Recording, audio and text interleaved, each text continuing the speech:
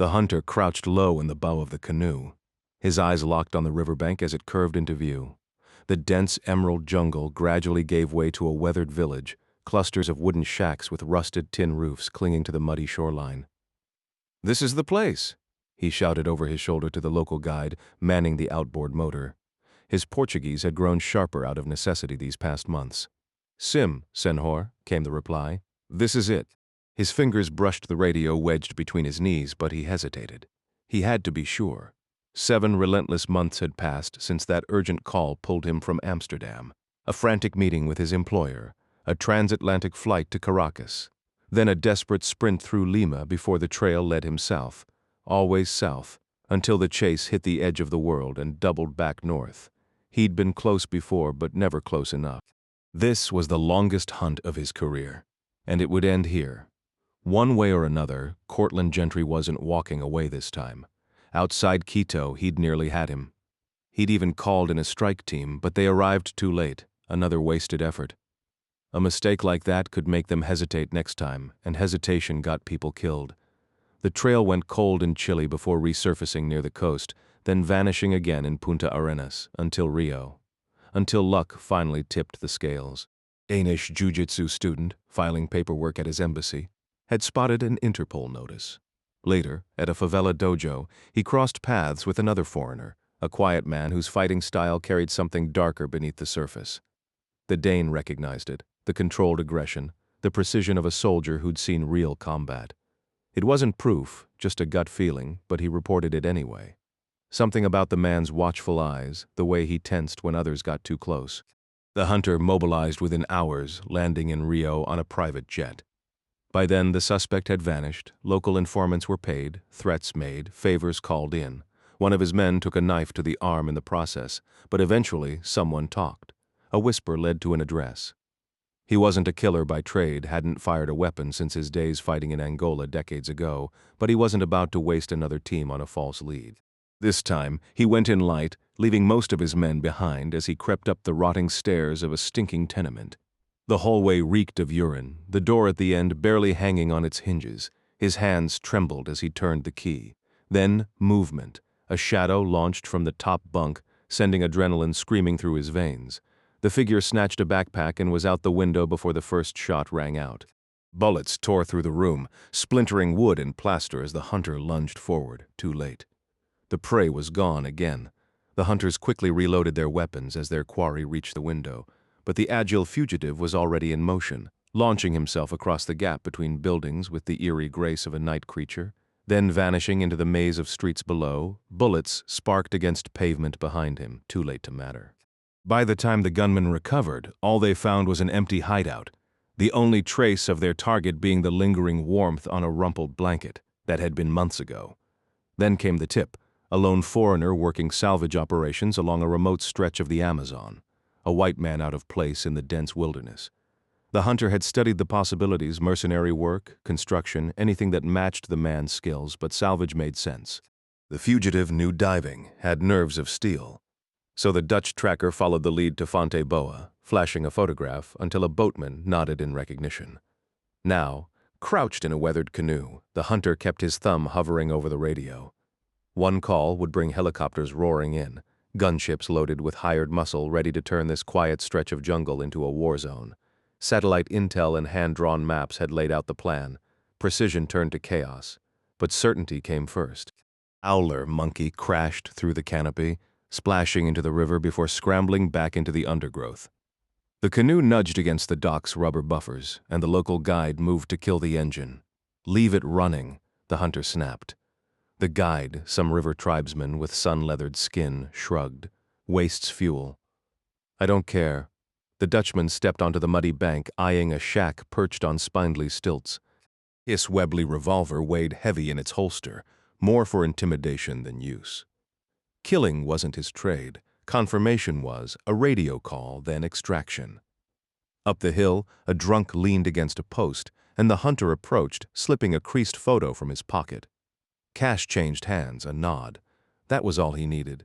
Mauro, a boy of 10, watched from the shadows. He'd meant to wait for his father's return, but the stranger's presence prickled his instincts. When the white man raised the radio to his lips, Mauro didn't hesitate.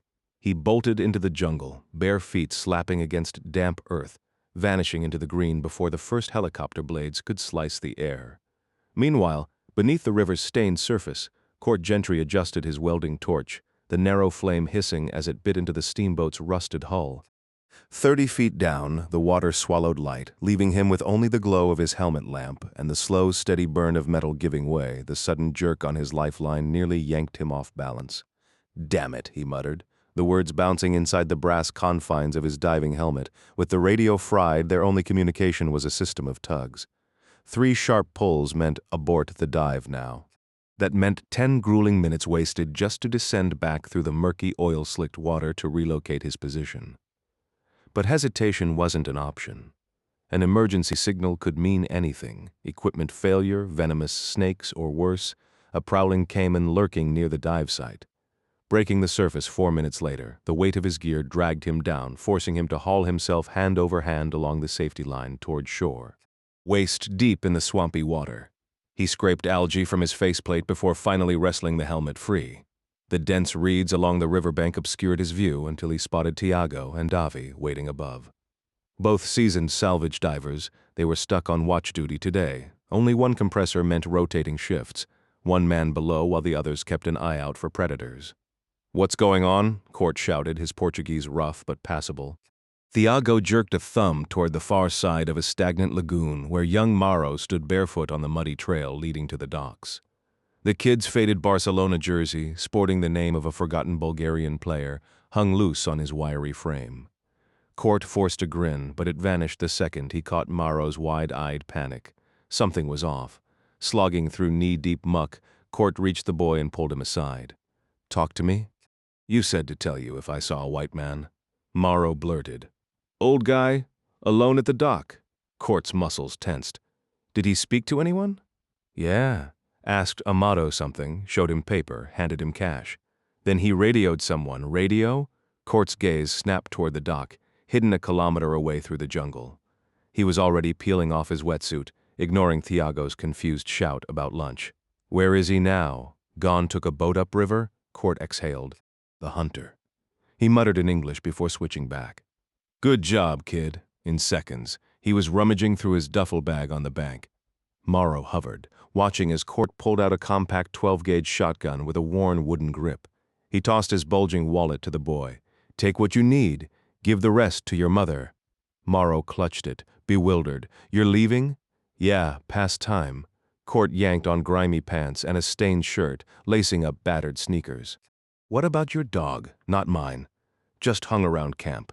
He's solid, look after him, and he'll return the favor." The kid hesitated, but Court was already moving. Shotgun in hand, eyes locked on the jungle ahead, Mauro gave a hesitant nod, though none of this made sense to him. In his small riverside village, people didn't act like this. They didn't pack up their lives in seconds or trust strangers with their money. His uncle had warned him about foreigners, and now he understood why. The American was reckless, unpredictable. "Where are you headed?" Mauro asked, curiosity mixing with disbelief. The man barely had time to shrug before freezing mid-sentence. The distant thrum of rotors cut through the jungle air. Mauro tensed. Helicopters. Court didn't react at first, just slung a compact backpack over his shoulders and adjusted the straps. Then, with practiced ease, he secured a shotgun to one side and a machete to the other. "Not one," he corrected. "Two. Get your family inside, kid. Things are about to get noisy." What happened next caught Mauro completely off guard. The gringo flashed a grin, wide, almost amused, ruffled the boy's messy hair, and bolted into the trees without another word. Seconds later, 2 helicopters roared overhead, their blades thrashing the canopy as they swooped low. These weren't just any aircraft, they were Bell 212s, civilian cousins of the rugged twin Huey, machines built for war. The choppers belonged to the Colombian police, but today they were flying under different orders. Loaned to a shadowy paramilitary group, their mission had nothing to do with official business. Inside, armed men in jungle gear gripped HKG-3 rifles, grenades strapped to their vests. The commander barked orders over the engine's roar. "Shoot on sight, make sure he's dead. They don't want him breathing." Court moved fast, his boots pounding the damp earth as he listened to the helicopters' split paths. One set down in a swamp, bogging down pursuers in mud. The other skimmed the river, dropping men ahead to cut him off. No time to waste. His earlier smirk had vanished, replaced by sharp focus. At 37, he wasn't as young as he used to be, but adrenaline and determination kept him surging forward. The jungle blurred around him, every step a gamble against the hunters closing in. Adrenaline surged through his veins like an electric current, an old ally he hadn't felt in months. 9 weeks in this remote outpost had been peaceful, but stability wasn't in his nature. The moment he'd explained to the local kid earlier that morning, he knew his time here was up. Below the whipping rotor blades, the commander's unit descended on ropes, the first squad hitting the muddy riverbank and immediately assuming defensive positions with their Heckler and Koch rifles.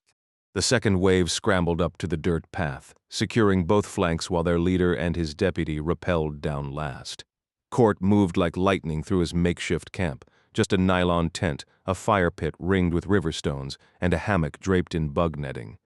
His few possessions dangled from a cargo net in a nearby tree. He smirked, noticing the dog's absence.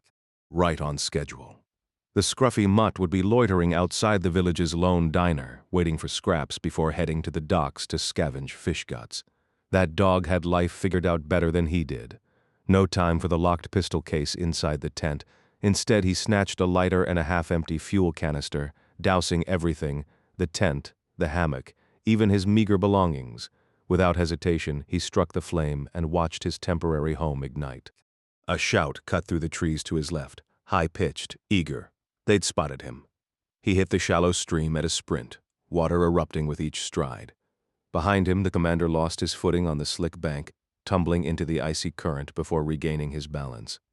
Rifle raised, he caught only a glimpse of Court veering left into the dense foliage. His men charged past, hungry for the hunt. The commander knew the terrain. This creek didn't lead straight to the main road.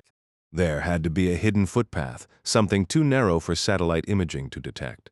Once they saw where he broke from the water, it'd be over. The jungle was unforgiving, the road too exposed, rounding a bend. The squad plowed through waist-high rapids. Ahead, the long-haired fugitive with the backpack moved like a shadow, hands free. A rifle barked, shredding leaves harmlessly overhead. Then, like a ghost, he vanished up the embankment into a nearly invisible trail. Another shot chased him into the green abyss. "There he goes," the commander roared, voice raw with frustration. The chase was on. Gentry sprinted up the muddy embankment, his boots slipping on the wet leaves as gunfire erupted behind him. Bullets shredded the foliage overhead, sending splinters raining down as he pushed harder, his legs screaming from the exertion. He'd spent weeks preparing for this moment, memorizing every twist and turn of this jungle path, rigging the terrain to work in his favor. His fingers found the machete strapped to his pack, and with one fluid motion, he sliced through a tangle of vines, revealing a hidden side trail choked with roots. The hunters were gaining ground, their shouts echoing through the trees. Court switched tactics, ditching the blade to free his hands. Muscle memory took over as he yanked the shotgun from his pack, gripping it tight while navigating the treacherous descent. Another shot whizzed past his ear, too close. He didn't flinch. His eyes scanned the dim canopy until he spotted it. The massive hive, dangling like a ticking bomb. 2 deafening blasts later, the sky rained chaos. The hive plummeted, exploding on impact in a furious black cloud. The commandante, lagging behind his men, barely had time to process the dark shape crashing down before the air filled with screams. Then came the stings, sharp, relentless as the swarm engulfed his team. By the time he realized what was happening, it was too late. The jungle had turned against them, and Gentry was already gone. The air erupted with the furious buzz of countless bees, a living storm descending upon the commandante's men. Within moments, disciplined soldiers devolved into chaos. Guns fired blindly into the treetops. Men crashed through the underbrush, flailing like madmen as stings rained down. The commandante himself took multiple hits, face, neck, arm, before stumbling backward, his retreat a desperate scramble through a haze of searing pain. The jungle around him had transformed into a nightmare of darting fire, each sting like molten needles piercing his skin. He collapsed, clawed at his pistol, but the swarm was relentless. His men, blinded by panic and agony, trampled over him in their frantic retreat toward the creek. Meanwhile, Court Gentry didn't waste a second looking back. The screams and sporadic gunfire told him enough. His distraction had worked. He knew the choppers overhead were Huey's, and in his line of work that meant 14 armed men per bird. The agonized howls confirmed it. 2 teams, 2 helicopters. Simple math. Breaking free of the dense foliage, he hit the main road and slowed to a jog, catching his breath. The other team could still be bogged down in the marsh, but he wasn't taking chances. Then the unmistakable growl of an engine cut through the jungle silence. Davi's truck, except it wasn't Davi behind the wheel. A flatbed full of armed men barreled toward him. Shit. Court barely had time to react before bullets snapped past him. He dove back into the jungle, vines and palm fronds whipping at his face as he fought through the undergrowth. His original escape plan, the hidden canoe under the bridge, was now a death trap. The road was compromised, which left one option, the river, a river currently occupied by an entire battalion of crocodiles. Court gritted his teeth. This wasn't just about speed or stealth anymore. It was about outsmarting a dozen prehistoric predators and hoping like hell they weren't hungry. Dodging bullets from an armed truck was bad, but at least it beat dancing down the road like some reckless fool. The sound of men crashing through the underbrush behind him grew louder, their rifles barking into the dense foliage. Court knew his path would vanish the moment he moved forward. Tracking him was pointless. Their eyes couldn't spot him and their bullets couldn't touch him, but that didn't mean he was safe. No, his real problem lay ahead, the damn crocodiles. Gunfire erupted again, bullets shredding leaves like paper. It was almost comical, watching them waste ammunition trying to shoot their way through nature, as if lead could carve a path faster than he could. Still, luck had a way of sneaking up on you, one stray fragment, and suddenly his brains could be decorating the jungle floor. He dropped lower, crawling on battered hands and knees, skin scraping against roots and thorns. Spider webs thick as fishing nets clung to his face, and he barely had time to knock a coiled boa from a branch before ducking beneath it. Finally, he burst onto a hillside overlooking the river. The wooden bridge gleamed in the sunlight just 40 yards away, his boat bobbing safely beneath it, hidden under a taut canvas tarp. But between him and safety, a dozen crocodiles, some as long as 16 feet, sunning themselves along the bank like lazy tourists. His escape route?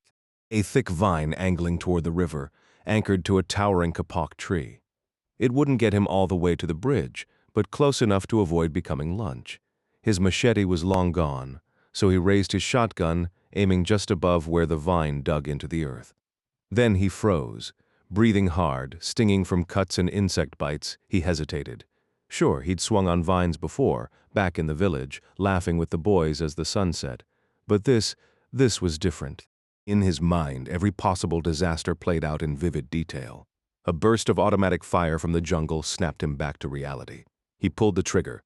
The vine split cleanly and he snatched it before it could swing away. With one hand, he secured his shotgun, then leaped, gripping the vine with raw, aching hands. His legs locked tight as he swung out over the river, passing above rows of open-mouthed crocs, each one looking like a nightmare waiting to happen. The vine held the kapok tree? Not so much. Termites had been busy gnawing at the branch where the vine connected. Without his weight, it might have lasted another year until the rainy season winds finished the job. But fate had other plans. The vine gave way without warning, snapping Gentry's body backward like a slingshot. One moment he was soaring through the air. The next he was spinning head over heels, the world a dizzying blur of sky and water. His scream tore through the jungle as gravity yanked him down, sending him crashing into the river with a belly flop that knocked the air from his lungs. The murky water swallowed him whole, and for a terrifying second, he couldn't tell which way was up. His backpack dragged him deeper, the weight pulling him toward the muddy bottom. Gentry thrashed, fighting to free himself from the straps, his fingers numb with panic. The shotgun, his only lifeline, was still strapped to the pack. If he left it, he was dead. If he kept it, he might drown before he could even use it. With a final wrench, he tore the weapon free and kicked off the riverbed, shooting toward the surface like a cork. One shoe stayed buried in the muck, the other he kicked off as his head broke the water, gasping for air. The riverbank was a nightmare come to life. 2 massive crocodiles slid into the water, their cold eyes locked on him. Worse yet, the spot where he'd swung over earlier was now empty. That 16-foot monster was somewhere beneath him, lurking in the darkness. Gentry flipped onto his back, gripping the shotgun like a lifeline as he kicked wildly toward his canoe. His strokes were frantic, uncoordinated, but sheer terror gave him speed. Crocodiles didn't just drown their prey, they tore it apart. One bite wouldn't kill him, but the violent thrashing would snap his bones like twigs before he even had the chance to scream. He had 20 yards to go. 20 yards between him and safety, or him and becoming lunch. Then he saw it, a gray shadow surging through the water, jaws gaping wide. The beast was on him in seconds, its teeth inches from his feet. Gentry screamed, spreading his legs and shoving the shotgun barrel into the creature's mouth. The croc recoiled, just for a second, but it was enough. He racked the shotgun, chambering a fresh round as the river pulled him under again. This time he wasn't going down without a fight. Court plunged completely underwater, shoving his shotgun upward until the barrel pressed against the reptile's throat. With a single-handed grip, he squeezed the trigger. The deafening blast sent him recoiling deeper into the murky depths, narrowly avoiding the violent thrash of the creature's tail near the surface. Kicking hard, he swam along the riverbed toward his canoe, then burst back up for air. As he surfaced, he slammed a fresh shell into the chamber, just in time to face another crocodile lunging at him, jaws gaping wide. This one was smaller, maybe 10 feet, but no less lethal. Without hesitation, Cord fired directly into its skull. The close-range buckshot hit like a dozen .32 caliber rounds at once, instantly fatal, but a dying crocodile was just as dangerous as an attacking one. He thrashed through the water, desperate to escape the creature's death spasms. The metallic scent of blood would draw piranhas within seconds. So Court ejected the spent shell, loaded another, and kicked toward his canoe. Gunfire cracked in the distance as he grabbed the boat's edge, but he ignored it, yanking the canvas tarp free with one hand. He tossed the shotgun inside and hauled himself up, just as a 12-foot croc erupted from the water behind him. Its massive jaws snapped shut inches from his legs, and one clawed limb hooked over the canoe's side, threatening to capsize it. Court grabbed the 12-gauge and fired point-blank into the beast's neck, sending it tumbling back into the river. Out of ammo, he discarded the empty gun and ripped the rest of the tarp loose. More rifle fire peppered the water, but the shooter missed. Court flattened himself in the canoe, shoved the outboard motor into the river, and yanked the starter cord. The engine roared to life, and he gunned it upstream, leaving the chaos of gunfire, crocodiles, and bloodthirsty fish behind. A mile past the bridge, he finally caught his breath, coughing up river water. His left thigh burned a deep gash from the first croc's claws. It needed stitches, but he'd gotten off lucky. He glanced at his meager belongings, a cracked fleshlight, a fuel bottle, and a rusted spear gun. That was all he had left. Pushing damp hair from his face, he tightened his grip on the spear gun and cranked the throttle, steering toward Fonteboa. Meanwhile, the hunter stood alone in his stifling hotel room, wiping sweat from his brow. He flung open the window, only to gag at the stench of rotting fish and manure. Fighting nausea, he tossed his radio into his suitcase. Everything else was packed. One quick zip and he'd be free of this sweltering nightmare. In 10 minutes, he'd board the steamboat to Kauai and leave this wretched place behind for good. In just 48 hours, he'd finally reach civilization, or at least something resembling it after this godforsaken speck of a town. Another 2 days and he'd be in Manaus, sprinting to the airport like his life depended on it, booking the first flight to Rio or Sao Paulo before finally heading home to Amsterdam. Only then would the tension leave his shoulders. He'd spend a quiet day or two among his tulips, recalibrating, before refocusing on his mission. Court Gentry wouldn't slip away again. Next time, he swore, he'd hire a team that didn't turn a simple job into a circus act. 6 men dead, 20 sent, and half a dozen gone, including the AUC commander. 5 taken out by bees, for Christ's sake, and the 6th eaten by crocs. Unbelievable.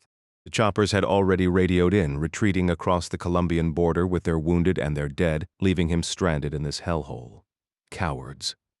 A sharp knock at the door sent a cold shiver down his spine. At 62, he wasn't as quick as he used to be, but instinct had him turning from the window, yanking the worn .32 revolver from its holster. His hand trembled slightly as he raised it, creeping toward the door in 4 silent steps. "Who is it, sir?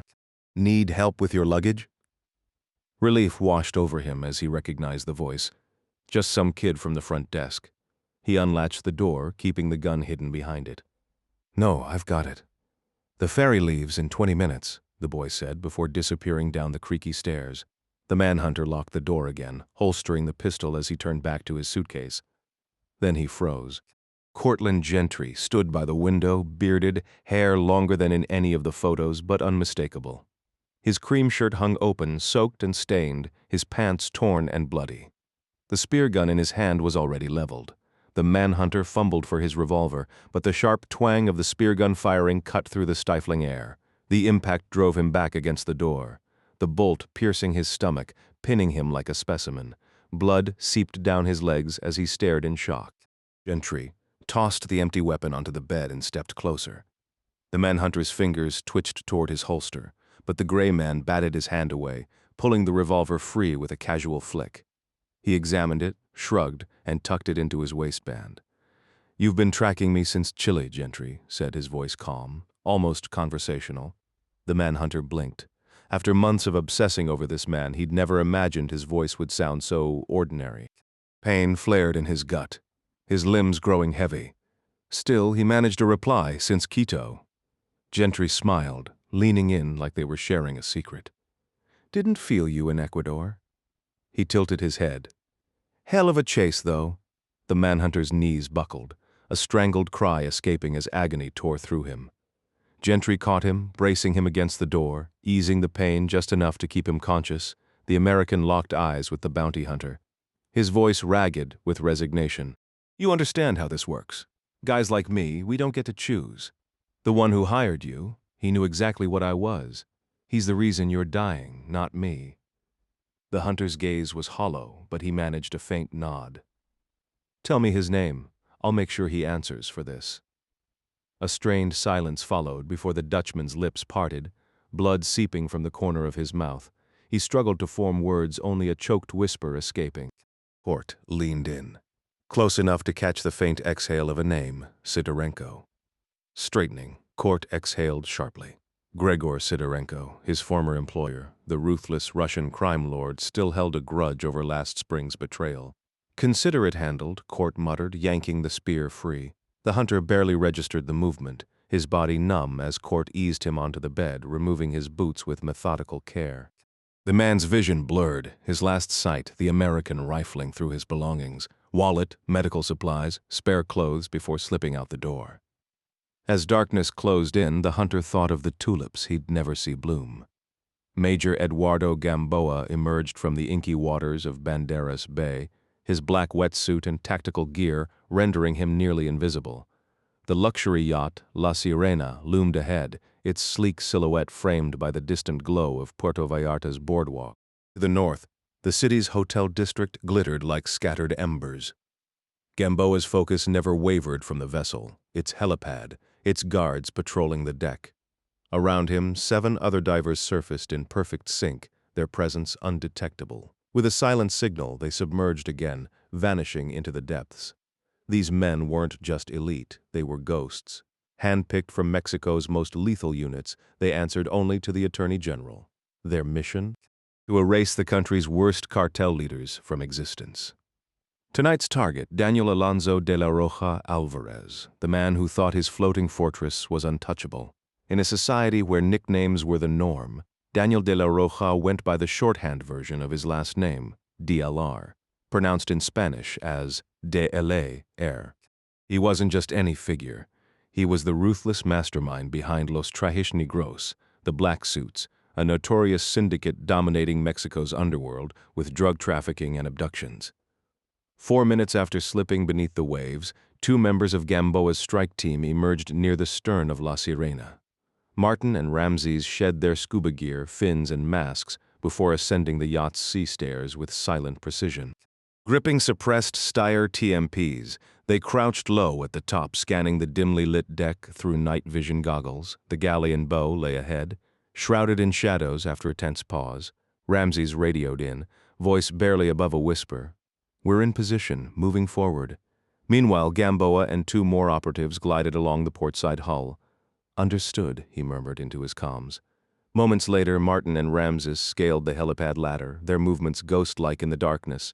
They dropped into prone positions on either side of the Eurocopter, weapons trained on the four unsuspecting guards lounging near the sundeck, roughly 70 feet ahead. Their mission was clear: cut off any escape by air and neutralize the deck sentinels on command. Team 1 ready, Ramses confirmed. Gamboa, now free of his scuba gear, gave the next order from the gently rocking bay. Team 2 execute. Moving in, came the reply as 3 operatives scaled the anchor chain near the bow, unnoticed beneath the guard's line of sight. Within minutes, they breached the bridge deck, weapons sweeping for threats. Team 2 set. Team 3 move out, Gamboa commanded. He and 2 men emerged from the water at the rear stairs, water cascading off their tactical gear as they ascended, passing a lifeboat shrouded in canvas. They advanced cautiously toward the galley hallway. Flickering light and muffled voices spilled from the great room ahead. They flipped up their night vision, revealing 2 guards sprawled on a white leather sofa, engrossed in a movie. Gamboa took the left target with a single, silenced shot to the head, the gun's report masked by the on-screen gunfire. His teammate dropped the second guard with 3 rounds to the chest. Blood seeped into the pristine leather as the operatives pressed forward. The TV blared Los Trajes Negros 2, a glamorized film about DLR's criminal empire. Gamboa scoffed. Only a narcissistic kingpin would screen his own propaganda while cruising the ocean. With his team stacked behind him, he moved toward the master suite, bypassing empty guest cabins. Surveillance had confirmed DLR was aboard with minimal security tonight. Outside the master suite, Team 3 held position. Above them, Team 2 signaled readiness near the crew quarters. Gamboa's voice cut through the silence. All teams execute on 3, 1, 2, 3. On the helipad, Martin and Ramses squeezed off 2 suppressed rounds each, dropping the sundeck guards before they even knew what hit them. Team 2 burst into both the crew quarters and the captain's private cabin. One operative aimed his rifle at the empty captain's bed while 2 others flicked on the lights in the crew's sleeping area, weapons trained on the bunks only to find most of them deserted. Meanwhile, Major Eduardo Gamboa led Team 3 as they kicked down the master suite door. The blinding beams from their tactical flashlights were unnecessary. The room was already brightly lit. A massive plasma screen dominated the space, showing a live interview with Daniel de la Rocha, who smirked at an unseen reporter. Gamboa barely registered the broadcast as he rushed toward the king-sized bed, where a suspicious lump lay beneath silk sheets. Just as he raised his weapon, a smooth voice cut through the tension. "Welcome to La Sirena, Major Gamboa." The voice came from the screen. De la Rocha himself, impeccably dressed in a tailored black suit, his dark eyes locked onto Gamboa's. "A government assassin, here to kill me? Dios mío." His mocking tone sent a chill down Gamboa's spine. The major glanced at his men, who stood frozen, staring at the screen. Over his earpiece, Team 1 reported, "All targets neutralized." Team 2 followed with confusion in their voices. "Major, only 3 men here. No sign of the captain." De la Rocha's voice dripped with amusement. "Tell me, Major, if you work for the Federales and I own the Federales, what does that make you?" Gamboa's gloved hand yanked back the sheets, revealing a horrifying sight: dozens of C4 bricks wired to a detonator. "Que chingados," he spat. De la Rocha's laughter crackled through the speakers. "Figured it out yet, dead." "You and your whole team are muerto, pendejo?" Gamboa didn't hesitate. "It's a trap. Evacuate now." His men bolted down the hallway, Gamboa right behind them. They barely made it to the saloon before the world erupted in flames. The explosion tore through the yacht, a fireball consuming the $33 million vessel in seconds. 100 yards away, Daniel de la Rocha floated in the dark waters of Banderas Bay, watching the inferno with satisfaction. His bodyguards, Emilio and Felipe, inflated the emergency raft before helping him aboard. They discarded their snorkeling gear, useless now, and settled in as the fire reflected off the waves. Daniel had planned this for months: the staged attack, the insurance payouts, even the martyrdom narrative, all falling perfectly into place. He'd miss La Sirena, sure, but with the insurance money he could buy something even grander. For now, he just had to wait for the harbor patrol to arrive and witness his miraculous survival. The legend of Daniel de la Rocha was only just beginning. A massive 160-foot yacht had caught his eye months ago in Fort Lauderdale, and he wasted no time instructing his team to pressure the owner into selling. Meanwhile, Sergeant Martin Orozco and Sergeant Ramses Cortillo floated in the dark ocean, battered but alive. Ramses' legs burned from injuries that would soon scream in agony once the adrenaline wore off, while Martin nursed a sprained wrist that would turn their 7-mile swim into pure misery. Though both were strong swimmers with buoyant wetsuits, survival didn't bring relief, not when the rest of their unit lay dead, victims of what they now realized was a deliberate betrayal. Someone high up had leaked the mission details to De La Rocha, and as they struggled toward shore, they knew their commanders were waiting there, likely with more lies. Court had always found comfort in the chaos of third-world bus stations, places where he could observe without being noticed. At 37, his life as a fugitive forced solitude, making these crowded terminals his only window into normalcy. Watching a father scold his child or an elderly man eat alone. He pieced together the lives he'd never have. 9 days had passed since Brazil, and he'd moved relentlessly. Bikes, buses, and endless walking, until he reached Guatemala City. Now, with little cash left from selling a pistol and scavenged euros, he waited for a rickety chicken bus heading toward the jungle border. A flickering black-and-white TV played a Mexican talk show, but Court ignored the shouting guests, his focus instead on the tired janitor picking at a plate of rice. The old man worked nights, mopping floors and cleaning toilets, his meal a quiet struggle without teeth. Court wondered if he had anyone waiting for him, or if, like himself, he was just marking time. The thought of growing old alone unsettled him, but then again, he didn't expect to live that long. His recent stop in an Amazon village had shaken him more than he cared to admit. 5 months of constant movement, fleeting stays in Rio, Quito, and countless towns, always tempted to stop, but never daring to. The road was his only home now. He craved stability, a place to settle, honest work, faces that would recognize him without ever uncovering the truth of who he really was. Wandering had left him invisible, a ghost drifting through crowds. But this Amazon village had given him something close to normalcy. The locals were warm but kept their distance, their quiet acceptance helping him shed the last traces of his painkiller habit, mile by mile since he'd fled Caracas months ago. By the time he reached the jungle, his body had forgotten the craving for numbness, replaced by the raw demands of survival, hard labor, the relentless heat, the ever-present threat of nature itself. Yet the peace he thought he wanted now felt suffocating. Routine had become a cage, and when young Mauro burst in with news of the hunter closing in, Court felt something ugly and undeniable: relief. The rush of danger, the sharp clarity of purpose, it disgusted him how much he needed it. The gray man wasn't built for quiet corners. He'd proven that when the gunmen came, when the choppers roared overhead, and instead of fear, he'd felt alive.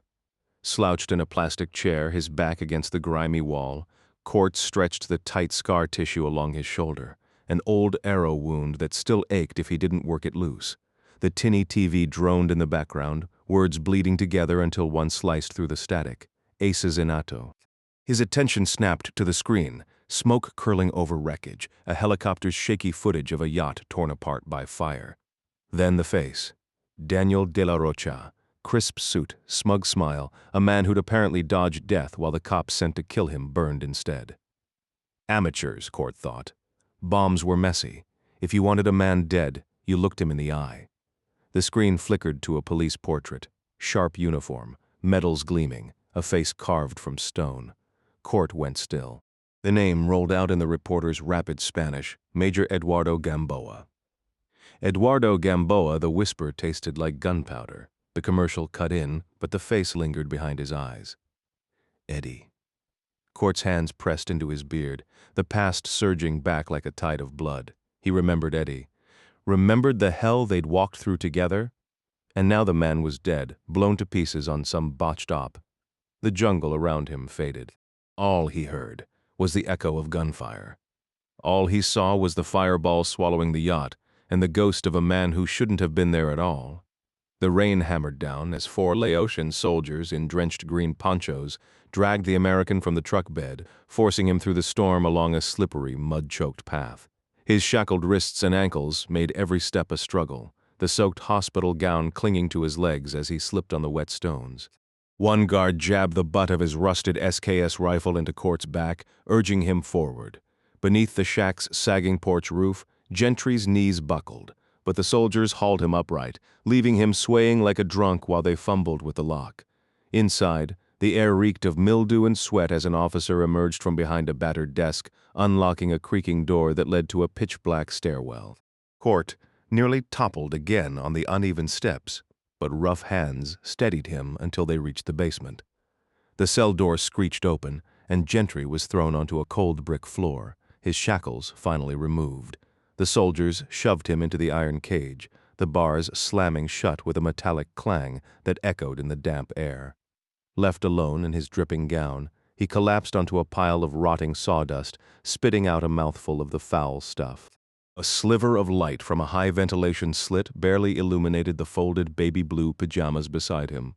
Small comfort in the suffocating dark. "Shit," he muttered, wiping his mouth. "Just fantastic, English." The voice came from the shadows, maybe 10 feet away, hopeful, but edged with exhaustion. Gentry stayed silent until the man spoke again, his accent unmistakably American with a hint of something else. "Been here 2 weeks. First thing I did, checked for bugs. Trust me, these guys aren't exactly high-tech." Court dragged himself upright, leaning against the bars. "Yeah, I speak English." His voice was hoarse, barely recognizable. "You American? Same as you." "You talk funny."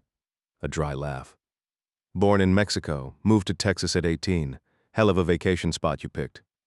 "Yeah, real 5-star resort, so what's your story? How'd you land in this paradise?" Gentry coughed, his ribs aching, still figuring that out. "We're northwest of Vientiane. Military black site for foreign smugglers.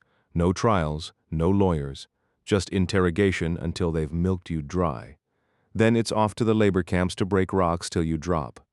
Rainy season ends in 3 weeks. After that, game over." "Sounds cozy," Court rasped. "What they bust you for?" He let his head thud against the wall. "Not drugs." The other man snorted. "Sure, buddy, and I'm here for the spa treatments." "Just tell them it was all a big mix-up," Court muttered, wiping sweat from his brow. Eddie Gamble let out a dry laugh, his bruised face barely visible in the dim cell. "Rescuing a DEA idiot who walked into the wrong jungle. Now that's a new one." Silence stretched between them before Eddie suddenly burst into laughter, the sound jarring against the damp stone walls. He shifted in the darkness, revealing faded bruises around his eyes and a grin that didn't match their grim surroundings. "Name's Eddie Gamble, DEA. Phoenix office got temporarily reassigned to Bangkok before ending up as a guest in this 5-star resort." Court gave a weak handshake, his grip unsteady. "Special assignment treating you well, huh?" Eddie smirked. "About as well as yours, EC." Court managed a painful smile. "Guess we're both winning." "So you're my knight in shining armor." Eddie swatted a mosquito off his forehead. "Where's the rest of your squad? Hovering outside with a helicopter and a case of cold beers?" Court glanced at the ceiling. "Wouldn't that be nice?" "No," rescue team materialized. "Guess it's just me." Eddie leaned in. "Who are you with? Classified." "Come on, man. I've got top secret clearance."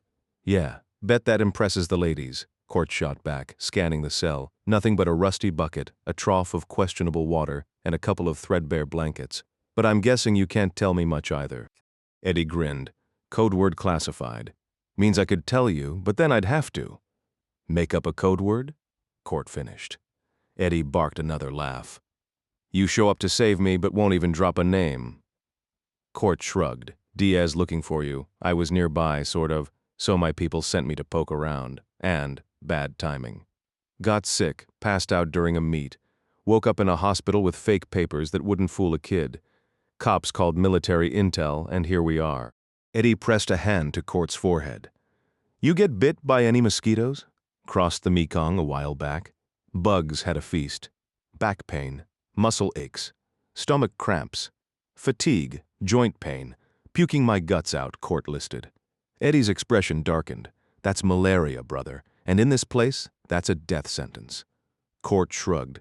"I'll live." Eddie shot to his feet, startling Court, and started yelling at the guards in rapid Thai. When no one came, he dropped back down, furious. "You need meds, clean water, food that isn't crawling with roaches. They just dragged me out of a hospital," Court reminded him. "Pendejos," Eddie spat. Court raised an eyebrow. "What's that mean?" "Spanish for total morons. Thought DEA sent Mexican Americans to Latin America, not Southeast Asia. Eddie smirked. Nah, man, Navy for 6 years first, got sent everywhere. Yes, they figured if I could handle a submarine, I could handle this dump. A distant shout echoed down the hall, cutting through the tension. Both men tensed, listening. But the sound faded, leaving only the hum of insects and the weight of their shared predicament. Court had traveled far and wide, picking up bits of language along the way. The teams, so you were a SEAL? Team 3, Gamble replied. Court gave a slow nod, his head still resting against the damp cell wall. 2 weeks in this hole? Should have been long gone by now, spent a week with some sun-kissed girls on the beach, then hitched a ride home with days to spare. The darkness couldn't hide Gamble's irritation. Court could practically feel the man's pride bristling at the implication he wasn't tough enough. Oh, I could walk out of here easy. 2 guards drag me to interrogation every morning. Snap their necks, grab a gun, sprint to the motor pool, hotwire something fast. Bust through the front gate and vanish toward the Mekong. So you stick around for the gourmet prison food? Gamble's face twisted in disbelief. Man, I'm DEA now, not a SEAL, not some shadowy classified operator like you. I can't just go around dropping Laotian soldiers. Court stayed quiet. His own rules of engagement were different, but he wasn't about to explain that to Eddie. Gamble leaned in. What about you? You got a past, or did you just pop into existence fully classified? Court smirked. Everything before this job? Gone. Gamble whistled. Damn, the CIA really cranks you lone wolves tight, huh? No reaction. No confirmation. After a beat, Gamble tried again. Fine. At least give me a name. You got one of those? Court shrugged weakly. Cover's blown. Call me whatever you want. Gamble grinned. All right, Sally. Court laughed so hard he choked, coughing until he curled into a ball, pain racking his body. The memory faded, and Gentry blinked back to reality, staring down at the fresh grave of Eduardo Gamboa. The dirt was already cracked and dry, the white cross defaced with spray paint. Hijo de puta, cabrón, pendejo. Eddie had taught him those words himself. Now they were scrawled across his tombstone like some sick joke. 8 days dead, 3 days floating in the Pacific. Buried just yesterday, and already someone had come to spit on his memory. Court's jaw clenched. Who the hell had a grudge against Eddie? The news report from that taco stand in Chiapas had been brief, just a blip about a bombed yacht and a dead DEA major leading the op. No doubt in Court's mind, Eduardo Gamboa was Eddie Gamble. But why was he even here? Last Court knew Eddie was stateside. Why leave the U.S. to dive into Mexico's drug wars and corruption? Wasn't there enough chaos up north to keep him busy? Court had been heading to Tampico, eyeing cargo ships as his ticket back to Europe, back to Gregor Sidorenko, the man hunting him. But then came the second report. Eddie's body was being buried in San Blas, just a short trip up the coast. So here he stood, on a rocky hillside, the ocean breeze carrying the scent of salt and dry earth. Close enough to pay respects, close enough to wonder what the hell had gone wrong. The hillside cemetery stretched out around him, a chaotic patchwork of makeshift mausoleums pieced together from corrugated metal, cracked linoleum, and crumbling cinder blocks. Between the larger, clumsily constructed tombs stood simpler headstones, surrounded by melted candles, chipped plastic angels, and sun-bleached artificial flowers. Fat lizards lazed on broken slabs of granite or darted between overgrown banana trees sprouting from the unkempt grass. A dry wind whipped Court's hair across his face as he knelt before his friend's vandalized grave, the spray-painted obscenities glaring up at him. What had Eddie done to earn so much hatred from these people? 2,000 miles away, in the sweltering confines of Ban Nam Phuong military detention camp, Eddie Gamble's warning about malaria proved painfully accurate. Court's health spiraled with each miserable day, surviving on rancid scraps, shivering on a damp sawdust floor, breathing in the stench of filth. His grand rescue mission had turned into a cruel joke the moment they threw him into the same cell as the man he'd come to save. Now, it was Eddie desperately trying to keep Sally alive. Every afternoon, guards hauled Court upstairs across the dusty compound and into a dim interrogation room where 2 bored Laotian officers half-heartedly grilled him between sips of bottled water and glances at a grainy Moi Lao match flickering on a tiny TV. They barked the same questions: how he'd entered the country, who he was meeting, completely oblivious that they were dealing with a U.S. intelligence operative. Court stayed silent, demanding medicine, water, anything to ease his suffering. The officers just smirked, dangling treatment in exchange for a confession. No beatings, just psychological torture, letting his fever burn, his body waste away. By the end of the week, Court could barely drag himself to the rusted bucket they used as a toilet. Eddie stepped in, cleaning him up, sharing his meager rations of moldy bread and watery bone broth. He pressed a soaked sock to Court's burning forehead, massaged his cramped limbs, ignoring every protest. "You should be figuring out your own escape," Court rasped. "We're close to the Mekong. If you don't break out before they ship us to the labor camps, you'll never make it." Eddie shook his head. "Not happening. You die here, I die here." "Then you're an idiot," Court muttered, but even through the haze of fever, he was scheming. Trapped together with nothing but time, their conversation stretched endlessly. Eddie talking, Court deflecting. The DEA agent's stubborn loyalty was as frustrating as it was baffling. Who sticks around for a lost cause? Then again, Court supposed that's exactly what he'd done for Eddie. Eddie shared his life story with Court, beginning with his childhood in a sleepy Mexican fishing village along the Pacific.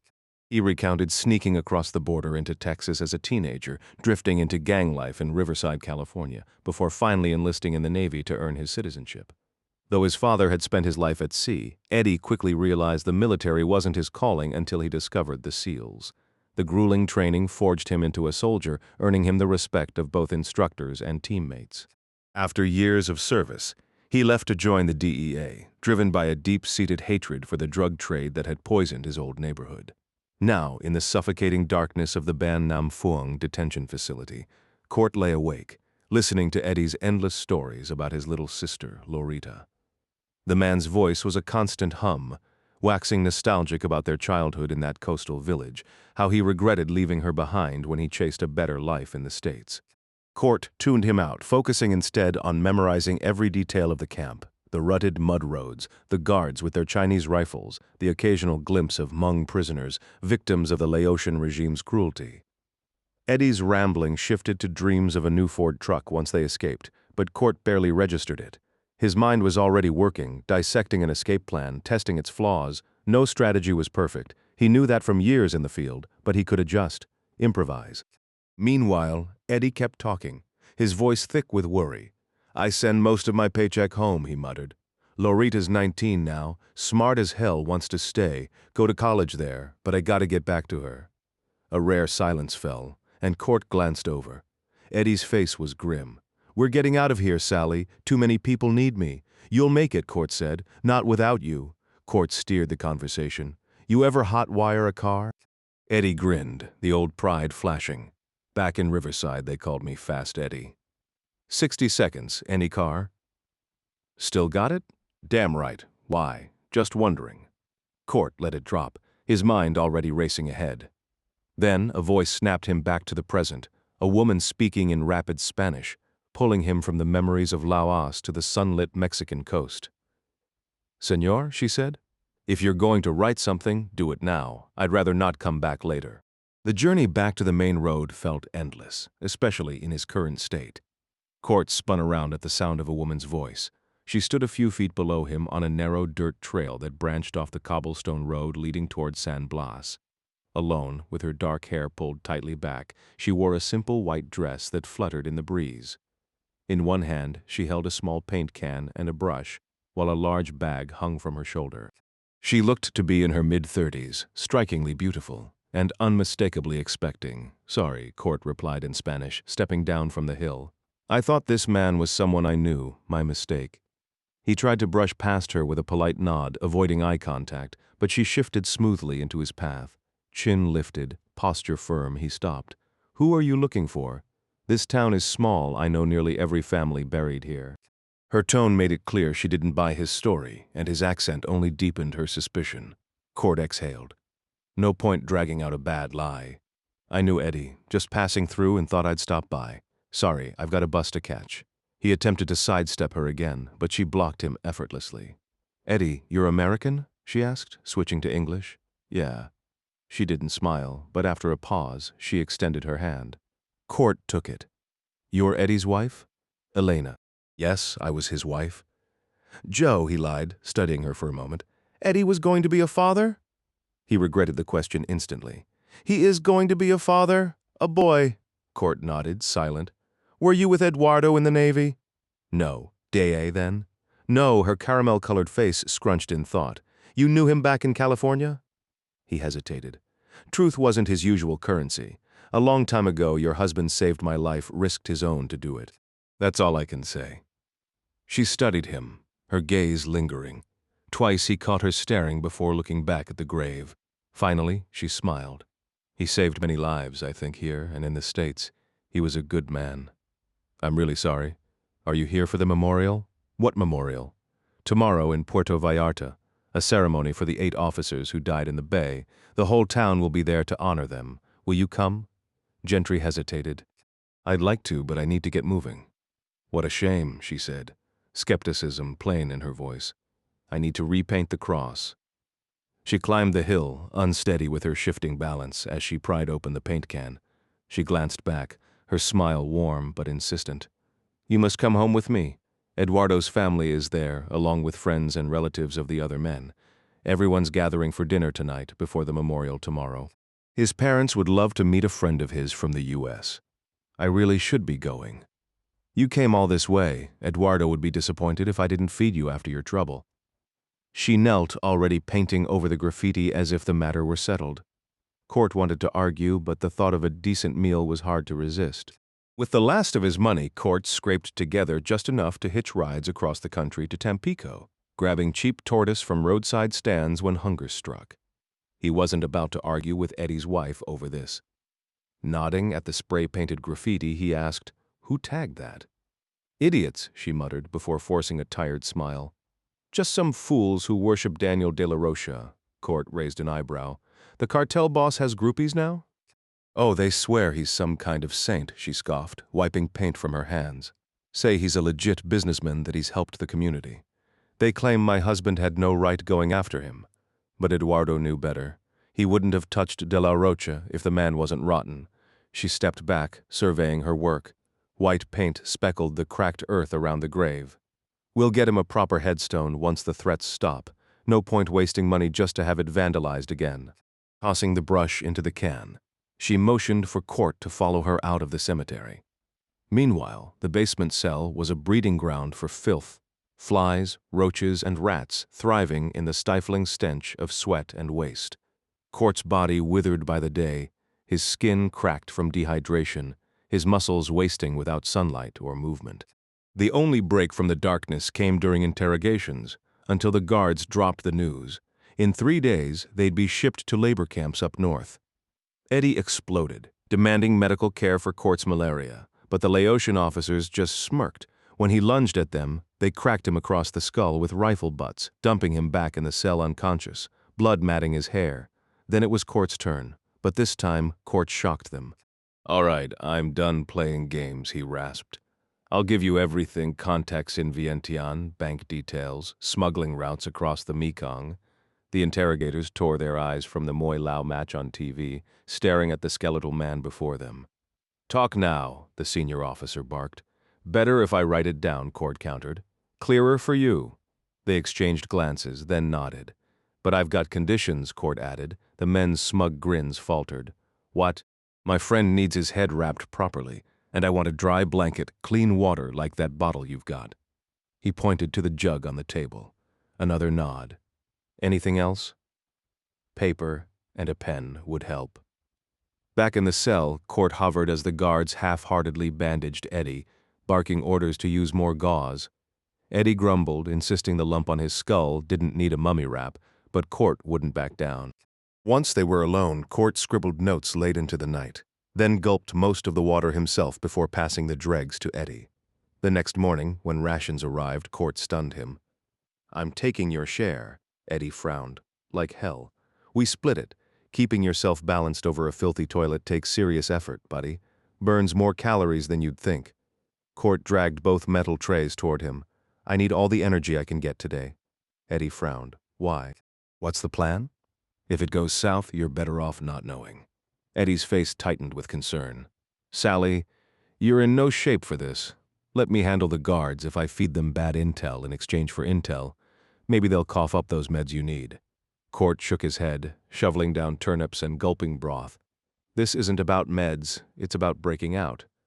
He wiped his mouth. "Oh, and hand over your bandages." Baffled but obedient, Eddie peeled off the gauze and tape. For the next 30 minutes, Court lay curled under his blanket, ignoring Eddie's questions. When the guards hauled Eddie off for questioning, Court shouted after them, "Tell him I need a new pen. This one's dry. If they bring it before my turn, I'll have that list ready." Eddie hesitated, suspicion flickering in his eyes before he relayed the message. The second the door clanged shut, Court mustered every ounce of strength from his double meal and crawled to the cell door. He snapped open the pen, yanked out the ink tube, and fed the ballpoint into the lock. His fingers trembled but moved with precision. He'd spent nights mapping the mechanism with straws while Eddie slept. A twist of plastic, a click, and the door swung open. Years of CIA training at Harvey Point had made this child's play. 10 minutes later, Court was outside, trailing Elena through San Blas. Despite her pregnancy, she moved effortlessly, her skin glistening in the heat. They weaved past food stalls, stray dogs napping in the plaza, chickens scavenging through trash. At the market, she loaded up on yams and mangoes, chatting casually. Court pried. Couldn't help himself. She'd met Eddie in Guadalajara during his DEA days, married him just before he joined the federal police. Their house in San Blas was near his family. Hers were long gone. They turned onto Calle de Canalizo, a rutted street lined with gated homes. Lilina led him through an open gate toward a 2-story concrete house smothered in bougainvillea. Eddie's place, cops in yellow polos milled around the yard, batons at their hips. A hulking Ford F-350 dominated the driveway, tricked out with floodlights, a winch, and a faded Navy decal on the back window. The whole scene screamed backup plan. Court recognized Eddie's truck immediately, a massive Ford pickup, just like Gamble had always bragged about. The sight of it sitting there, empty, twisted something inside him. Elena guided him into the modest home where a lively gathering was underway. The front room buzzed with conversation as an accordion-heavy tune blasted from an old boombox in the corner. Court lingered behind Elena as she embraced an older couple, introducing them as Ernesto and Luz, Eddie's parents. Their faces told two different stories. Luz's warm smile couldn't hide the grief in her eyes, while Ernesto's weathered skin spoke of decades battling sun and saltwater on a fishing boat. He eyed Court with quiet skepticism but shook his hand anyway, welcoming him to San Blas in Spanish. A teenage nephew took the groceries Elena had bought and vanished toward the kitchen as she led Court around the room, introducing him to aunts, uncles, and friends. One of Eddie's uncles, Cesar, pressed a cold Pacifico into Court's hand and struck up small talk in the hallway. While they spoke, Court's gaze drifted to the photos lining the walls. Eddie and Elena's wedding, Eddie grinning beside a white-haired American on a fishing boat, their arms wrapped around a massive marlin. Then there were the military shots, Eddie, young and lean, standing with his SEAL team, somehow looking every bit the leader despite being the shortest. A tap on his shoulder made Court turn. Elena stood beside the same white-haired man from the fishing photo, now wearing a faded Navy cap. Great, Court thought, a gringo with a grudge. Jose, this is Captain Chuck, Elena said, her voice smooth but cautious. Chuck Cullen, retired Navy, the old man announced, gripping Court's hand with deliberate force. His eyes were sharp, unyielding. Elena quickly added, Jose was a friend of Eduardo's. Cullen's smile was thin, unconvincing. Any friend of Eddie's is a friend of mine, he said, though the skepticism in his voice was thick enough to cut. Court knew how he must look, unkempt, out of place. And Cullen clearly wasn't buying it. How'd you know, Eddie? The captain pressed. We crossed paths during his DEA days. Cullen's grin turned wry. So you're DEA, or did he bust you once?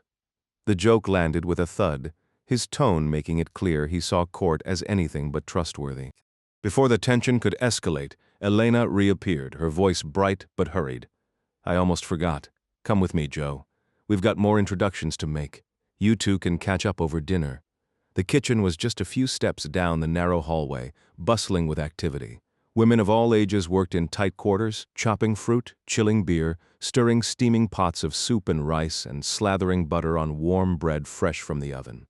Eddie's wife introduced two of them as his aunts and another as a sister-in-law. Near the sink, a woman with short black hair scrubbed sweet potatoes, her back turned to Court and Elena. When she spun around to ask a question, Court's gaze locked onto her, and he couldn't look away. She was stunning, but in a completely different way than Elena. Tight, with café au lait skin a shade darker than Eddie's wife. She had enormous brown eyes that sparkled under a fringe of bangs she kept blowing out of her face. There was something almost athletic in her build, her shoulders subtly defined beneath a simple white blouse embroidered with delicate flowers. Elena made the introductions. "This is Joe from the States. Joe, meet." Court cut in, his voice quiet, almost reverent. Eddie's little sister, Lorita. The name brought back a rush of memories, the cramped, filthy cell in Laos, Eddie's endless stories about the sister he'd left behind. He'd sent money home, but guilt had eaten at him for abandoning her in San Blas. Lorita, no, Laura, finished drying her hands and stepped forward, shaking Court's hand with a firm grip.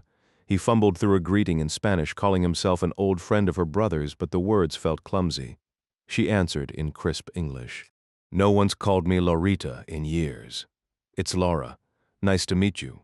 Court switched back to Spanish, letting her know she could do the same if she preferred. "You were with Eduardo in the Navy?" she asked, but Elena jumped in with a playful wink. "He can't talk about how they met. Top secret stuff, I think." Court nodded. "It was a long time ago. He was a good man." Laura's smile faltered, her eyes narrowed, her face flushed, and suddenly tears spilled over. "Lo siento," she muttered, swiping at her face with her apron before hurrying out. Elena barely reacted, already taking over at the sink. Court stood frozen, kicking himself for saying the wrong damn thing.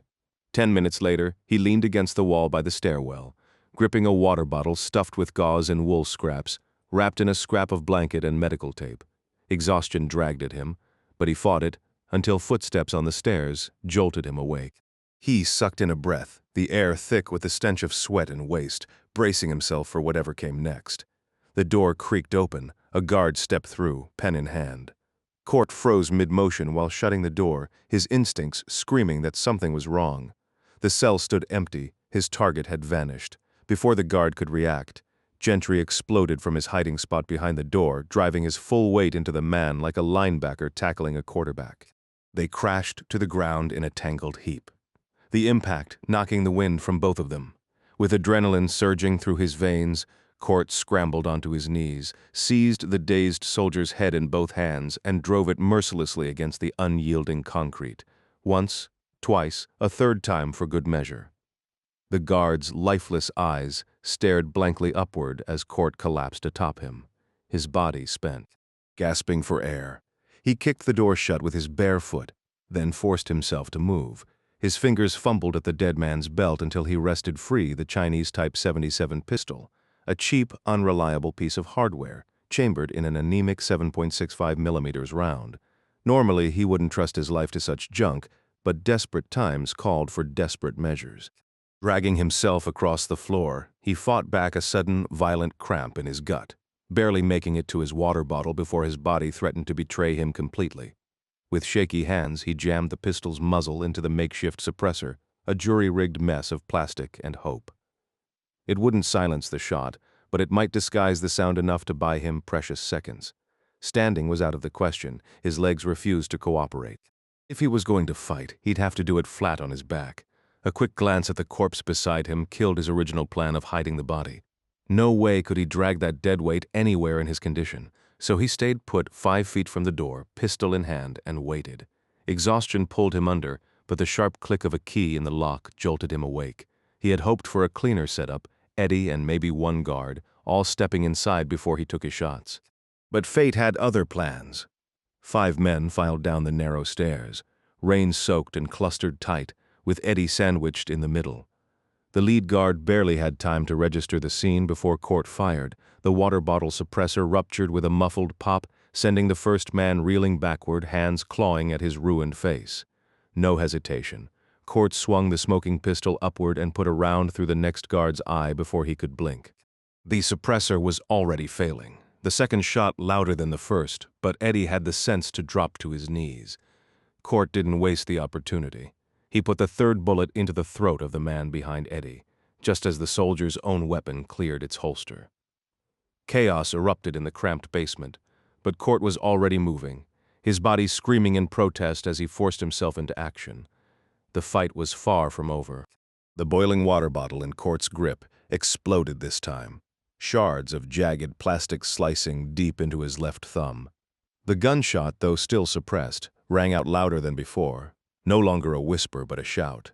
The pistol had lost its stealth advantage. Court flung the ruined bottle away and swung the weapon toward the last remaining sentry. Instead of going for his own gun, the soldier spun on his heel and bolted for the stairs. Eddie Gamble whirled around, vaulting over the Laotian guard, writhing in a pool of his own blood, and snagged the fleeing man by the ankle. A scream tore from the soldier's lips as he pitched forward, crashing face first before tumbling backward, dragging his injured comrade and their prisoner down with him. The tangled mass of bodies, 6 men in all, slammed into Gentry at the foot of the stairs, limbs twisting in a grotesque knot. Blood from the dying guard's throat wound gushed over them. Slick and hot.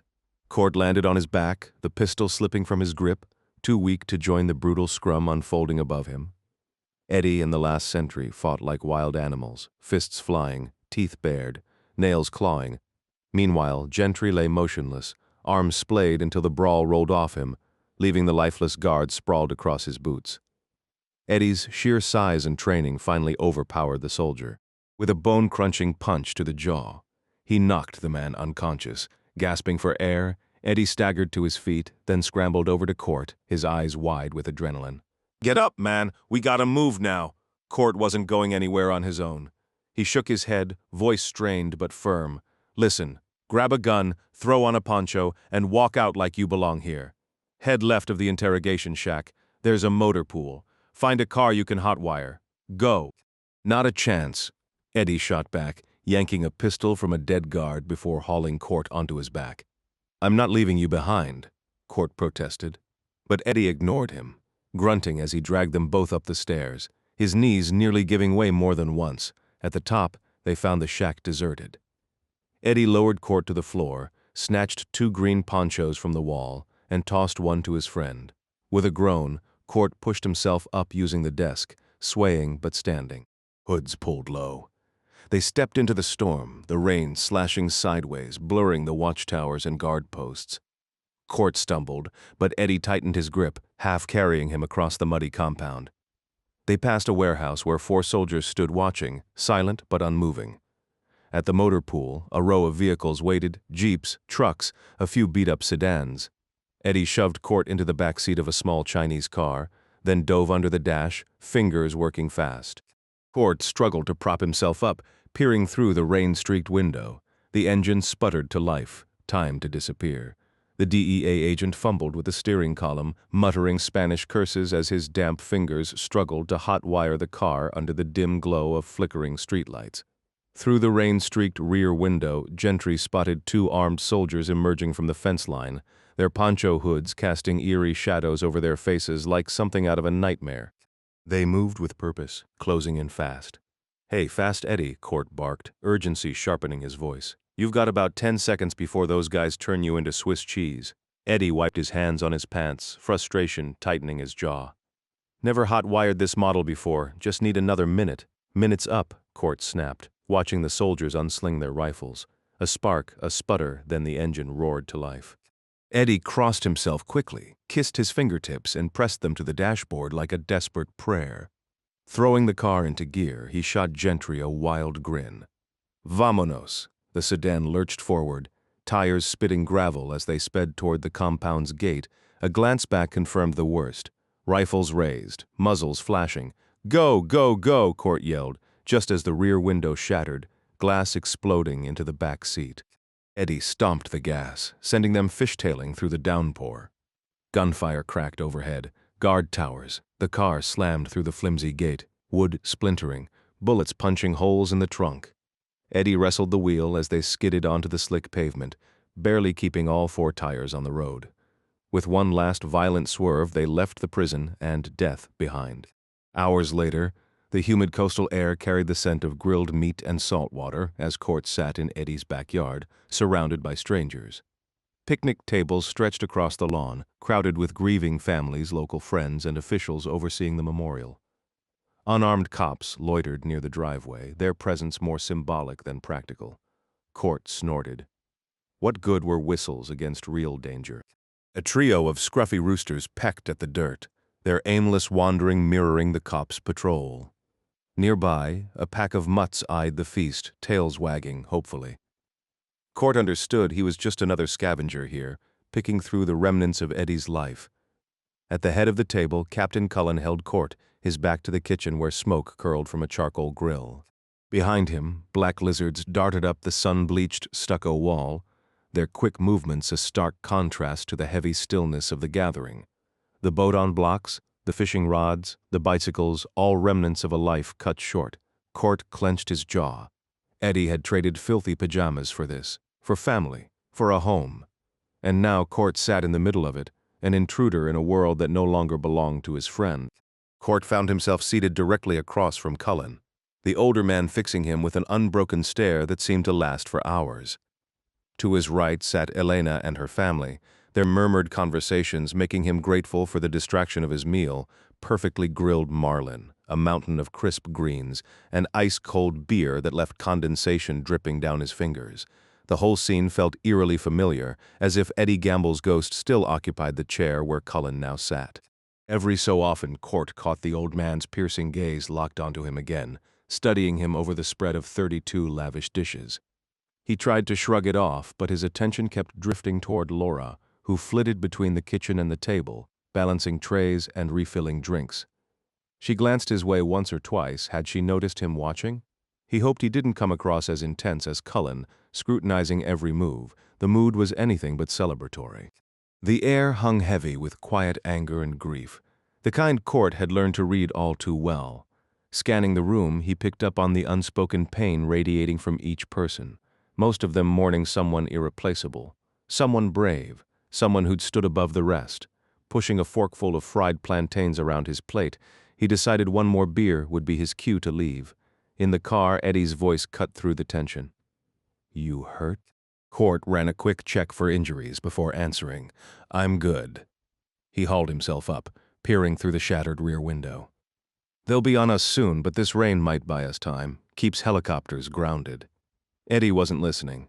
"Tell me you had clearance to take out those guards. I didn't bust you out just to land us both in military prison, cleared and justified.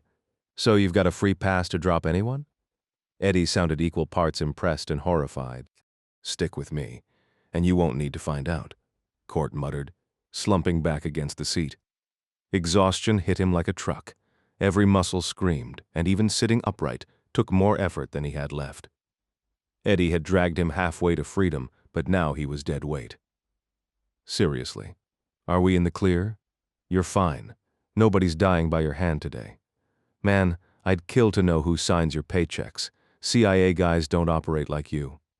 "Focus on driving, Eddie. Laos Finest will have roadblocks up any minute." Grumbling, Eddie obeyed. 5 minutes later, the car screeched to a halt at a T-junction, then reversed abruptly. Court jolted awake as they spun around. Problem? Military checkpoint?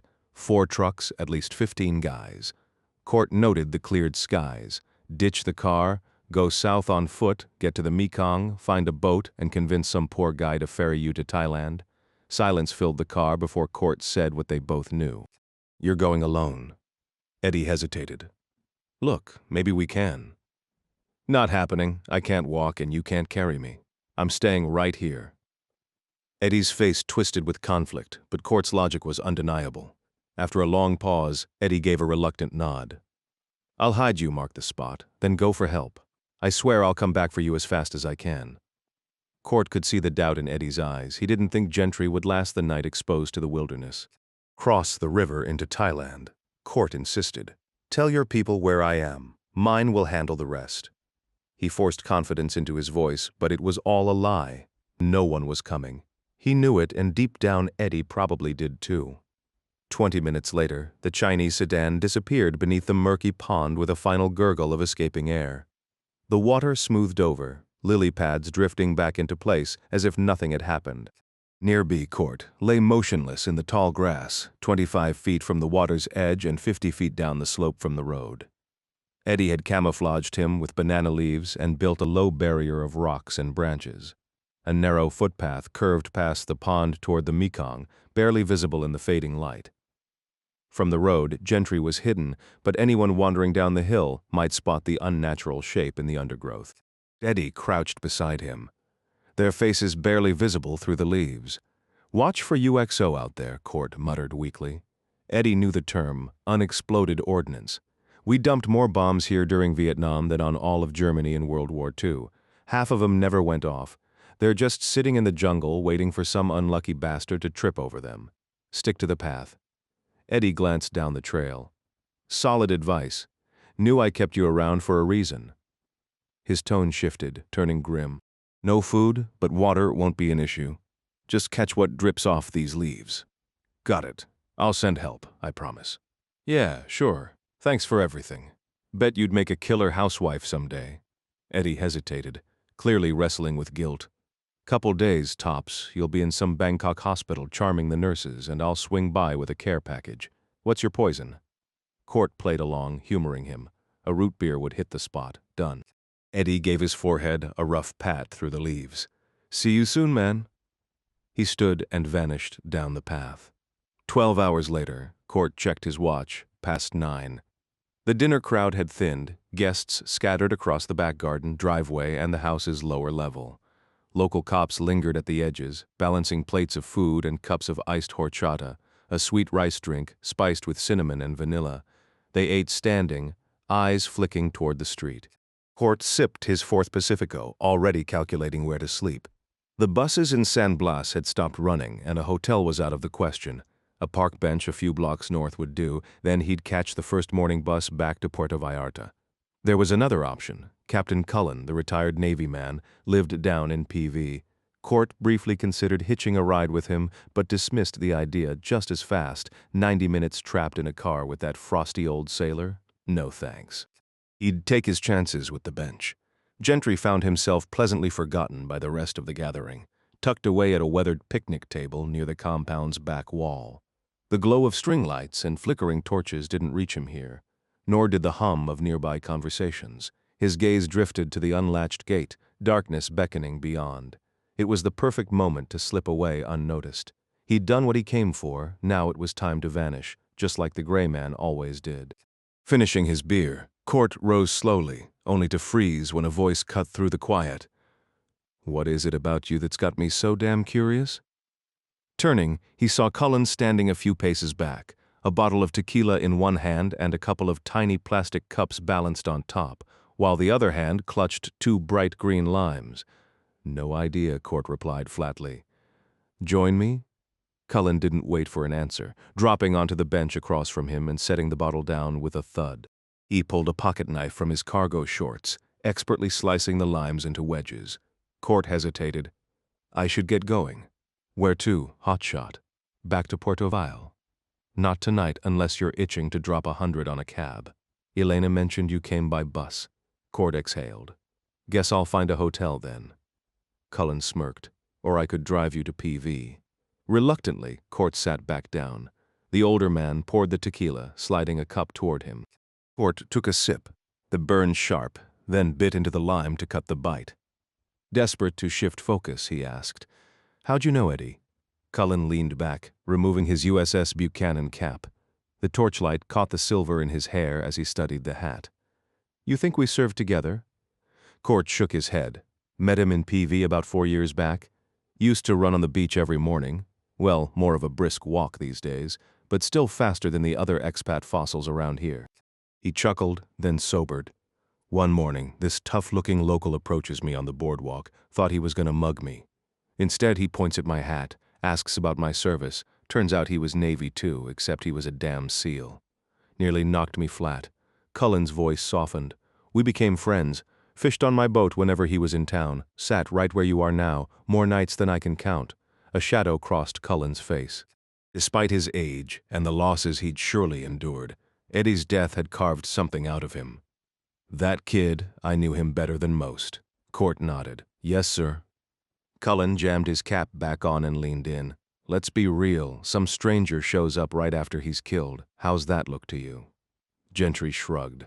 "Just paying respects. Trust me, I'd rather be anywhere else." Cullen took a slow sip, his eyes drifting toward the crowded house. It's gonna be rough for them. Eddie's being painted as some cartel thug. Cops seized his stuff, froze his pension. Total bullshit. He died protecting people, and they're calling him corrupt. Why? Court frowned. None of this makes sense. Cullen waved a hand. Doesn't matter, you'll be gone by morning. The unspoken and good riddance hung between them. Outside the gate, the night waited, but for now the tequila kept Court rooted in place. Gentry felt the sting of the old man's dismissive tone, as if he were just another transient, not worth the time. It burned him up inside. He'd lay down his life for Eddie Gamble if Eddie were still around to fight for. Just tell me, he pressed. Why should I? Cullen countered, eyeing him over the rim of his glass. Because it matters to me, and because I've got a feeling you know more than you're letting on. Court grabbed the tequila bottle, refilling both their glasses. Cullen hesitated, then cut fresh lime wedges with deliberate precision. Eddie commanded an 8-man unit, he finally said. They answered directly to the Attorney General in Mexico City, who had presidential authority to take out the country's most powerful cartel bosses. Take out? Cullen nodded. A government-approved kill squad. Exactly. Court didn't flinch. Keep talking. Eddie's team was sharp. In 6 months, they eliminated 4 of Mexico's top 6 cartel leaders. Daniel de la Rocha would have been number 5. But the whole team was wiped out before they got to him. Afraid so, Court frowned. Then why blow up the yacht? It doesn't add up. Cullen shrugged. Beats me. There's plenty I don't understand. Eddie wasn't big on sharing mission specifics, just bits and pieces over drinks. Court took a slow sip, the tequila sharp on his tongue. Why's everyone so obsessed with this De La Rocha guy? Cullen gestured broadly. Not just here, everywhere. The man's a cultural icon. Movies, books, songs. He's treated like some kind of outlaw rock star. His old man was no slouch either, ran the Porfirio cartel back in the day, working hand in hand with the Colombians to flood the U.S. market. But Daniel didn't ride his father's coattails. He enlisted, joined the GAFES, Mexico's elite special forces, trained at Fort Benning, Fort Bragg, even the School of the Americas. After his father was executed in '99, he did a short stint in prison. When he got out, he built his own empire, recruiting ex-military guys from his old unit. They're disciplined, sharp suits, military precision, always moving in formation. The press dubbed them Los Trajes Negros, the black suits. Cullen paused, swirling his drink. On paper, De La Rocha's legit now, owns an airline, farms, logging operations, claims that's where his fortune comes from. And thanks to well-placed bribes, nobody's digging too deep. But you're certain he's still in the game? The old man took his time with another sip. Oh, he's dirty, just not the way you'd think. Coke, heroin, weed, small time. His real cash cow is Foco. Foco? Crystal meth. Most cartels diversify, but De La Rocha's built an industrial-scale operation. Super labs hidden deep in the Sierra Madres.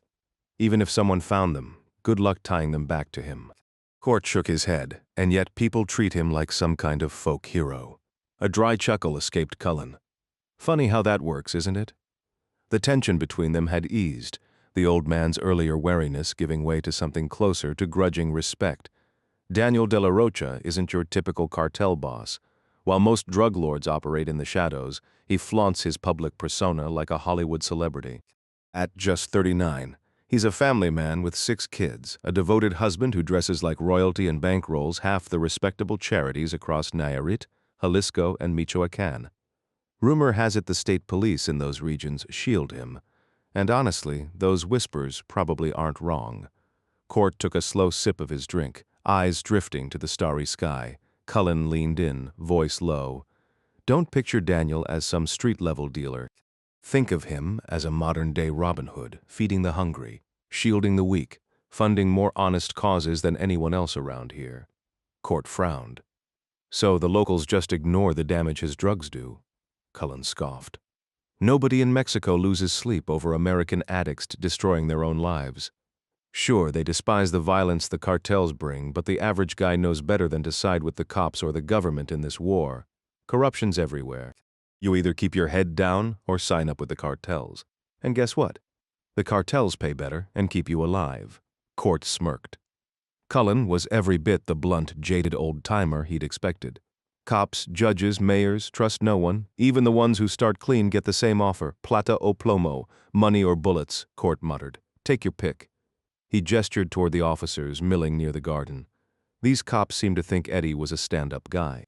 Cullen dismissed them with a wave. Municipal cops from San Blas. They're fond of the family. Ernesto's been here forever. But the Puerto Vallarta cops, rotting from the inside. State police, untrustworthy. Half the feds, just as bad. Even the army units stationed nearby are dirty. And Eddie's own special ops team, fishy as hell. Every rival cartel in the region's been wiped out except one. Who's left? Constantino Madrigal Bustamante, El Vaquero. A bigger monster than De La Rocha. Some claim Eddie's unit was secretly working for Madrigal, eliminating the competition. Court's brow furrowed. Or maybe Madrigal was just last on the hit list. Cullen gave a dry laugh. Conspiracy theories thrive here. Mexicans don't think in straight lines. Court knew the drill. So, Captain, who are the good guys? Cullen exhaled as if the question was a riddle with no answer. Eddie was one, the Madrigal theory? Bullshit. Some feds are decent, sure. How do I spot a federal? Black uniforms, body armor, ski masks, their gears marked PFF, Policia Federal. Court smirked. Right. The good guys wear masks. How reassuring. Court took a moment to process everything. That's a lot to wrap my mind around. True, but the criminals seem to have figured it out just fine, Cullen remarked dryly. Court smirked. Fantastic. His gaze drifted to the group of local officers lounging on the patio, their worn-out mountain bikes propped nearby. Laura moved among them, topping off their cups with horchata from a pitcher. Why is it that the good guys get stuck with bikes and batons, while the bad guys roll around with assault rifles and choppers? Cullen chuckled. Maybe we backed the wrong horse. Court downed his tequila in one go, starting to think Eddie might have made that mistake too. Cullen studied him, a knowing glint in his eye. I wish I had a clue who you really are, Joe. The way he said the fake name made it clear he wasn't buying it. Court shifted gears. Why'd Eddie come back? Did he ever tell you? Cullen waved a hand. Officially to fight the cartels, bring his training back home, save the country, all that noble stuff. But that wasn't it. Cullen nodded toward Laura, who was now laughing with one of the cops. He came back for her. No question. Her husband, an army lieutenant, got ambushed up near the border years ago. The cartel sicarios made sure it was messy. Tortured him, left his body in a barrel, stuck his head on a fence like some kind of warning. Laura fell apart after that. Her other brothers? He gestured to the two drunk men by the kitchen door. Useless. One's a mechanic who can't hold a job. The other sells appliances when he's not passed out. Eddie quit the DEA, moved to San Blas, started working with the feds. Now I'd bet Laura blames herself for his death more than anyone. Court exhaled sharply. Family loyalty had its costs. Right on cue. Elena stepped outside, crossing the yard with purpose. Joe, your room's ready. I'll show you once you're done with your drink. Appreciate it, but I should head back to Puerto Vallarta. Elena's frown was instant. You're staying. Eddie's uncle can drive you to the bus station in the morning. She grabbed his hand, her grip firm. The unspoken message, you're not leaving us tonight. Court glanced at Cullen, who just grinned and gave a small nod. Guess I'm staying, Court conceded. Cullen switched to Spanish, either showing off or cutting Court out. Elena, you still planning that protest tomorrow? Court interrupted in English. What protest? Elena sighed. The memorial in Puerto Vallarta. To us it's about honoring the dead, but Chuck thinks it'll turn into an anti-cartel rally. She shot Cullen a look. He doesn't want me going. Cullen leaned in. It's going to be packed. Tensions are high, not the place for a pregnant woman. Cullen's words faded into silence after Eduardo gave his life standing against them. I'm well aware, Chuck. That's exactly why I need to be there. Court found himself nodding in agreement. The captain's right. You're expecting this isn't the place for you. Crowds turning violent, people shoving. Elena cut him off sharply. It's a peaceful protest, not a riot. And I'll be on the stage, far from the chaos. I'll be safe. Cullen's disapproval was written across his face. I don't like it. Eddie wouldn't have wanted you anywhere near that mess. Eduardo would have been the first one there, she countered, her voice firm. Sure, Cullen admitted, rubbing his temple. Eddie would have gone in full gear, armed and ready to protect everyone from DLR's thugs. but he wouldn't have wanted his wife, his family, his unborn child in the line of fire. It's not worth the risk. A slow, knowing smile spread across Elena's face.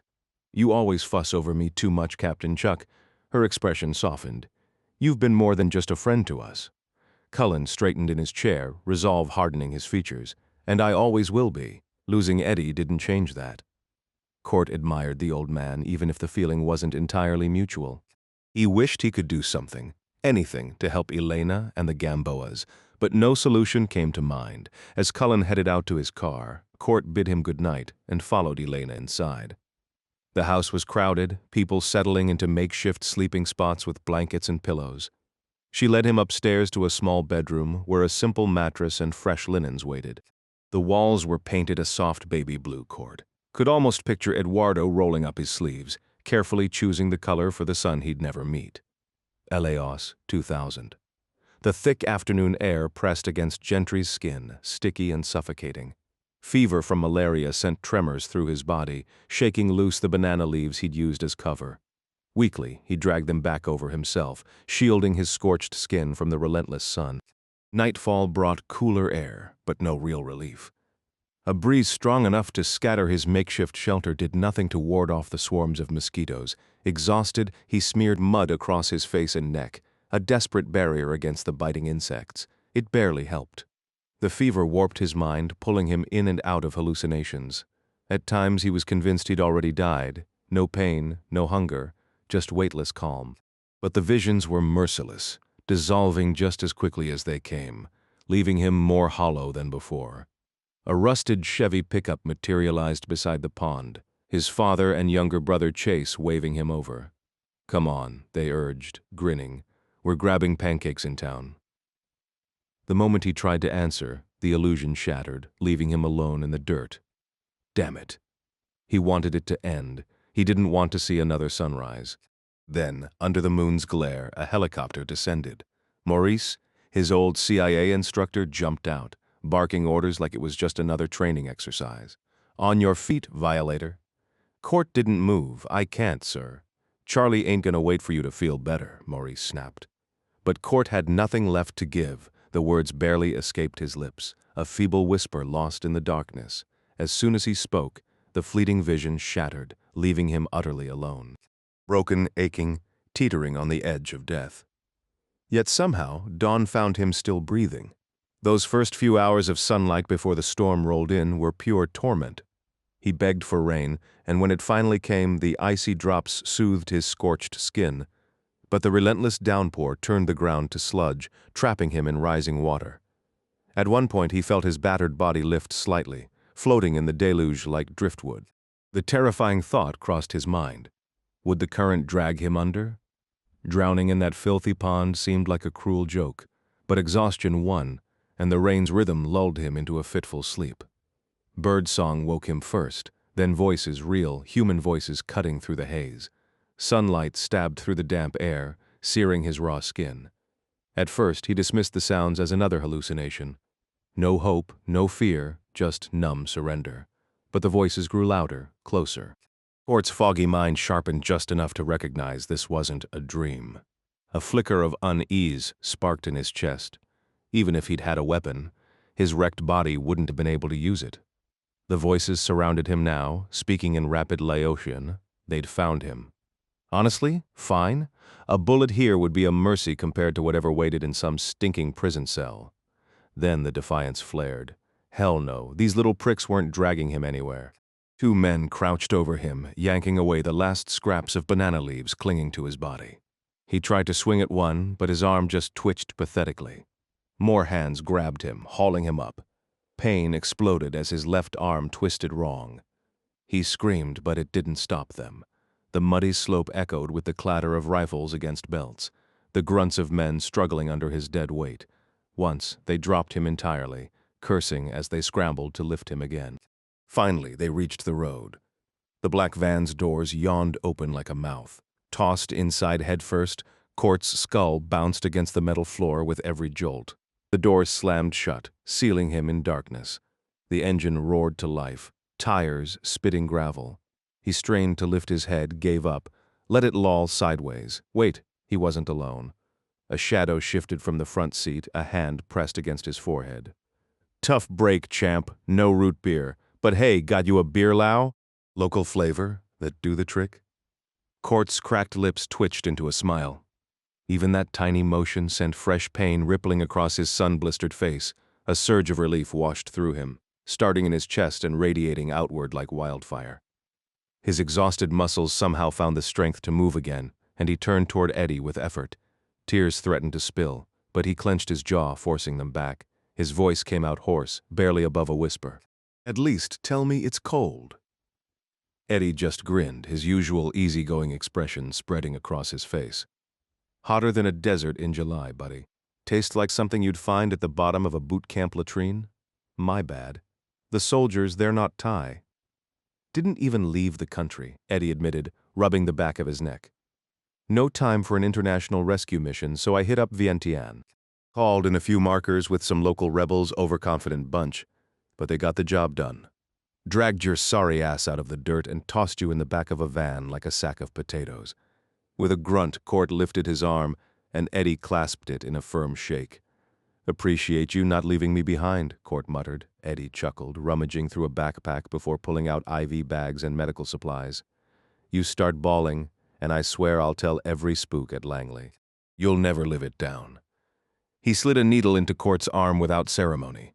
Now let's get you patched up and on the first flight home. 14. The sun was already high when Court shuffled forward in the sluggish ticket line at Puerto Vallarta's main bus terminal. His duffel bag scraped against the floor as he nudged it along with his foot. He'd slipped out of the hostel before dawn, stepping over sleeping backpackers and slipping through the kitchen exit like a ghost. The 3-hour ride from San Blas had given him too much time to think, staring at the ocean, memories of Eddie, his sister, the life he'd left behind gnawing at him. He couldn't shake it. The weight of old emotions, regret, desire, the crushing need to just move clung to him like sweat. His plan was simple: Guadalajara first, then Mexico City, and finally Tampico. A slow, deliberate crawl across the country, buying himself time and distance. The line inched forward, but just as he neared the counter, his instincts flared. A familiar figure strode into the station with military precision. Captain Chuck Cullen, scanning the crowd like a hawk. Court almost turned away out of reflex, but something in Cullen's expression stopped him. This wasn't a casual visit. Court stepped out of line and cut through the crowd, stopping in front of the older man. "Problem?" he asked, voice low. Cullen startled, clearly not expecting to be spotted first. He recovered quickly, though, his expression hardening. "Elena's pissed you vanished without a word." "Tell her I said goodbye," Court replied flatly. Cullen studied him, frustration warring with something else, urgency. "Look, I don't know what your deal is, but I think you're the kind of guy who doesn't walk away when people need help, especially Eddie's family." Court tilted his head slightly but nodded. "Yeah, always." Cullen exhaled. "Elena and most of the family are heading to the rally downtown." Court wasn't surprised, but the way Cullen said it, like a warning, made his pulse kick up a notch. "Yep, that's exactly what she told me last night," Court muttered, adjusting the strap of his worn green duffel. Downtown had woken up angry. The crackling voice from a passing loudspeaker van had jolted Chuck Cullen awake, urging people to flood the memorial and denounce the government's hired guns. The local radio stations hadn't let up all morning, fueling outrage over the federal police's botched hit job. DJs were practically handing out pitchforks, rallying De La Rocha's black suit loyalists to make some noise. Authorities were bracing for thousands, shutting down streets. Something about the whole setup felt wrong. "I'm heading down there," Cullen said, rubbing his stiff knee. "Could use backup. These old bones aren't what they used to be. You think it'll turn ugly? Organized chaos? Maybe not. But let's be real. De La Rocha's got more diehards in Puerto Vallarta than Eddie Gamboa has fans. Toss in rowdy cops, drunk agitators, and a crowd hyped on righteous fury. Yeah, this could go south fast." Court didn't hesitate. He grabbed his bag and clapped Cullen on the back. "Smart move. Let's roll." Cullen's red crossfox sliced through gridlock like a knife, impressive for a guy in his 70s. Court barely kept up with the old man's play-by-play. Monday means cruise ship tourists swarming the Malecon, plus locals hitting downtown. Streets will be packed even without the protest. I know a spot east of the rally up the hill, close enough to see, far enough to bail if things get hairy. The rally site? What's the layout? Parque Hidalgo. Used to be green, now it's just concrete slab over a parking garage. 50 yards square, 3 blocks inland. Big staircase on the left leads up to Talpa Church, might give a vantage point. But who knows? Opposite sides, a one-way nightmare, buildings 4 stories high. Oh, and my dentist's office is right there. Some construction, last I checked. Court's mind raced. I need a burner phone, not yours, one I can ditch. Cullen frowned. Why split up? Elena's 7 months pregnant. If this turns into a riot, she can't run. The rest of the family? Either too old, too soft, or too clueless. We stick together. Trust me, Court said, voice dropping. I've got this. Cullen side-eyed him, gripping the wheel tighter. Enlighten me. What exactly's your play here? A slow, icy grin spread across Court's face. If I had a gun, you'd already know. The older man exhaled hard. Last thing we need's some cowboy making it worse. Not here for the heroics. If things stay quiet, you won't even notice I'm around. Perfect. You think the media will show up at this rally? Without a doubt.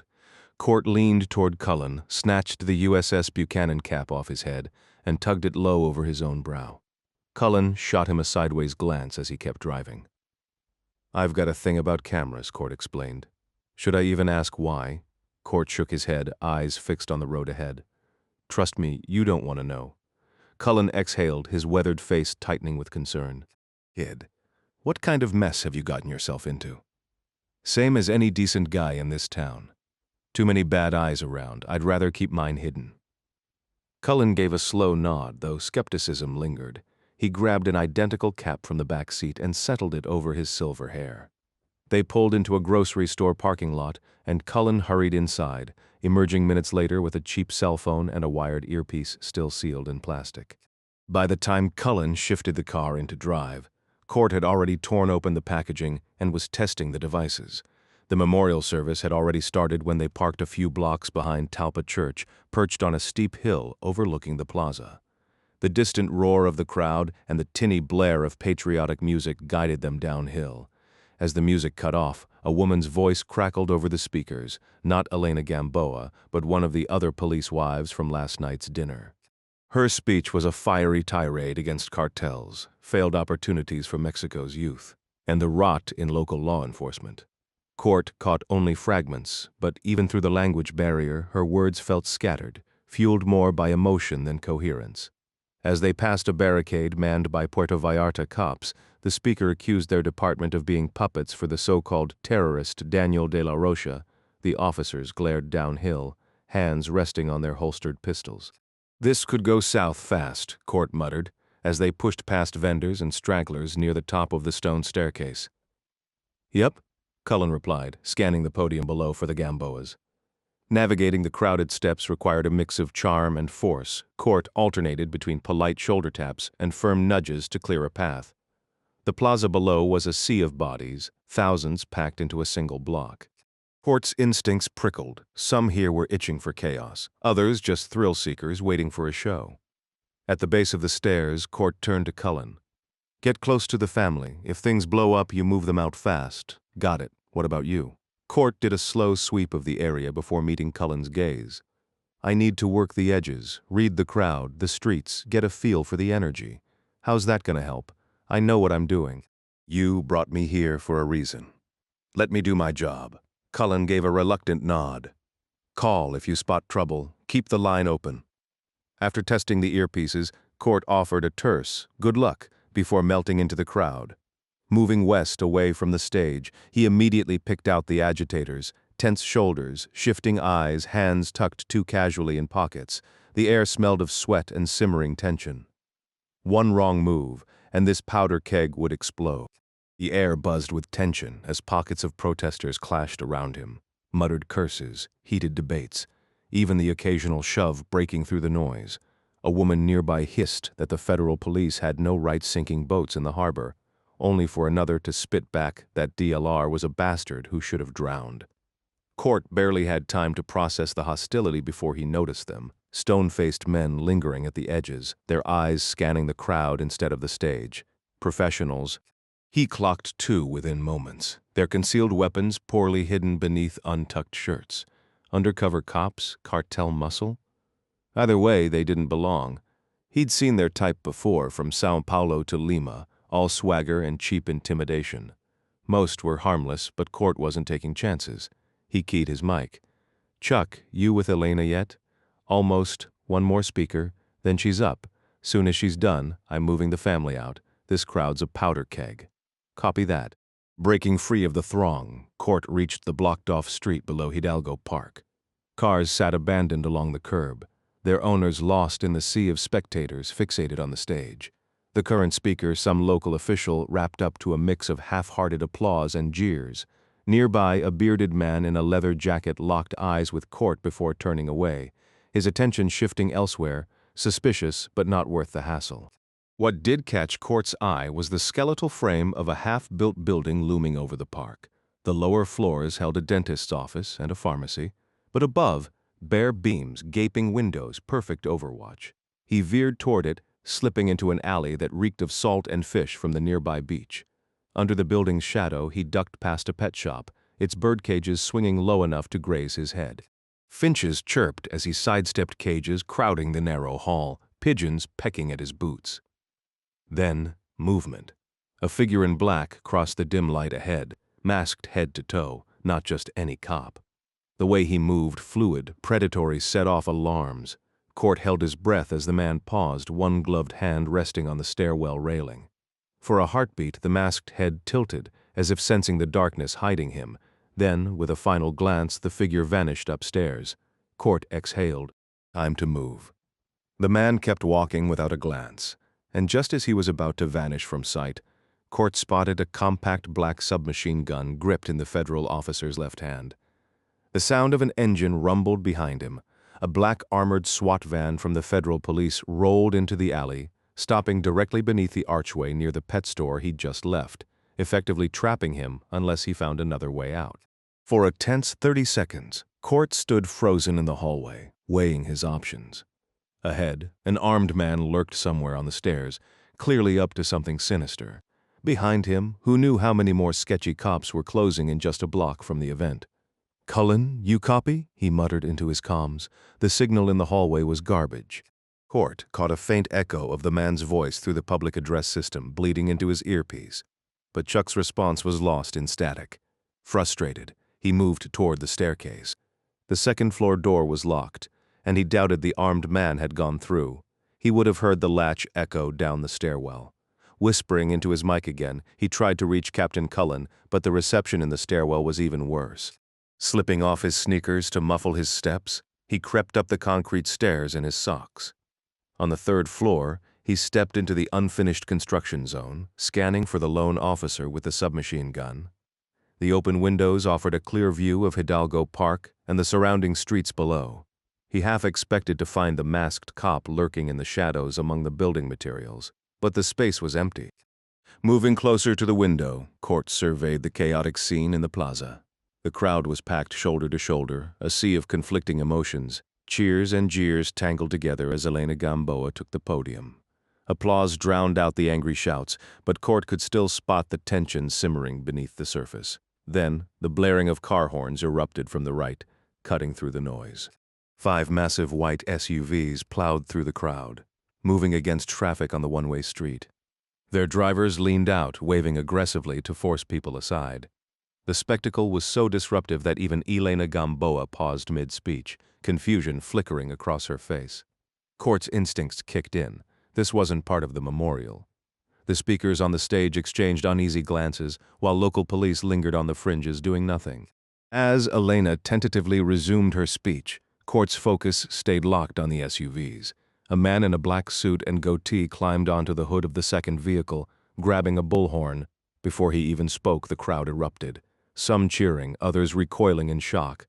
"Ladies and gentlemen, your attention, please?" His voice was tinny compared to the PA system. Court tapped his earpiece. "Chuck, you hearing this? Loud and clear. Who the hell is this guy?" Silence stretched for a beat. Gentry scanned the crowded park, his eyes locking onto Cullen, who was straining on his tiptoes near the stage to catch a glimpse of the white trucks and the figure perched on the hood. Suddenly, the older American let out a shocked yell. "Jesus Christ, it's really him." Him who? That's Daniel de la Rocha in the flesh. 15. Court couldn't wrap his head around the sheer audacity. This whole ceremony was meant to honor the officers who died hunting this man down. And here he was, waltzing in like he owned the place, spitting in the faces of both the cops and their grieving families. What the hell is he playing at? Same as always, putting on a damn show. A knot of unease twisted in Gentry's gut. He remembered the plainclothes guys he'd spotted earlier. Were they de la Rocha's hired guns, lurking in the crowd? Or were they Madrigal's men, waiting for the right moment to strike? This wasn't just rowdy drunks and bar fights anymore. We need to get the family out, now, already tried. Elena won't leave until she finishes her speech. Damn it, Court muttered, already moving toward the stairs. The masked man's voice boomed through the bullhorn, every word dripping with defiance. I stand before you today to prove I'm not hiding. I have nothing to fear. The attack on my yacht failed, thanks only to my protector. The government sicarios who tried to kill me, they answer to Madrigal, the real criminal poisoning this country. De la Rocha's gaze shifted to Elena, frozen behind the mic. Senora, forgive me, but your husband's name is on my list. Liar. Elena's voice cracked through the speakers, but De La Rocha brushed her off, turning back to the crowd. I risked my life coming here because no one should celebrate murderers in uniform. The crowd erupted, half in fury, half in cheers. But Court wasn't listening. He was already climbing, his focus locked on the shadowy Federal ahead. At the top of the stairs, he moved through the dim, half-finished floor, dust coating every surface. Then he spotted him, the masked cop, crouched behind a cinderblock wall, submachine gun in hand, peering down at the chaos below. Elena's voice crackled over the speakers, drowned out by the crowd's roar. The cop lifted his radio, murmuring something too low to hear. Court edged closer, silent in his socks, sticking to the walls. He slipped into the darkened room, sliding left toward the corner before dropping behind a stack of drywall. The cop whispered again, and Court's instincts screamed. Why was this guy hiding up here, whispering into his radio like a conspirator? Nothing about this felt right, then.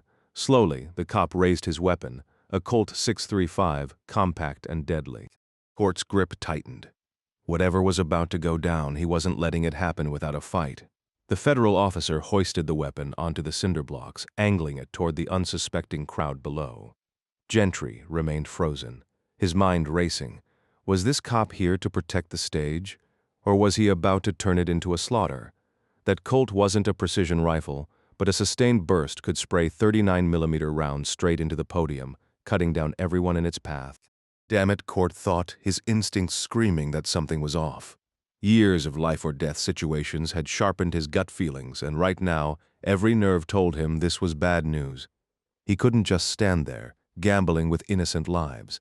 Moving silently across the concrete in his socks, Court closed the distance, 15 feet, 10, then 5, his steps masked by the chaos from the street.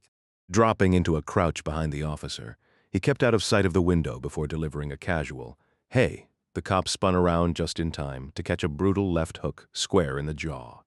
A sharp crack echoed as the man's sunglasses flew off, his eyes rolling back before he crumpled like a sack of potatoes.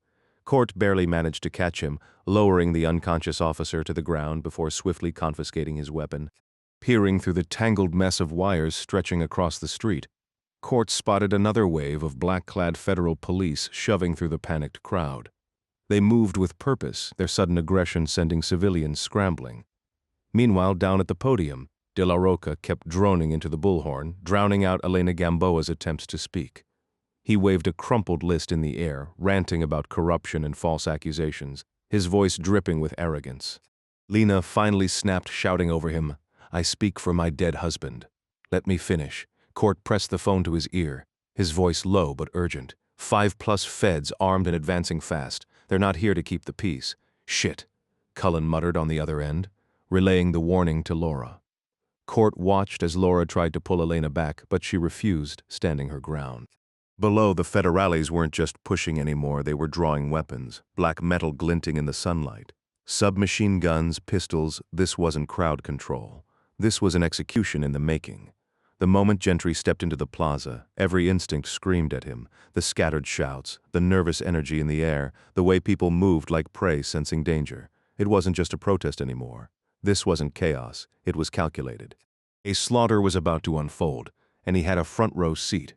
"Get her off that stage, Chuck. Things are about to explode," he barked. The old man didn't hesitate. On it, Court watched as the captain grabbed Elena's arm, yanking her back just as the first gunshot split the air. His head snapped toward the sound below, to the right. Daniel de la Rocha staggered, arms wide, before a second shot sent him crashing off the hood of the massive white Suburban. Smoke curled from the crowd near the SUV. "Well held," Gentry muttered. "That wasn't part of the plan." "De la Rocha's down," Court said into his mic, but another burst of gunfire cut him off. The federales were advancing, rifles blazing into the panicked crowd. SUVs screeched, tires burning as they tried to reverse through the sea of bodies. No way he could just watch this. The gray man moved fast, snatching a length of rebar, slinging his Colt across his chest, and stepping onto the window ledge in nothing but his socks. One breath, then he launched himself into open air. Wind roared in his ears as he fell, the screams and gunfire blending into a nightmare soundtrack. At the last second, he hooked the rebar onto a tangle of phone wires, his shoulders nearly wrenching from their sockets as his body swung violently. Rubber peeled from the cables as he slid, legs flailing, the ground rushing up. His phone and earpiece spun away, lost to the chaos below. The crowd near the park steps was a stampede, people colliding as bullets flew from both directions. Court zeroed in on a heavy-set man in street clothes, radio in one hand, revolver in the other, and let go midair. The impact sent them both crashing into the pile of bodies already scrambling on the sidewalk. No time to think, only move.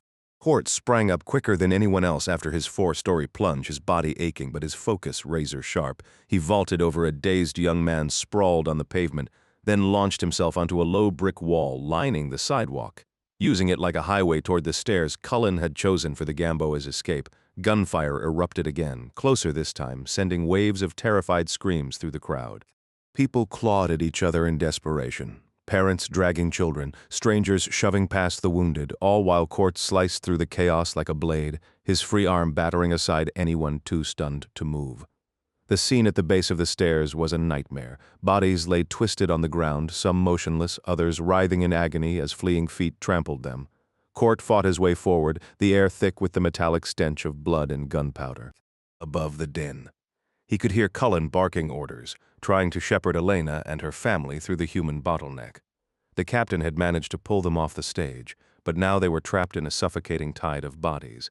Eddie's relatives, uncles, aunts, brothers, clung together, their faces etched with terror as they inched toward the stairs. Then the crowd surged backward. A fresh volley of shots rang out, this time from multiple directions, some from the park, others from the street. Laura stumbled, her small frame nearly crushed between her parents as they gasped for air in the suffocating press. Cullen, gripping Elena's hand, shouted in English, his voice cutting through the bedlam. "Go, move!" His Spanish was flawless, but panic needed no translation. Court, meanwhile, was a force of pure momentum. He ducked, weaved, and elbowed his way forward, his boots slipping on blood-slicked concrete. Then, through the smoke and chaos, he spotted them. 3 federal gunmen, oblivious to his presence. Their backs turned as they reloaded. Their vests made headshots the only option. With cold precision, he dropped to one knee, steadied his rifle, and fired. One after another, they crumpled, their weapons clattering to the ground. Court didn't hesitate. He put a second bullet in each skull as he stepped over them. His mind already locked onto the next threat. The crowd barely noticed. They just kept running. The scene erupted into chaos as Court pushed through the panicked crowd, spotting a desperate father shielding his wife and kids from the storm of bullets and flying bodies. Their eyes locked for a split second before the man's head snapped sideways, his jaw exploding in a spray of crimson. Court whirled around just in time to see a plainclothes gunman adjusting his aim after missing his first shot. Hitting the ground, Court rolled like a human wrecking ball, knocking bystanders aside as another bullet whizzed past, probably hitting someone behind him. Without hesitation, he unloaded his Colt into the shooter's stomach at point-blank range, dropping him instantly. Tossing his empty weapon, Court snatched the dead man's still-smoking revolver and charged forward, shoving terrified civilians aside, even waving the gun to clear a path. He needed to reach Cullen and the Gamboas, lost somewhere in the sea of bodies scrambling up the church steps. At one point, he vaulted onto a bench and launched himself over the crowd, surfing across their shoulders like some deranged action hero. Meanwhile, Chuck Cullen was halfway up the stairs, guiding the Gamboas through the madness. Spotting a gap in the crowd, he steered Elena and Luz toward it, pulling the older woman along as she struggled to keep up. At the top, 3 federal cops on motorcycles had dismounted, pistols drawn, scanning the plaza for threats. They waved survivors past, urging them to run, but Elena hesitated. Their uniforms, their bikes, even their ski masks mirrored her husband Eduardo's. The resemblance sent a chill down her spine, but she pushed forward, her pregnant body moving as fast as it could. Cullen kept Luz moving, glancing back to make sure Laura had Ernesto in tow. The rest of the family had already surged ahead, leaving him to play catch-up. He spotted Elena pulling ahead on the right and quickened his pace, determined to reach her before she hit the top. Just 7 steps above her, one of the federales stood with his pistol raised, flanked by his partners. The air crackled with tension. Gunfire, screams, the blare of car horns, but Cullen's focus narrowed to that single, looming threat at the top of the stairs. The gunmen abruptly shifted their aim from the base of the staircase to the grieving families of the fallen GOP's officers charging toward them. This wasn't protection, it was execution. Chuck's blood ran cold as a pistol barrel locked onto Eddie Gamboa's heavily pregnant wife. With reflexes defying his age, Captain Cullen lunged up 4 steps, shielding her just as the gun roared. The bullet ripped through his abdomen, but he clung to the shooter in a desperate grapple. More masked officers opened fire, bullets tearing into the Gamboas as they neared the landing. A second shot punched into Cullen's ribs, his grip faltering as he crumpled to his knees, then collapsed face first onto the stone as Elena's scream pierced the chaos. Gentry, barefoot in his haste, vaulted onto the steep railing, sprinting upward with arms outstretched for balance. The stolen revolver gripped tight. A sudden commotion at the top drew his gaze, just as a gunshot cracked. His stomach dropped. Elena stood frozen, Cullen's body shielding her from a black-clad federale. The truth hit court like a freight train. They were slaughtering families in cold blood. Adrenaline surging. He raised the revolver, lining up the sights just left of Elena's head. The .357 Magnum round screamed past her ear, obliterating the shooter's collarbone in a spray of gore, sending him spinning to the ground. But the nightmare wasn't over. The remaining assassins, crouched behind motorcycles, reloading court, took aim. Then Elena stumbled backward, the crowd scattering behind her. He dropped the gun, diving to catch her before she hit the concrete. Wrapping himself around her, he absorbed the brutal impact as they tumbled down the steps, shielding her belly and head with his own body. Around them, panicked civilians leaped from the railing, desperate to escape the crossfire. The air reeked of gunpowder and fear. The sharp crack of automatic gunfire below snapped Gentry into action, forcing him to scramble for footing as he fought against gravity's pull. With Elena cradled in his arms, he heaved himself upward, muscles burning from the strain of her weight and the jarring impacts against the concrete steps. He veered left instinctively, using panicked civilians as human shields against the shooters below. Peripheral vision caught Eddie's uncles and aunt collapsing into the bloody chaos, their bodies tumbling down like broken dolls as crimson streaks painted the staircase. The revolver he'd dropped earlier scraped beneath his boot. He snatched it up with trembling legs, barely managing to stand while balancing Elena's pregnant frame. A tidal wave of fleeing people surged behind him, their desperate momentum overwhelming the gunmen at the summit by sheer numbers. By the time Gentry reached the sidewalk, police were already in retreat, fumbling with fresh magazines as they vanished northward. Chuck Cullen's corpse sprawled grotesquely across the top steps, USS Buchanan cap abandoned beside his twisted limbs. "Damn it!" Court roared when the dropped weapon proved unfindable, his curse swallowed by fresh gunshots erupting below. Near the church overlooking Hidalgo Park, Gentry scanned the fleeing crowds for familiar faces. Elena's icy fingers clamped around his. The teenager's voice cut through the chaos. Diego waved frantically from the Virgin of Talpa Church's entrance. They darted across the narrow street into the cavernous sanctuary, where candlelight flickered against stained glass, casting kaleidoscope shadows over the huddled survivors. Relatives clung to each other near the altar, their sobs reverberating like discordant hymns. The priest stood frozen in his vestments, face etched with helpless terror. Elena's shock manifested in ghostly pallor, though miraculously she bore no visible wounds. Is it over? She whispered as Diego's rapid fire. Spanish overwhelmed Court's comprehension. Not even close, Gentry muttered, steering her toward Luz, Ernesto, and Laura, Eddie's sister, alive against all odds. Diego's anguished cry about his murdered parents hung in the air. We'll grieve later, Court replied tersely, watching as survivors dropped to their knees in desperate prayer beneath the priest's trembling silhouette. A stray bullet shattered a stained glass saint, raining colored shards over the pews because, of course, their sanctuary wouldn't last. Court stood frozen as the others continued their frantic prayers. What a bunch of fools, he thought bitterly. Hey, he barked, cutting through their murmured pleas. Wake up, we need to move now. His words shifted abruptly into Spanish as his frustration boiled over. No hay tiempo para esto. The kneeling figures turned toward him, their faces still pale with shock. As Court sprinted up the aisle, Laura suddenly stood and spun around, revealing the Beretta clutched in her shaking hand, probably taken from the officer he'd dropped near the staircase. Before he could react, she raised the weapon with startling speed. Court skidded to a halt, hands lifting in surrender. Laura, easy. Just set it down, we're all on the same side here. But her finger tightened on the trigger. He hit the floor just as two deafening shots tore through the air above him. The gunfire's echo still reverberated through the chapel when a heavy thud sounded behind him. Glancing back, Court saw a federal agent crumpled in the doorway, his Colt SMG clattering across the tiles. Laura's bullet had found its mark with terrifying precision. All right then, Court muttered, brushing dust from his clothes as he stood. Maybe you should hang on to that after all. Laura gave a vacant nod, clearly operating on pure adrenaline. The woman could shoot like a sniper, even if she looked ready to pass out. Switching between English and rapid Spanish, Court demanded, Where are your vehicles? Ernesto Gamboa, Eddie's father, answered hoarsely. Parked beneath Hidalgo Park. Court swore under his breath. That might as well be another continent. No way they were doubling back into danger. Chuck's tiny coupe behind the church wouldn't fit half of them.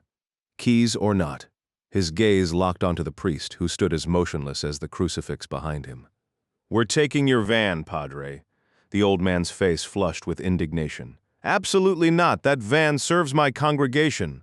The sharp click of Court's revolver hammer cut him off. Your flock needs their priest more than a van. Choose. The keys appeared in the priest's trembling hand moments later. Smart move, Court said, pocketing them. He ignored Laura's scorching glare. Religious guilt wasn't a luxury they could afford. As they piled into the van, Court hesitated, eyeing the dead Federale's discarded rifle. But time wasn't on their side.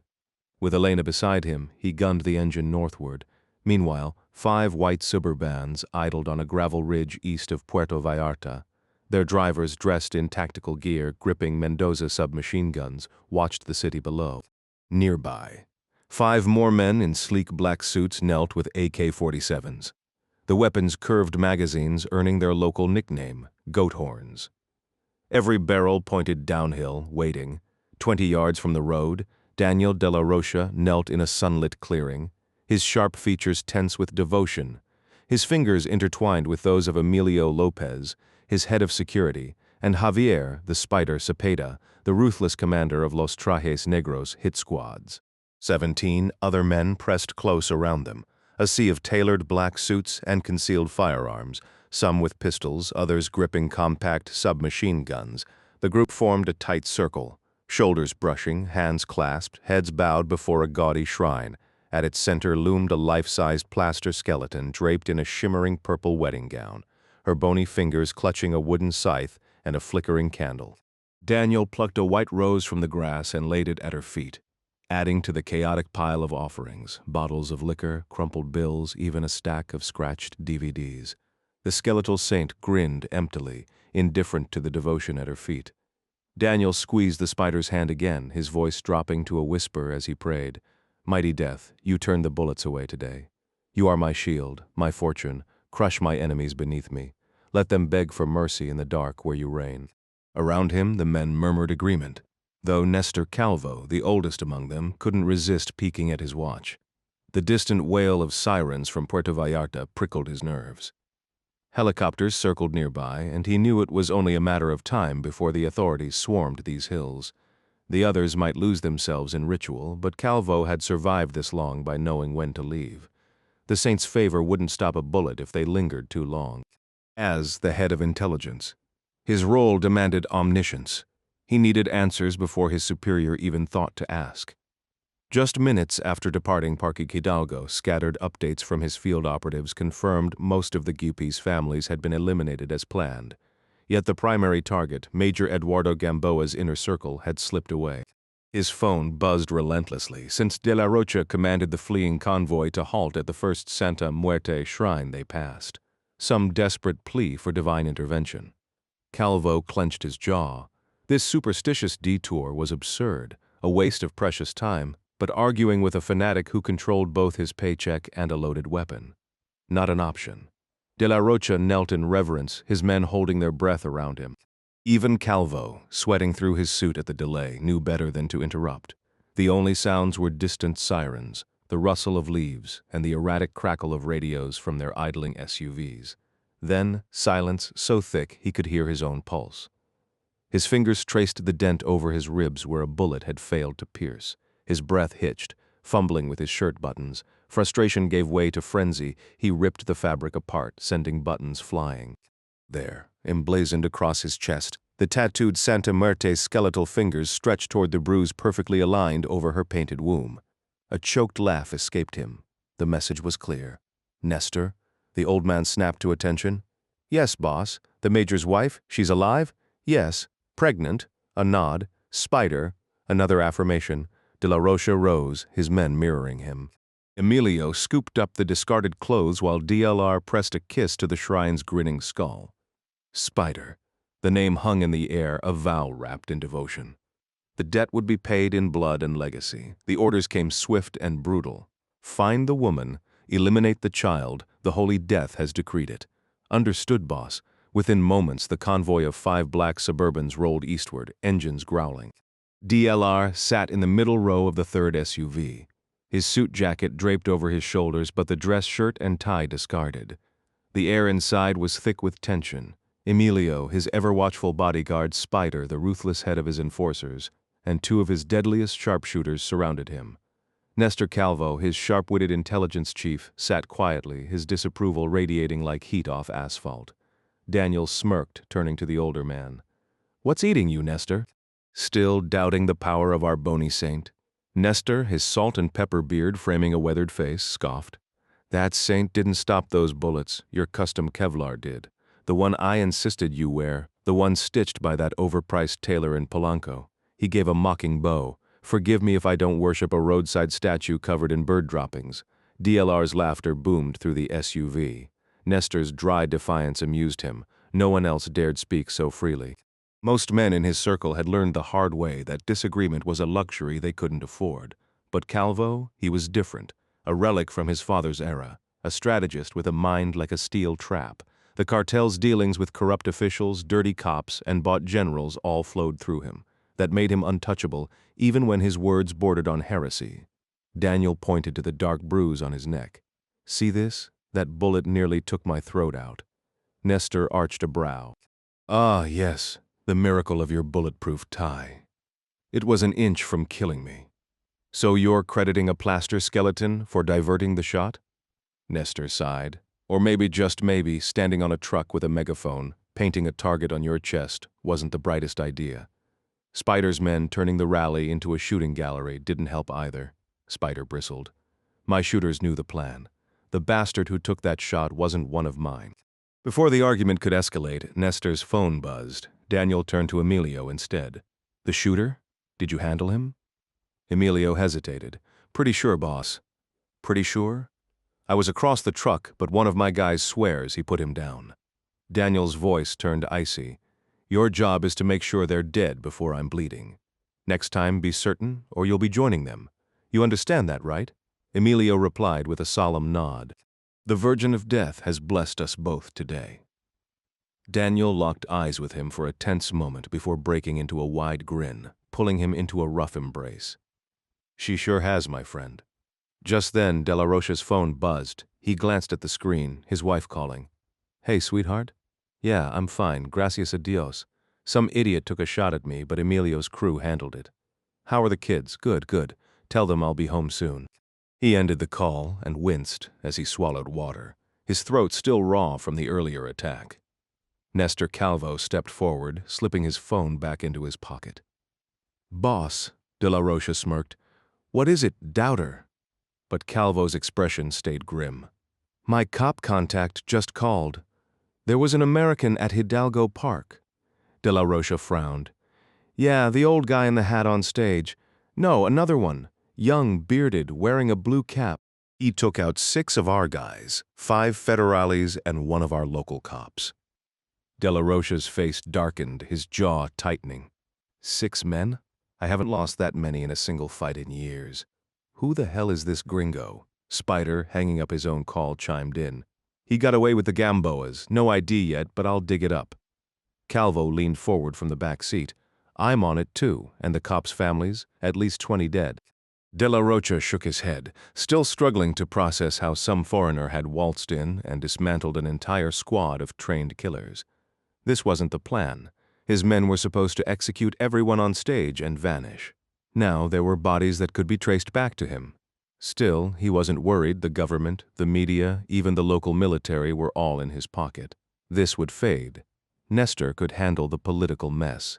His real focus, damage control, and offering Major Gamboa's unborn son to Santa Muerte. Meanwhile, court gentry steered the church van north, leaving Jalisco behind for Nayarit. They dropped off the other survivors along the way, some at the airport, others at bus stations, all desperate to put Puerto Vallarta behind them. Now, only the Gamboas remained, Eddie's wife Elena, his sister Laura, brother Ignacio, nephew Diego, and parents Ernesto and Luz. The radio blared constant updates on the massacre. First 11 dead, then 22, now 28, including De La Rocha, cops, a German tourist, and an American. The official story, a chaotic shootout after De La Rocha's assassination, the bloodiest in months. Laura Gamboa sat behind Court, feeding him directions, her voice steady despite the chaos. "Turn left up here," Laura instructed calmly. "The main route near the military base isn't safe. We should take the coastal road instead." She added, "There's a checkpoint just past Sayulita, but we can merge back onto the highway afterward." Her precise knowledge of Puerto Vallarta's back roads and traffic flow stood in stark contrast to the chaos inside the van, where the others were either weeping or shouting in panic. Court studied her, trying to figure out whether she was numb from shock or simply hardened by past tragedies. Meanwhile, Elena had dialed yet another number, her desperation to locate missing family members overriding any concern for safety. Court had tolerated it long enough. "Put the phone down," he ordered. But she barely glanced at him before continuing her frantic calls to hospitals and relatives. The van buzzed with fragmented updates.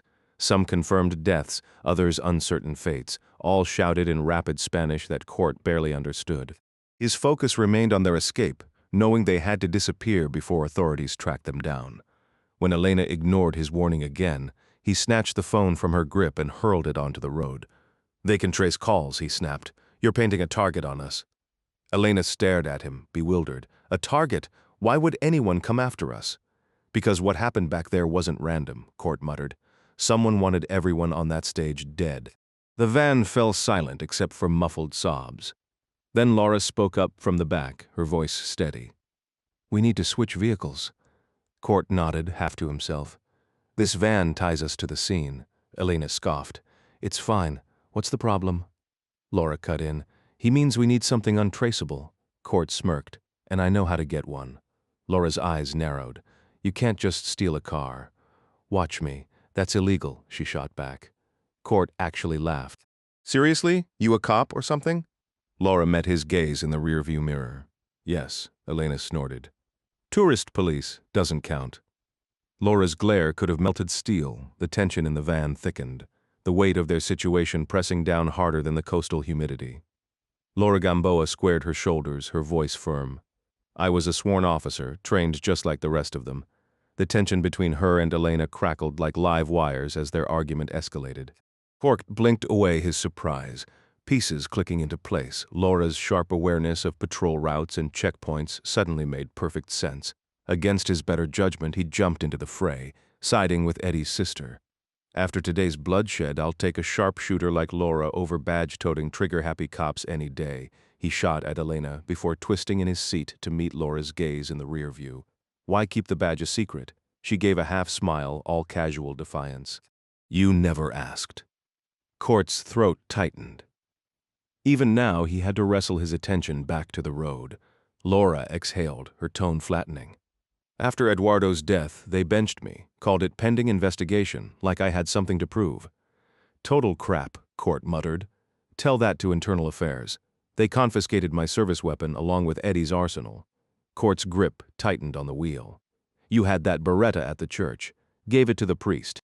Getting caught armed now would bury me. The unspoken weight between them lingered. Court knew the risk of carrying heat better than anyone, yet here he was, armed to the teeth. He stole another glance at her reflection. You held your own back there? Her eyes held his. So did you. A beat passed before she added dryly. Next time, maybe don't boost a car in front of a cop? Court's laugh was rough. Yes, ma'am. The Gamboa's murmured prayers filled the car. Laura's steady, Ernesto booming, Luz's voice breaking. Silence settled afterward, heavy as the coastal humidity. Court flexed his aching hands on the wheel. Cullen's absence a fresh sting. The old sailor's ribbing about his shaggy hair would have been welcome now. Went out swinging, though, Court thought. Hell of a way to go. Elena's house loomed ahead, its worn facade offering false comfort. Inside, the family splintered. Ernesto glued to the TV. Luz reheating leftovers with shaking hands, Ignacio cracking open a beer on the porch.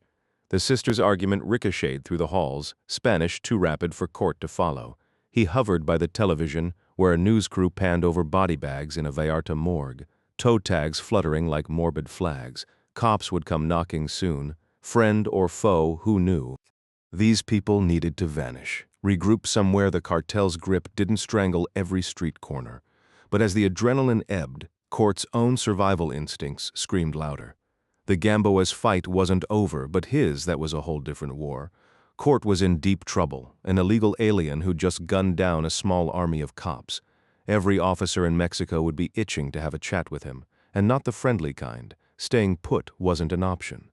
The Mexican government loved to lecture the U.S. about migrant rights, but he knew damn well they'd toss him in a cell without a second thought. And the media? They'd swarm this place like vultures.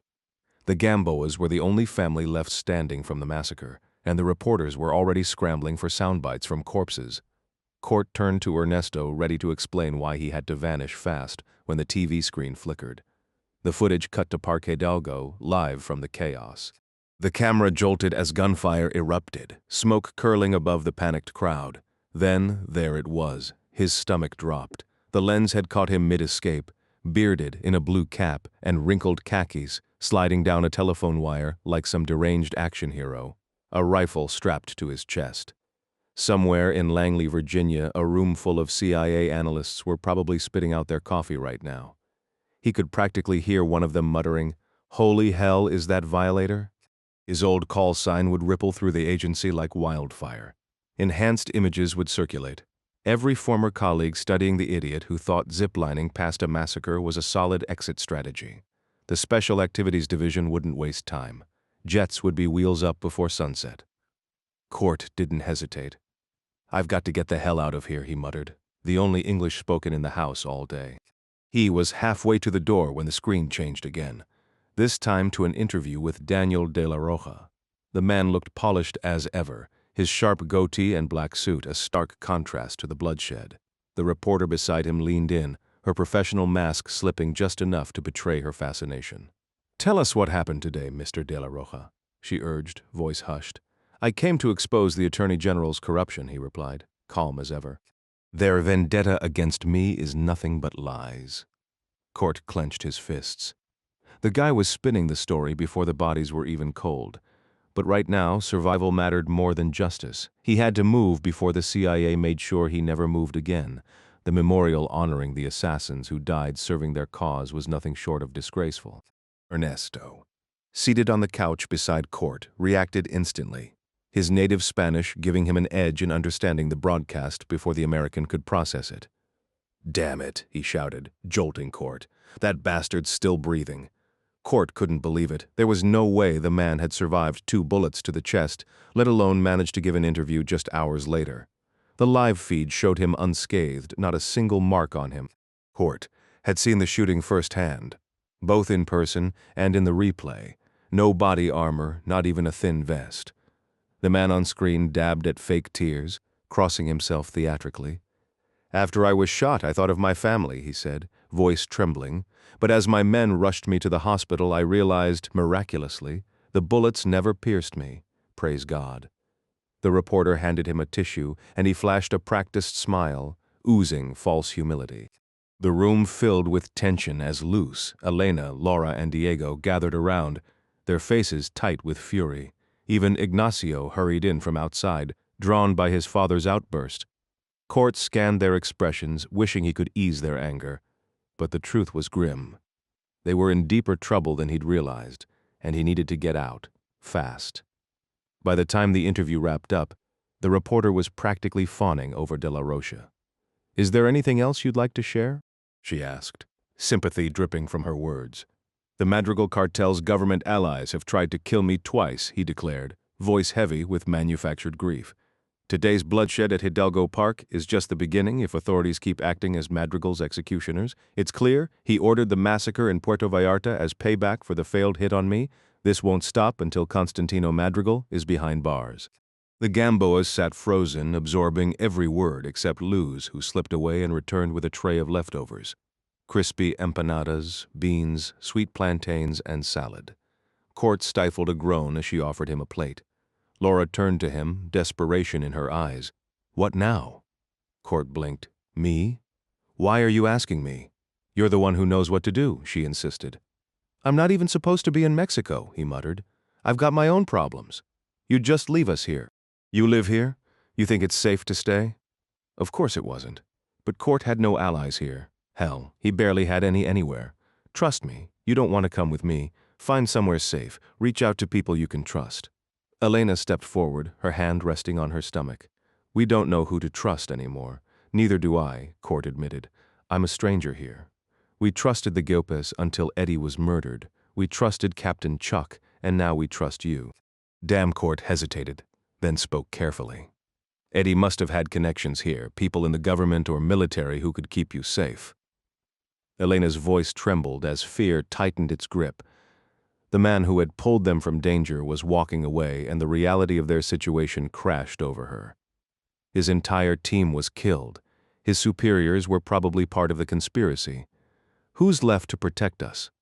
What about back in the States? She shook her head, frustration mixing with desperation. 13 years undercover, almost all of it outside the country. You don't build friendships in that life. He had Navy contacts, but I don't know them. I can't just show up, pregnant and hunted, begging strangers for shelter. Court felt the weight of their stares. He took an uneasy step back, his shoulder brushing the rough concrete wall. His voice dropped. "I don't have answers. You need to disappear, but where? Who can you trust? I can't help you with that." Silence stretched until Diego scoffed and stormed off, his anger clear even without understanding every word. Laura cut through the tension. "You did help us. In Puerto Vallarta. You took control. You." Court exhaled sharply. "That's what I do. But once the shooting stops, I'm useless. You need to vanish. Staying near me just paints a target on your backs." Elena pleaded, but Laura snapped, "Let him go. He's done enough." Her tone was sharp. Gratitude or bitterness. Court couldn't tell. He nodded stiffly, shook hands, and stepped out into the humid air. The marketplace bustled around him as Court moved past vendors and faded storefronts. Guilt gnawed at him, but survival instincts screamed louder. Staying meant death by CIA hands, Russian mercenaries, or a Mexican prison cell. He told himself the Gamboas were better off without him. Ernesto had local cops on his side, until they realized he was sheltering a fugitive, and if assassins came hunting, the town would rally around them. His bag was gone, left behind in Cullen's car. All he had was a wallet, a half-empty revolver, and the crushing certainty that he brought nothing but danger. He passed a barber shop, the scent of pomade thick in the air, then slowed. A bright yellow sign on a bodega wall stood out, not another ad for soda or insurance. This one was different. The recruitment poster practically glowed under the streetlight, its bold letters screaming, "Become a Madrigal cartel cowboy today."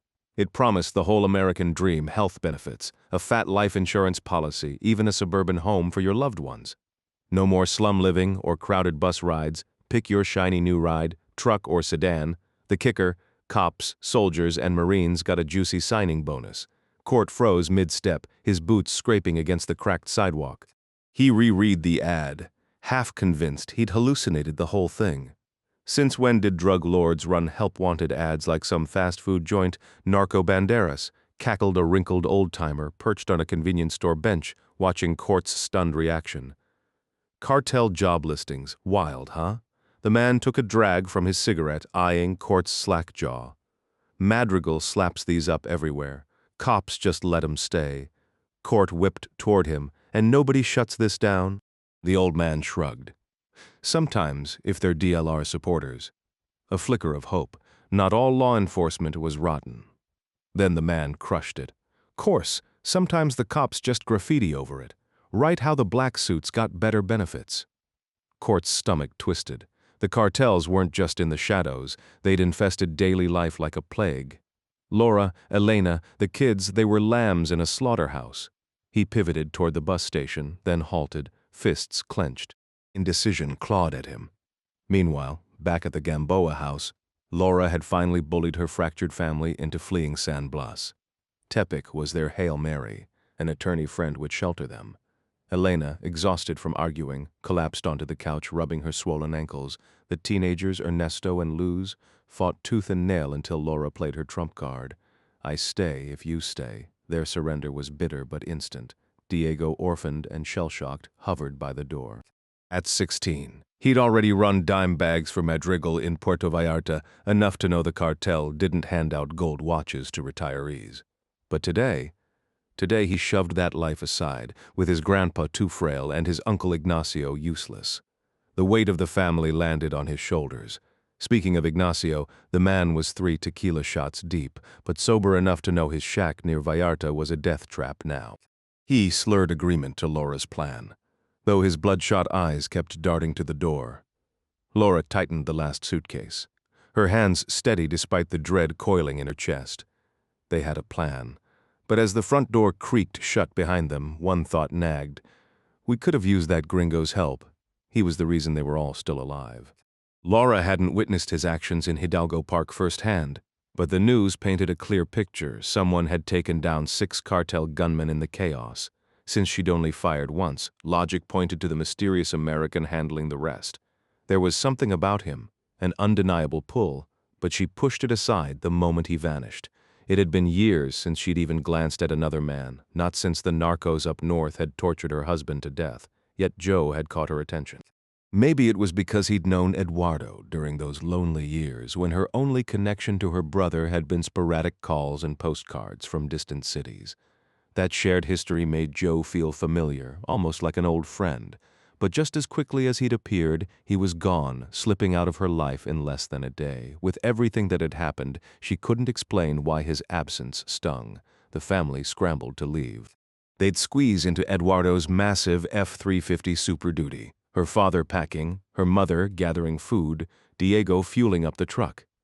Elena sank onto the couch, exhausted, while Ignacio stepped outside for a smoke and a drink. Then the phone rang, shattering the uneasy quiet. Elena picked up. Hello? A smooth voice answered. Good afternoon, Elena. How's the family? Her blood ran cold. Who is this? Daniel. She recognized the name instantly. Daniel de la Rocha. At your service, he said, almost amused. We didn't get to meet properly today. Shame about Eduardo. Elena's breath hitched. I saw you get shot, he laughed.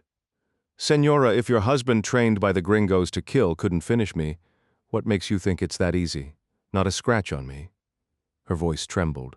What do you want? Your baby, he said, chillingly casual. For your husband's crimes, your son pays. Hand him over and I'll spare the rest of your family. Even your mysterious gringo. You'd kill an innocent child? Think of it as a business transaction. A doctor can handle it cleanly.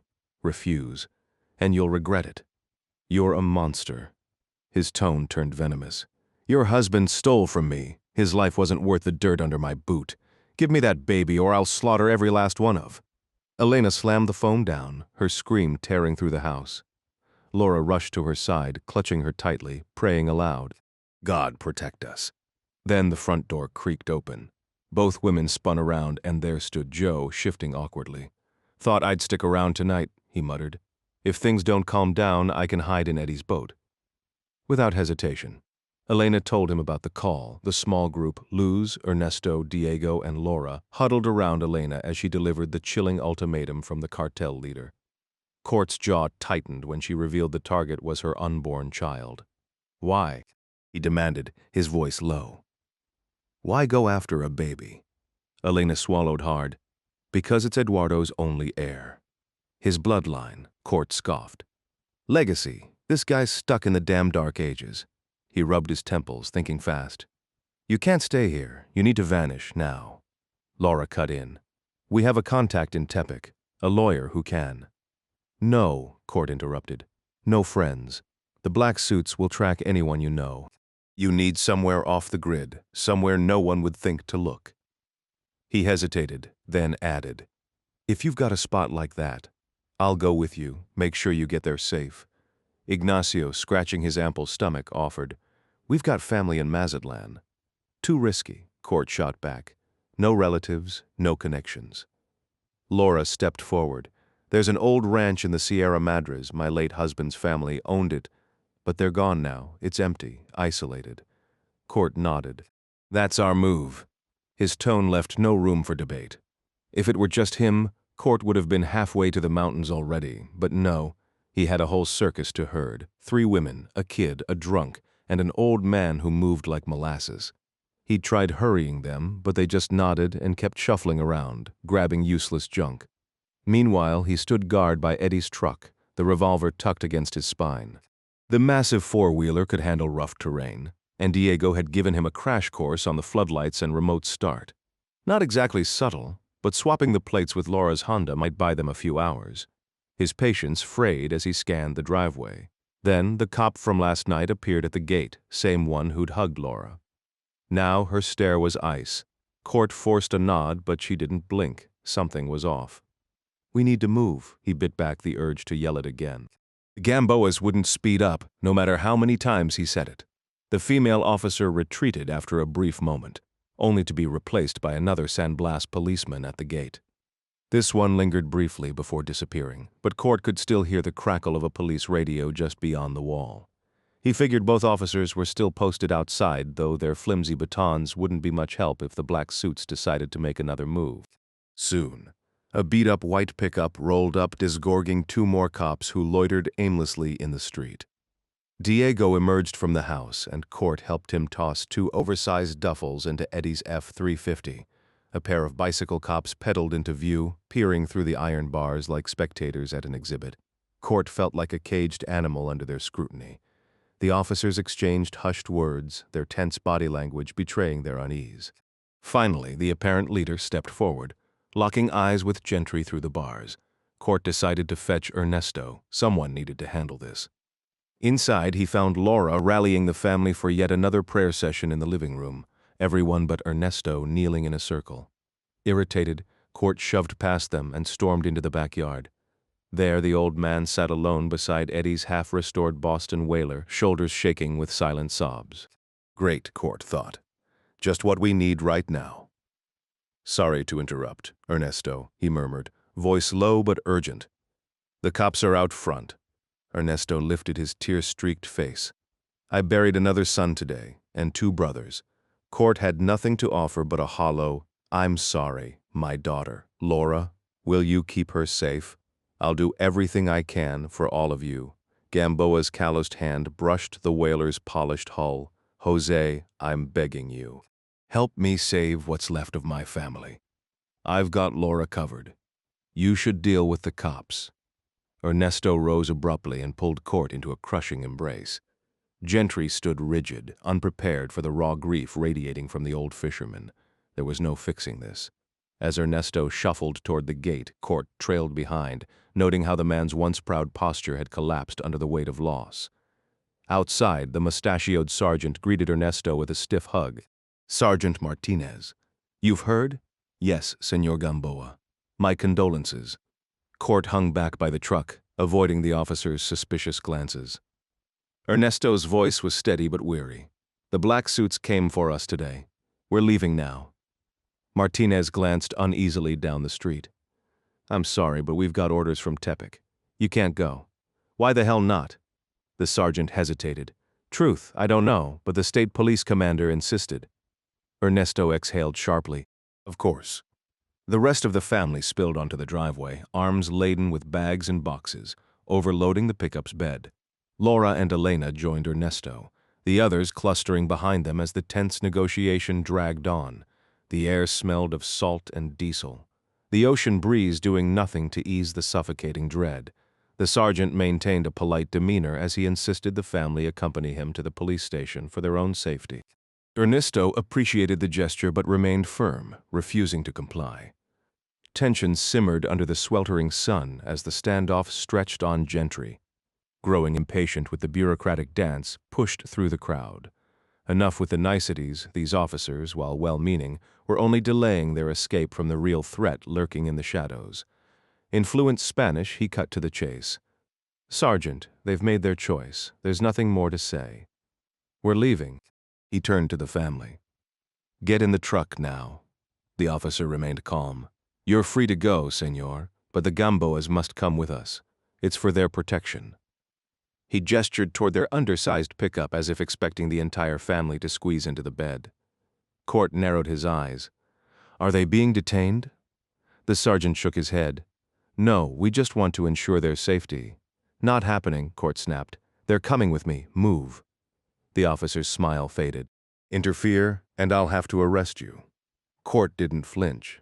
Try it. The two men locked eyes, neither backing down. The sergeant, despite his paunch and graying mustache, had the stubborn pride of a man who wouldn't back down from a fight.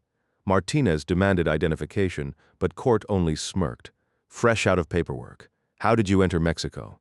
Paid off one of your buddies at the border. Seems corruption runs deep around here. A muscle twitched in the sergeant's jaw, but he held his ground. The silent battle of wills stretched on until Ernesto stepped between them, diffusing the tension. Fine, Sergeant. We'll go with you. Court grabbed Elena's arm as she passed. Don't do this. She hesitated, torn, but her parents were already climbing into the police truck. Laura murmured, They're on our side. They won't let anything happen to us. Before Court could argue, the rumble of engines cut through the air. 3 military trucks rolled into view, soldiers in full combat gear scanning the street with rifles ready. 18 armed men now blocked their exit. Court exhaled sharply. Or the army, he muttered, gripping his revolver. Suddenly, 3 bullets didn't seem like nearly enough. The military convoy ground to a halt, boots hitting the pavement as soldiers poured out to confront the 6 sandblast officers whose baby blue polo shirts and flimsy batons suddenly looked laughably inadequate for the escalating tension. Within moments, the scene turned volatile. Another police pickup screeched to a stop, swelling their numbers to 11 against 18 armed soldiers.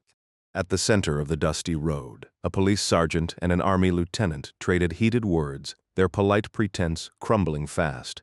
Nearby, tempers flared when a soldier casually propped himself against a cop's truck, only to be shoved off by a young officer. The lieutenant barked orders, rifles snapped up, and the air thickened with enough machismo to spark a brawl rivaling the chaos earlier in Puerto Vallarta. Ignacio Gamboa, Eddie's hulking brother, had been slouched against the house, savoring the sliver of shade. When weapons bristled, he threw his hands up in surrender, then, realizing no one else followed, slowly lowered them, his face tight with unease. Court pieced together the shouting match. The lieutenant insisted his orders from Puerto Vallarta Command were to haul the Gamboas back south, while the cops swore their superiors demanded they hold the family until Jalisco State Police arrived to escort them. Neither side budged. The Gamboas, trapped in the middle, trusted neither group, especially since both claimed to answer to the same Puerto Vallarta authorities, yet issued contradictory demands. Total bullshit, Court thought. At least one faction was lying. Worse, he'd bet his last dollar both were puppets for cartel interests, whether they knew it or not. As insults flew and shoves turned to threats, the standoff stopped being about jurisdiction. This was a bounty hunt. Someone had put a price on the Gamboa's heads, and these clowns were fighting over the payday. The family huddled near their packed pickup, ready to bolt. But when soldiers fanned out, blocking escape routes, Court abandoned the idea. They were stuck waiting to see which side won the prize.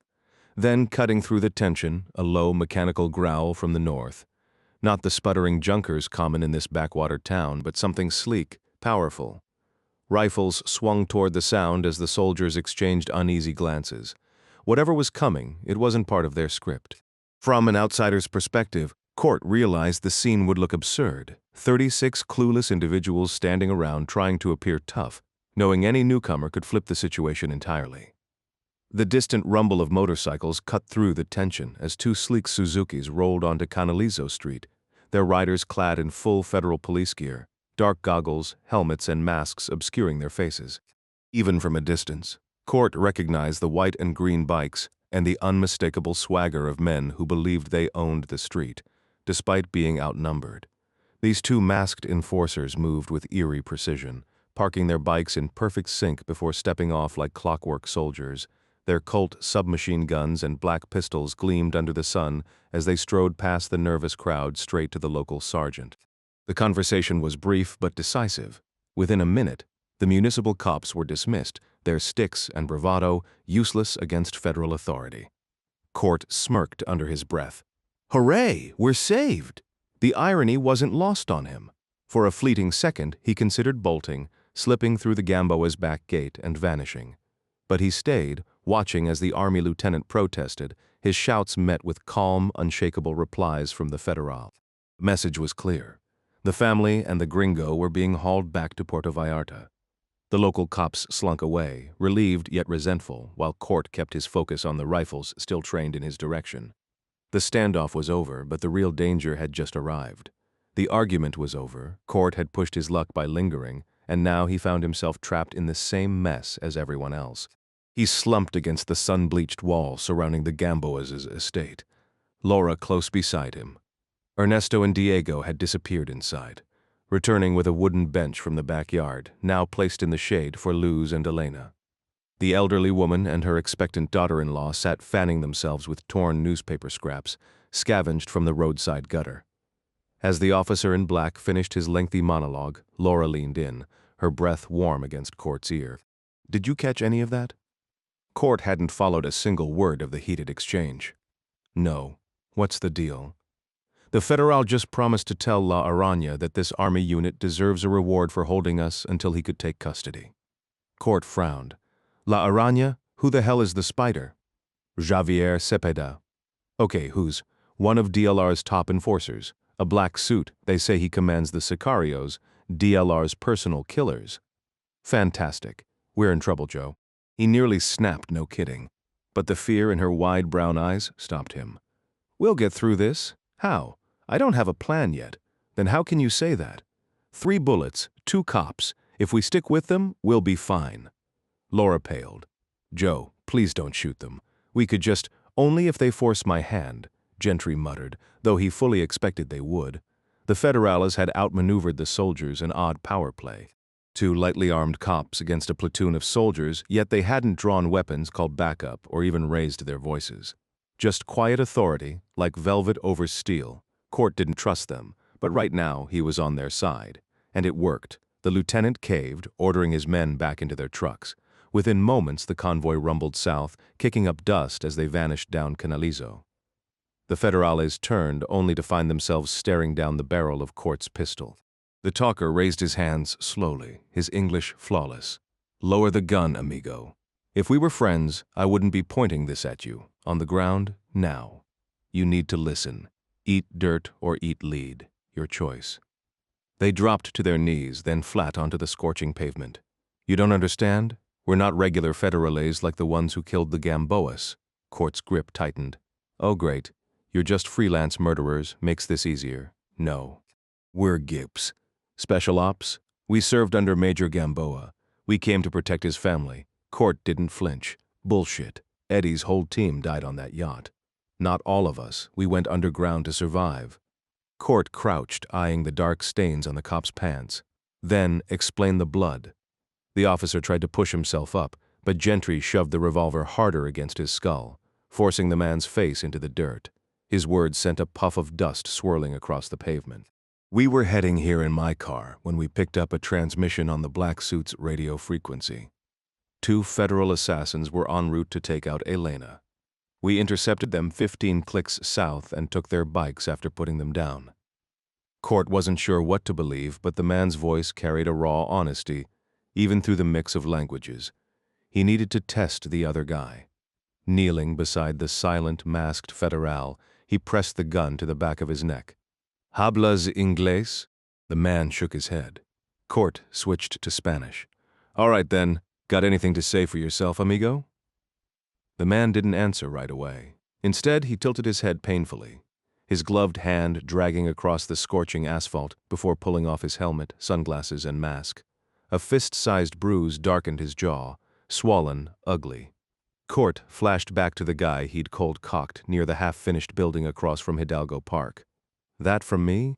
"See," the officer mumbled, his voice thick from the swelling, like he was talking around a mouthful of cotton. Court exhaled.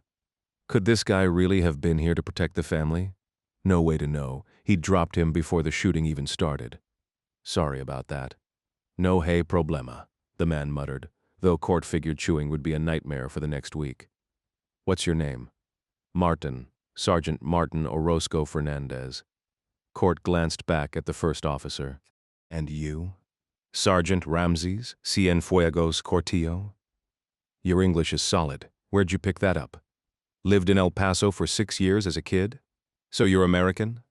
"No." "Ah, undocumented then." Ramses shot him a look. "I prefer that term, yeah." Court smirked. "I bet you do." Behind the mask, Ramses grinned. "And you saw what you did today? You're a killer. Call me an undocumented problem solver." Ramses chuckled, then exchanged a few quick words in Spanish with Martin before turning back. "Mind if we stand?" Slow Court let them up, but kept the pistol trained on them as they brushed dirt from their uniforms. "Why were you at the memorial?" Ramses hesitated. "We knew trouble was coming. Just keeping an eye on our fallen brothers' families." Martin took high ground. "I stayed in the crowd. Then I spotted black suit gunmen, known hitters, and then De La Rocha himself showed up." Court already guessed the rest. "And?" "I shot him, twice." Ramses sounded baffled. "Didn't miss." No idea how he walked away. Then all hell broke loose. Court believed him. The confusion in Ramses' eyes, his tone, it mirrored his own. Holstering the revolver, he jerked his chin toward Eddie's house. Inside now. The others had already retreated behind the gate. The Gamboas were finishing loading the truck, and Laura's voice carried over the yard as she led her family in prayer, grateful the chaos outside had finally ended. Court turned to the officers with a skeptical frown. "So you're telling me your grand strategy is to play possum and lay low? Doesn't exactly scream tactical genius." The lead cop shook his head, his voice steady but grim. "Our homes aren't safe. If anyone finds out we're alive, our families end up like the others today. We're already dead men walking, but at least our loved ones stay breathing. If we can help shield Major Gamboa's family too, that's a death worth taking." He glanced at the motorcycles. "We'll ride ahead to scout the route. Might have to ditch the bikes later, but for now, they're our best shot at staying under the radar." Court gave a slow nod, weighing his options. Part of him wanted to bail. Elena had backup now, trained men who could handle themselves.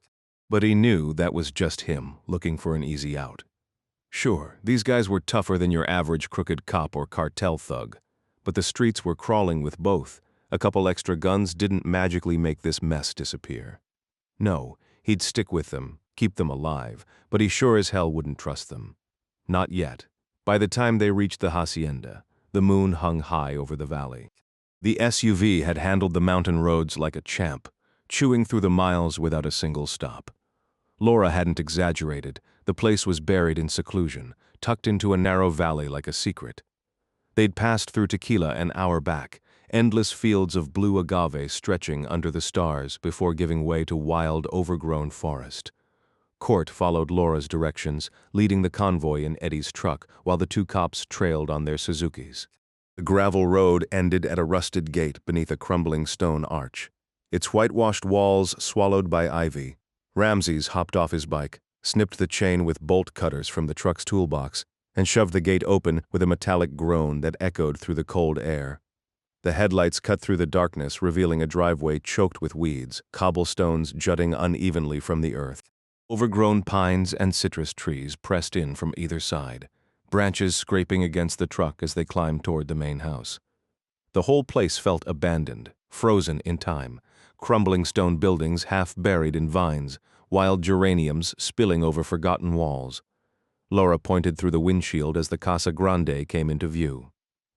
This was the heart of the plantation back in the 1820s, she said. The house loomed ahead, its pale pink walls streaked with age, ivy clawing up the columns and twisting through the iron balcony rails. They parked in a circular gravel drive, an old fountain standing dry and cracked at its center. Court killed the engine, eyeing the shadowed porch. The place had all the charm of a ghost story and twice the teeth. A weathered stone angel, about 3 feet tall, loomed over the crumbling fountain, its fractured wings casting jagged shadows across the cracked pavement. The statue's blank marble eyes seemed to follow Court through the dusty windshield as he killed the engine. Moonlight revealed the fountain's murky water, choked with green scum and floating debris. Then movement. A flickering glow appeared in an upstairs window, weak and unsteady as candlelight. "We're not alone," Court muttered, watching Laura's face pale in the dashboard lights. Her fingers dug into the armrest. "That's impossible. This place has been abandoned for years." Gravel crunched beneath Court's boots as he stepped onto the drive. Laura scrambled after him, her small hand clamping onto his forearm with surprising strength. "We can't do this," she hissed. "Not after everything that's happened." The desperation in her voice made him pause, but only for a second. "Look," he said, jerking his chin toward the truck's cab, where Elena slumped against the window. "We've been bouncing down goat trails for half the night. She's running on fumes. We stop here. End of discussion." The massive oak door groaned when Court knocked, its iron fittings rattling. Behind him, Laura squared her shoulders. "Let me handle this," she whispered, nudging past him just as the door creaked open to reveal a skeletal old man backlit by moonlight, his shotgun leveled at Court's sternum. Dust motes swirled in the pale light, clinging to the man's wild white mustache like frost. Laura's sharp inhale cut through the tension. "Buenas noches, Señor Corrales," she managed, pressing a hand to her chest. "It's Laura, Guillermo's wife." The old man blinked, his clouded eyes struggling to focus. "Guillermo?" he rasped, the name triggering something deep in his addled memory. Before Laura could respond, a hunched figure materialized from the shadows, a woman with flyaway gray hair who let out a delighted cry. "Lorita, Dios mío!" She barreled past her husband to crush Laura in a bony embrace. The shotgun drooped as recognition dawned on the old man's face. "Mexico," he murmured, pulling Court into a shaky hug that smelled of mothballs and stale tobacco. Inside, the cavernous sitting room told a story of slow decay. Cobwebs draped the ceiling beams like tattered lace, and the floor tiles were gritty with decades of dust. 11 exhausted souls crowded around a scarred wooden table where Inez served warm orange juice in mismatched containers, a chipped teacup for Laura, a plastic souvenir tumbler for Court. The lone bottle of tequila sat untouched except by Ignacio, who poured with the grim determination of a man drowning his demons. High above, the second-floor balcony creaked ominously, its railings swallowed by darkness. Every breath carried the musty tang of neglect, wax, mildew, and the ghost of better days. The cavernous house had an eerie, almost sacred silence that amplified every sound above a whisper. Gentry couldn't shake the unsettling atmosphere. This wasn't just a home, it felt like some forgotten chapel. Tiny emerald lizards darted across the peeling wallpaper, vanishing into the flickering shadows thrown by candlelight. Court noted the absence of modern lighting, save for the distant growl of a generator outside the kitchen. Inez moved through the gloom like a ghost herself, her tiny flashlight beam revealing cobwebbed sconces. She lit one by one with trembling hands, each new flame making the space feel more haunted than illuminated. Luis Corrales sat motionless in his threadbare armchair, eyes tracking their movements while his mind clearly wandered elsewhere. Even before Laura explained their sudden arrival, Court sensed something unsettling about both elderly hosts. The way Inez's hands shook as she gestured, the vacant smile Luis gave when addressed. Yet when Laura spoke, Inez responded with startling clarity about her daughter-in-law's dangerous situation. "You're all under God's protection now," she declared before leading them down a narrow hallway. There, she arranged them around a small alcove housing a weathered Christ figurine surrounded by flickering votives. As Laura led the prayer, Court caught the uneven devotion in the murmured responses around him, some fervent, others merely going through the motions. Later, while hauling bags from the car, Gentry pulled Laura aside near an overgrown hibiscus bush. "What's really going on with them?" he whispered. Laura exhaled sharply. 2 centuries of family history in these crumbling walls. Luis worked these fields his whole life, but Alzheimer's stole that from him. And Inez? After their son Guillermo died, she trailed off, watching a gecko scurry up the cracked stucco. They were supposed to be in a retirement home in Guadalajara, had no idea they'd returned. Court's grip tightened on the backpack straps. "This isn't just unsafe for them. If DLR tracks us here, he'll burn this place to the ground." Laura's gaze drifted toward the moonlit tree line. "Then we leave. This is their last refuge." "Right," Court deadpanned, "because cartel hitmen are famously understanding about elderly homeowners." When Laura didn't smile, he added, "Fine, but I'm checking every lock and window. God helps those who padlock their doors." As the grandfather clock in the hall chimed 10, Court began his perimeter check with Martin and Ramses, their flashlight beams cutting through the oppressive darkness. Somewhere in the orchard, a nightjar's call sounded eerily like a child's whimper. The trio quickly realized this sprawling mountain hacienda, while perfect for hiding, would be a nightmare to defend if things went south. The 10-foot perimeter walls draped in thick vines could easily be scaled. From the second-floor veranda, they could monitor the expansive garden and patio below, but the property was overgrown with wild vegetation, ancient statues, and a crumbling 16th-century aqueduct, providing endless hiding spots for anyone approaching the main house. Scattered across the grounds were multiple structures: a quaint stone chapel with terracotta roofing, a garden shed larger than most homes in Mexico, and dilapidated stables that made the estate feel more like a fortified village than a single residence. As they patrolled the shadowy perimeter, checking gates for weaknesses, Court's boot caught on a cluster of spiky agave plants. "How the hell did you 2 make it off De La Rocha's yacht alive?" he asked, brushing dirt from his knee. Ramses exhaled, his voice barely audible over the rustling willows. "Our job was to secure the helipad and eliminate the guards upstairs. The major was below deck with his team, storming the bedroom. Next thing we knew, he radioed us, said it was a trap. We jumped ship just before the whole thing blew, took us half a day swimming back to shore. So you're telling me you didn't plant that bomb?" "Claro que no," Ramses snapped, shaking his head. "We went there to wipe them out, not rig the boat. If we wanted it sunk, we'd have slapped explosives on the hull and vanished. No reason to step foot on board." Court nodded. The pieces fit. Someone had warned De La Rocha. Who knew about the hit? Ramses shrugged as they skirted a murky pond, fingers grazing the mossy wall for balance. "Just Major Gamboa, our team, and a couple of federal big shots, the AG and the special prosecutor. Meaning one of them tipped off the cartel."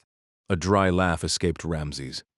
Gamboa had his suspicions. He swore the Attorney General was taking orders from Constantino Madrigal the whole time. Court froze mid-step.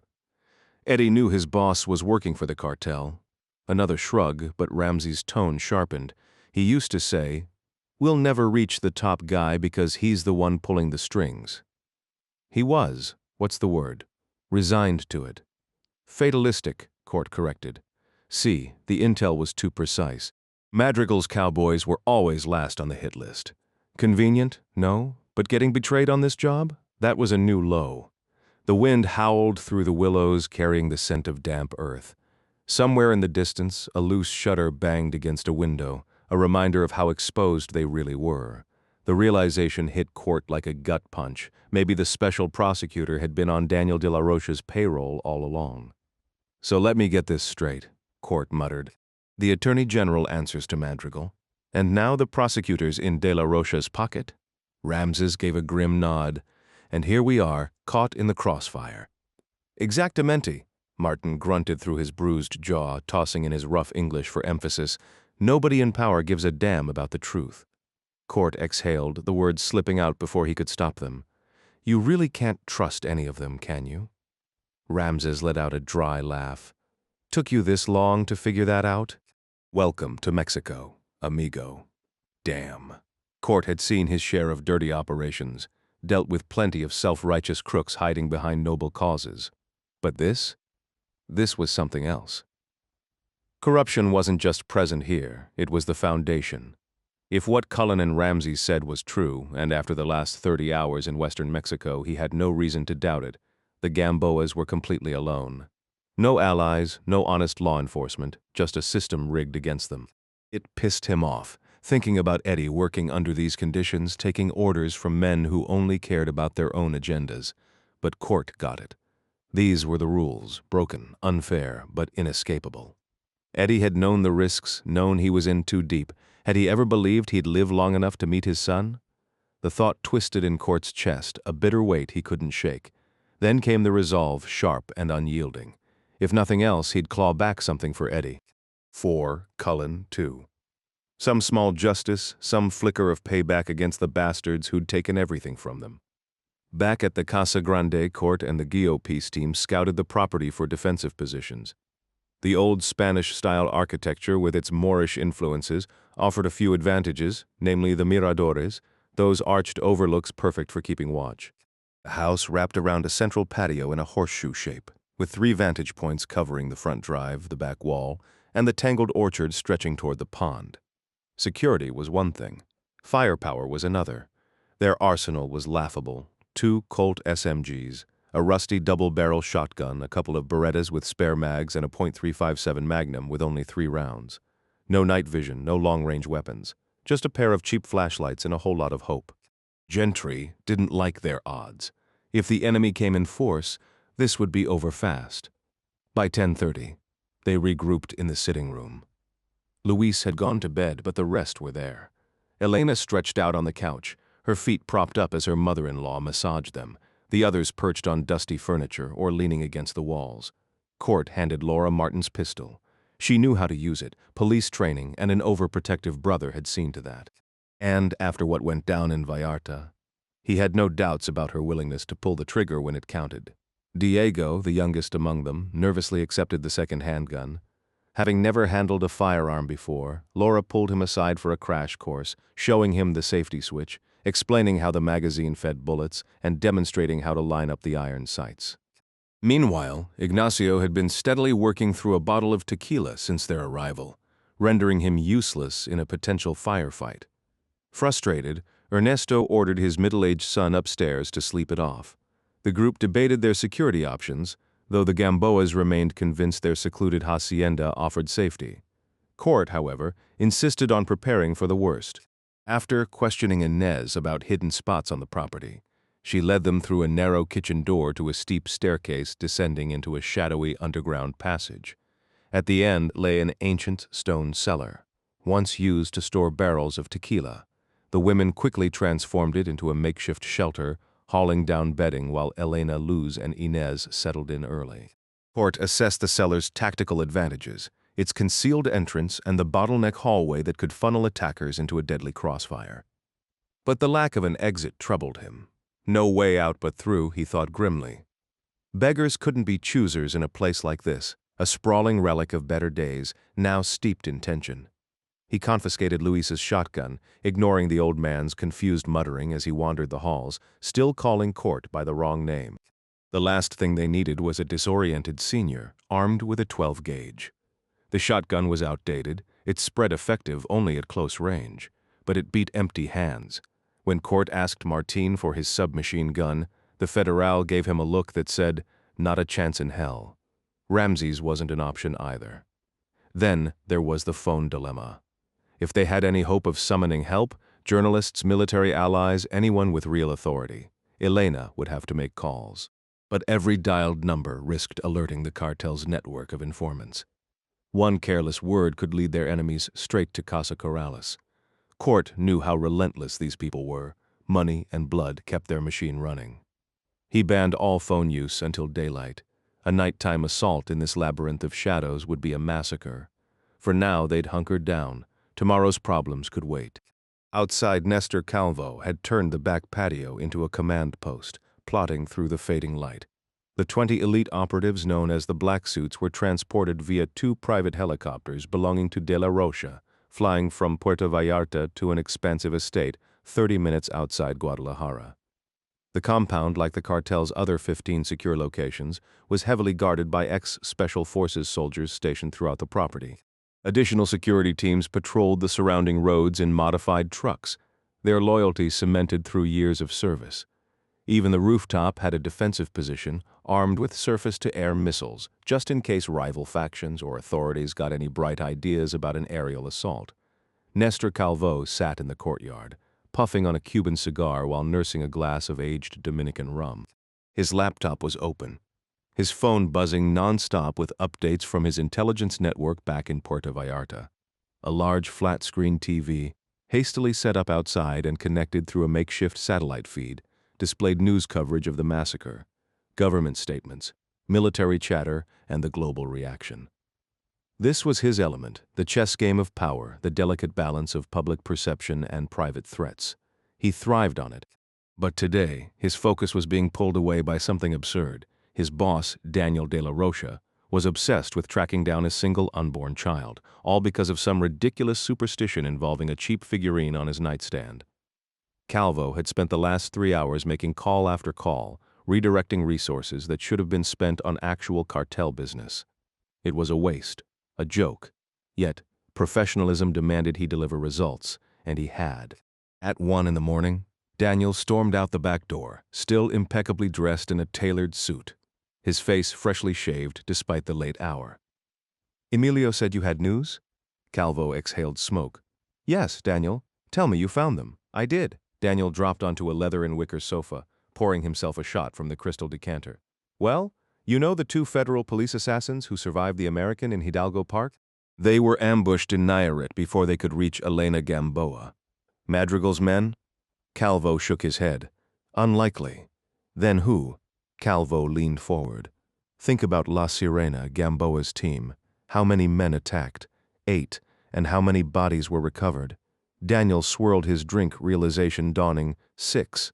"Exactly," Calvo said. 2 are still missing. The day took an unexpected turn when federal agents showed up and took out our hired guns.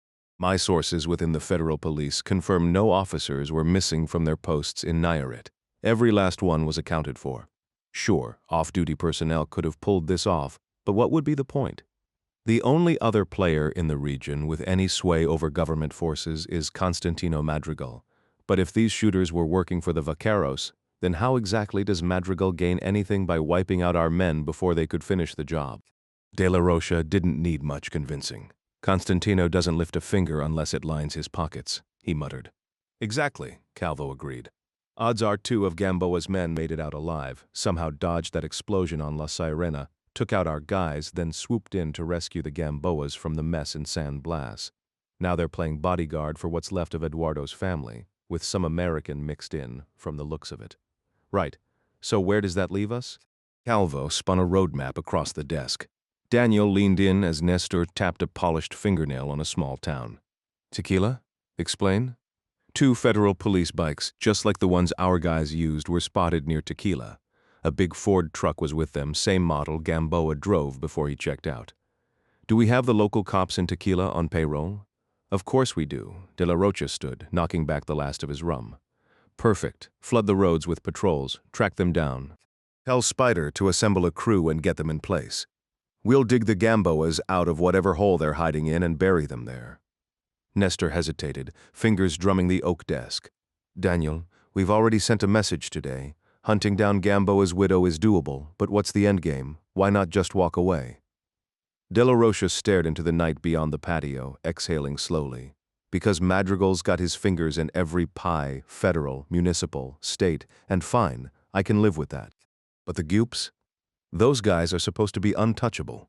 If they start dancing to Madrigal's tune, I need to make an example. Show them. There's no proof Gamboa even knew he was working for Madrigal." Daniel dismissed the thought with a wave. Gamboa was clever, but not half as clever as he thought. Figured he could use Madrigal's intel and then stab him in the back. "I don't tolerate smartasses who don't play by the rules.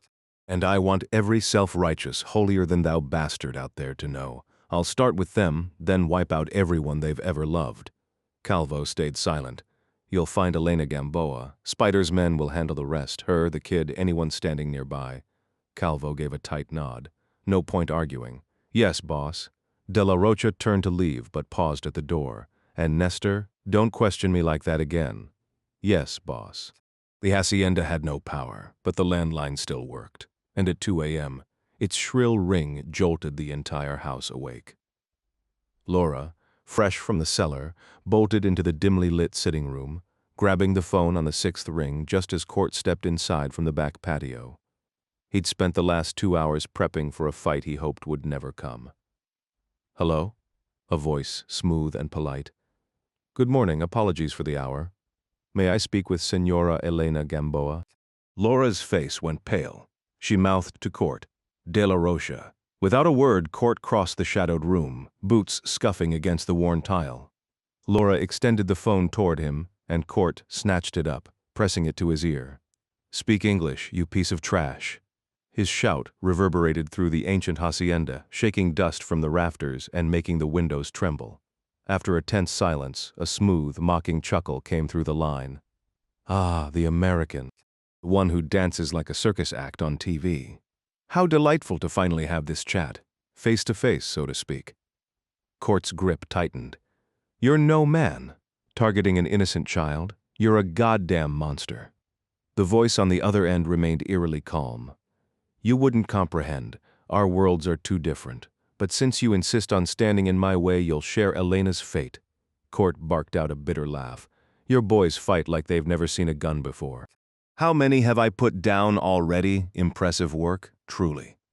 A shame to waste talent like yours. I could pay you 10 times what you're worth. But enough flattery. My men are already outside. You're trapped. Then tell them to come get us. The rest of the Gamboas had gathered, even Ignacio hovering on the stairs, straining to understand the one-sided exchange. De La Rocha sighed. Relax, amigo. We're offering you a way out. Take everyone but Elena, walk away. Not happening. Then dawn will be your last sunrise. The line went dead. Court checked the phone, landline cut. Cell signals next, he ordered. The family scrambled, but every device was useless. The tower had been disabled. Damn, this wasn't some half-baked ambush. De La Rocha had planned this well. Martin and Ramses descended from their posts, weapons in hand. Court scanned the room, 9 people, most untrained. He exhaled sharply. He was a soldier, not a general. No inspiring speech came to mind. Just cold reality? They're coming. Silence. Where's Luis?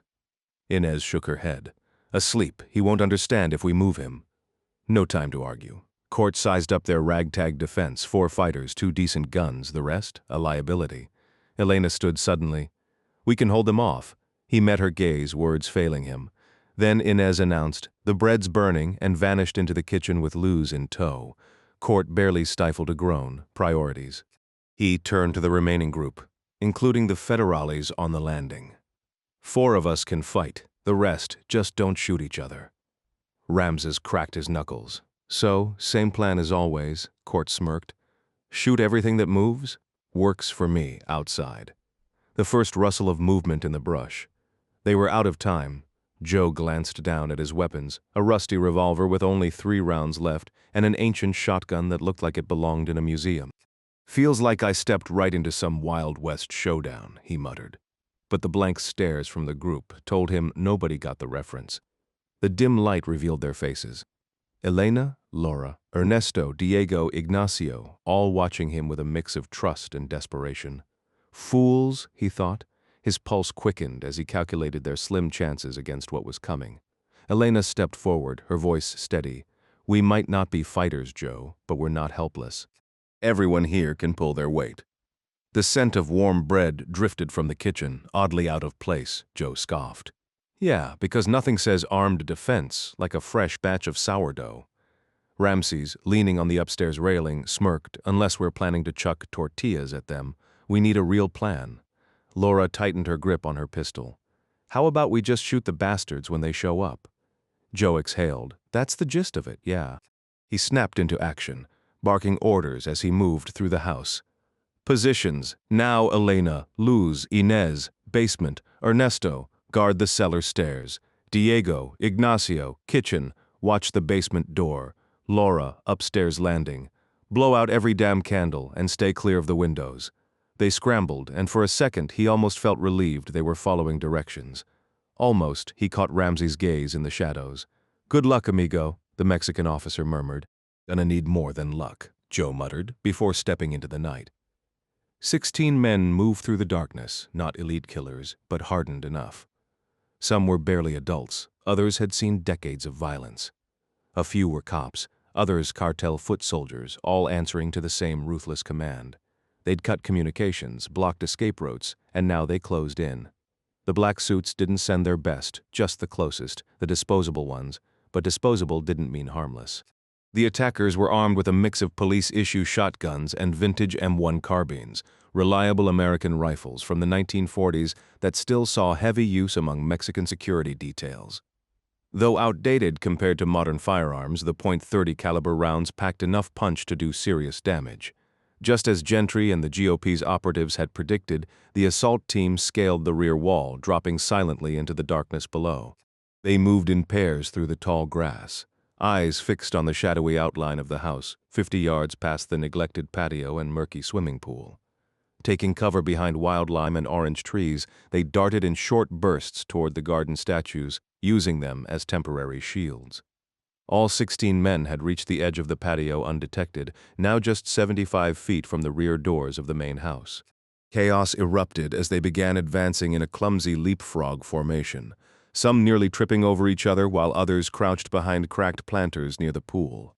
At 50 feet, their self-appointed leader, a former army officer, stood and signaled the final push.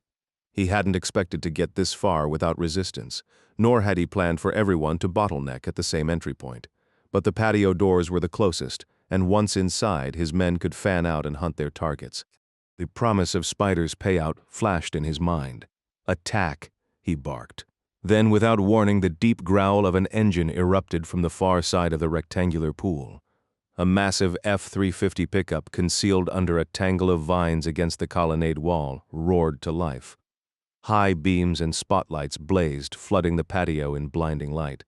The men froze like the statues around them, stunned. The leader spun toward the glare, squinting as he raised his rifle one-handed, but movement in the filthy pool caught his attention. 10 feet from his boots, something stirred beneath the greasy surface of rotting leaves. The gray man had been submerged for nearly 3 minutes, breathing through a bamboo reed after Martin's warning whistle. When the truck's engine roared, he surfaced silently, facing away from the lights. The scene before him was a shooter's dream. Targets exposed, disoriented. He spat out the reed, raised his side-by-side shotgun, and fired. The first blast of birdshot tore into a man's stomach. Boom. From above, Ramses opened up with a suppressed submachine gun, stitching the patio with 9mm rounds. Another pistol cracked from the house, someone unexpected, unassigned. Court didn't have time to wonder. He fired his second barrel, shredding a cop in green before ducking back under the water to reload, shells tucked in his pockets. The fight had just begun, swapping out the empty magazines for fresh ones. He kicked off from the pool's deep end, surfacing in a different spot to throw off his pursuers. The night air hit his face as he emerged, spotting 2 figures sprinting toward the main house. 2 quick shots to their spines sent them sprawling face first onto the pavement. Without hesitation, he submerged again, reloading while swimming to reposition. 6 attackers were down in mere seconds, the rest scattering into the tall grass beyond the truck's blinding floodlights. But 2 Jalisco State cops had been advancing along the pool's edge, taking cover near the vehicle when its headlights suddenly flickered to life. They emptied their M1 carbines into the truck, shattering the headlights but leaving the floods intact. Their own men's gunfire rained dangerously close. They bolted for the colonnade behind the house, where darkness swallowed them whole. Keeping their shoulders pressed to the stucco wall, they inched along until they reached the building's southwest corner, the thick moneta vines snagging at their uniforms. The distant gunfire had dwindled to sporadic exchanges, just the occasional crack and answering boom. A ground-level window stood before them, locked tight. One cop smashed the glass with his rifle butt, reached in to undo the latch, and slipped inside, his partner close behind. This wasn't about duty or honor, just cold, hard cash and the bragging rights that came with impressing Los Trajes Negros. The room was pitch black, the outlines of heavy oak furniture barely visible. A closed door loomed ahead, and they were halfway across the tiled floor when movement to their left froze them in place. A frail voice cut through the dark. "Guillermo? Mio, is that?" Muzzle flashes lit up the room as both cops fired. In the brief glare, they saw an elderly man sitting up in bed before the bullets tore through him, sending his body crumpling into the corner. Meanwhile, Ramses and Martin converged in the hallway, their training kicking in as they moved in perfect sync toward the gunfire. At the corner, a woman's scream and 2 pistol shots sent them spinning into action, Martin leading, Ramses covering his flank. Their weapon lights revealed Laura Gamboa Corrales on her knees, pistol aimed into the master bedroom. Another shot rang out, and Ramses hit the floor hard, the impact knocking the wind from his lungs. Martin unleashed a barrage of 9mm rounds above Laura's head, emptying his clip in seconds before dropping to reload. But the room ahead had fallen silent. The air reeked of gunpowder and something else, fear, maybe, or the metallic tang of blood. For a heartbeat, nobody moved. Then, from the shadows, a low, humorless chuckle. "Guess we're all out of luck tonight," Martin muttered, slamming a fresh magazine home. Martin raced past Laura, the beam from his rifle light revealing 2 fallen state troopers near the shattered window, the walls scarred by bullet impacts. Beyond the bed, Luis Corrales lay motionless on the floor. Laura rushed past him with a cry, collapsing beside her father-in-law. Martin didn't linger. He hurried back to Ramses, who was propped up on his elbows in the dim hallway. The American, drenched and breathless, knelt beside him. Ramses had taken a direct hit to his chest plate, leaving him winded but unharmed. The 3 exchanged exhausted glances, the briefest moment of relief before reality set in. The fight was done for now. On the southern terrace, Court sat with Martin and Ramses, scanning the rear of the property. He'd swapped his soaked shirt for a borrowed denim jacket, though dry pants were nowhere to be found. The lingering stench of gunpowder would soon be overtaken by the reek of corpses sprawled across the patio. Court had already considered dumping the bodies into the pool, weighted down with stone planters, if they were still stuck here by sunrise. Death didn't faze him anymore, but the civilians inside wouldn't handle the sight of bloated, insect-ridden corpses for long. From the house, the muffled sounds of weeping and desperate prayers carried through the walls. Laura had unraveled completely after finding Luis consumed by guilt. The women had covered his body with a blanket, leaving him where he fell. By midday, the smell would be unbearable. Court's hopes for a quick escape had evaporated when he found Eddie's truck, 3 tires shredded, the hood and grill riddled with bullet holes. The engine still sputtered, but with only 1 working tire, it was useless. Inez, between sobs and vacant stares, mentioned an old farm truck in the eastern barn. It hadn't run in years, but it might be their only shot. Ernesto sent his drunken but mechanically inclined son, Ignacio, to check it out. Meanwhile, Court stationed young Diego on the north terrace with a carbine, instructing him to fire at anything that moved until backup arrived. Ramses leaned in, voice low. "We held our ground, lost 1, took out 8. Maybe more. Scored some weapons, too." Court wasn't as optimistic. "Survivors got all the intel they need. They know our numbers, our weak spots, the layout. This wasn't even their best crew, just the fastest to arrive," he exhaled sharply. "We need to disappear before the real storm hits." "We won't survive another assault," Court muttered, his voice edged with exhaustion. "Then, where do we go?" someone asked. Court ran a hand through his dirt-streaked hair. "I'm all ears if anyone's got ideas." The 2 federal agents stayed silent, their faces unreadable in the dim light. The weight of their situation pressed down, and Court's patience snapped. "So what you're telling me there isn't a single damn person in this whole country you can trust besides yourselves?" The words lingered, sharp and bitter. Ramses Cienfuegos finally broke the silence, his tone simmering with barely contained anger. "I know plenty of good people, soldiers, cops, regular folks. Half of them are already dead because they stood up to the cartels. But dragging them into this? That's a death sentence. And don't act like your country's hands are clean. $60 billion a year from American addicts keeps this corruption machine running." Court scoffed. "Yeah, sure, blame us for your mess," Ramses shot back. "Oh, right, because the U.S. is so perfect? Tell that to your own history books." Court clenched his jaw but didn't argue. He knew he'd crossed a line. Fine, my bad. I'm just tired of this. Ramses exhaled, some of the tension leaving his shoulders. We all are. The three men tightened their grips on their rifles, scanning the darkness. From the barn 50 yards away, the sputtering cough of Ignacio's attempts to revive the truck echoed uselessly. If that engine didn't turn over soon, they were done for. Even if it did, Court had no clue where they could run in this unfamiliar land. Then it hit him. Wait, that's it? Ramses frowned. What's it? You said the U.S. should take responsibility? What if we get Elena and her family across the border? De La Rocha doesn't own the system up there. Ramses considered it. No, he doesn't. Court pressed on. People sneak in every day. How hard can it be? A slow nod from Ramses. Last year, in Mexico City, we busted an American embassy worker selling visas. Had all the evidence to nail him, but the case got buried. My guess, too many people making money off the border chaos. Court's eyes narrowed. So you're saying we could buy our way in? If you've got the cash. Laura's voice cut through the tension. I have money. She stepped forward, her face pale but determined.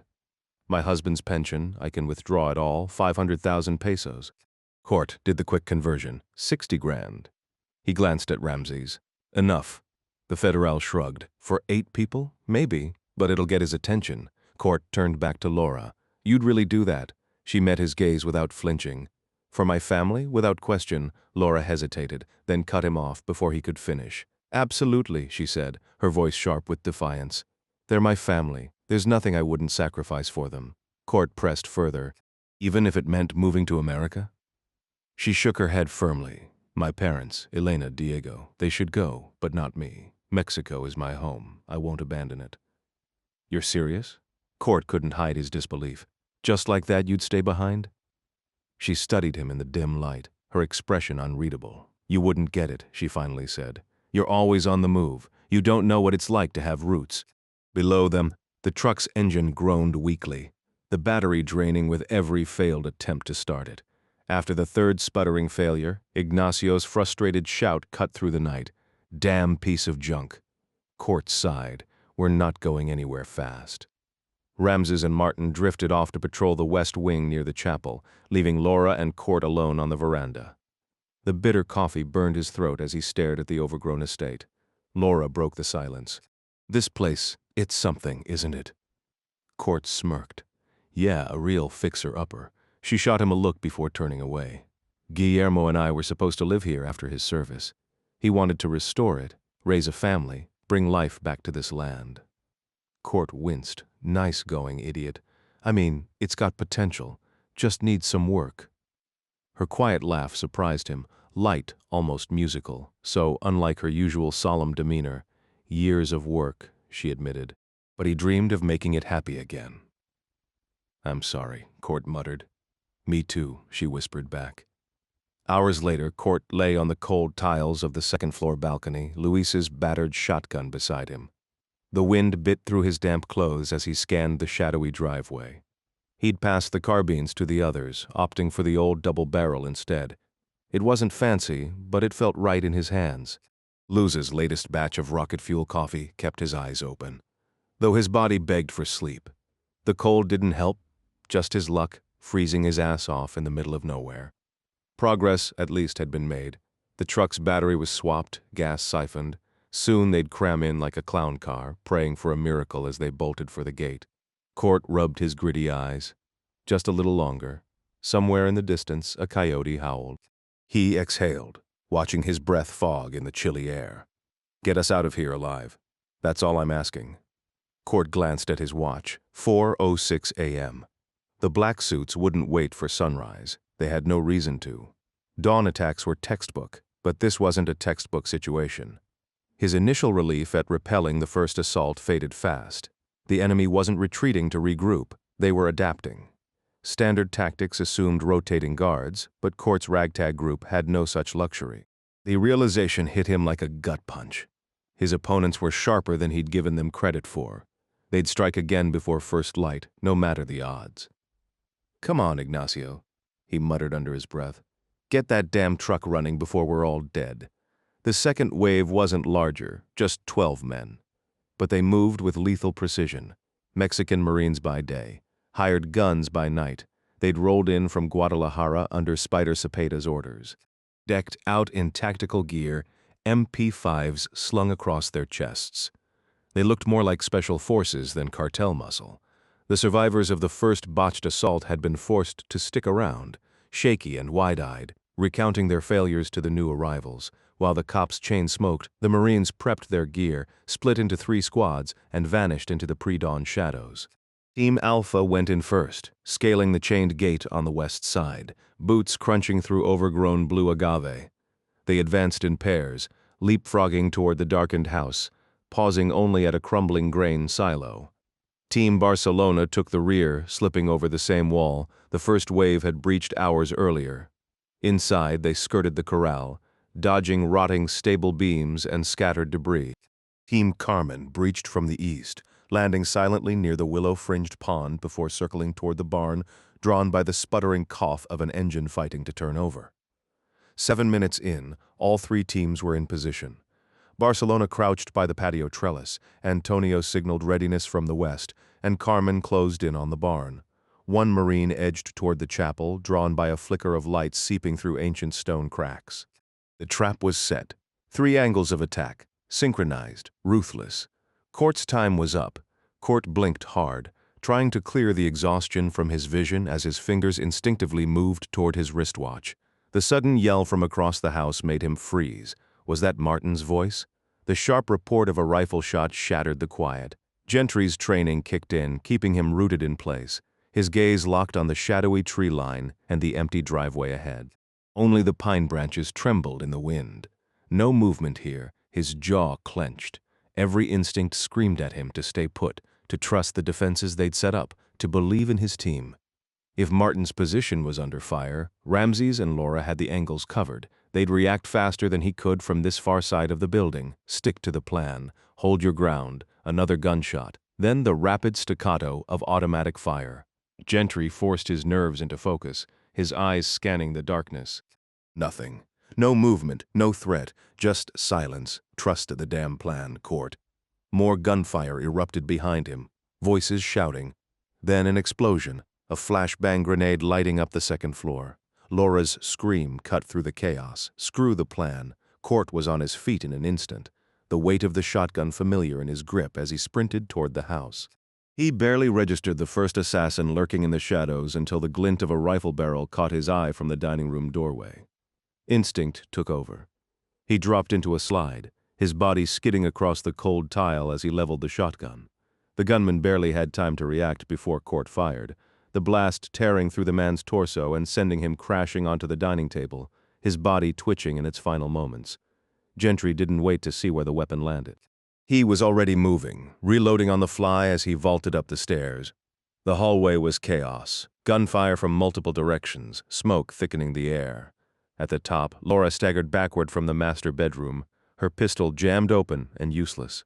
Court caught her before she collapsed, her pupils blown wide from the grenade's concussion. "How many?" he demanded, steadying her. She swayed, disoriented, but fighting through it. "I don't know," she gasped. "Marines." Her voice was raw, but her grip was strong as she found her footing again. The fight wasn't over. The figures materialized in the corridor without warning. "They're inside the house?" "Yes, they're all over the place." Court tightened his grip on Laura's arm and yanked her back down the hall, away from the balcony and toward the east wing. As they sprinted past the landing, the dim glow of the living room below flickered like a dying ember. Nearby gunfire rattled the walls, but Ignacio Gamboa barely flinched as he twisted the carburetor screw one final time. Tears blurred his vision, dripping onto the engine where a single crimson candle cast eerie shadows. With a grunt, he slammed the hood shut, then stumbled toward the open passenger door of the battered Dodge. A half-empty bottle of tequila sat perched on the rusted roof. He snatched it, tilted his head back, and gulped until his throat burned. The gunfire behind him in the main house had become a relentless storm. Ignacio whirled and hurled the bottle across the barn. It exploded against the stone wall, glass raining down like jagged hail. He wiped his mouth with the back of his hand, then hauled himself into the driver's seat. The key turned with a click, and the engine sputtered to life, rough, uneven, but strong enough to carry him far from this nightmare. His hands trembled as he buried his face in them. He'd known for the last hour exactly what he would do: start the truck, shift into drive, and flee without looking back. His parents, his sister, his nephew, even his brother's unborn child were already lost.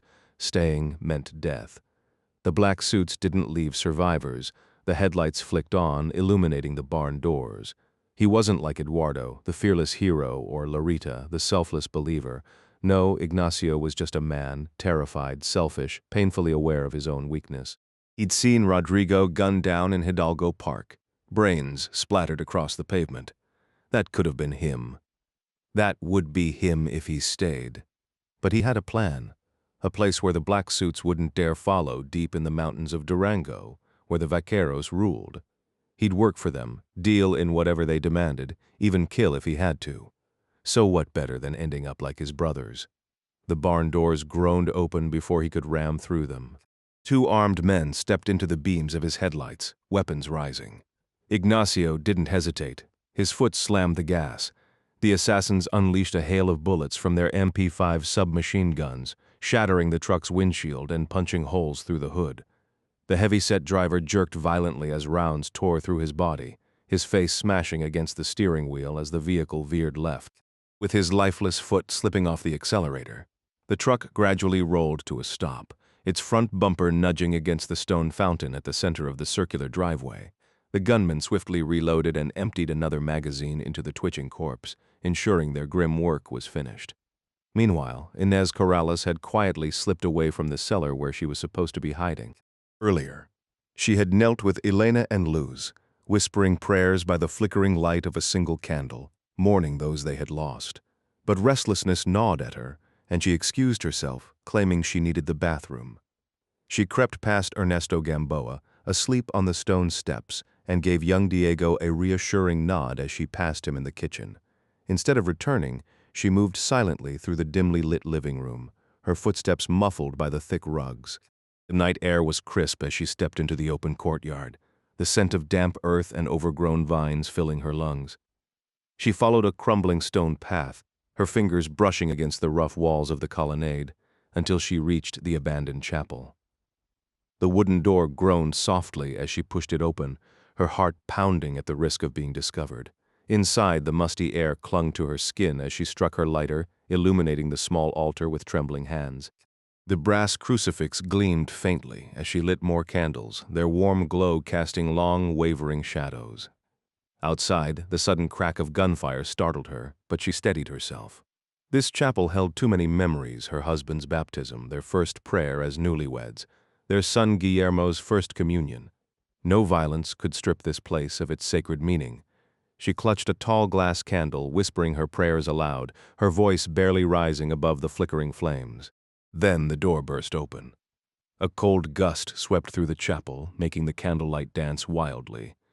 She didn't turn, didn't scream, just bowed her head and crossed herself.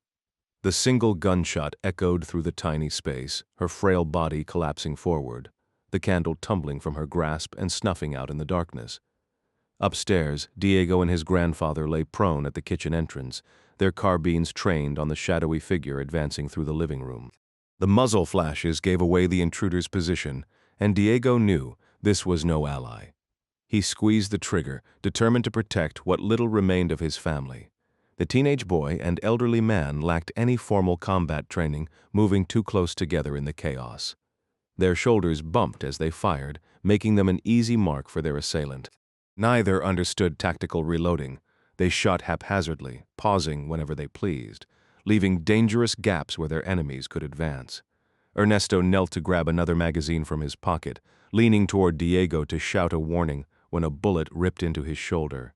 The impact sent him sprawling down the steps, his back scraping against the wood until he came to a stop at the bottom. His wife rushed forward with a flickering candle, her face streaked with tears, but he barked at her to retreat to safety, insisting he was fine despite the numbness spreading through his arm. Gritting his teeth, he dragged himself back up the stairs, snatching his fallen rifle as he went, determined to stand beside his grandson again. Meanwhile, Ramses Cienfuegos had just overpowered two attackers on the second-floor balcony. He'd been fighting alongside Laura Gamboa until a stun grenade sent her reeling into the hallway. Instead of retreating, Ramses charged forward, catching the intruders off guard. They escaped by vaulting over the railing, vanishing into the shadows below. Certain they'd regroup, Ramses bolted downstairs, weaving through the mansion's west wing until he reached an overgrown courtyard. Moonlight glinted off the cracked fountain at its center, illuminating the path as he sprinted toward an open doorway. A quick sweep of the storeroom confirmed his fears. The enemy was already inside. Doubling back, he strained to hear distant gunfire, but knew the real threat was closer. As he moved through the colonnade, a flicker of movement caught his eye. A figure in full combat gear, MP5 raised. Their eyes locked in the same instant, both squeezing their triggers in a deadly exchange. Bullets tore through the air before Ramses felt the first searing impact, then another, his helmet exploding off his head as he collapsed to the ground. Ramses twisted away as he squeezed the trigger, sending high-velocity rounds screaming toward the cartel gunman. The bullets tore through the assassin's arm before punching into his armored vest, sending him sprawling backward. Both men crashed onto the icy tiles of the arched corridor, separated by mere yards, their blood pooling in the dim light. Their rifles lay useless, empty and slick with crimson, forcing them to fumble for fresh magazines with shaking, wounded hands. "You bastard," Ramses growled through clenched teeth as he rolled sideways, ejecting the spent mag and grappling for a fresh one from his tactical vest. The cartel operative abandoned his own reload, instead dragging a pistol from his thigh holster with a pained shout that bounced off the courtyard walls. Ramses knew he was outmatched. His rifle jammed, his body screaming from gunshot wounds. As the killer steadied his Sig Sauer for the execution, Ramses let his weapon clatter to the ground. He exhaled, legs sprawled, staring death in the face while the Marine grinned through his own agony. Then movement.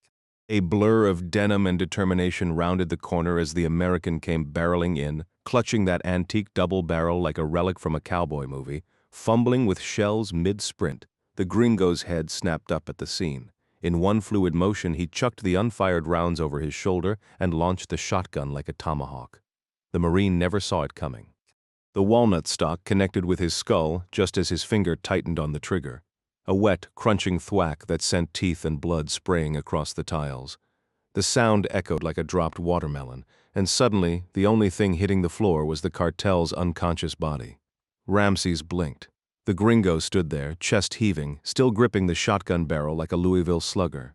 "Welcome to the big leagues," he muttered, shaking splatter off the stock. Somewhere in the courtyard, a loose chicken squawked. Because, of course, there was a chicken. There's always a chicken. The hitman dropped instantly, as if his head had been severed from his body. He collapsed face first in a crimson arc that glistened under the pale moonlight, his pistol vanishing beneath him. Ramses exhaled sharply, relief flooding his veins as the American tossed his shotgun aside and sprinted down the corridor to check on him. But before Court could reach him, two more gunmen materialized behind him, hesitating just long enough to glance the wrong way first.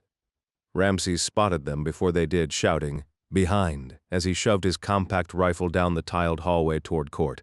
"Load it!" he barked, and the bearded American didn't hesitate. He launched himself forward, sliding on his stomach to grab the weapon just as gunfire erupted. The narrow passageway erupted in chaos. Bullets tore chunks from the ancient walls, sending razor-sharp debris flying like shrapnel. Court snatched the blood-slicked submachine gun, rolled onto his back, and fired blindly before even locking onto his targets.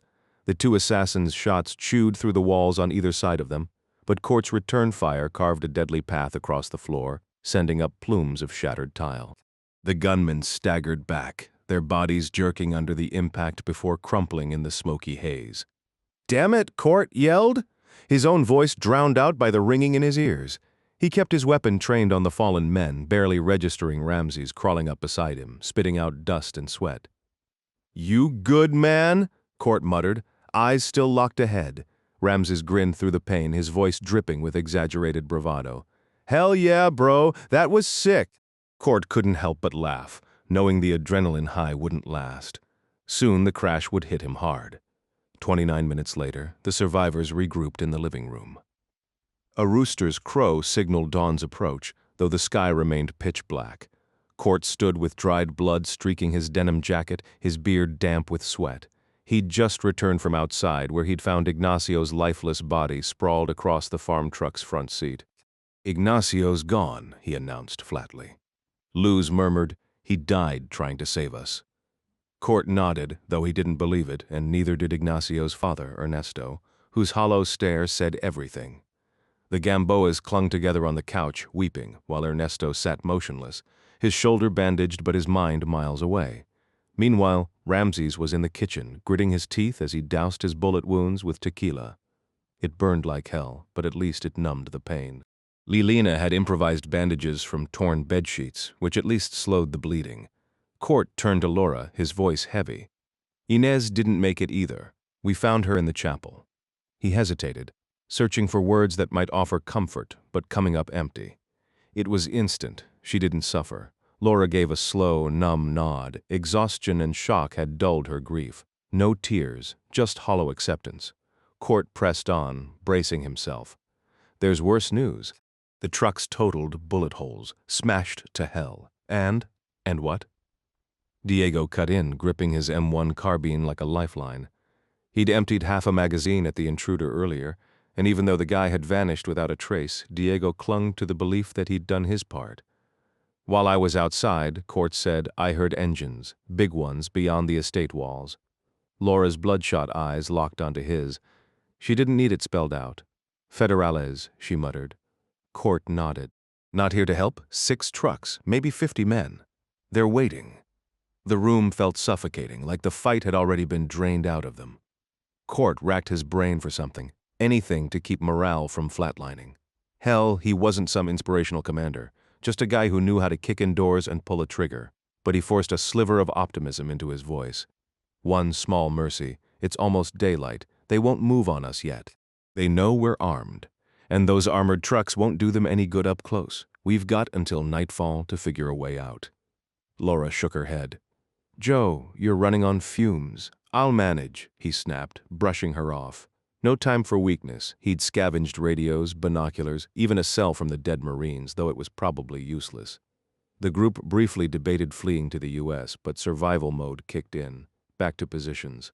Court took the rear balcony, the most vulnerable spot, while the others patrolled the house. Ernesto, too injured to fight, was sent to the cellar with Luz and Elena, though Laura made sure he kept a pistol, dignity intact. As dawn broke, Court lay on the balcony, watching the forest emerge from the darkness. The estate's white walls materialized like strokes on a blank canvas. Daylight brought its own threat, snipers in the hills. Anyone outside would have to crawl to stay hidden. Somewhere, a rooster crowed. Relentless Court's body ached. Adrenaline, long since burned out. Sleep was a luxury he couldn't afford.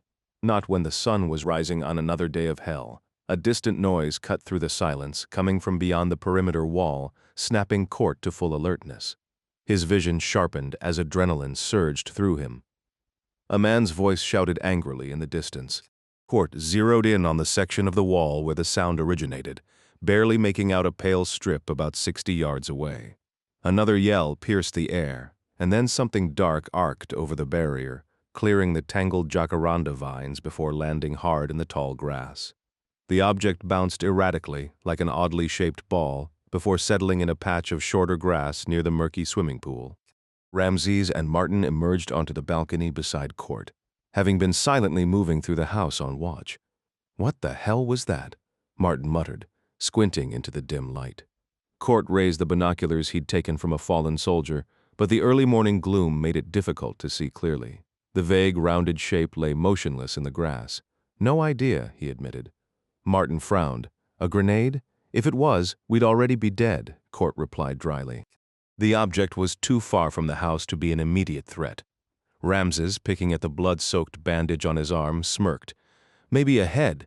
You know how cartels love their trophies?" Martin snorted. "Did you see how it bounced? Definitely not a head." Court joined in the grim humor, scanning the wall with a weary smirk. "Besides, we'd notice if someone was missing theirs. Should we do a quick head count?" Ramses laughed, translating for Martin, who chuckled despite the tension. Court knew they were all running on fumes, their nerves frayed from days of relentless danger. He lowered the binoculars, rubbing his tired eyes before taking a final sip of the cold coffee Luz had brought him earlier. As dawn crept over the Sierra Madre Mountains, the valley slowly brightened. Court lifted the binoculars again, willing the light to reveal the mystery object. The cartel gunman had wanted them to see it. Why else would they have drawn attention to it? His earlier amusement faded, replaced by a gnawing dread. Whatever was out there, it wasn't good. Then, as sunlight touched the object, clarity came. "It's a soccer ball?" he muttered, exhaling in cautious relief, but the tension lingered. Who kicks a soccer ball over a wall at dawn? "Is there a message on it?" Martin asked. Court adjusted the binoculars, straining to see more detail. Laura appeared on the balcony, moving with surprising stealth as she dropped low to avoid unseen snipers. She crawled beside Court, her voice barely above a whisper. "What are you looking at?" Martin filled her in, but Court barely registered their conversation. His focus remained locked on the object. Then, as the light shifted, his stomach dropped, his breath caught. "Oh my God!" He squeezed his eyes shut, fighting a wave of nausea. Laura frowned. "What?" Court turned to her, voice tight. "I need a plastic bag, a towel, water, and your phone." "It doesn't work," she said. "Does it have a camera?" "Yes, bring it, now." His tone was sharp, but he forced himself to soften. "Please." As Laura slipped away, Ramses leaned in. "What did you see?" Court hesitated, his jaw clenched. Martin hesitated before responding. "It's just a damn soccer ball, isn't it?" Court pushed himself up onto his knees, gripping the double-barreled shotgun tightly as he crawled back through the doorway toward the second floor. His voice was grim. If only it were that simple. Minutes later, he was outside, crouched behind a planter overflowing with azaleas, using the overgrown bushes as cover. He moved like a shadow, staying low to avoid detection, pausing every few steps to listen, hoping for the chirping of birds, the croak of frogs by the murky pool. Anything to confirm he was alone. The familiar sounds eased his tension slightly. The backyard of the hacienda seemed empty, but he knew better than to let his guard down. If the cartel gunman scaled the wall now, he'd be a sitting duck, 40 yards of open ground between him and safety, armed with nothing but a shotgun that held 2 rounds. Reloading under fire? Not ideal. Ramses and Martin had his back from the rooftop, armed with MP5s scavenged from dead Marines, but out here, Court was on his own. The bodies of De La Roche's men littered the patio, already stripped of anything useful. He used them as cover, inching forward alongside the stagnant pool, its water thick with mosquitoes. The same pool he'd swum in just hours ago, before everything went to hell. Then he heard it. Voices on the other side of the wall, a sharp shout, a manic laugh. He froze. They weren't attacking. No, this was a distraction. They wanted the defenders to notice what they'd tossed over earlier. That realization sent a fresh wave of dread through him. He moved faster now, the cold tile biting into his palms as he crawled. He didn't want to reach his destination, didn't want to confirm what he already suspected. The binoculars had shown him enough.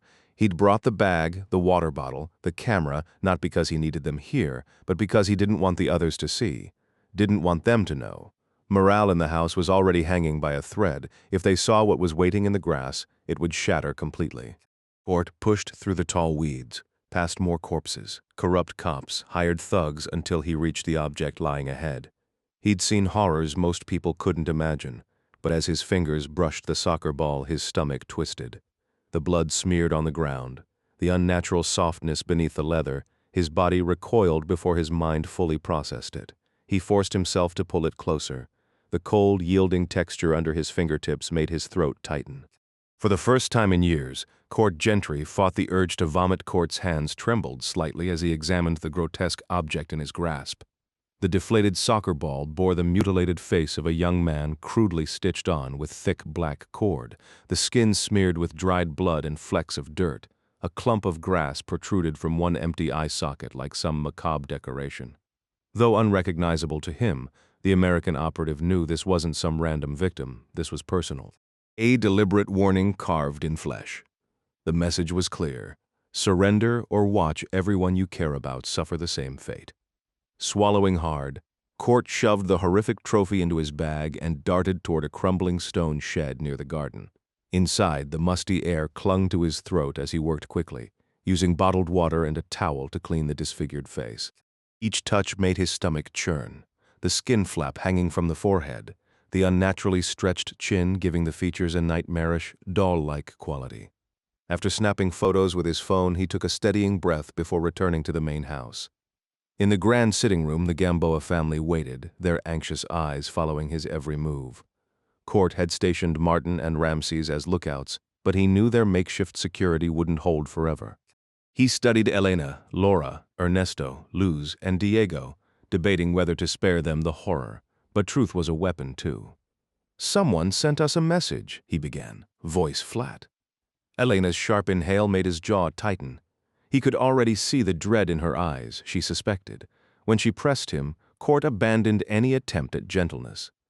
"A man's been killed," he said bluntly. His face was cut off and sewn onto a ball. "It's in the shed now. I took photos, a beat. You'll need to see if you know him." The silence that followed was heavier than the humid air. They didn't need to ask what it meant. The cartel wasn't just coming.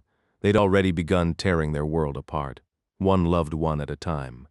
The weight of his apology hung heavy in the air, the meaning now clear to everyone. Fear twisted their exhausted faces into expressions of raw anguish. Ernesto, though, simply nodded and spoke in a quiet voice. "Let me see it. If I don't recognize the person, I'll pass it along. No sense in everyone suffering through this if they don't have to." Court gave a tight nod, pulling up the gruesome image on his phone before handing it to Eddie's father. The old man's weathered face barely twitched as he studied the photo, tilting the screen left and right with his good hand. His right arm hung useless at his side, wounded beyond use. He took his time, squinting at the distorted flesh stretched over the object, clearly hoping to spare the others the horror. Finally, he exhaled and shook his head. "Lo siento," he murmured. "I don't know this boy." Diego snatched the phone from his grandfather's grip. His breath hitched, his fingers trembling before he forced them still, pride refusing to let his shock show. After a tense silence, he muttered, "No idea who that is." Luz Gamboa barely glanced at the image before passing it on, her tired eyes tightening briefly. Laura took her turn next, her face flushing but her voice steady as she whispered a prayer for the dead. Elena, last in line, refused to be shielded. She let out a quiet sob but shook her head like the others. Court clenched his jaw. This was pointless. Why go through all this if none of them even knew the victim? Frustration simmered under his skin as he demanded they look again. But the answer remained the same. No recognition. His mind raced. Maybe it was someone connected to the Corrales family, but no, that didn't track. Then it hit him. He sent Laura and Diego back to their posts, urging the others to rest in the cellar. Minutes later, Ramses and Martin sat across from him, their expressions hardening as Court laid it out. Ramses grabbed the phone, studying the image while Martin peered over his shoulder. Court watched closely, searching for any flicker of recognition, and he found it. Martin's face crumpled. His breath shuddered, his eyes glazing over as if transported somewhere else entirely. Court didn't need to hear the words. "He's your brother," he said softly. "Pablito." Martin choked out, tears streaming freely. "Those bastards, they killed my little brother." His voice cracked between fury and devastation. He wasn't part of this. He was just a shopkeeper in Cuernavaca. He meant nothing to them. Ramses pulled him close with his good arm, his own face dark with grief. "But you mean something to them?" Court said quietly. "You're here." Martin nodded numbly. "Which means they probably know I'm alive too." Ramses finished, his voice hollow. Court could only guess what horrors were unfolding in his mind. Family, loved ones, all now targets. In moments like these, Court was almost grateful for his solitude. Almost. Martin clenched his jaw as he stared at the gruesome photo of his little brother's battered face. "Those bastards won't get away with this," he muttered, his voice thick with rage. Gentry took the phone back, weighing the situation before gripping Martin's shoulder firmly. "Listen, man, you gotta go. Your family needs you more than we do right now." Martin shook his head. "I swore to protect Major Gamboa." "You're compromised," Gentry cut in. "If they got to your brother, they'll come for the rest. I can't have you here distracted, wondering if they're hurting your people. I can't risk you snapping when we need focus." Martin opened his mouth to argue, but Gentry stopped him. "I trust you, but you're leaving. The best way to help is by removing their leverage over you. You know I'm right." The truth settled over Martin like a weight. He gave a slow nod, his eyes hollow.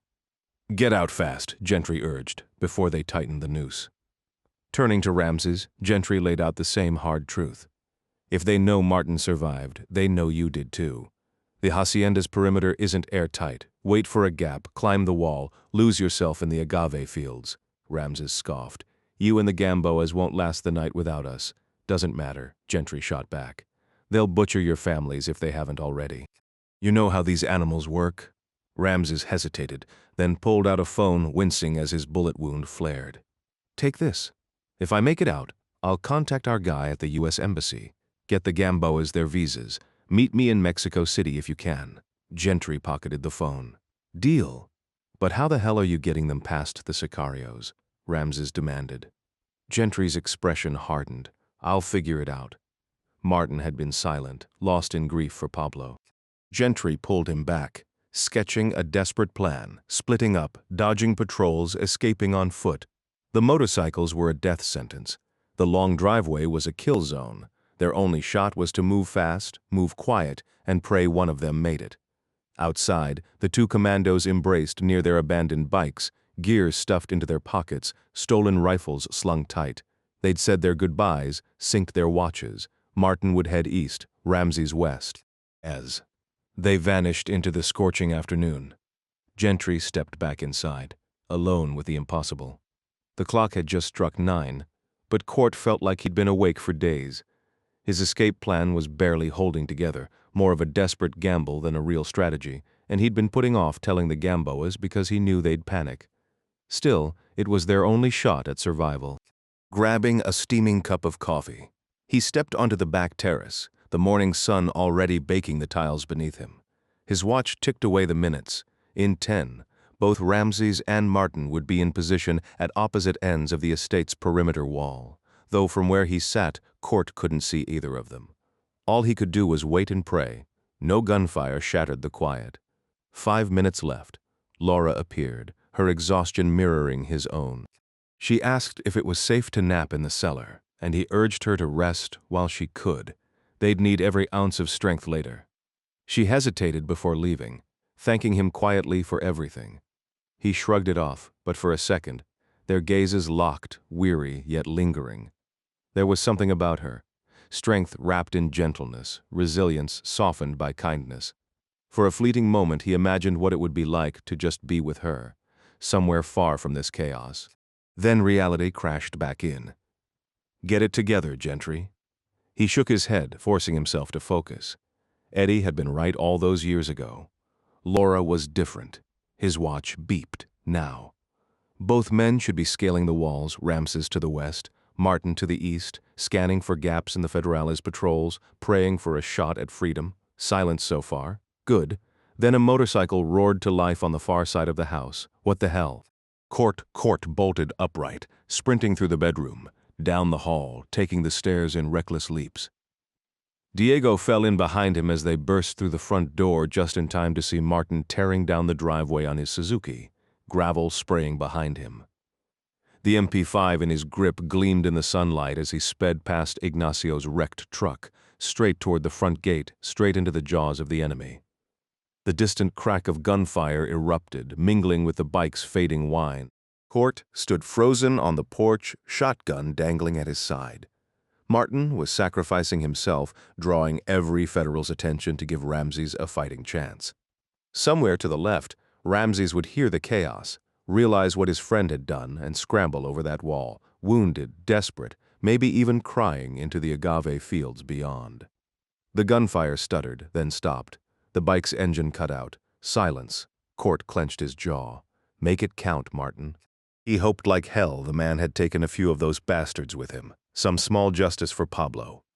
Without a word, he and Diego turned back inside, the weight of the morning pressing down like a fist.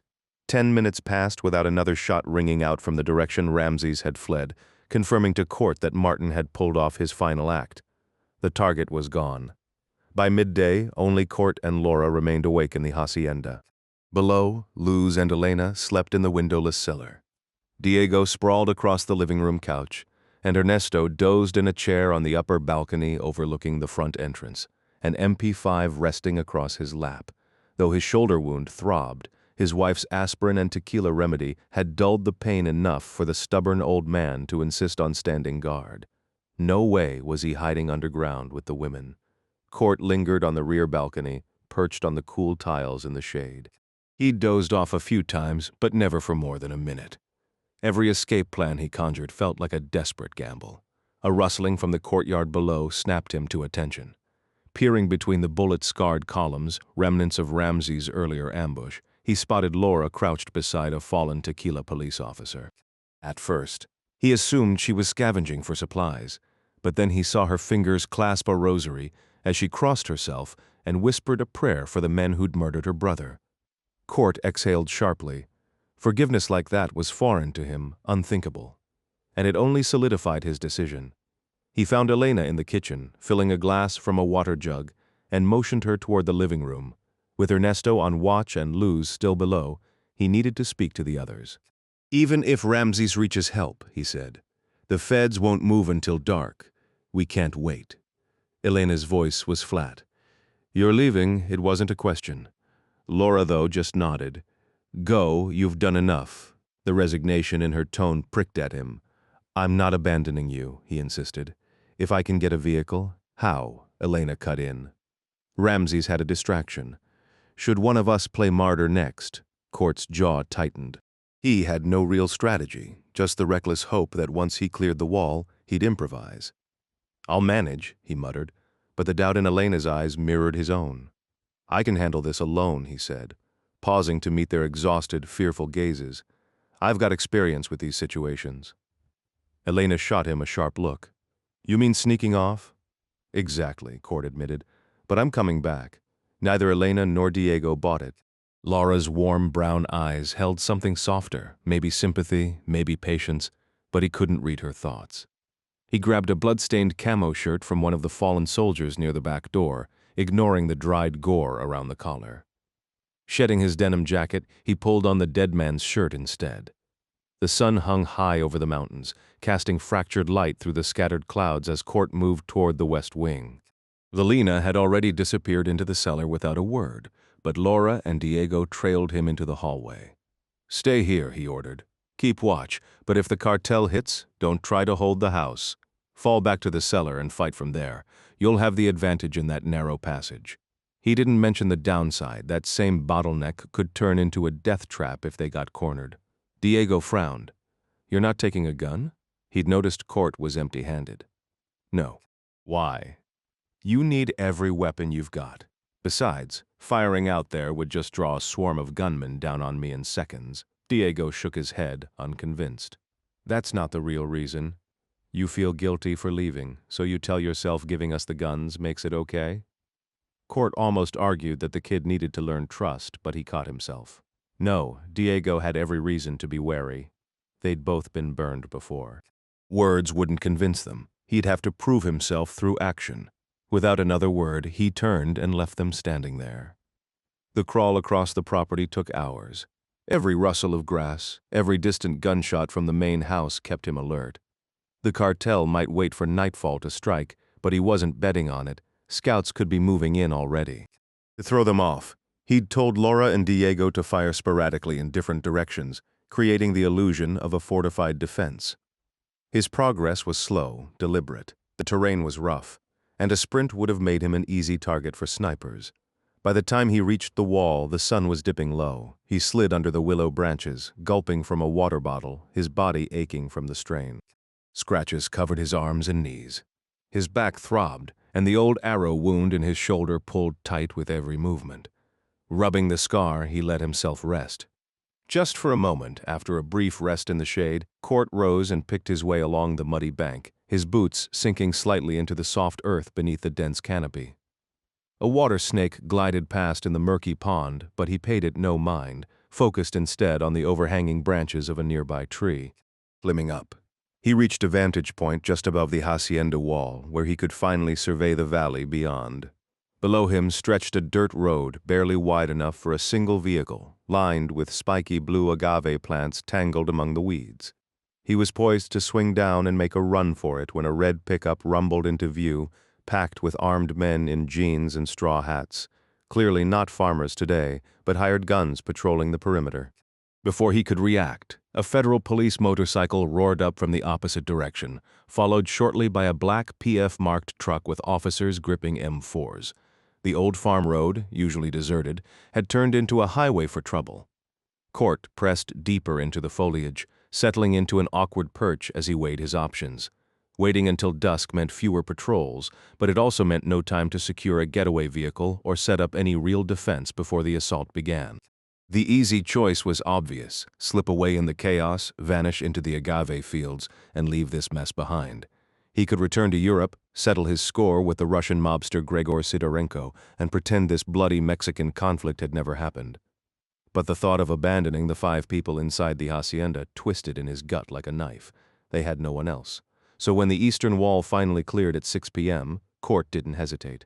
He dropped from the tree, rolled to absorb the impact, and hit the dirt road running. There was no turning back now. He darted across the rough terrain, vanishing into the dense thicket of towering blue agave plants. Crouching low, he held his breath, straining to catch any sound of pursuit. Shouts, gunfire, the rumble of engines, silence. Rising cautiously, he pushed northward, skirting the road, ready to drop back into cover at the first sign of trouble. The valley had plunged into darkness by the time he reached the northeast corner of the hacienda's crumbling stone wall.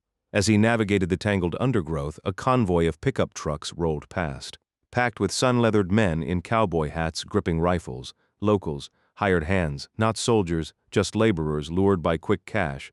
They'd be useless in a real fight, relegated to perimeter duty, setting up roadblocks to catch stragglers. Court doubted they even knew who they were really working for. Federal cops or the black suits? Didn't matter. They were obstacles now, and he wouldn't hesitate. Up ahead, the hacienda's front gate buzzed with activity. Floodlights illuminated a small army, black armored trucks, battered sedans, even a hulking command vehicle that looked like a repurposed bus. Federal SWAT teams moved with practiced efficiency, checking gear, loading into transports. The air crackled with radio chatter as squads split off, some piling into Ford Bats, others climbing into overloaded pickups that sagged under the weight of men and weapons. One of the armored beasts rumbled toward him, headlights carving through the night. Court pressed deeper into the shadows, invisible in the void beyond the beams. The truck rolled past, oblivious. He exhaled, then refocused. The gate was still swarming, but he needed to get closer, find a weapon, a vehicle, anything to turn the tide. Dogs barked in the distance, but their noses were useless now, drowned in the scent of 100 other men. Court edged forward, close enough to see the whites of their eyes. 50 yards out, he dropped lower. The federales were locked and loaded, ammo strapped to their vests, radios squawking. Then, movement, a bat lurched toward him. He held still, a ghost in the night. The truck passed, its engine growling, leaving only the hum of anticipation in its wake. The real fight was coming, and Court would be ready. Court had pieced together the federal police's assault strategy: 3 squads of 12 men, each storming the hacienda from the south, east, and west, while a larger force of 25 advanced straight up the main drive. Outside the walls, local farmhands in cowboy hats formed a loose perimeter, their shotguns slung casually over their shoulders like they were guarding a county fair rather than a siege. The math was brutal. 60 elite federal officers backed by 24 armed civilians against a ragtag group, a pregnant woman, an elderly couple, a teenage boy, and a girl praying over the men who'd come to kill her. Court clenched his jaw. Time to make this count. He crept closer, just 25 yards from the armored truck as it rumbled through the front gate, its massive frame groaning under its own weight. Behind it, officers jogged in tight formation, their boots kicking up dust on the uneven driveway that twisted 200 yards uphill. The truck's headlights flickered through the trees, casting eerie shifting shadows that made the whole scene feel like something out of a nightmare. Court dropped low, crawling through the brush, his movements deliberate and silent. Agave plants, wide as tabletops, provided scant cover as he inched forward. Then he saw it, a body in the ditch, stripped to the waist. Even in the dim light, the bruising on Sergeant Orozco's jaw was unmistakable, the bullet wounds too precise to be anything but execution style. Court muttered an apology under his breath and kept moving. Peering around a parked pickup, he spotted a half-dozen farmers clustered near the gate, shotguns propped against their hips like they were waiting for a fireworks show. Their laughter carried on the night air, amateurs who hadn't considered they might actually have to fight. For a fleeting second, Court considered hot-wiring one of the trucks. A mad dash up the driveway, a quick extraction of the Gambos, a break for the west wall. Simple, if not for the storm of bullets that would rip through them before they made it 10 feet. The plan was suicide. His only shot was if another armored vehicle sat idling keys in the ignition like some kind of cosmic joke. But the bats were gone, and with them any hope of. Then the command vehicle's side door swung open. A young federal officer stepped out, the lock clicking shut behind him. The officer stepped away from the group of farmers and moved toward the dense shrubs lining the opposite side of the road. His hands trembled as he fumbled with his belt, urgency warring with the tension in his muscles. The weight of the shotgun slung across his chest made the simple act of relieving himself an awkward ordeal. He had to tilt his head just to keep the weapon from interfering. Gentry's gaze flicked to the locked door of the armored truck, his mind racing. If that guy had the keys, this might be his only shot. The vehicle was a beast, built to withstand gunfire, its reinforced windshield capable of shrugging off multiple direct hits. Not exactly subtle, but right now subtlety wasn't an option. Across the road, the officer finished up, adjusting his pants before digging into his pocket. The glint of metal caught Gentry's eye. Keys, no hesitation. Court exploded into motion, crossing the distance in seconds, a blur of controlled violence. The farm hands nearby were still distracted, their attention fixed on the grand house up the drive. Gentry's knife flashed, slipping between ribs as his other hand clamped over the man's mouth, muffling any cry. He drove the blade deep, twisting it like he was turning a lock, then shoved the dying man into the underbrush. The struggle was brutal. This guy fought like a cornered animal, muscles taut with resistance. Court gritted his teeth, using his full weight to pin him down until finally the body went slack. Breathing hard, he snatched the keys from the dirt, testing their weight in his palm. Two looked promising. He grabbed the shotgun and moved toward the truck, slipping inside like a ghost. The door clicked shut behind him.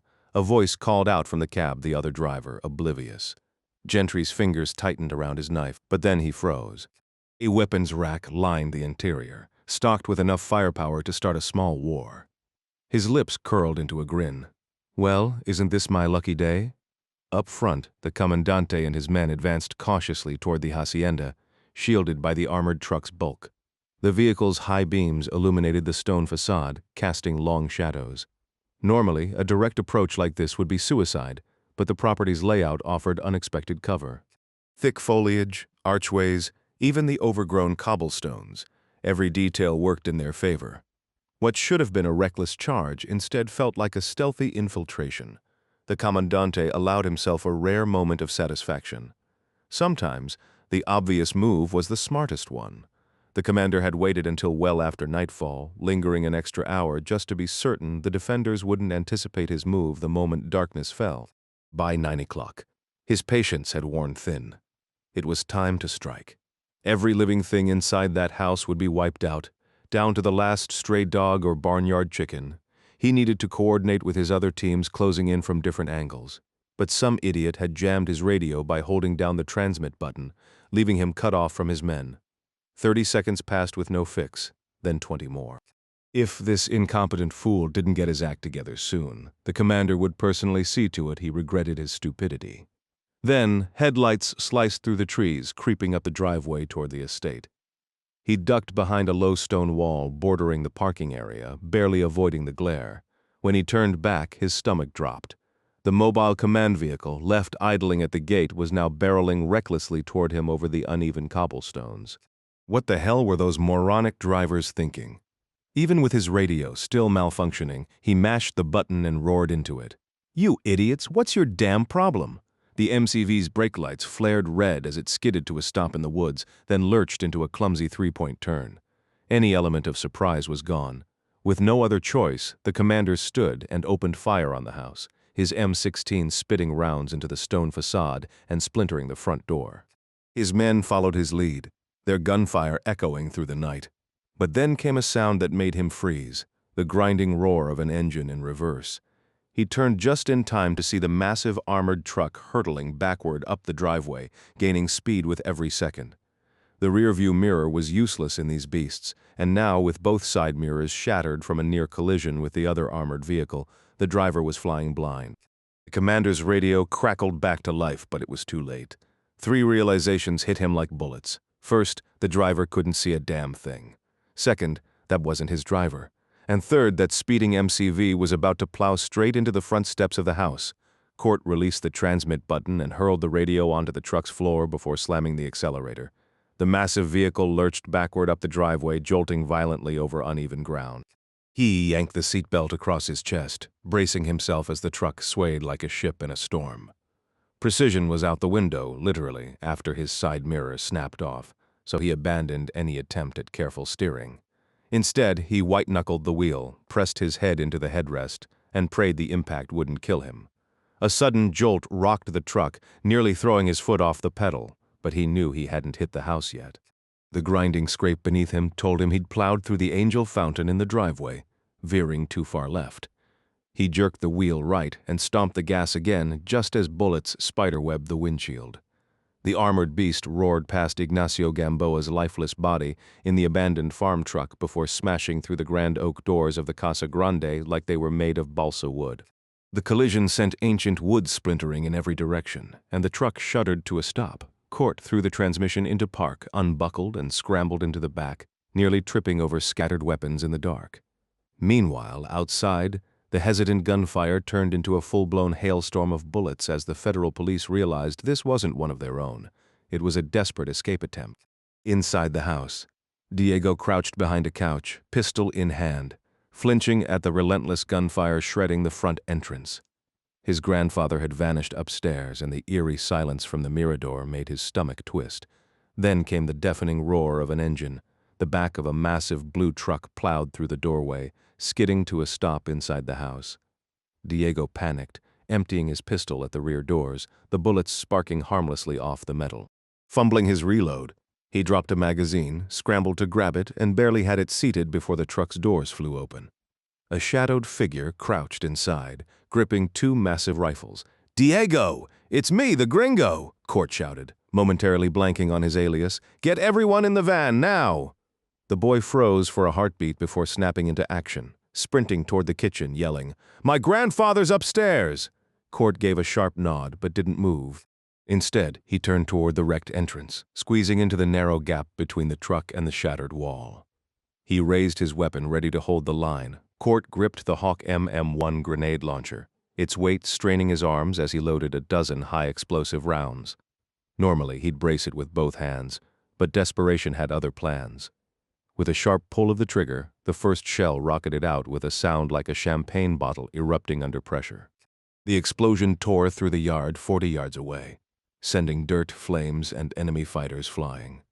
He fired 3 more rounds at the advancing wall of attackers before swapping to the second launcher in his left hand, this one loaded with CS gas canisters. 3 shots later, the air filled with choking clouds meant to scatter the ambush. Without waiting to see the gas take effect, Court pivoted and unleashed rounds from both weapons toward the rear of the house. The grenades sailed through shattered glass over the pool and detonated in the garden. He wasn't aiming to kill, just to send a message. These cowards had targeted the defenseless, and now they'd learn what it meant to face real firepower. One last CS round hissed down the hallway, buying precious seconds before the gas seeped back inside. He abandoned the spent launcher, sprinting upstairs with only the explosive-loaded Hawk, his muscles burning under its bulk. Rounding the corner, he shouted for Ernesto, cursing himself for not grabbing a close-quarters weapon. Then he saw him. The old man sprawled on the mirador, his leg barely attached, blood pooling on the tiles. Court fired 2 more each rounds toward distant movement near the corral, the blast illuminating the night.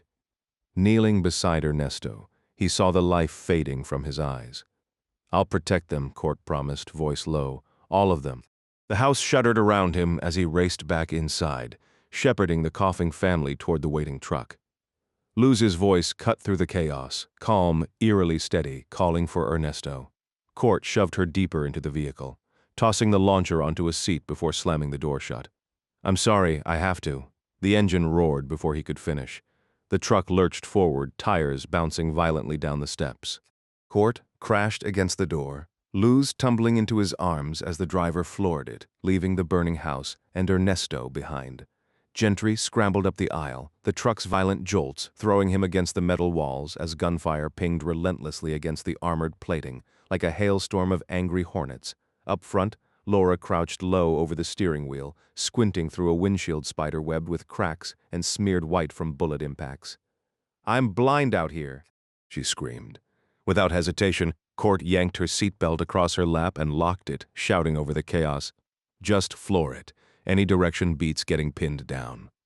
The truck clipped an armored vehicle, veered wildly off the driveway, and plowed into a field before Laura overcorrected, sending them tilting onto two wheels with a gut-churning lurch.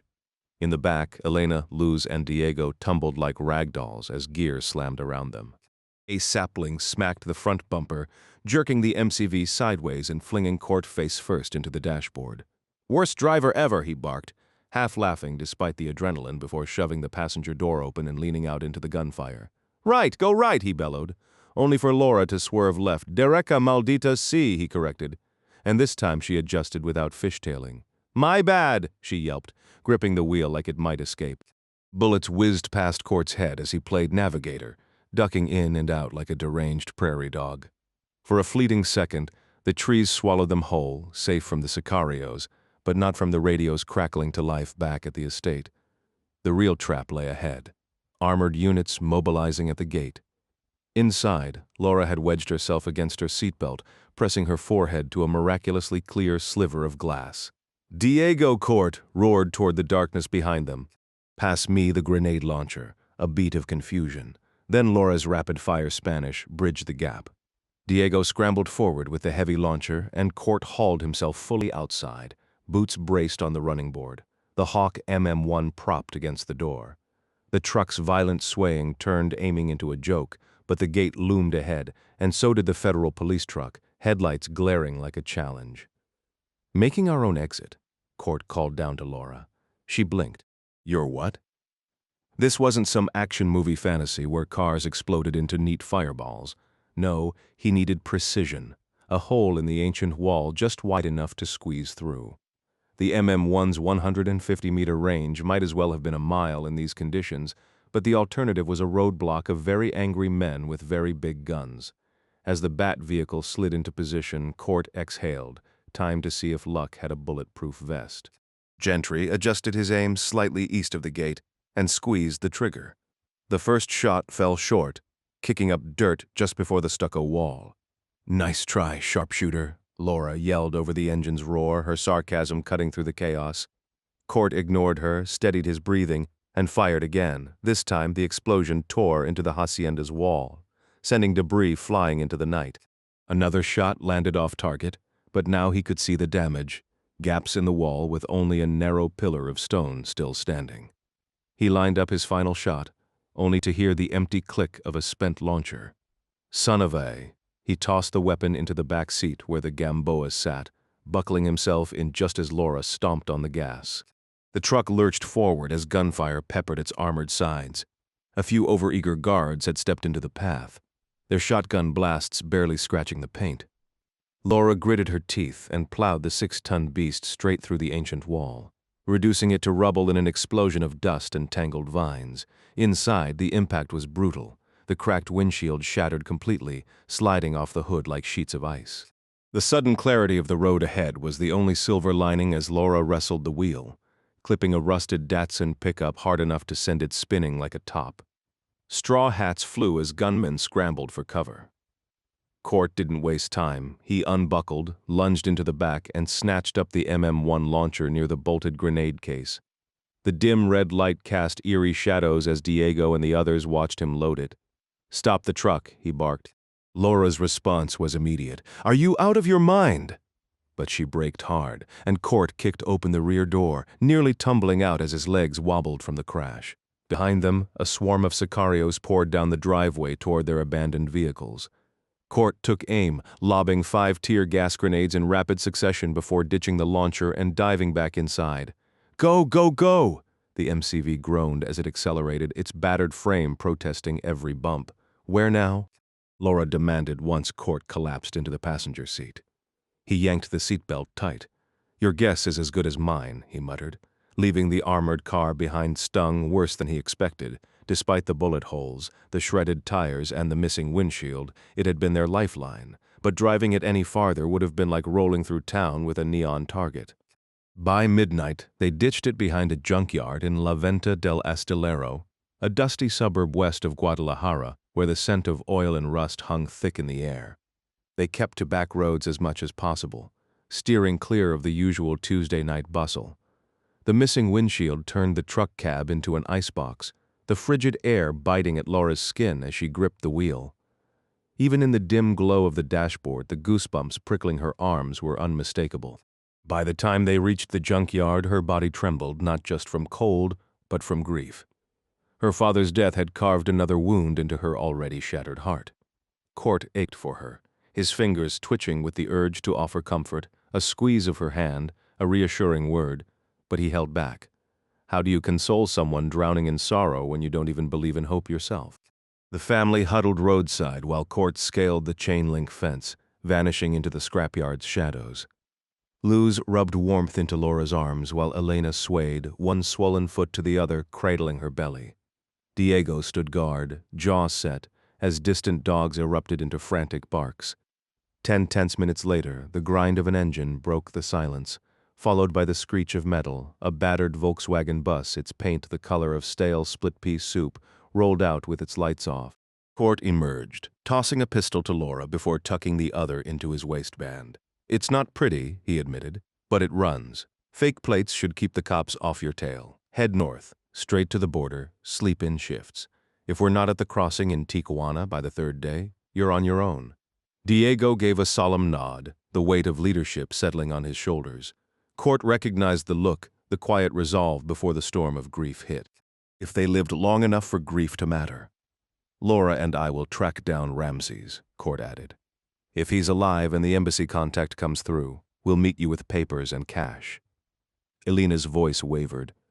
"And if you don't?" Court's shrug was grim. "Then you improvise. Not ideal, but it's the hand we've got."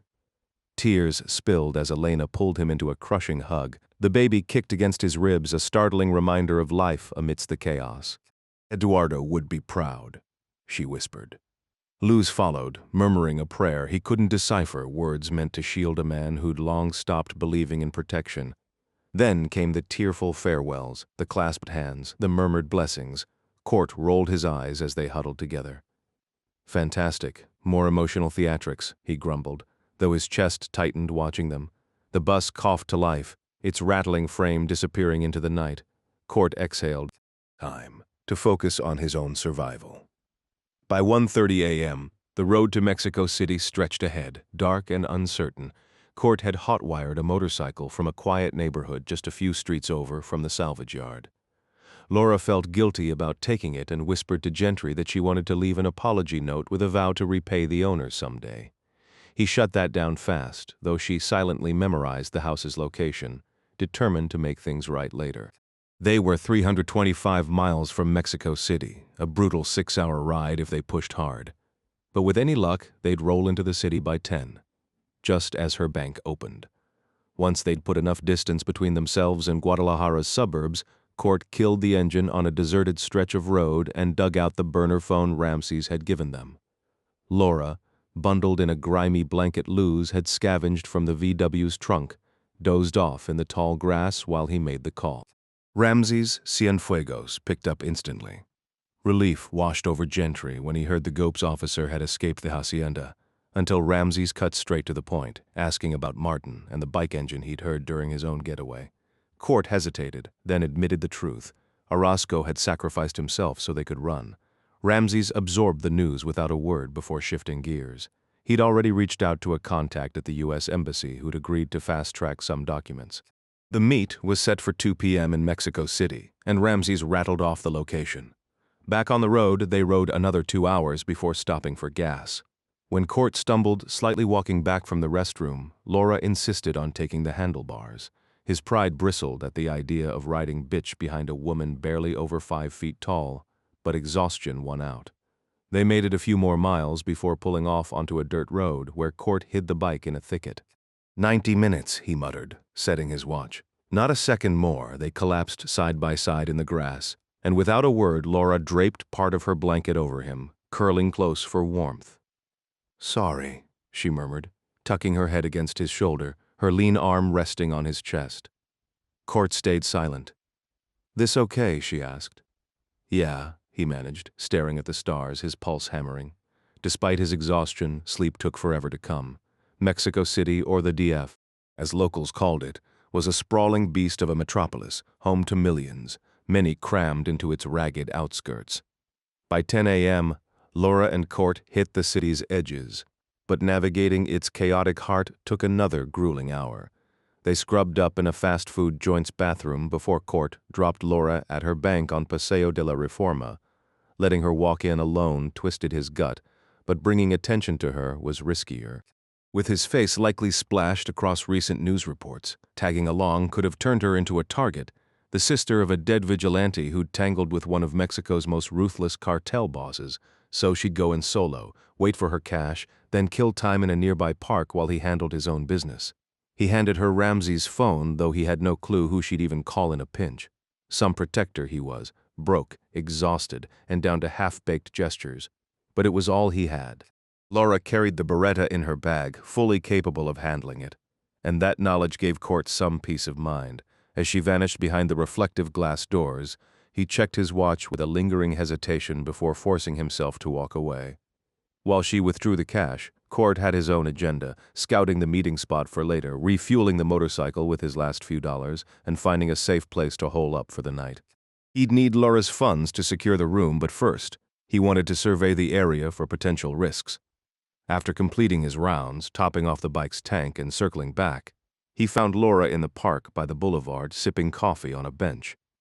She'd grabbed one for him too, but when he reached for it, she yanked it away with a startled glare before her expression softened. "You just materialize out of thin air. It's unsettling," she muttered. Court brushed off the remark, not bothering to explain that years of covert ops had made stealth second nature. "Everything goes smoothly at the bank. Perfectly fine. They raised an eyebrow when I emptied the account, but no questions. Polite, really. Where's the money?" She slid a canvas backpack from a shopping bag and passed it to him. "All yours. I'm putting my trust in you." He slung it over his shoulder with a smirk as they headed toward the bike. "If I were planning to rob you, the last 3 days would have been the world's worst heist." She gave a half-hearted chuckle. The U.S. Embassy loomed just a short walk up Reforma Boulevard, its entrance barricaded by wrought iron gates and concrete barriers. Signs warning against photography in both English and Spanish dotted the perimeter. While local cops patrolled with aging Uzis slung over their shoulders, the place hardly seemed welcoming, more like a fortress than a diplomatic hub. But that was the reality of things. After grabbing burner phones, they ducked into a dimly lit cafe for lunch, claiming a corner table with their backs to the wall. Exhaustion left little room for conversation as they picked at plates of pork, rice, and beans, washing it down with overly sweetened coffee while waiting for the clock to strike 2. The meeting spot was a mall, just a short stroll from the embassy. Court left Laura at the food court upstairs before slipping into the restroom near Starbucks, a location he'd already scouted. 5 minutes late, he entered to find his contact, Jerry Flegger, hunched over the sink, likely preoccupied with some minor grooming crisis. The man was in his early 30s, pale and wiry, dressed in dated office attire, complete with a flimsy polyester tie. "Romeo?" Flegger asked, voice tight. "Juliet," Court replied flatly, resisting the urge to roll his eyes at the ridiculous code. Flegger thrust out a limp handshake that felt like gripping a damp dish rag. "All right," he said, eyes bulging slightly. "Let's get down to business. This is seriously bizarre," the man muttered, rubbing his stubble. "What do you mean?" "Listen, I handle paperwork for people who don't want to deal with the system all the time. No sweat. But the guy who set this up mentioned I'd be dealing with an American. That's the weird part." Court leaned in, his unwashed hair and months-old beard making him look more like a drifter than a government agent. "I need documents for a family that can't wait. They need to cross now." Jerry Flegger squinted, his twitchy fingers betraying the chemicals racing through his system. "How do I know this isn't some kind of setup?" Court scoffed. "Do I look like embassy personnel to you?" Flegger snorted, shaking his head. "That's it? No reassurance?" "No, trust me, bro. Come on, man." Jerry, I know the guy who connected us. I know the family, I'm just the middleman. If you can deliver fast, this'll be the easiest payday you've ever had. Fleger's erratic nodding suggested he was riding a chemical high, probably cocaine, Court guessed. Perfect, just what this mess needed. Normally I deal with Mexicans looking to cross, Jerry rambled, his hands fluttering. Not some gringo watching my every move. He threw up a mock salute, doing a terrible Nixon impression. My fellow Americans, get it? Like old Tricky Dick? Court forced a tight smile. Hilarious. So these papers, they'll let them walk right through the border. Yep. No desert treks, no river crossings, no sewer tunnels. My guys in Tijuana and Mexicali handle the grunt work. But I'm the one who gets people through clean workers' visas, green cards, the whole package. Looks legit because it is legit. How much? Jerry grinned, eyes glittering. Special deal today, 15 grand per head. Court's jaw tightened at the price and the slur. There are 4 of them, 60 grand then. Any chance for a bulk discount? Jerry barked a laugh, clapping once before pausing as if considering. Court held his gaze, letting the silence stretch. Finally, Jerry shrugged. Fine. 50. Not bad. Court wondered if flashing his gun would have knocked off another 5. We can manage that? How's this going down? Photos and IDs.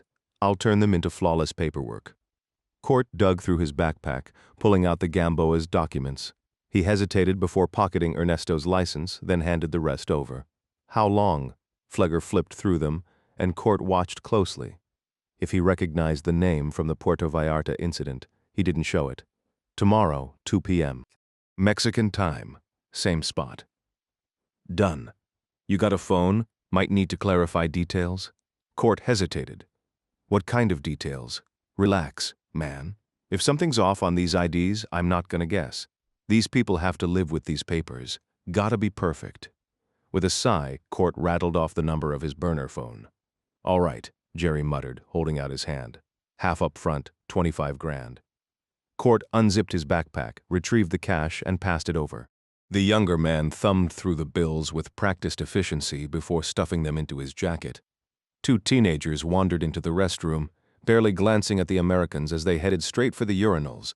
With a silent nod, the 2 men parted ways, Court slipping out first while Jerry lingered, fussing with his reflection in the mirror.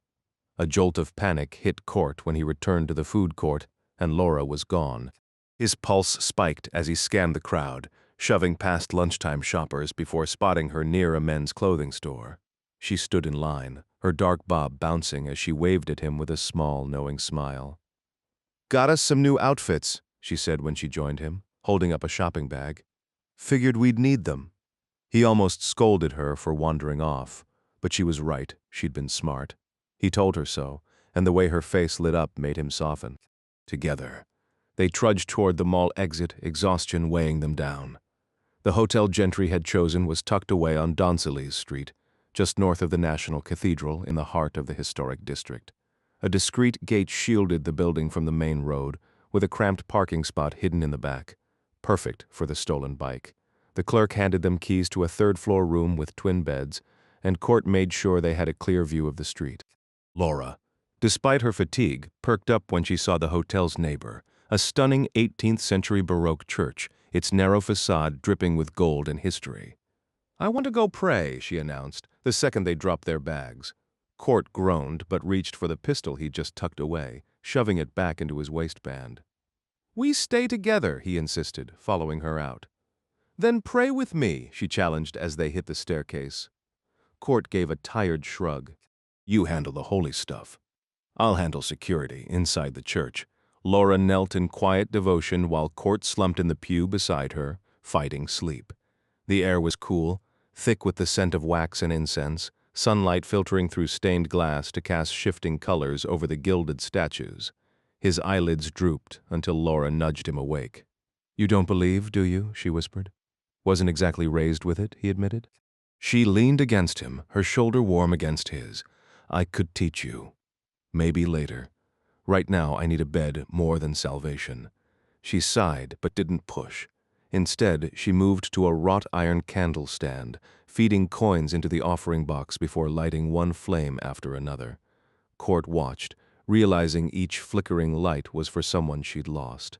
He stayed close, scanning the shadows as she worked her way down the row, one prayer at a time. As Laura and Court headed back to their hotel, she spotted a small corner store and suggested they stock up on supplies to avoid venturing out again before tomorrow's meeting. They grabbed bottled water, fresh bread, juice, and some pre-made sandwiches, making it to their room just before 5. Exhausted, Laura collapsed onto one of the twin beds, face down, shutting her eyes the moment her body hit the mattress. Meanwhile, Court snatched the shopping bag from the men's boutique and disappeared into the bathroom. The steaming shower washed away layers of dirt and sweat, but as the water swirled down the drain, streaks of crimson caught his attention. He stared, wondering whose blood had dried on his skin, how many encounters had left their mark. Shampooing his hair sent more debris spiraling down, flecks of grass, tiny stones, even traces of gunpowder. Each fragment told a story. The chaos in Puerto Vallarta, the shootout at the hacienda, the frantic escape on the motorcycle. The weight of it all pressed down on him, but the clean clothes waiting in the bag. Khakis, a crisp linen shirt, new shoes slightly too big, offered a small comfort. Dressed, he almost felt human again. Back in the bedroom, he stretched out on his bed, the Beretta resting on his chest. His gaze drifted to Laura, now lying on her back, hands folded over her stomach, her breathing slow and steady. She looked peaceful, beautiful, too beautiful. He forced himself to turn away, rolling onto his side before exhaustion finally pulled him under. Just before 8, 2 armored Yukon XL Denali's rolled up outside an upscale restaurant in Guadalajara's Zapopan district. 4 men in tailored black suits stepped out, scanning the street with practiced efficiency, while their drivers stayed behind the wheel. Police cars arrived moments later, lights flashing, officers redirecting traffic to clear the area. More men in black emerged from the SUVs, radios in hand, empty nylon bags at the ready. Inside, the Maître d' and manager greeted them, and within minutes, teams moved through the candlelit dining room. Phones were collected.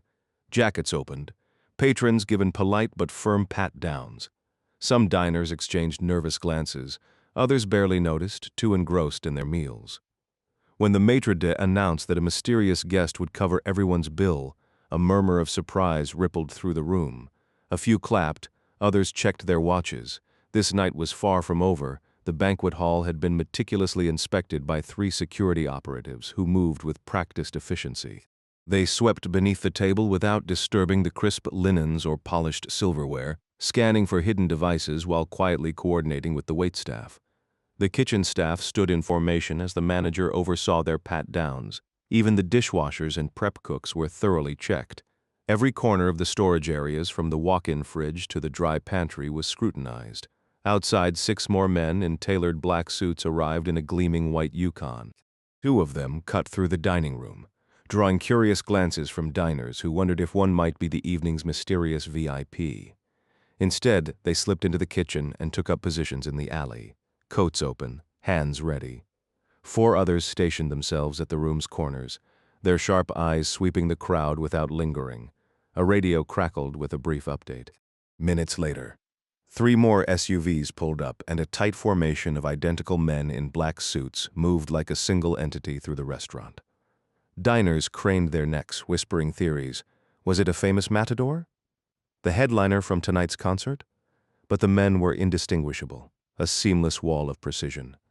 They vanished into the private dining room, leaving only 2 guards posted at the door. The main room buzzed with speculation, glasses clinking as the atmosphere shifted from hushed curiosity to lively celebration. At the head of the long banquet table, Daniel de la Rocha swirled his scotch, his gaze fixed on the flickering candlelight. He tore a piece of crusty bread, rolling the soft center between his fingers before popping it into his mouth. The table was set for 12, but only 5 sat with him now. The rest of his men paced, murmuring into phones, or huddled around a laptop in the corner. Emilio Lopez, his ever-watchful shadow, stood just behind him, arms crossed. A waiter approached with a menu, but Daniel dismissed it with a wave, requesting only something light from the chef. His mind was elsewhere. The day had been a disaster. Elena Gamboa had slipped through their grasp, and the aftermath of the hacienda raid was a tangled mess of dead officers and unanswered questions. The official story painted them as heroes, but the truth was uglier, and the fallout would be costly. Yet as more of his men took their seats, Daniel felt the tension ease slightly. They were here together. Whatever chaos followed, they'd handle it, just like they always did. The Gamboas wouldn't escape justice, they'd be hunted down, eliminated, and the next batch of Gupa's operatives, foolish enough to challenge him, would think twice before stepping into the fray. Daniel leaned back, savoring the camaraderie as the conversation drifted to their shared military past. For once, he wasn't the untouchable kingpin, just one of the guys reminiscing. These rare escapes from his empire, though requiring a small army of security and endless police coordination, were worth it. De la Rocha rose abruptly, silencing the room with a wave as his men instinctively stood. He moved to the shadowed alcove where a Santa Muerte altar waited just for him.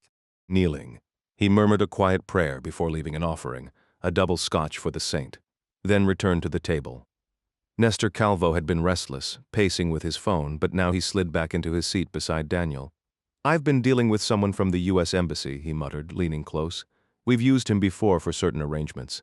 Daniel's meal arrived, delicate sole with mango salsa, lightly buttered, asparagus on the side. He gave a curt nod, dismissing the nervous waiter before turning to Nestor. "Certain arrangements? That's vague. Who's this gringo?" Nestor exhaled.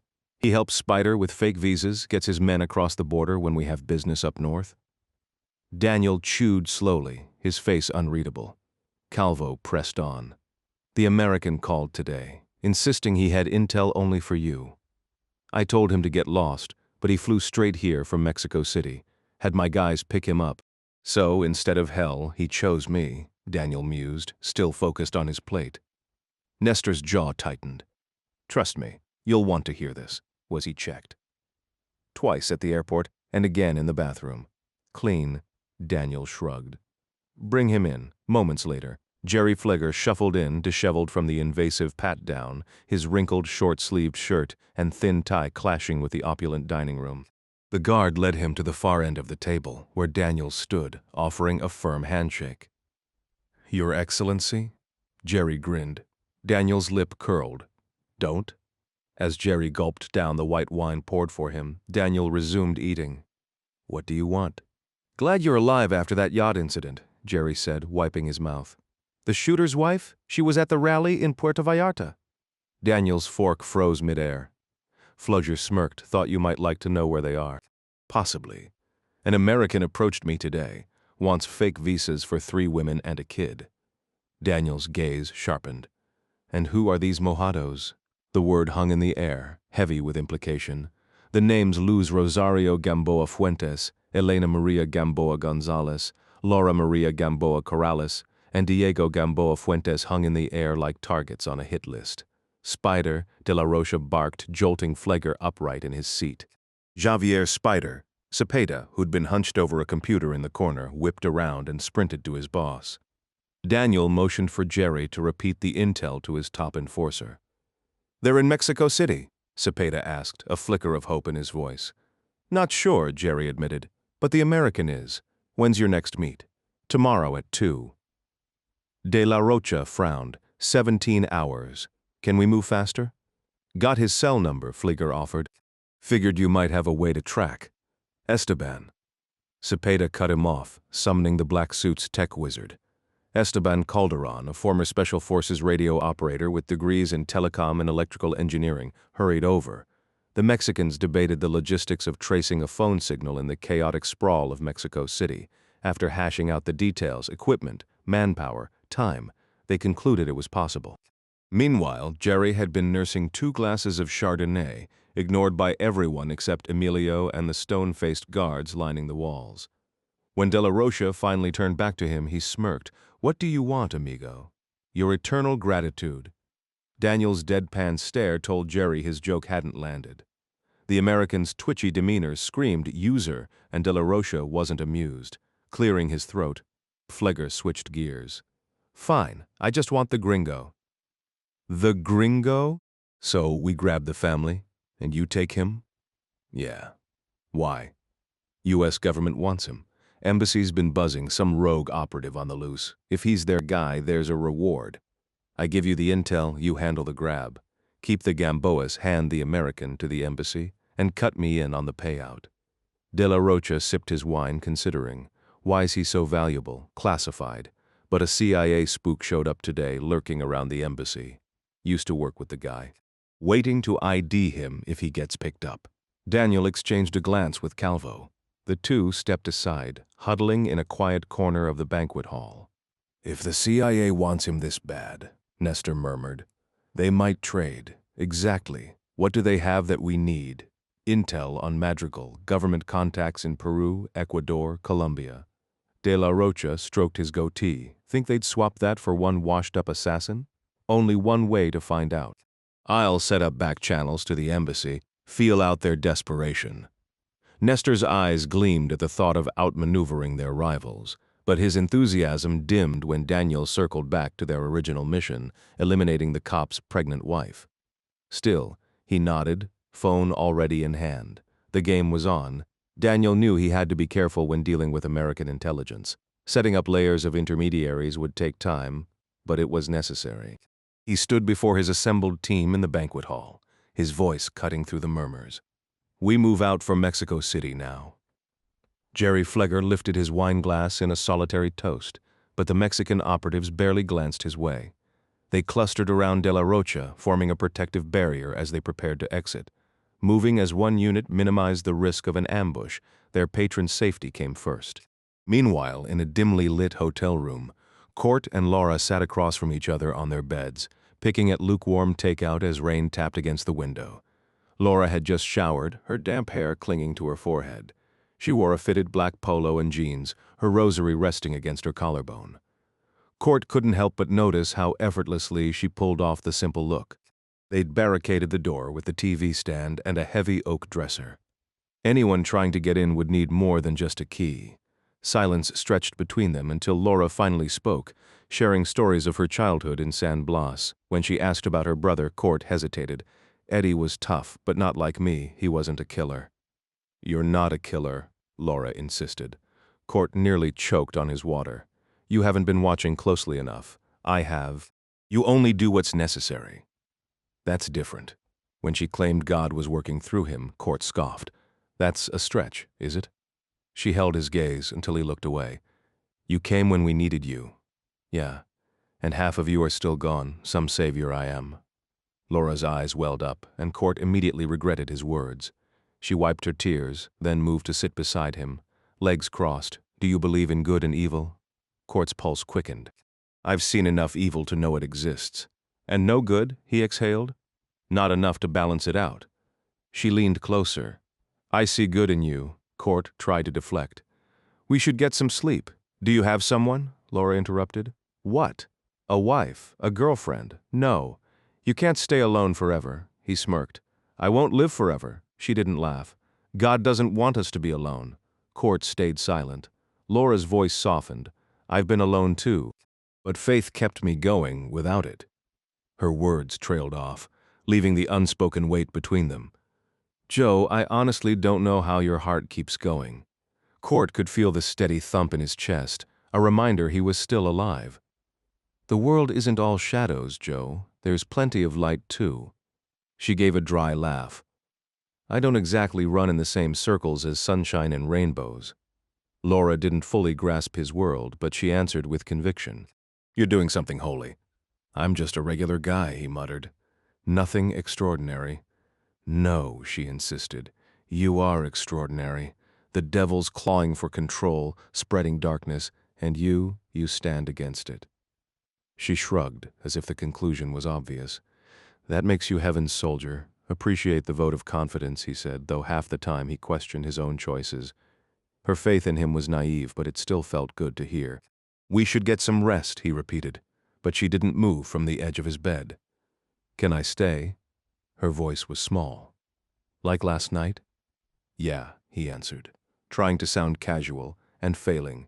He flicked off the lamp, lying back in his clothes, his pistol within reach on the nightstand. She nestled against him, her damp hair brushing his shoulder, one hand resting over his ribs. Even at barely 5 feet, she managed to take up half the narrow mattress, her leg eventually sliding over his. The room was dark, but Court's gaze stayed fixed on the invisible ceiling, his breaths deliberately measured. Are you scared? she whispered, and he knew she felt his racing pulse. No, he lied. Really? With killers hunting us, you're not afraid? I'm terrified, he exhaled. Fear's just fuel. Training teaches you to burn it, not choke on it. In the moment, yeah, I feel it, but I use it. Sounds like some kind of combat psychology. Exactly. Talking helped distract him from the warmth of her thigh against his. Glad I've got you watching my back. I saw you move earlier. You're no amateur. Eduardo made sure of that, she admitted. Even as tourist police, he drilled me. Firearms, kickboxing, the works. Court smirked in the dark. Noticed, you're in shape. Oh, you noticed? Her fingers traced idle circles on his chest and he could hear her grin. His face burned. Just saying, might come in handy if we bump into those black suits again. Joe? Yeah. Her voice dropped. Can I kiss you? God, yes. But he hesitated. Bad idea. Why? He fumbled for excuses, Eddie. Exhaustion, the mess of his past. That's ridiculous, she cut in. Eduardo wanted me to move on, to find someone decent. Laura, I'm not decent, I'm just here. Then be here. Before he could protest, she was on top of him, her lips brushing his so lightly he barely breathed. He stiffened, eyes wide, but didn't push her away. The second kiss came, and by the third his resistance crumbled. His hands found her waist as she deepened the kiss, her fingers tangling in his hair. When he finally broke away, panting, she didn't let him speak. No, she murmured, pressing closer. The weight of her, the heat, it unraveled him. In the dim light, he saw her shut eyes, the damp strands of hair clinging to her forehead as she kissed his jaw, his throat. Then, abruptly, she stopped, sitting up with her knees bracketing his hips. His fingers found their way to her waist, gripping her hips as she stood above him. Moonlight from the window illuminated her face, revealing an expression that was equal parts curiosity and desire. Joe isn't your real name, she murmured, her voice low. Gentry exhaled sharply but didn't deny it. Give me something real, she insisted, her fingers tracing the line of his jaw. I don't want a fake name between us tonight. For a split second, Court almost gave her his old call sign Violator, but the thought of her whispering that in the dark felt all wrong. Instead, he hesitated, then offered, 6. Call me 6, Cease? She repeated, tilting her head. When he nodded, she smiled, satisfied, and tugged her polo over her head. The bra followed, landing softly between the twin beds. Her hands moved to his shirt buttons, and though he caught her wrists briefly, he didn't stop her. His mind flashed to Eddie and Ernesto, the men who'd die for her, then to the ones who wanted her dead. Was he protecting her now, or betraying them both? The question evaporated when she kissed him, hard. He barely had time to respond before his phone shattered the moment. It rang once, twice, a third time. Unbelievable. She didn't let him pull away, her mouth still claiming his until he finally broke free with a groan. Probably the embassy guy, he muttered, grabbing the phone. Jerry's voice crackled through, all business. Sorry to interrupt, but we need to finalize the Gamboa's cover stories for the visas. Court forced himself to focus, exchanging details with Laura while half of him prayed the interruption would kill the tension. The other half. That part was already counting the seconds until they could pick up where they left off. 5 minutes later, they did. Her lips traced his jaw, his throat, like she was memorizing him. When she yanked his shirt off, though, nerves twisted in his gut. I'm not practiced at this, he admitted, the words slipping out before he could stop them. Practiced?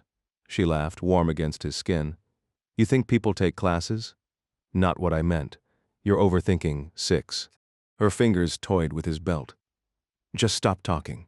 He tensed at the sound of footsteps outside, but they faded, taking his hesitation with them. Then her hands were at his waistband, and he let her take the lead, until her palm brushed the healing gash on his thigh. He hissed. Sorry, she whispered, tracing the scar with feather-light touches. Does it still hurt? Court didn't answer. The pain was nothing compared to the storm inside him. Guilt, want, the terrifying realization that he was in way over his head. But when she leaned in again, none of it mattered.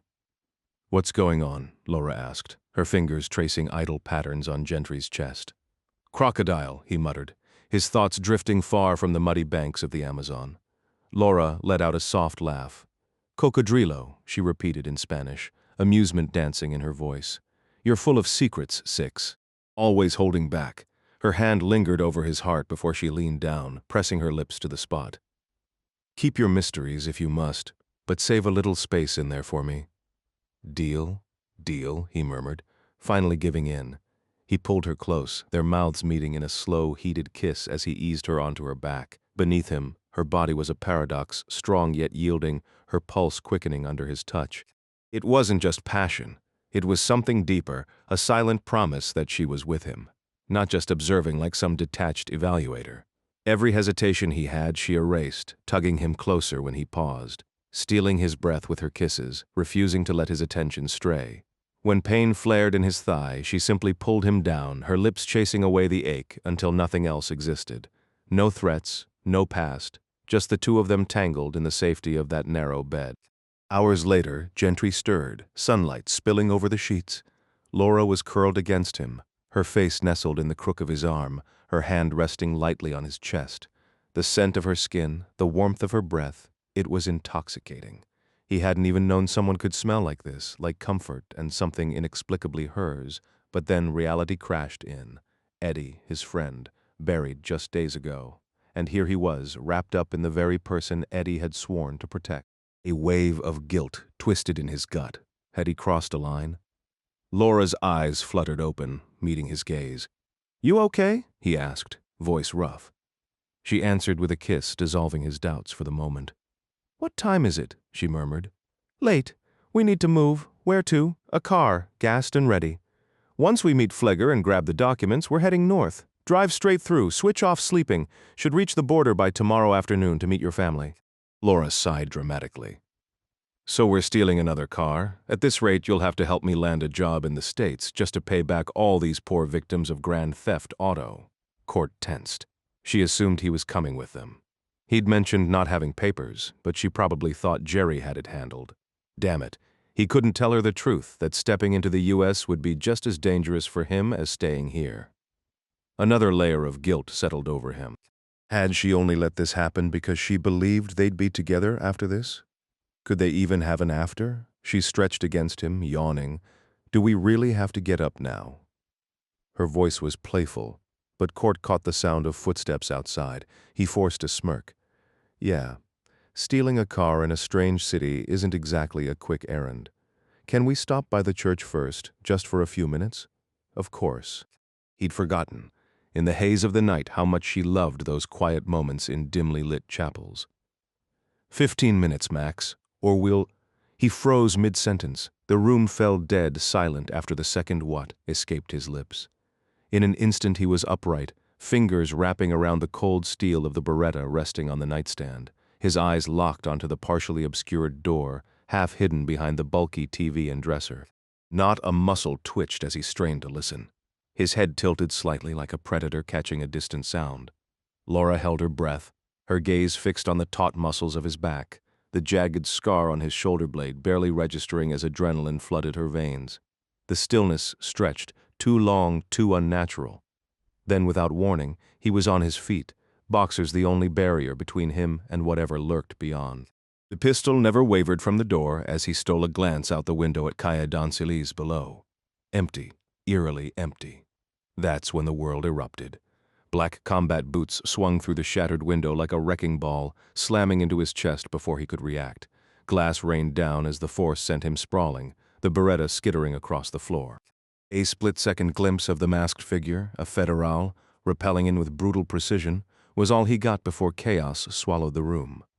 The door exploded inward, furniture flying as armed men poured through the smoke, goggles and rifles turning the space into a war zone. Laura's scream pierced the din, but Court's voice cut through, sharp and commanding. "Don't move, do what they say." The sedan's floorboard was a sauna, the heat unbearable under the weight of 3 boots pinning him down. Electrical tape choked his mouth, the hood suffocating him with every labored breath. Sweat and blood mixed on the rubber mats beneath him, the sting of glass cuts a constant reminder of how fast things had gone sideways. Every pothole jammed the MP5 suppressor deeper into his spine, the band of music blaring so loud it drowned out any chance of hearing his captors. Laura was gone, probably thrown into another car in the convoy he'd glimpsed during the blur of cuffs and hoods. The last image burned into his mind, her terrified eyes, the rough hands shoving her onto the bed, naked and helpless. Cops? Cartel? It didn't matter. The turns came rapid fire, disorienting even for someone who knew these streets. All he knew was the boot heel grinding into his skull in the suffocating dark. The vehicle came to a sudden halt, and Court felt rough hands yanking him out by his shoulders. Sweat made his skin slick, causing the men's gloved grips to slip as they struggled to control him. Forced forward in a brutal march, he sensed the warmth of daylight vanish as the hollow acoustics of a vast chamber swallowed his footsteps. Moments later, he stumbled into what sounded like an industrial elevator, descending what felt like several stories into the earth. When the doors opened, he was shoved forward before being spun around, his wrists freed only to be pressed against icy metal bars. A cage, maybe. His limbs were wrenched apart, two men securing each arm while kicks forced his legs wide. Shackles clamped around his ankles, leaving him exposed, his bare skin pressed against the unforgiving steel. Cold scissors slid into his boxers, and despite his instinct to flinch, there was no escape. The fabric fell away, leaving him utterly vulnerable, chained like an animal in the freezing air. Only then did the hood come off.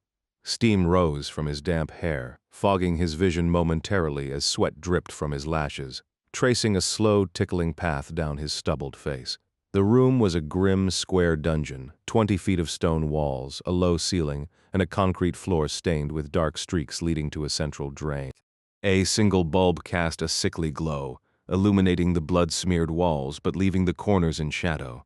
The stench of mildew mixed with something far worse, the metallic tang of death.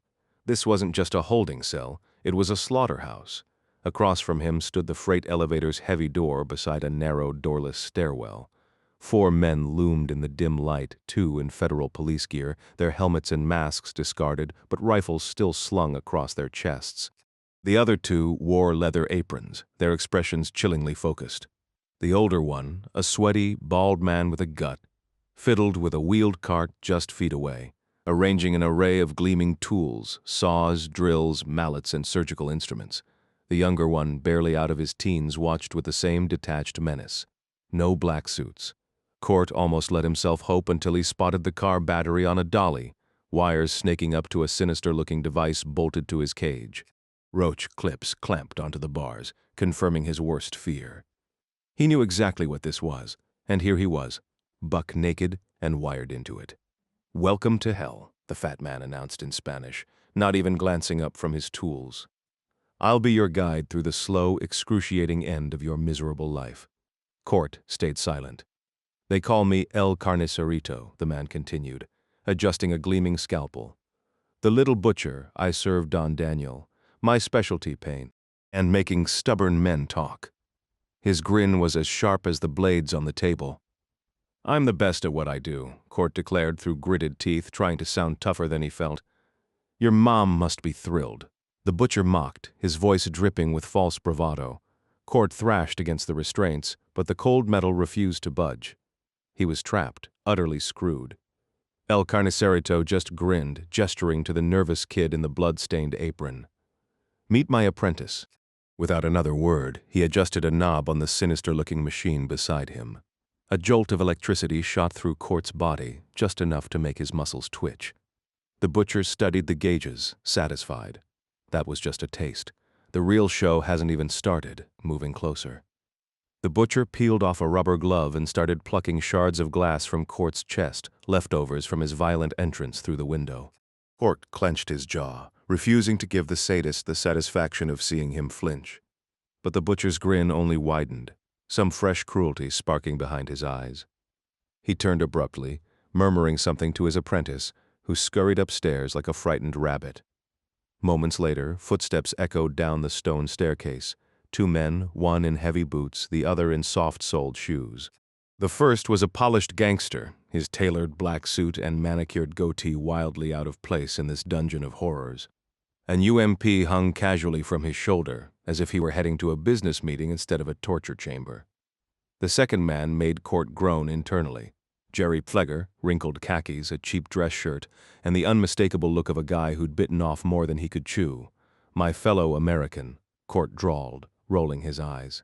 Jerry blinked, taking in the grisly surroundings, the blood-stained walls, the stench of fear and death. He swallowed hard but forced a smirk. I'm just here to protect my investment. Business is business, right? Court's voice turned icy. They're going to murder that girl, her sister-in-law, even her unborn baby. Jerry shrugged. Sucks to be them. You sold them out for cash? It's not just about the money, Jerry shot back, puffing up like he had some grand philosophy. It's a statement. What? That you're a spineless traitor? That I hate this place, Jerry snapped. You ever been to Denmark? Clean streets, great beer, actual civilization, but no, State Department sends me here to stamp visas for 4 damn years. So yeah, I'm cashing in while I can. Court stared at him, disgusted. And Laura? She's just collateral? Jerry's grin turned vicious. Oh, she's way more than that. You really don't understand, do you? Jerry smirked, watching Gentry struggle against his restraints. Understand what? Court spat back through gritted teeth. I'm giving the girl to DLR, sure. But that's just the appetizer. The real payday? That's when I deliver you to the CIA. Gentry let out a slow, disbelieving laugh. Jerry, take a second and think. What happens when Langley finds out a State Department guy's been cozy with the black suits? Say goodbye to that cushy Copenhagen gig? Jerry's grin widened, oozing arrogance.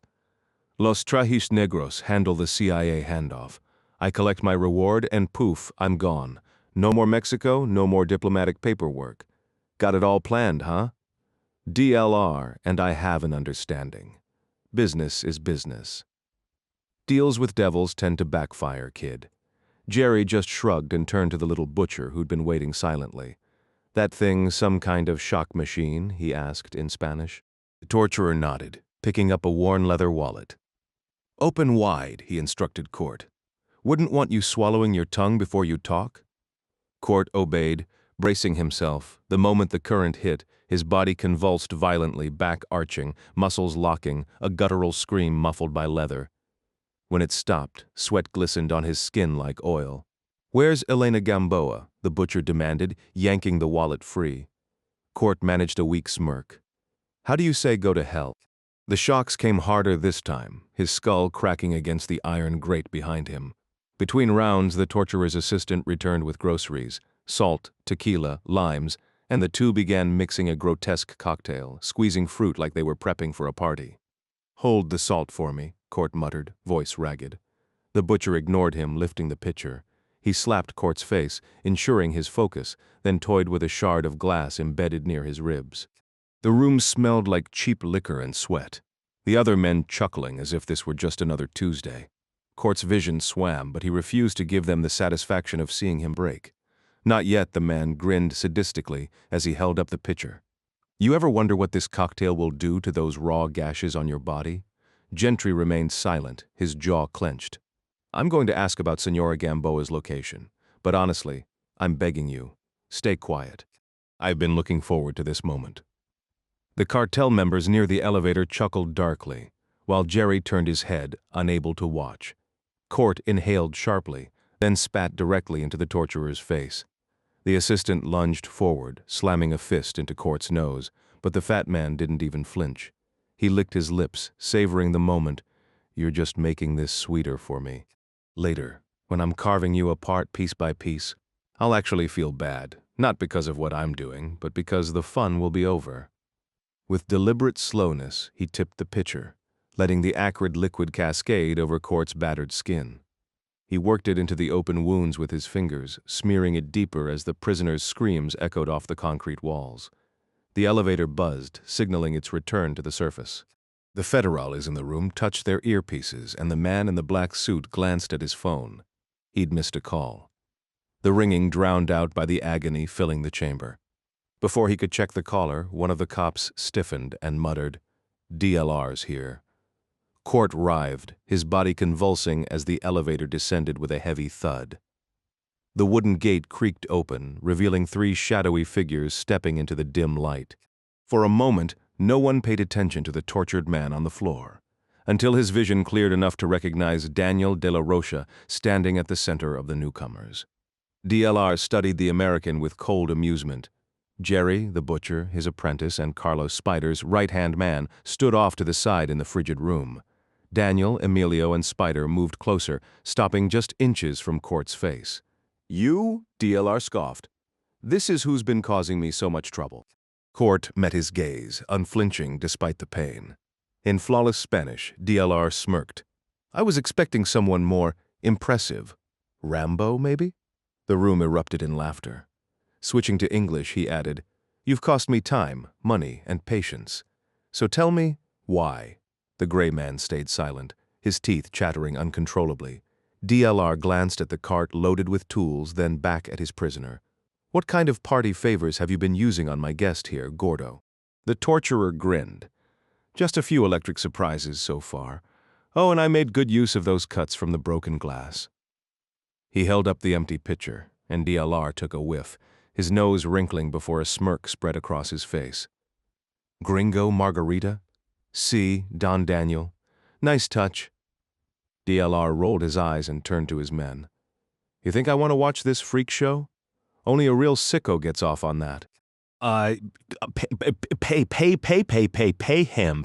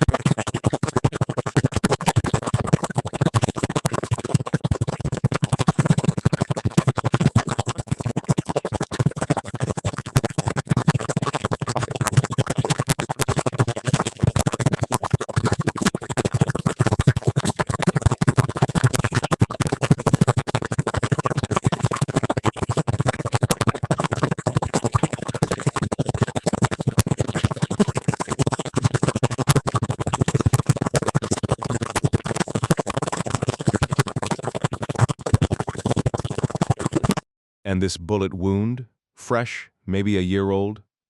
He tilted Court's head, tracing an older burn on his neck. You've been through hell before. Too bad it didn't teach you when to walk away. 5 years? Silence? Daniel studied the fresh cuts on Court's face and arms, the dark bruises across his chest. The man barely reacted, just a tired shrug. Pain doesn't seem to bother you much. That's good, makes this harder for you. He leaned in, smirking. But we've got your sister-in-law. Heard you two got cozy last night. How was it? Latin women know how to burn, don't they? Too bad we'll snuff that fire out of her real quick if you stay quiet. A few minutes with our tools and she'll be a shell. An hour, she won't even remember her own name. His grin widened. Now, where's Elena Gamboa? Court strained against his restraints, his voice flat. You already know I was trying to get her across the border. Daniel's polished shoes clicked against the concrete as he circled. She's not leaving Mexico. But why do you even care? She's not blood. You got family somewhere. Court stayed silent. See, I think family's everything. You don't? Gentry exhaled, forcing his voice steady. Yours is gonna miss you when you're rotting in the ground, a laugh. That, a threat after all this silence? Now you grow a spine? He snapped his fingers. Carnicerito, the heavy-set man grunted. Si, patron. Feels like a freezer in here. Turn it up. The dial twisted. Fire erupted through Court's nerves. His body convulsed, muscles locking, vision whiting out. No thoughts, just raw panic, like being trapped underwater again, jaws snapping, no weapon, no escape. Then, mercifully, the dial eased back. Court sagged, gasping, his legs trembled, urine pooling beneath him. Sweat and blood mixed on the floor, at least he hadn't bitten through his tongue. When he lifted his head, Laura was shoved into the room, hands bound, her face battered, swollen eye, split lip. Even in the dim light, he saw her knuckles were raw. She'd fought. Good. Daniel wrinkled his nose. Almost got my suit dirty. That would have pissed me off. He motioned to the enforcer gripping Laura. Spider, put her on her knees. Let's see how much this gringo really cares. Laura hit the cement hard. Daniel took the offered .45, pressing it to her skull. No countdown, no warnings. Tell me where Elena is, or her brains decorate the floor now. Laura spat. Don't. The pistol cracked against her temple. She crumpled, dazed, but forced herself back up. Court met Daniel's gaze, nodded slowly. All right, listen close. Daniel thumbed the hammer back. Oh, I'm all ears, Court exhaled. Then a cold smirk. Pull the trigger. Court didn't bat an eye. I couldn't care less. De la Rocha froze, his expression unreadable. He glanced at his right-hand man, Spider, then back at Gentry. Damn, this one's ice cold. Like you used to be, eh? He studied Court's face, searching for cracks. Nice act, but we both know you're lying. You wouldn't have gone back for the Gamboas if you didn't give a damn. Court shrugged. Cullen paid me $5,000 to babysit, 2 up front, 3 after Puerto Vallarta. Nobody mentioned cartel hit squads. The cartel boss narrowed his eyes. You expect me to believe you're just some washed-up bodyguard? I'm done. De la Rocha exchanged hushed words with Spider, the tension thickening. When he turned back, his smirk was vicious. Tell you what, maybe I won't put a bullet in her head. Maybe I'll let my boys have some fun first. El Carnicerito here's got a real creative streak. The torturer grinned, wiping his meaty hands on his blood-stained apron. A phone buzzed. De la Rocha snatched it, barking into the receiver before his expression shifted. He yanked the gun from Laura's temple, replacing it with his polished shoe as he shoved her face first into the grimy floor. Stay down, puta! Court kept his face blank, but Laura's shattered gaze nearly broke him. She didn't understand this was the only play he had. If they thought she meant nothing to him, she might live. Across the room, De la Rocha's phone conversation turned heated. One CIA suit gets 5 minutes to ID him. No more. Jerry's voice cracked from the shadows. The CIA here? De la Rocha pocketed the phone. Seems your government's very interested in you, Cabron. The dungeon air turned electric, because if the agency was coming, this game just got deadlier. If this is indeed the right guy, the CIA operative will leave and we can focus on extracting intel from this damn American. De la Rocha glanced at Gentry with cold detachment. After that, they want his head delivered near the embassy as a message. Flager lurched forward from the shadows, panic twisting his face. Hold on. If the CIA's coming, I need to disappear. Now, They can't find me here. I'll rot in prison for collaborating with you." De La Rocha barely reacted, his indifference obvious. Still, he muttered, "You wanted to be here for the payoff, didn't you? Somebody get him a mask." One of the federal agents yanked a black balaclava from his cargo pants and tossed it at Pleger, who fumbled with the fabric, nearly covering his mouth instead of his eyes. Once he finally adjusted it, he shot a nervous glance at Gentry, realizing the prisoner could still expose him, mask or not. The whole setup was flimsy. Mr. De La Rocha, what if?" "Shut your mouth." Daniel leveled his .45 at Pleger, who immediately recoiled, pressing himself against the wall. Hands raised in surrender, De La Rocha turned back to court. "You really don't make allies easily, do you? The CIA's practically begging me to put a bullet in you." Gentry smirked. "And what's your cut?" "Intel from the DEA on the Madrigal cartel's South American government ties."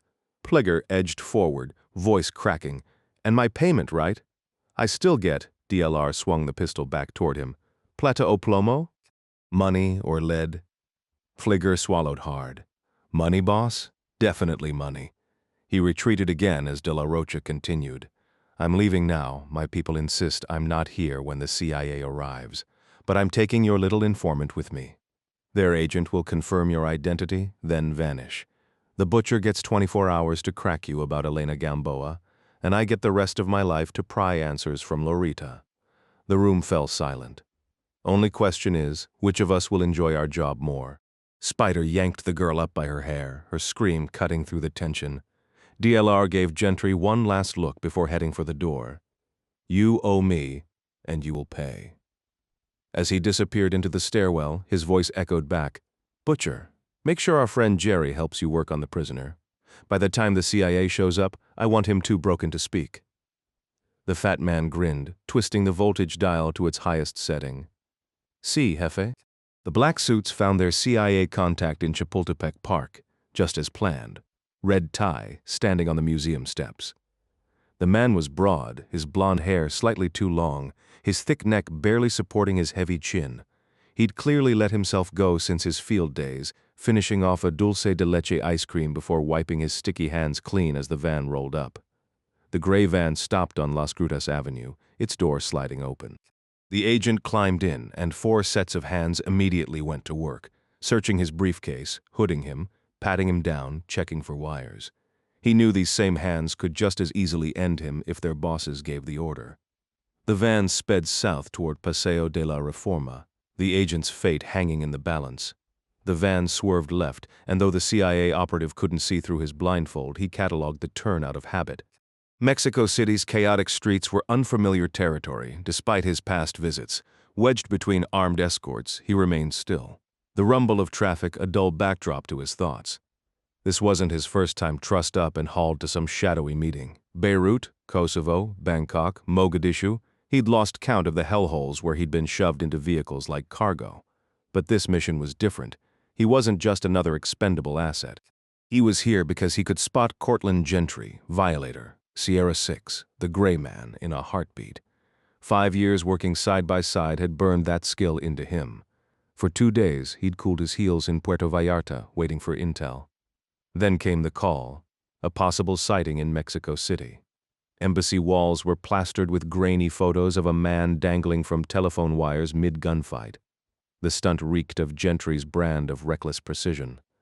The CIA man smirked under his hood. Betting against Court in a firefight was a fool's gamble. Close quarters combat, unmatched, against all odds. The guy thrived on it. If this was really him, those cartel thugs were already dead men walking. Rumors swirled, ties to Eduardo Gamboa, the DEA agent blown sky high on that boat. A shared past in a Laotian prison years ago. Flimsy, but enough to drag the CIA man out of bed and onto a jet. Now he bounced in the back of a van with the black suits, Daniel de la Rocha's elite enforcers. These weren't bounty hunters. They wanted something bigger. Some backroom deal above his pay grade. The thought of Langley cutting deals with these butchers turned his stomach, but Denny Carmichael had a hard-on for revenge. The van lurched to a halt, then rolled forward again. The operative steadied himself against the men flanking him. If this was really Court, he'd finally get to look the bastard in the eye right before watching him bleed out. Orders were orders. Identification was step one. Step two, a front-row seat to the gray man's execution. For a brief moment, Court found himself almost nostalgic for the relentless jolts from the car battery. During one particularly brutal 10-minute session with the little butcher and his sadistic device, Court had managed to overload the console twice, blowing the fuses. The outdated machine had been patched up, but no one had ever lasted as long as the American strapped to that fence. Eventually, they abandoned it altogether, opting for something more intimate, the cattle prod. At first, El Carnicerito had merely pressed the prongs against Court's battered chest, delivering a sharp, searing pain far more precise than the full-body surges from before. It burned like hell, but at least it didn't twist his muscles into knots like the battery had. Then the real fun began. The little butcher grew bolder, probing for the most sensitive spots, eventually zeroing in on Court's groin. The first attempt fizzled, bad contact, just a useless buzz. But the second time, the prod jammed hard, the button pressed, and Court's body convulsed so violently he vomited across the room. The Mexicans howled with laughter. Court blacked out only to be jerked back to consciousness by smelling salts. Wouldn't want him to miss the show. Jerry Flager leaned against the damp basement wall, eyes fixed on the crumbling brickwork. He told himself the shivering was from the chill, but that was a lie. Fear gnawed at him. Was $1 million worth this? His stomach turned as the torturer waddled over to a grimy bucket and pulled out a slick, oil-coated iron rod. Jerry couldn't watch. He turned away, listening instead to the soft, mocking voice of the dungeon master. "You've endured so much, amigo. Just tell me where Senora Gamboa is, and it all stops." The rod dripped black, glistening under the dim light. Court's head sagged, but his eyes tracked it anyway. Flieger saw the muscles in the man's body tense. He knew exactly where that thing was headed. Then the groan of the freight elevator interrupted. The rod went back into the bucket, the little butcher chuckling. "We'll continue our little game soon. Think hard." The door creaked open. Two federales escorted in a broad-shouldered man in a lightweight suit, his face hidden under a hood. Unbound, he was positioned under the harsh light before the hood was yanked off. He blinked against the glare, then took in the scene, the naked, bloodied prisoner chained to the electrified fence, the wires snaking to the battered cart, the stench of sweat and decay. The blonde newcomer inhaled deeply, unfazed, as if this were just another Tuesday. His gaze swept the room, lingering on each man before he finally spoke, smooth and unbothered. "Looks like you started without me." Court had expected Zach Hightower, his old goon squad leader, to walk through that door, but it wasn't Zach. It was Hanley. Matthew Hanley. It had been over half a decade since Gentry laid eyes on Matt Hanley, and even back in their CIA days, their interactions had been brief and impersonal. Hanley, once a high-ranking SAT officer calling the shots for Task Force Golf Sierra from Langley, typically relayed commands through team leader Hightower rather than dealing directly with operatives like Court. The last time Gentry had heard about Hanley was from Zach earlier that year, how the former spymaster had been demoted to some bureaucratic backwater post in the developing world, a career downfall Gentry himself had allegedly caused. Yet here Hanley stood, in the dim glow of a cartel-run interrogation room on the outskirts of Mexico City, his presence as unexpected as it was ominous. Silence hung between them until Hanley broke it, addressing the heavyset man overseeing the grim proceedings. "You calling the shots here?" The man smirked, puffing out his chest. "Let's just say I hold the keys to this particular hell." Hanley gave a curt nod before closing the distance between himself and Gentry. One of the black-clad enforcers warned, "Hands off the prisoner." But the federales hesitated when Hanley dismissed them with a glance. Though he kept his hands at his sides, Hanley leaned in until their faces were nearly touching. Court looked wrecked, eyes swollen, lips cracked and streaked with dried blood and bile. He seemed barely conscious, but when he spoke, his voice cut through the room with quiet defiance. "Do your worst, Matt.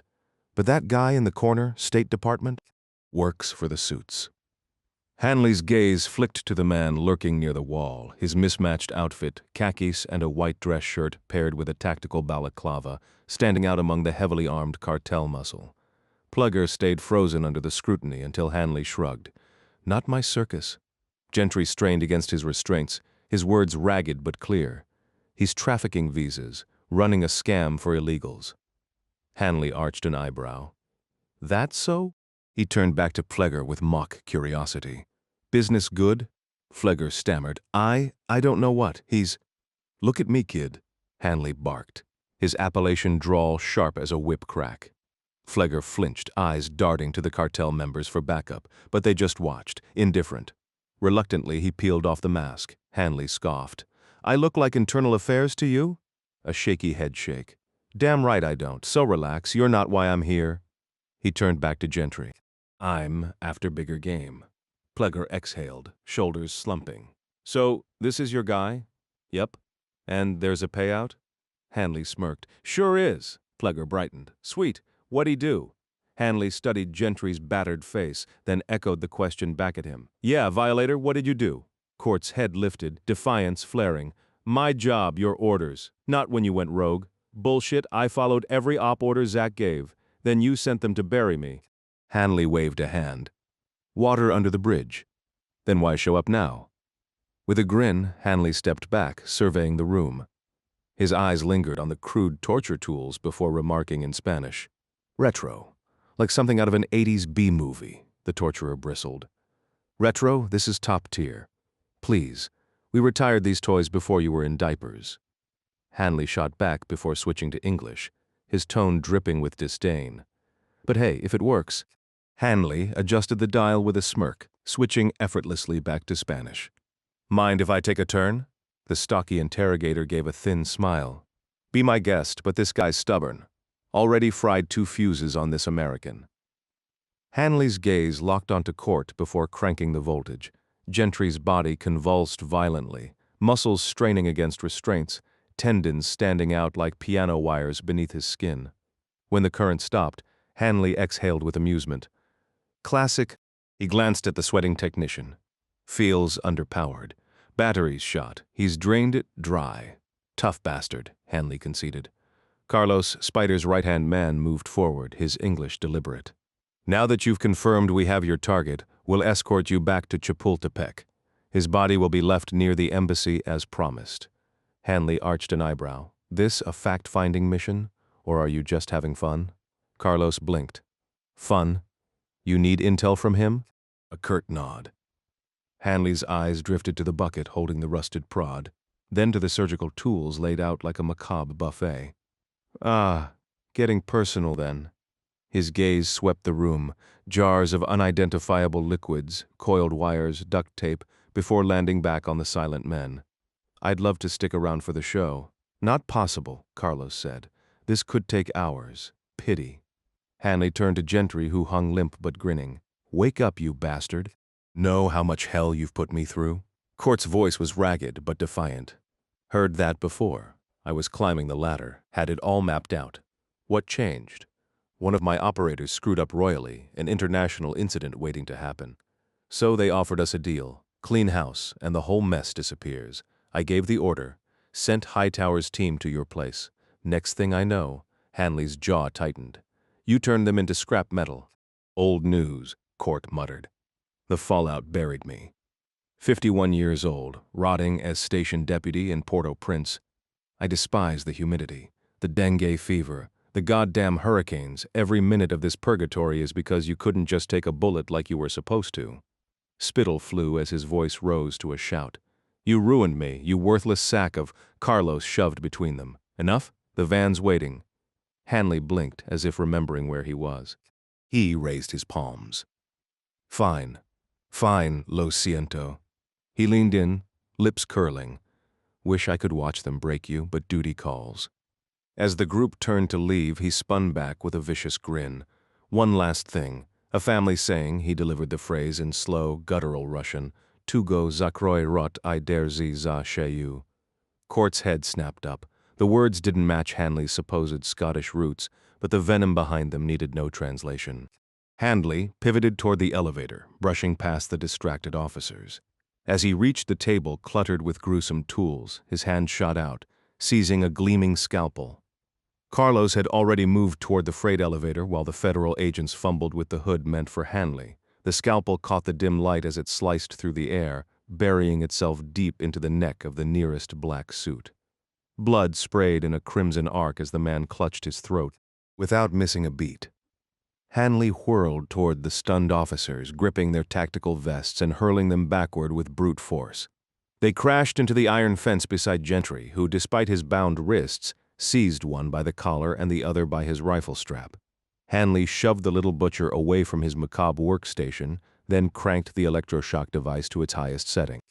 Gentry barely had time to react before the two officers convulsed violently, their bodies jerking under the surge of electricity. The third cop tried to bolt, but was yanked back by Gentry's grip, slamming into the fence and joining his comrades in agonized spasms. The torturer's assistant recoiled as arterial blood splattered his face, momentarily blinding him. When he finally wiped his eyes clear, he fumbled for a hidden pistol beneath his apron. Hanley reacted instantly, slamming him against the wall and wrenching the small Argentine pistol from his grasp. Without hesitation, he pressed the barrel to the man's forehead and fired. 2 more shots dropped the little butcher, who crumpled to the floor, clutching his stomach. Hanley dialed down the voltage and turned toward the fence where the 2 dazed officers slumped to the ground. He ended them with 2 precise shots before shifting his focus to the trembling figure in the corner. Flegger, his shirt now splattered red, his face ghostly pale. The room plunged into darkness as Hanley killed the lights, leaving only a faint glow from the stairwell. He snatched a submachine gun from one of the dead agents, racked the bolt and crouched low, scanning the stairs. "How many?" he demanded, voice tight with urgency. Gentry, barely clinging to consciousness after the last jolt of electricity, managed a weak reply. "Not sure. Maybe a few more feds." "Got it." Footsteps pounded down the stairs fast, heavy, and closing in. Hanley stood motionless, his breath steady as the chaos unfolded around him. Court dangled helplessly from his restraints, every nerve on edge, watching the scene play out like some twisted theater performance. Shadows shifted in the stairwell as black-clad federal officers stormed in, only to meet Hanley's precise gunfire. He aimed low first, dropping them with shots to the legs before finishing them with brutal efficiency. One took a bullet to the throat, staggering forward before collapsing in a heap, his rifle skittering across the floor like a discarded toy. It landed in Jerry Plager's lap, and the embassy clerk recoiled as if it were a venomous snake. His hands shot up in surrender, eyes wild with panic. He kicked the weapon away, desperate to distance himself from any hint of resistance. Hanley barely spared him a glance, snatching up the rifle and checking the stairwell before returning to the dimly lit room with a flick of the switch. Harsh light flooded the space, revealing the little butcher clutching his gut, his face twisted in pain and confusion. "You need him for anything?" Hanley asked, tilting the MP5 toward the wounded torturer. Gentry shook his head. "Nope." 3 quick shots silenced the man for good. The room fell still, the only sound the faint hum of the overhead light. "Thanks, Matt," Court muttered. Hanley reloaded, plucking a fresh magazine from a dead officer's vest. "Fuck you, violator," he said, his voice dripping with disdain. "I don't like you much more than these assholes." "Okay." Metal clinked as Hanley worked at Court's restraints, freeing his wrists first. "Glad you didn't bite your tongue off, was worried you forgot your Russian. You told me to shut my mouth and grab them by the throat." "Neck, actually, close enough." Once loose, Court crumpled to the floor, muscles seizing in protest. His leg trembled violently, forcing him to pin it down with his hands. Hanley, meanwhile, stripped gear from one of the dead officers, tossing a pistol toward Court before jerking his chin at Plager. "Left that idiot for you. Kill him if you want. Don't care either way." "No, I need him." Plager's head bobbed frantically. "That's right. You need me, buddy." Court's fingers closed around the pistol. "I don't need you to dance." Plager blinked. "Dance? What?" A single shot tore through his foot. The scream that followed was ear-splitting. Hanley winced, tossing Court a pair of tactical pants. "Really necessary?" Court exhaled, lying flat for a moment before answering. "Don't want him running, not in the mood to chase him." Flavier howled, spewing curses between ragged breaths. "I'll kill you, you psychotic!" Court dragged himself over, pressing the gun's muzzle onto Flavier's other hand. "Don't guess I need you to type either?" "No." Court hesitated, his grip tightening. "Could you at least pretend to have some decency?" "No, wait. Yes. Fine. All right, let's get this under control. You're not dying." Gentry wobbled to his feet, steadied himself, then shuffled toward a shelf where he snatched a towel and a roll of electrical tape. He tossed them to the writhing man on the floor, who flailed and missed, forcing him to chase after the supplies on his elbows, howling curses through gritted teeth. Court, still sluggish from the shocks, tugged on the tactical pants with stiff movements while Hanley yanked an undershirt off an unconscious guard and shoved it at him. Within minutes, they were climbing the stairs, emerging into the warehouse's main area. The place was deserted except for a row of barking dogs locked in a chain-link kennel. The clock read 8 in the evening, and Court knew DLR and Laura Gamboa were already miles away. His eyes flicked to the wall where barrels of acid stood, the surface of the liquid dotted with clumps of human hair, the only traces left of the warehouse's previous victims. Stumbling outside, he and Flegger leaned on each other for balance, while Hanley hot-wired a beat-up Ford station wagon idling on the street. Court's muscles still twitched violently, making driving impossible, so Hanley took the wheel while Flegger, wrists bound with the last of the electrical tape, thrashed in the trunk. As they neared a crowded intersection, Matt squinted at the street signs. Tepito? Not the nicest neighborhood, but we're close enough to bail if things go south. Where's the plan? We'll figure it out soon. You take the car after, I'll grab a cab to the embassy. DLR's guys will be hunting us if they aren't already. You don't want to linger here. The drive was mostly silent, punctuated by Jerry's muffled swearing from the trunk. Gentry clenched his jaw, fighting the lingering tremors in his limbs. His skin burned where the shocks had seared him. Wrists, ankles, back, and the borrowed clothes hung awkwardly on his frame. Pants too short, shirt too tight, the collar speckled with blood. Barefoot, he gripped the Bursa Thunder 380, a pitiful upgrade from the dead torturer's pocket. Not ideal, but it was discreet. As his mind clawed back focus, he started piecing together an escape plan, one that required staying invisible. Big guns would draw attention. The Bursa, at least, could be hidden. Hanley, meanwhile, had snagged a Beretta for himself, just in case. Without warning, he veered into a bodega on República de Ecuador, returning seconds later with a bottle of cheap tequila. He cracked it open mid-drive, took a deep pull, then shoved it at Court. "No thanks, it'll loosen you up, drink." Court grimaced after the first sip, then forced down a longer swallow, the liquor burning his throat. He handed it back. "Should have grabbed beer. We could have made a night of it." Hanley barked a laugh. "No time for that, violator." Eventually, Matt turned down a narrow alley behind a half-built hotel, nudging aside orange construction barrels before descending into a shadowy underground lot. The headlights cut through the dust as the car rolled to a stop, the engine ticking in the sudden quiet. The car rolled to a stop and Gentry hit the trunk release, letting Jerry gasp for fresh air. A door was left ajar, casting dim light as they moved to the rear. Flegger lay sprawled, one leg awkwardly raised, his wide eyes darting between the two shadowed figures looming over him. "I'll cooperate, just don't." His plea was cut off as Hanley swigged from the tequila bottle, then growled, "Keep quiet, or the trunk slams shut." Silence followed. Hanley guided Court to the garage's far corner where the faint glow from the Ford's dome light barely reached. The bottle passed between them again, Court gulping the liquor, willing it to steady his frayed nerves. Matt wiped his mouth with the back of his hand. "Seriously, what's a guy like you doing in Mexico, picking fights with cartels? Wrong place, wrong time. Genius move. This drug war's a slaughterhouse, makes Colombia look tame. Seen anything worse?" Court exhaled. "Yeah, I have." Hanley studied him, then gave a slow nod. "Bosnia, huh?"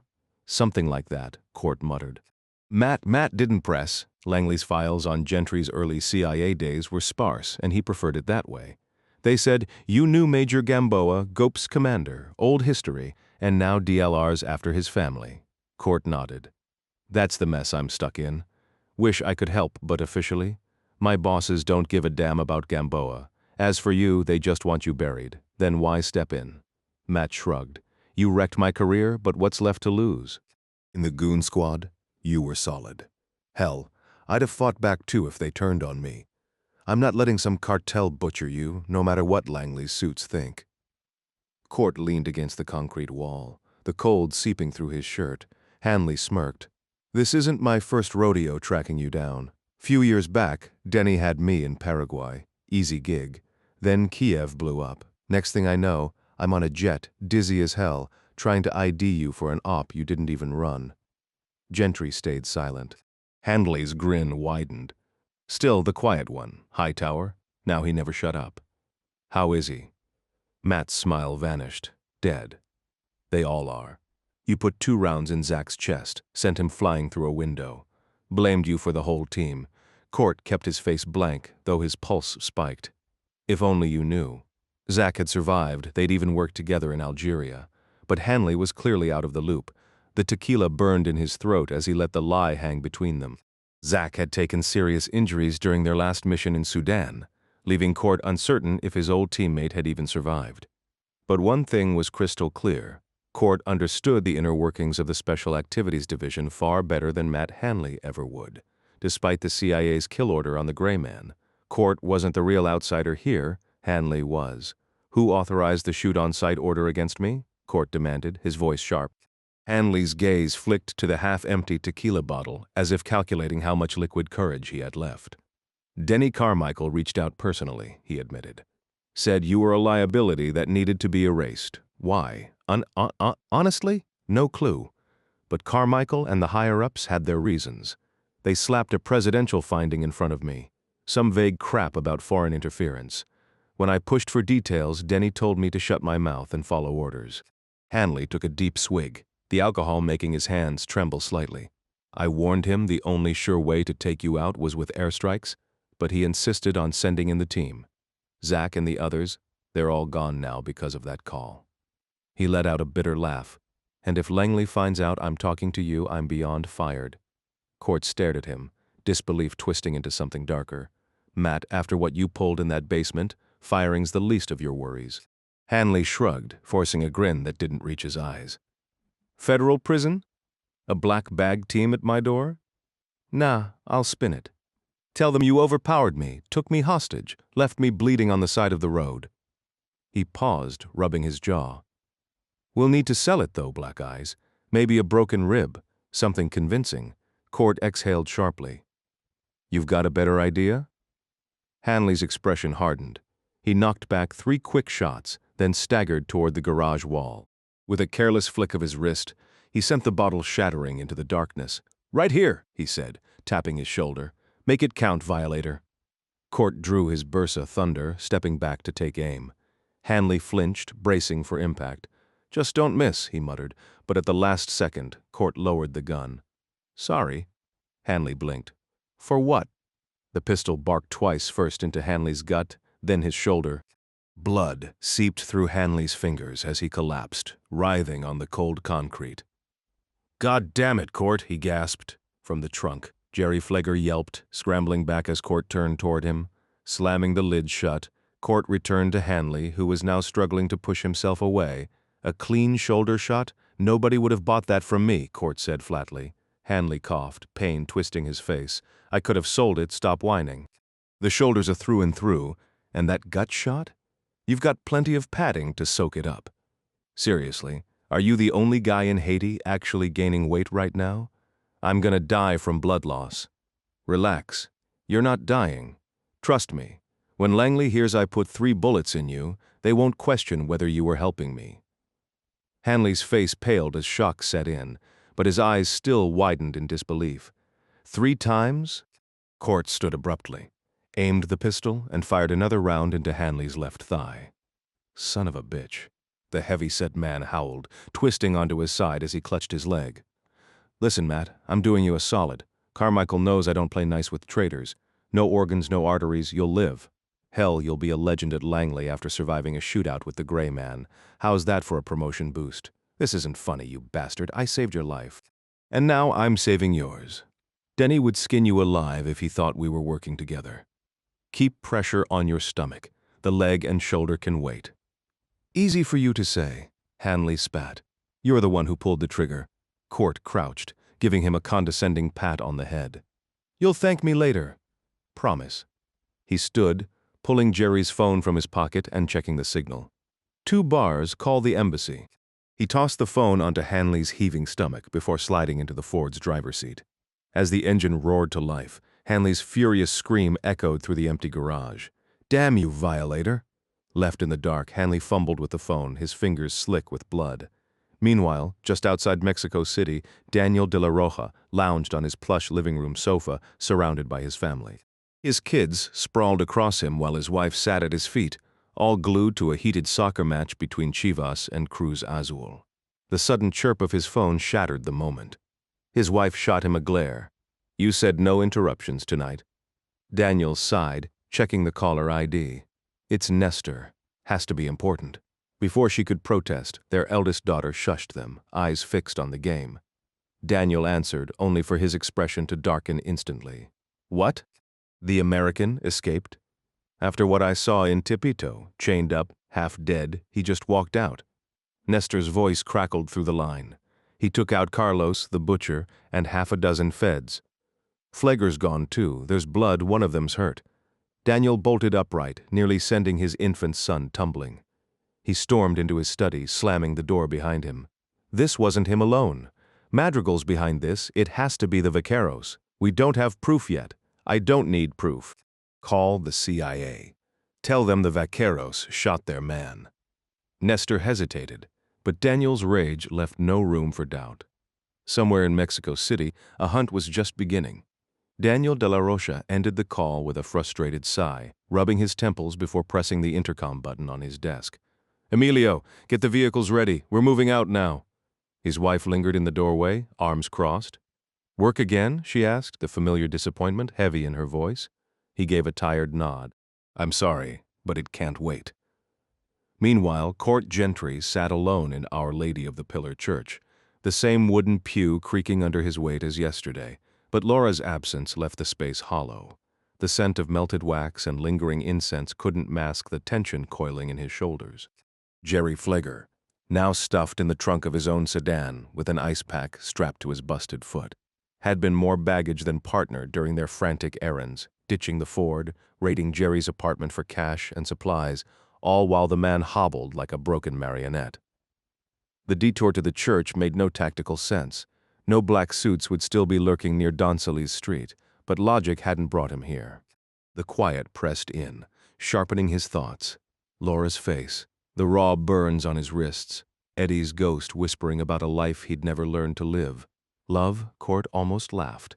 The faithful around him murmured prayers. He studied them like specimens behind glass. Whatever softness they carried, he'd been carved into something else, a blade honed for vengeance. Rising, he didn't genuflect, just locked eyes with the crucifix and hissed, "She's yours. So act like it." By the time he hit the highway, sentiment was a discarded shell casing. At Benito Juarez International, he forced Jerry to rent a Hertz car under his name, then abandoned the original vehicle in long-term parking like another problem to be buried. The clock was ticking, and Court. He was done asking for miracles. After catching a taxi back into the heart of Mexico City's Reforma district, Court and Jerry boarded a crowded city bus heading towards Zocalo. Moving 2 blocks south of the bustling plaza, Gentry half-carried the limping Fleger until they stumbled upon an unguarded hotel parking lot. Within minutes, Court had hot-wired a sleek Ford Mustang, its engine roaring to life in the dead of night. By 2:45 a.m., they were speeding northeast toward Pachuca, the city lights fading behind them. Once there, they abandoned the stolen car and slumped onto a park bench outside the bus terminal, waiting for the first morning departure. When the station opened at 6, they boarded a northbound bus to Juarez, though they planned to switch to a regional line long before reaching the border, rerouting toward Tijuana instead. Hours later, crammed into the back of the bus, Jerry finally broke his streak of grumbling. "What was the point of all this?" he muttered, massaging his swollen ankle. Court barely glanced at him. "All what? We've been bouncing between cars, buses, and God knows what else for half a day." "My foot's about to fall off, man. I need a hospital, not another damn road trip." "Because we're ghosts now," Court replied flatly. "The black suits will find your abandoned rental at the airport and assume we flew out. If they're sharp, they'll trace the taxi to Reforma, maybe even connect the dots to the stolen Mustang. But tracking us to Pachuca, doubtful, and even if they do, there's no security footage, no paper trail, just 2 guys who paid cash for bus tickets." Jerry winced as he adjusted his leg. "They'll still figure we're heading to Tijuana, obviously," Court said with a dry chuckle. "They'll have every inch of that border locked down, just waiting to put bullets in us." "Fantastic," Jerry spat. "And even if they don't, you'll finish the job yourself once this is over, only if you screw up. Like hell. I saw what you did to that CIA guy, the one who pulled your ass out of the fire. You butchered him. Court's expression didn't flicker. Necessary. Sure, you'll say the same about me soon enough. Not if you behave. Reaching into his pocket, Court produced 2 zip ties he'd grabbed at a convenience store earlier. He looped one around Jerry's wrist and the other around his own, then yanked them tight. Draping a bus blanket over their laps, he smirked as an elderly woman across the aisle shot them a scandalized look. Jerry exhaled sharply. So we're walking straight into a trap in Tijuana? Here's how this works, Court said, his voice dropping to a razor's edge. Elena and her family cross the border. You make it happen. Then you and I wait in some motel room until I get the call confirming they're safe. If that call doesn't come, Jerry, you'll wish the black suits had found us first. So start thinking, how do we get them across without a hitch? Jerry's face paled. I can't guarantee anything. The border's a nightmare. Then you'd better get creative, Court interrupted. Fast Court leaned back in his seat, shutting his eyes as he pulled the blanket up to his chin. Look, without those papers, I can't guarantee a thing. Midnight runs are messy, too much that can go wrong. I usually tell folks it might take a couple attempts. The other man's voice turned sharp.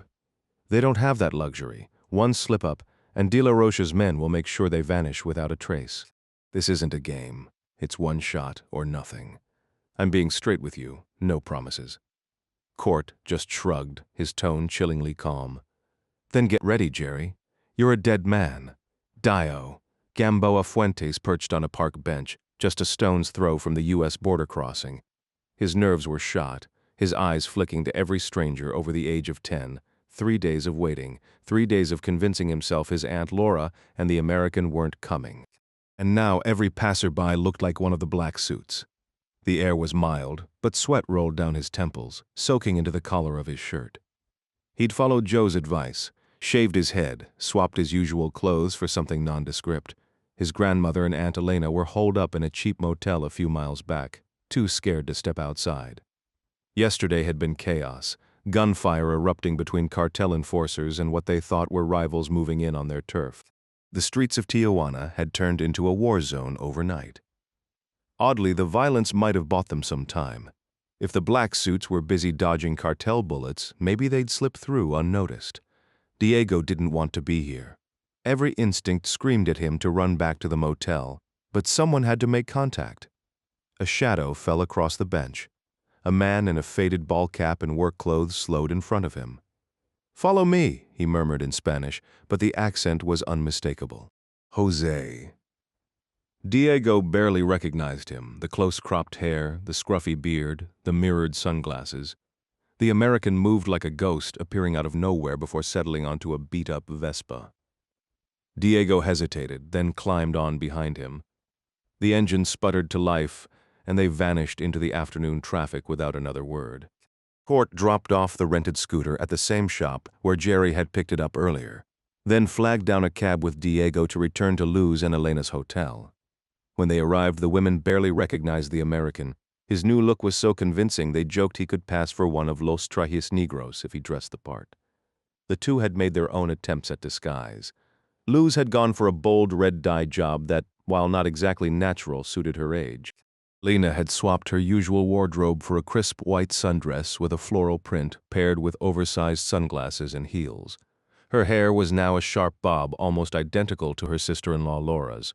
Still, the baby bump made her stand out. Court admired the effort, but he doubted any hitman would overlook a pregnant woman just because she'd changed her hairstyle. After regrouping, they piled into another taxi, this time heading to a supermarket before switching vehicles again.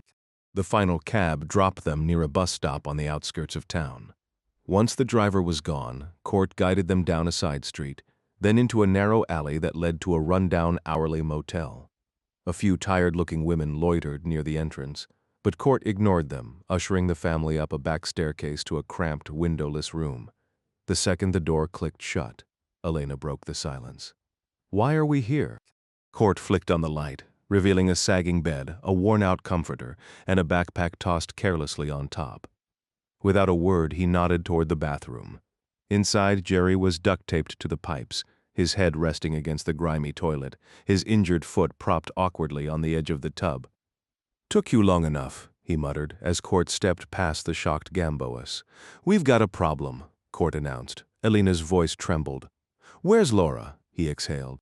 "Los Trajes Negros have her." The words hit hard. Luz collapsed onto the bed, sobbing, while Elena's hands flew to her mouth. Diego demanded answers, but Court just pointed at Jerry. "Ask him." The bound man turned away, focusing on a centipede skittering across the filthy floor. Diego clenched his fists. "What's the plan now?" "First, I get you all across the border," Court said. "Then I go after Laura." Elena shook her head violently. "I'm not leaving without her." "You don't have a choice," Court snapped. "I need you safe so I can focus." Diego stepped closer. "How do we get her back?" Court met his gaze. "I'll make De La Rocha's life hell until he hands her over. Once she's free, we walk away." "You just let him live?" Diego's voice was thick with disbelief. "My only job is saving Laura," Court said flatly. Elena's eyes locked onto him, searching, then suddenly she grabbed his hands, squeezing tight. He avoided her gaze, but she'd already seen it, the flicker of something deeper than duty. This wasn't just another mission. And in that moment, she knew. Elena sensed she was making Jose uneasy, so she quietly moved to sit beside her mother-in-law, wrapping her in a tight embrace. Silent tears streaked both women's cheeks as Luz lifted her gaze to the man they knew as Jose. "Gracias, Jose," she whispered. "We owe you everything." Jose responded in Spanish, his voice low but firm. "This isn't over yet." Meanwhile, Jerry Fligger had spent every grueling hour of the bus ride to Tijuana and the following morning scrambling to finalize his plan. The Gamboa's escape hinged on his ability to outmaneuver not just border security but the ruthless men hunting them. His original strategy had been shaky even before the Gray Man, that cold-blooded bastard, had dragged him out to rent a scooter, only to return him to the motel, bound to a filthy bathroom fixture for hours. Desperation drove Jerry to call in favors. A shady contact in Tijuana connected him with an experienced coyote who offered a risky opportunity, a mass border crossing near Tecate in 2 nights, with 40 drug runners hauling marijuana. Jerry agreed without hesitation, even promising his group would carry their share of the load.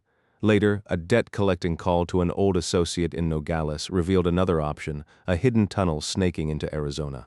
By the time the Gray Man finally cut him loose, Jerry had spun a web of lies, promising payments and favors he'd never deliver. He knew the consequences. The cartel enforcers, smugglers, and corrupt officials he'd double-crossed wouldn't forget his name. Surviving this mess meant burning every bridge in northern Mexico, but compared to the Gray Man's wrath, that was a problem for later. Right now, he had to move. By morning, the group was rolling east in a stolen Ford Lobo, reaching Nogales by midday. The motel they checked into was barely a step up from the last dump they'd stayed in. Hours crawled by, meals eaten in silence, prayers murmured, wounds tended. Jerry's plan was selfish at its core. He'd feed the DEA exaggerated intel about the Tecate crossing, hoping to divert attention long enough for the Gamboas to slip through the Nogales tunnel unnoticed. As night fell, Court secured Jerry to the bathroom fixture once more, poetic justice, before leading the family out. They drove toward the border, turning onto International Street, where the road dissolved into gravel. A rusted fence marked the divide, flanked by barbed wire and crumbling homes. Ahead stood a wooden shack, guarded by a man whose bulky flannel couldn't hide the gun at his hip. Their coyote, the real journey, was about to begin. He walked with them until the very end. The smuggler studied Court with cold eyes but kept his mouth shut. Gentry's gut twisted. This whole operation hinged on a backstabbing cartel mule who couldn't be trusted further than Court could throw him.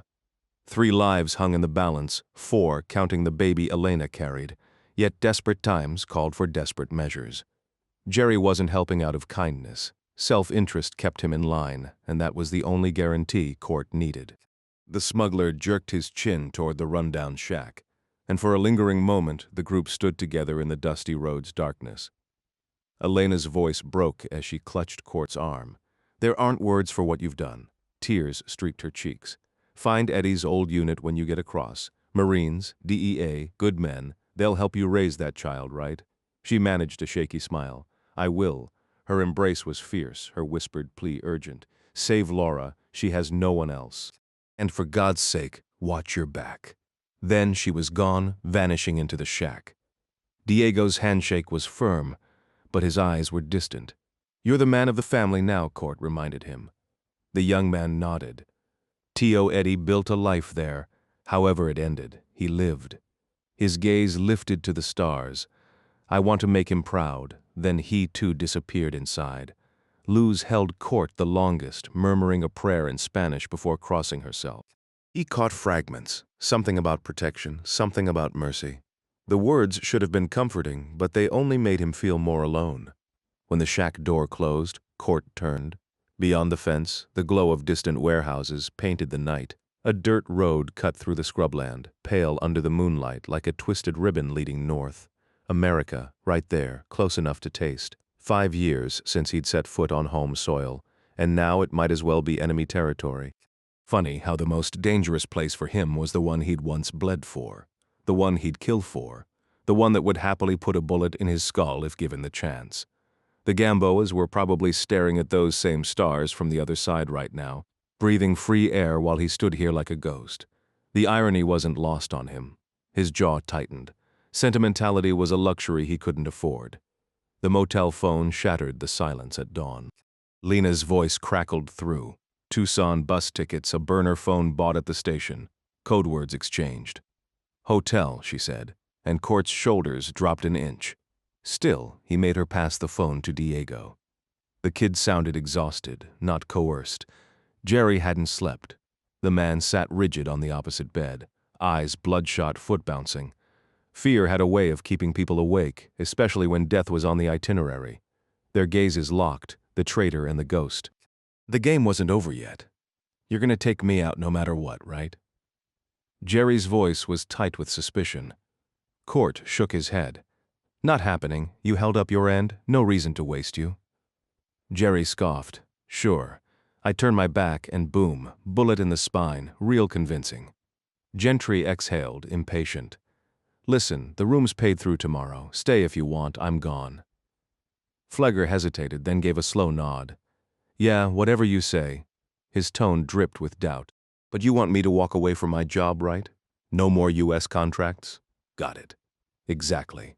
Don't care what you do after this. Move to Denmark for all I give a damn. Just stay off Uncle Sam's payroll. Jerry's shoulders relaxed slightly. Done. No way I'm going back anyway. Half the cartels would carve me up for fun. He paused, rubbing his temple.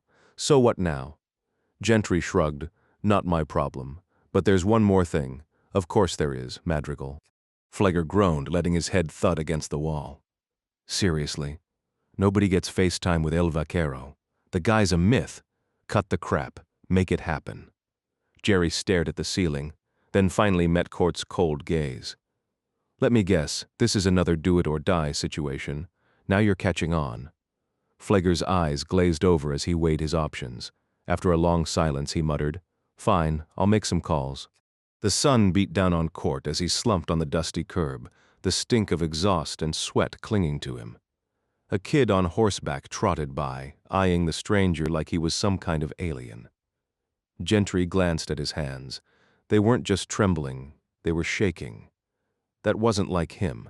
Fear had always been something he could lock away, focus past. But right now, doubt gnawed at him. He forced a swig of warm Coke, the pork sandwich in his hand barely touched.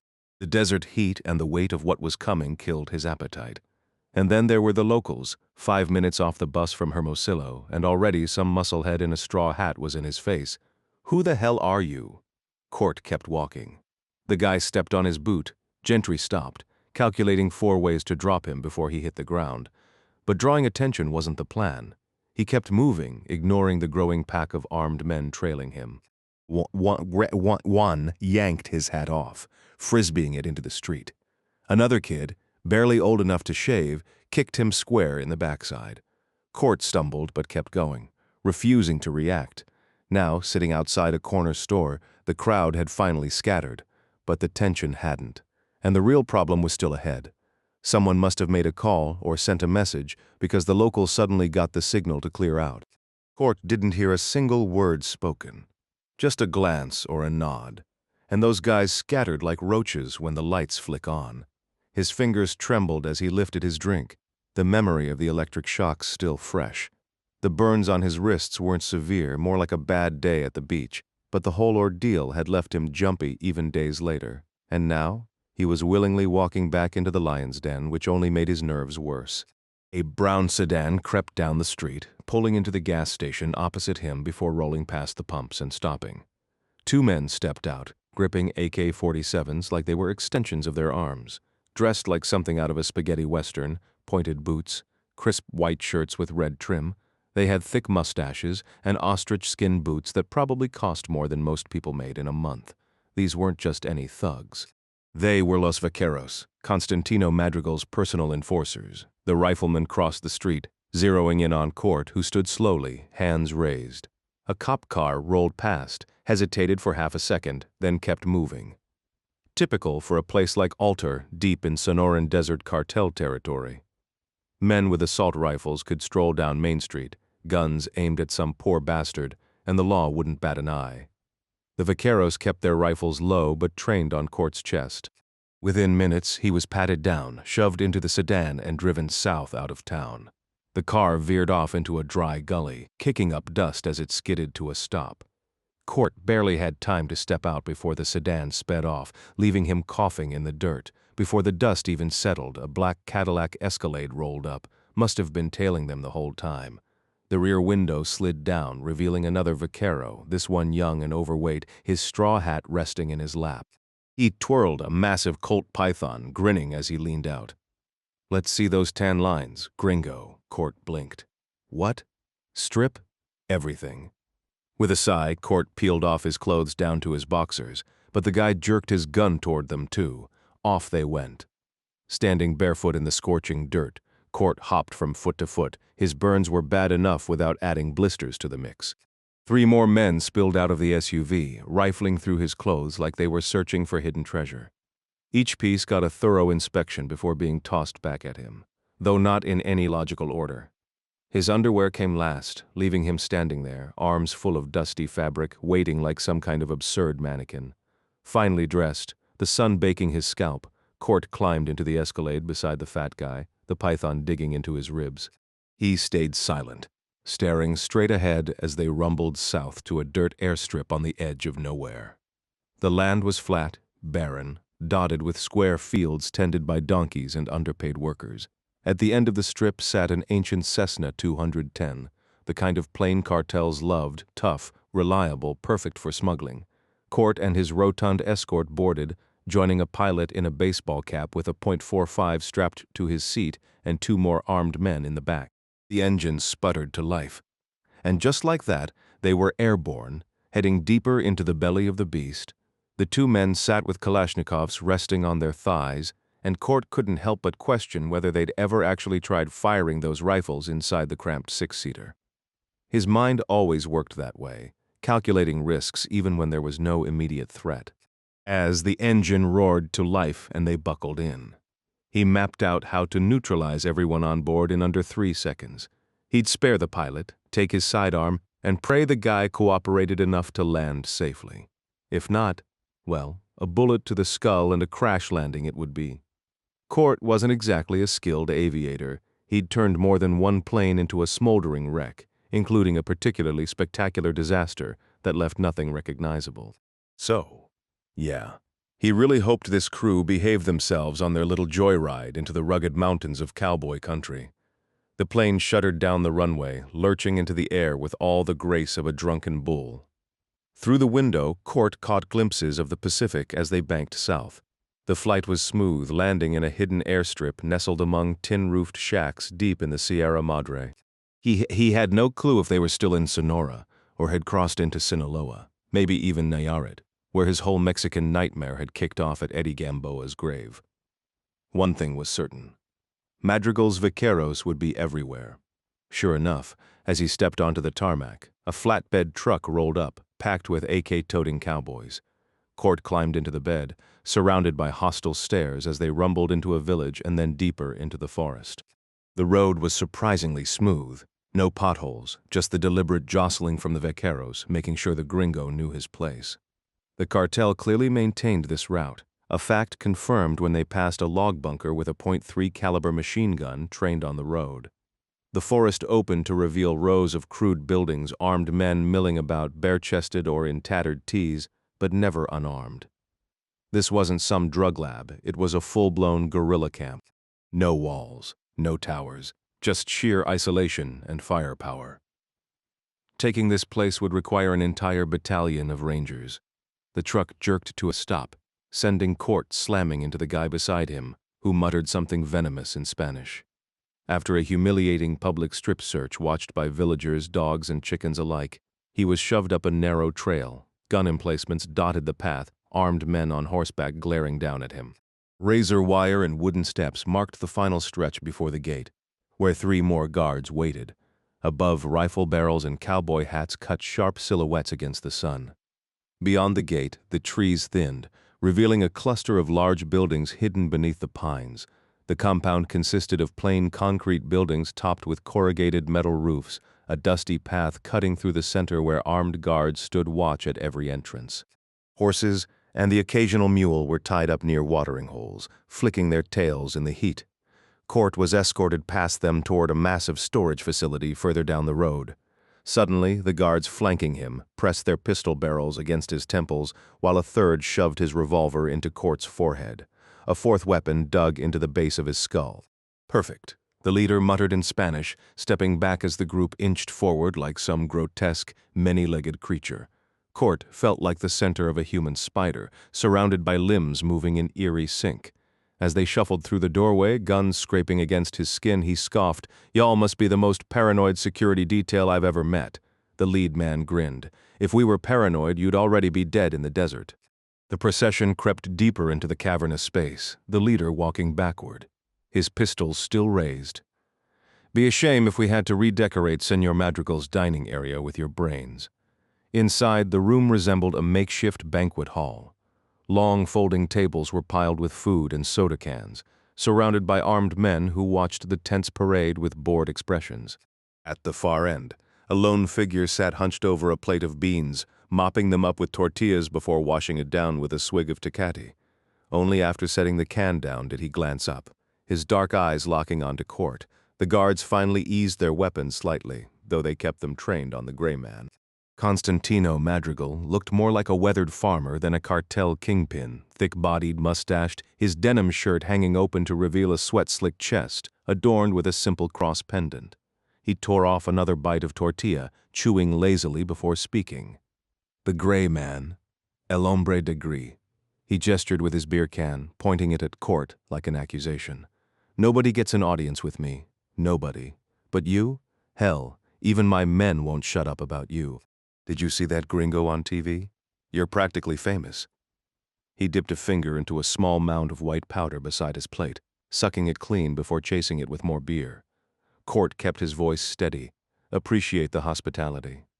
Madrigal smirked, scanning his men.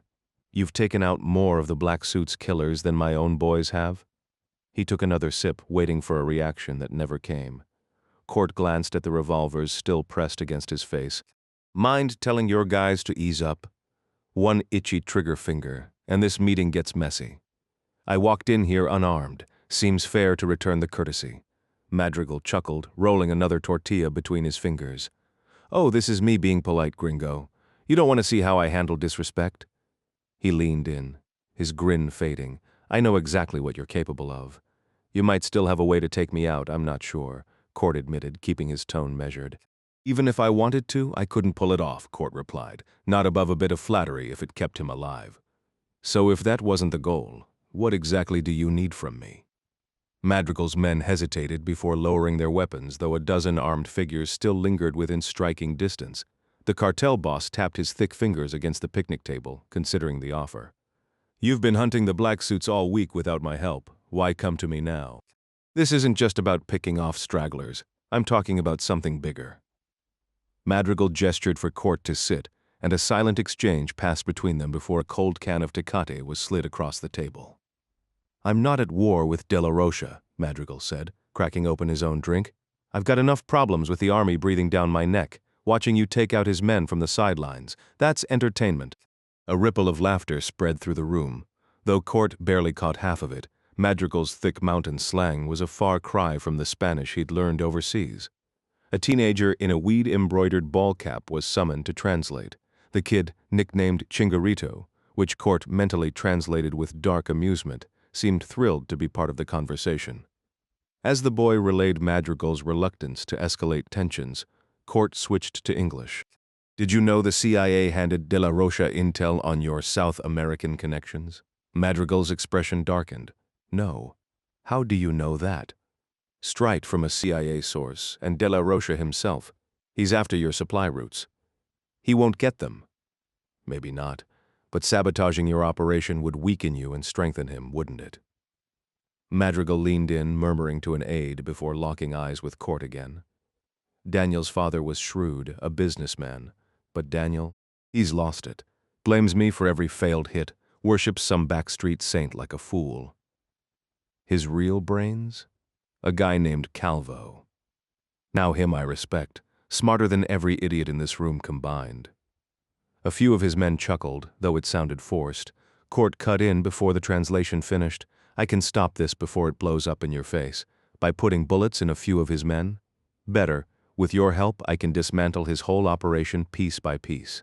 Court knew he could divert attention toward himself, giving the other man space to safeguard his South American operations without drawing suspicion. The narcotics kingpin remained silent for a long moment, his bodyguard hovering behind him, poised but held back by a subtle gesture. Madrigal's son stayed quiet, letting the tension simmer. Finally, the cartel leader locked eyes with Gentry. You're on your own, no ties to the U.S. government. I already know that much. Court gave a slow nod. Then why bother helping me? Because DLR has something I want. Laura Gamboa? A flicker of satisfaction crossed Gentry's face. If these rugged mountain outlaws knew about Laura, it meant their intel network had eyes on the black suits. My only goal is to force DLR to let her go. Keeping her is costing him too much. Madrigal chuckled. Young Daniel doesn't back down easily. Neither do I, Court shot back. What exactly are you asking for? Madrigal pressed. Information resources. Guns, men? Just weapons and a truck, no extra bodies. Madrigal's grin widened as he took another hit of coke, washing it down with cheap beer. You talk like a Sinaloan. Court smirked. Do we have a deal? Madrigal leaned back, reminiscing. I was born in a village called Matalo. Kill him, the black suits. They're polished monsters, military men, city elites, university graduates. Cruel, sure, but they're not outlaws like us, Los Vaqueros. We are the mountains. We've been thieves, raiders, killers for centuries, stealing cattle, ambushing convoys, taking what we want. Now it's drugs, but the money means nothing to me. I live for the fight. I'll tear DLR apart for you, Court promised. Madrigal stroked his mustache, considering. We don't target families here. That's an unspoken rule. This isn't about family. It's about dismantling his empire. It'll get messy, but not personal. After a pause, Madrigal gestured to the man behind him. Hector Serna, my intel chief. You'll work directly with him. Fewer leaks that way. Leaks? Serna answered smoothly. Every organization has rats. Ours is no exception. Court's eyes narrowed. So you've got eyes inside the black suits? We track their movements when we can. They do the same to us. Enough to pinpoint them? Not always. But if they tip off local cops, say, to secure a restaurant in Puerto Vallarta tomorrow, we'll know. Gentry exhaled, intrigued. Then he turned back to Madrigal, waiting. Can you help me get to Puerto Vallarta? Court asked. Madrigal rose from his seat with a smile, offering his hand. Court hesitated for just a second before gripping it, knowing full well whose fingers he was shaking. This was a man responsible for countless deaths, a monster who had inflicted pain on hundreds, the very definition of evil in the eyes of decent people. Thanks, friend, Court muttered, forcing the words out. The next morning, Court sat behind the wheel of a beat-up black Mazda pickup, parked near the marina in Puerto Vallarta. Beyond the grimy windshield, luxury yachts worth millions swayed gently on the water, their polished hulls catching the early sunlight. A couple of iguanas basked lazily on the rocks along the waterfront, soaking in the warmth. To his left, a sleek apartment building towered over the marina, while to his right, a stretch of shops and cafes remained shuttered, their signs dark. His phone buzzed. Ramses Corteo was calling back. After the yacht attack, Ramses had gone underground, relocating to a safe house in Miami with his family. Court had reached out through an old contact, leaving a message that led to this call. He needed to warn Ramses to make it clear that while he was getting intel from Madrigal's cartel, he wasn't aligning with them. This was about Laura. "Listen, Ramses," Court said, voice low. "Things are about to get messy. I don't know what you've told your people about me, about us working together." "Nothing," Ramses replied. "They only know Martin and I survived the yacht, but he didn't make it out of Tequila. The men I'm with, they don't ask questions. You sure you can trust them?" "Absolutely. They've all lost something to Los Trajes Negros." "Good. They're solid. We can help you find Laura." Court exhaled, watching a bald man in a tracksuit walk a tiny poodle along the marina's edge. The dog yapped excitedly, tugging at its leash. "If they're good men," Court said, "let's keep them out of this. What I'm about to do, it's not for clean hands." "What exactly are you planning, Joe?" "I'm burning it all down. No rules, no mercy. I'll tear through anyone who stands between me and Laura. I'm not here to play nice. There are no rules here, amigo. I'm talking about the ones that make us human, and I'm ready to break every last one."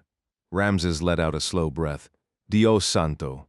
I've never met someone like you who wasn't well on the wrong side. That's because I'm not afraid to sink to their level. If you've got decent men down there, men who still sleep at night, leave them out of it. I'd rather work with Madrigal than drag them into this hell. You're a good man. Not after this, I won't be. You'll think I'm the worst bastard you've ever met. You have my number. Whatever you need, call. No one else gets involved. Appreciate it." Court ended the call, watching the poodle's owner disappear around a corner. A minute later, the dog was alone, leash tangled around a signpost, barking frantically at the empty street. Court stepped out of the truck, leaving the door ajar as he moved toward a dim storage unit that reeked of mildew and forgotten things.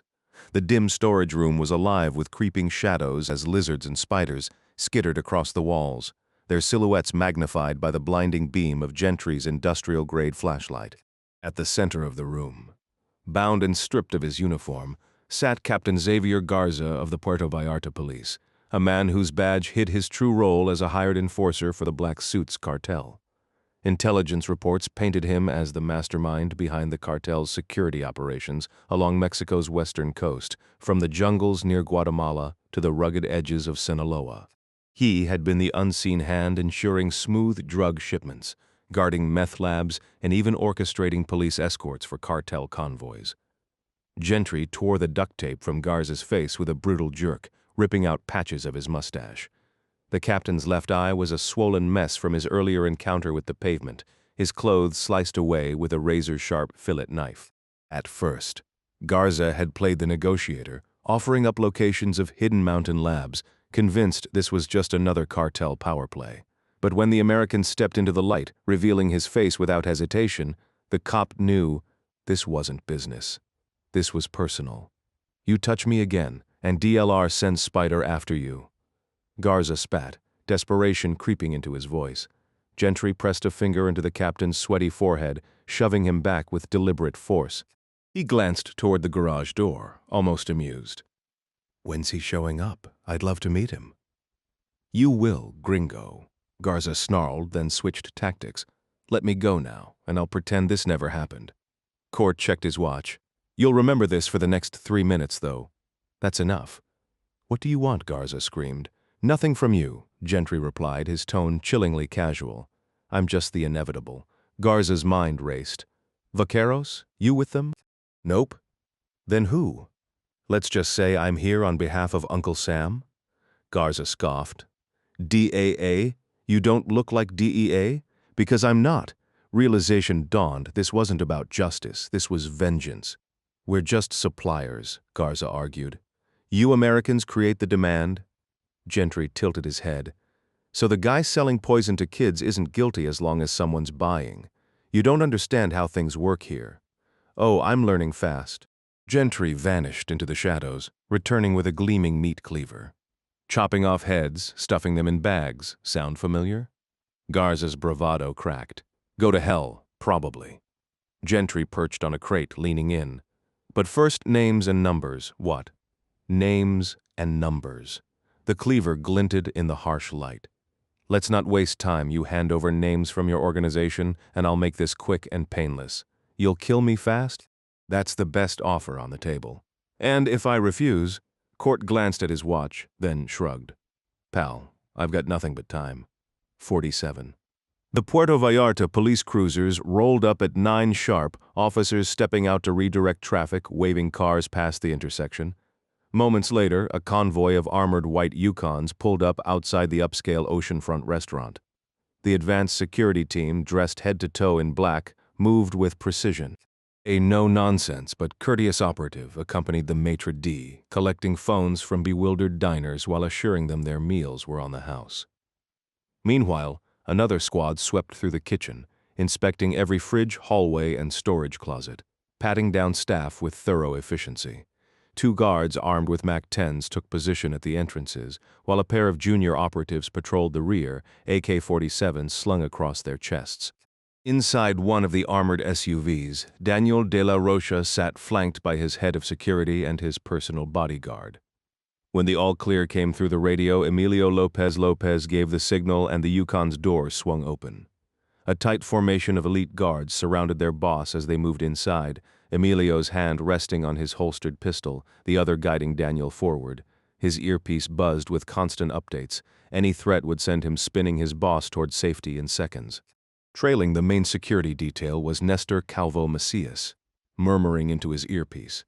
Nearby, Javier Spider Cepeda, the black suit's deadliest assassin, mingled among local dealers, enforcers, and logistics coordinators. The private dining area, open to the salty Pacific breeze, was packed with 19 more operatives, their presence turning the elegant courtyard into an armed fortress. Daniel took his seat at a secluded table behind a trickling fountain, beneath an arch of vibrant bougainvillea. This wasn't a strategy meeting, just dinner before heading to a secure compound inland. But the mood was tense. 10 days since the massacre, and the Gamboas, along with that damn gringo, were still in the wind.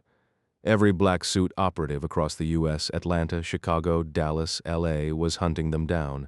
Calvo had failed, Spider had failed, his entire empire had failed. But none of that stung as much as his own failure. His gaze drifted to the corner of the courtyard, where an empty chair sat waiting. The advance team had set up a shrine to Santa Muerte, a 3-foot-tall statue of the skeletal saint, draped in an exquisite bridal gown, crafted by a renowned Mexico City designer who specialized in lavish garments for religious icons. The figure stood atop a table surrounded by flickering devotional candles, their glow casting eerie, shifting shadows across the hollow eyes of the plaster skull. To Daniel de la Rocha, those empty sockets weren't lifeless. They were gateways into something far darker, the gaze of a vengeful deity demanding sacrifice. A bottle of premium Grand Patron Platinum tequila appeared beside him, accompanied by crystal dishes of lime wedges and salt, but he ignored the formalities, gripping the bottle by its neck and taking a deep swig. His voice was low but firm as he pledged his offering to the saint, the unborn Gamboa child. A nervous waiter hovered nearby, clutching a menu until an impatient throat-clearing broke the silence. Emilio Lopez. Daniel's ever-loyal enforcer moved to intervene, but Daniel waved him off with a dismissive flick of his tequila bottle. "Just bring me something light," he muttered. "Grilled tilapia." The waiter scurried away, visibly relieved. Nestor, his advisor, tried discussing business, but Daniel's mind was elsewhere, and soon the man took the hint, leaving him alone with his thoughts. The rest of his men, black suits, as they were known, kept their distance, murmuring among themselves or tapping away at laptops, desperate to track down their elusive targets. A chilled watermelon soup arrived, and Daniel ate mechanically, alternating between spoonfuls and sips of tequila. The courtyard was dim, lit only by swaying paper lanterns and the flicker of candlelight. Another waiter approached, pushing a cart with a silver-domed dish. With a deferential bow, he swapped the empty soup bowl for the covered plate. "Enjoy your meal," the man said smoothly. Daniel barely glanced up as he lifted the fork, then froze. Instead of fish, the plate was piled with rancid offal, fish bones, and rotting scraps. His lip curled. "What the hell is this?" The waiter smirked, his voice crisp and American. "Looks like garbage to me, and this." He held up a small device, his thumb pressing firmly on a red button. "This looks like a detonator." A thin wire trailed from the switch into his coat sleeve. Daniel studied the man's face. The trimmed beard, the dark-rimmed glasses, and realization struck. The gray man had found him. The American slowly unbuttoned his jacket, revealing a makeshift harness strapped to his chest. Two bulky yellow blocks wrapped in plastic dangled from the ropes, resembling oversized sandbags. His voice dropped to a whisper as he warned, "One twitch of my finger off this trigger, and this ANFO explosive turns this courtyard into a crater. We all go up together, you included." Emilio had been leaning against the adobe wall, only catching glimpses of the waiter's uniform from behind. He'd briefly scanned the man's profile, relieved it wasn't the same disrespectful server who'd disrupted his boss's prayer earlier. Assuming this was just another faceless employee, he'd ignored the food service until the prolonged exchange caught his attention. His patron never wasted time chatting with staff. Curious, Emilio shifted position, and the moment he saw Daniel's stunned expression, his hand flew to his concealed Zamorano pistol. He barreled forward, knocking over a chair as he jammed the barrel against the American's temple. Recognition hit him like a gut punch, the gray man. Chaos erupted. De La Rocha threw his hands up, shouting for calm as weapons materialized across the courtyard. Pistols, compact submachine guns, even sawed-off shotguns swung into position. Some men edged closer while others took defensive stances, barrels trained on the intruder. The air crackled with tension as everyone awaited orders. "Back off, all of you," Daniel commanded. "Emilio, lower your weapon but stay sharp. Spider, if this gringo so much as blinks wrong, put him down." Spider Cepeda stood frozen 10 feet away, his MAC-10 leveled at the assassin's face. "You walked into the wrong party, cabron," he growled. "Only one way you leave here now." Meanwhile, Court Gentry was still shaking off the bone-deep chill from 3 hours crammed behind hanging beef carcasses in the restaurant's walk-in freezer. He'd infiltrated with the afternoon produce delivery, stashed his gear in a storage closet, then endured the icy confinement until his police contact signaled the all-clear, teeth chattering. He'd swapped his damp clothes for a stolen uniform, assembled a sloppy platter of discarded seafood scraps, and marched into the dining room, right into the lion's den.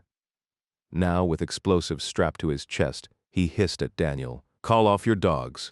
De La Rocha gestured sharply, and most of Los Trajes Negros melted into the shadows. But Court raised a hand. "Not all of them," his gaze locked onto the cartel leader. "Let's cut the crap. We both know you're not the only one calling shots here. Who's your right-hand man?" Daniel's jaw tightened, veins bulging in his neck. "I don't answer to anyone." "Sure, boss." Court smirked, nodding toward the skeletal effigy surrounded by flickering candles in the corner. "Unless your Day of the Dead mascot's taking minutes for this meeting?" He couldn't resist adding, though honestly, she's got better posture than half your crew. The jab landed like a slap, and the courtyard went dead silent.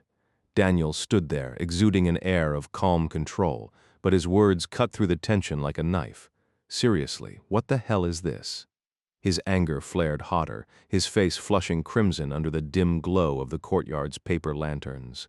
He scanned the shadowy crowd before locking onto Nestor Calvo. "Nestor, sit down." The older man obeyed, settling beside De La Rocha, his salt and pepper beard glistening with sweat. Court studied him for a beat before muttering, "Great, now we've got a chaperone." The gray man lounged at the table, the food cart beside him. De La Rocha leaned in. "What did you do to the CIA guy?" "Killed him," Gentry replied, as casual as if he were discussing the weather. "And Jerry from the embassy?" He helped you, didn't he?" "Forget Jerry. He's just another American idiot. You've got plenty of those already. No need to import more. Looks like you've taken free trade a little too literally. I figured you'd be halfway across the globe by now. Smart men run. So why are you still here?" "Let me spell it out for you, Daniel," Court said, his voice icy. "And Nestor, listen close. You're the only adult in the room. Daniel, I'm going to dismantle your empire. Burn your product, take out your dealers, scare off your suppliers, wreck every vehicle you own. I'll bleed your operation dry, piece by piece." De La Rocha smirked. "Try it, and I'll put a bullet in that Gamboa girl." "No, you won't," Court countered. "And here's why. I won't touch your family. That's the one promise you can count on. I want Laura back, and all this destruction? It's just me proving a point. I can move wherever I want, do whatever I want. So, think hard about what happens if you hurt her, what I'll do when I'm really pissed. You're doing all this for her? Seriously?" "Yep, hand her over, and I walk away. You can keep peddling your poison, and I won't stand in your way." De la Rocha's face darkened with rage. Finally, he spat. "You're dead, Maricon." Gentry shrugged. "Call your best men and tell them the same thing. Odds are, half of them won't answer in 3 days." "You know who we are?" De la Rocha snapped. "Los Trajes Negros. Elite Mexican special forces, trained by your military. I'm not some hillbilly cartel thug with fancy boots and a rifle. I trained at Fort Benning and Bragg. While you were there, did you notice all those special ops teams? Yeah, I trained with the best. Tough guys, no doubt. But here's the thing, every single one of those units has me at the top of their hit list. And yet, here I am. You've never faced someone like me, Daniel. Better remember that." Nestor, silent until now, shook his head and leaned forward. "But, senor," he said in Spanish, "you're just one man." Court locked eyes with him, with nothing left to lose. De la Rocha glanced at the dead man's switch in Gentry's hand. "You think I'm scared of you?" Gentry grinned, almost amused. "I think you're terrified, that tough guy act. I see right through it. You're thinking about your family, about the men guarding Laura. You're praying you can call them off before they do something you can't fix. You already understand exactly what I've accomplished and what I'm willing to do next. Your entire reality just shifted. You're no better than the countless other lowlifes out there. Your control, your reputation, your so-called strength, it's all built on terror. Strip that away, and you're nothing. A ghost. But here's the kicker, pal. You're not the biggest monster in the room anymore." Nestor tapped his fingers impatiently against the table, then leaned in closer. "So you've got an exit strategy, I assume?" Court smirked, reaching into his server's jacket and producing a cell phone. 4 extra pounds of explosives are hidden under one of these tables. One tap on this screen, he said, waving the device, and this whole place goes up in flames. Once I'm out of sight, you might want to start sprinting, because honestly, I haven't decided if this mess is even worth my time. Maybe I'll just turn you all into a bloody warning and pray your boys let Laura walk free. New rules apply now." De la Rocha's face burned with fury, but Court ignored him, speaking directly to Calvo as if the cartel boss were invisible. "You'll need to rein this one in. He'll want to burn down the whole country looking for me. Let him waste his effort. But remind him exactly how much my little disruption is costing your operation. All I want is the girl. Hand her over and this ends clean. Smart men would see the logic even if this hothead can't." Court stood, nodding toward the grim Santa Muerte idol in the corner. "Hopefully he listens to you, not that unsettling shrine over there."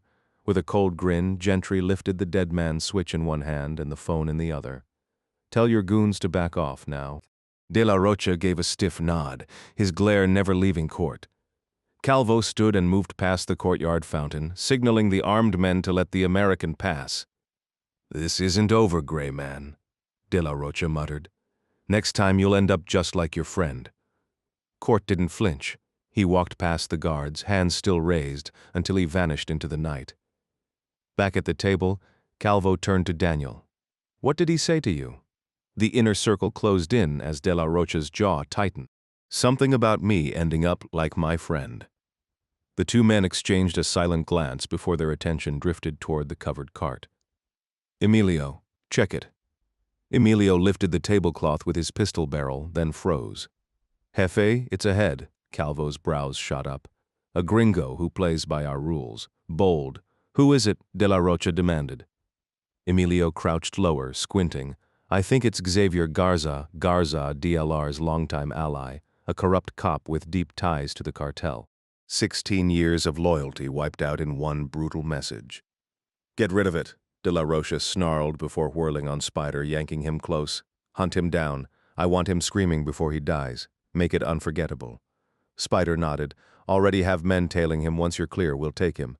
I want you to break him so badly you'll regret ever laying hands on him. See, Jefe, move. Don't even think about coming back until you bring me the Gray Man. Are we clear?" Daniel de la Rocha's voice cut through the tension like a blade. Spider Cepeda practically tripped over himself, scrambling out of the room, already dialing frantically on his phone.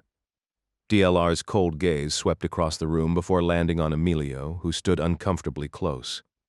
"What about tonight's security detail?" Emilio Lopez squared his shoulders. "They've been stripped of weapons and detained. By sunrise, this place will be ashes and the staff silenced permanently." "Good. But this mess is still on you."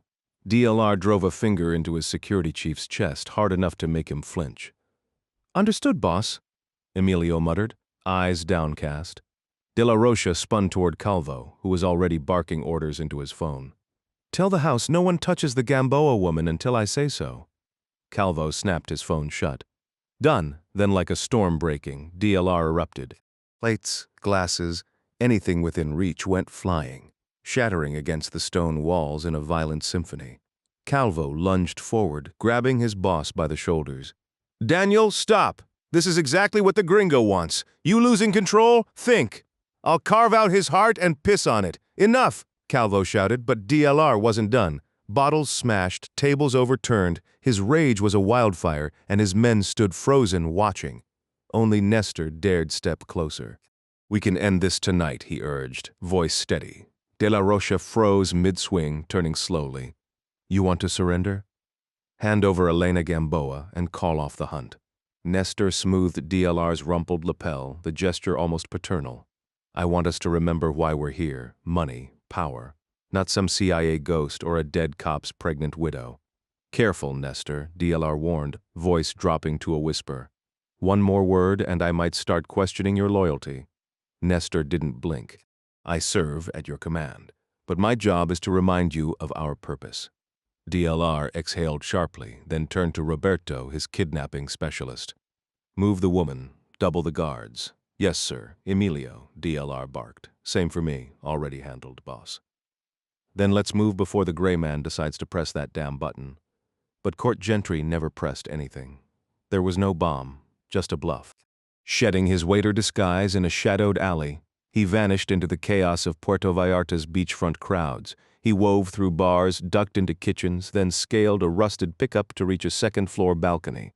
There, curled in a patio chair, he let the ocean wind cool his face while below, the black suits tore through the streets.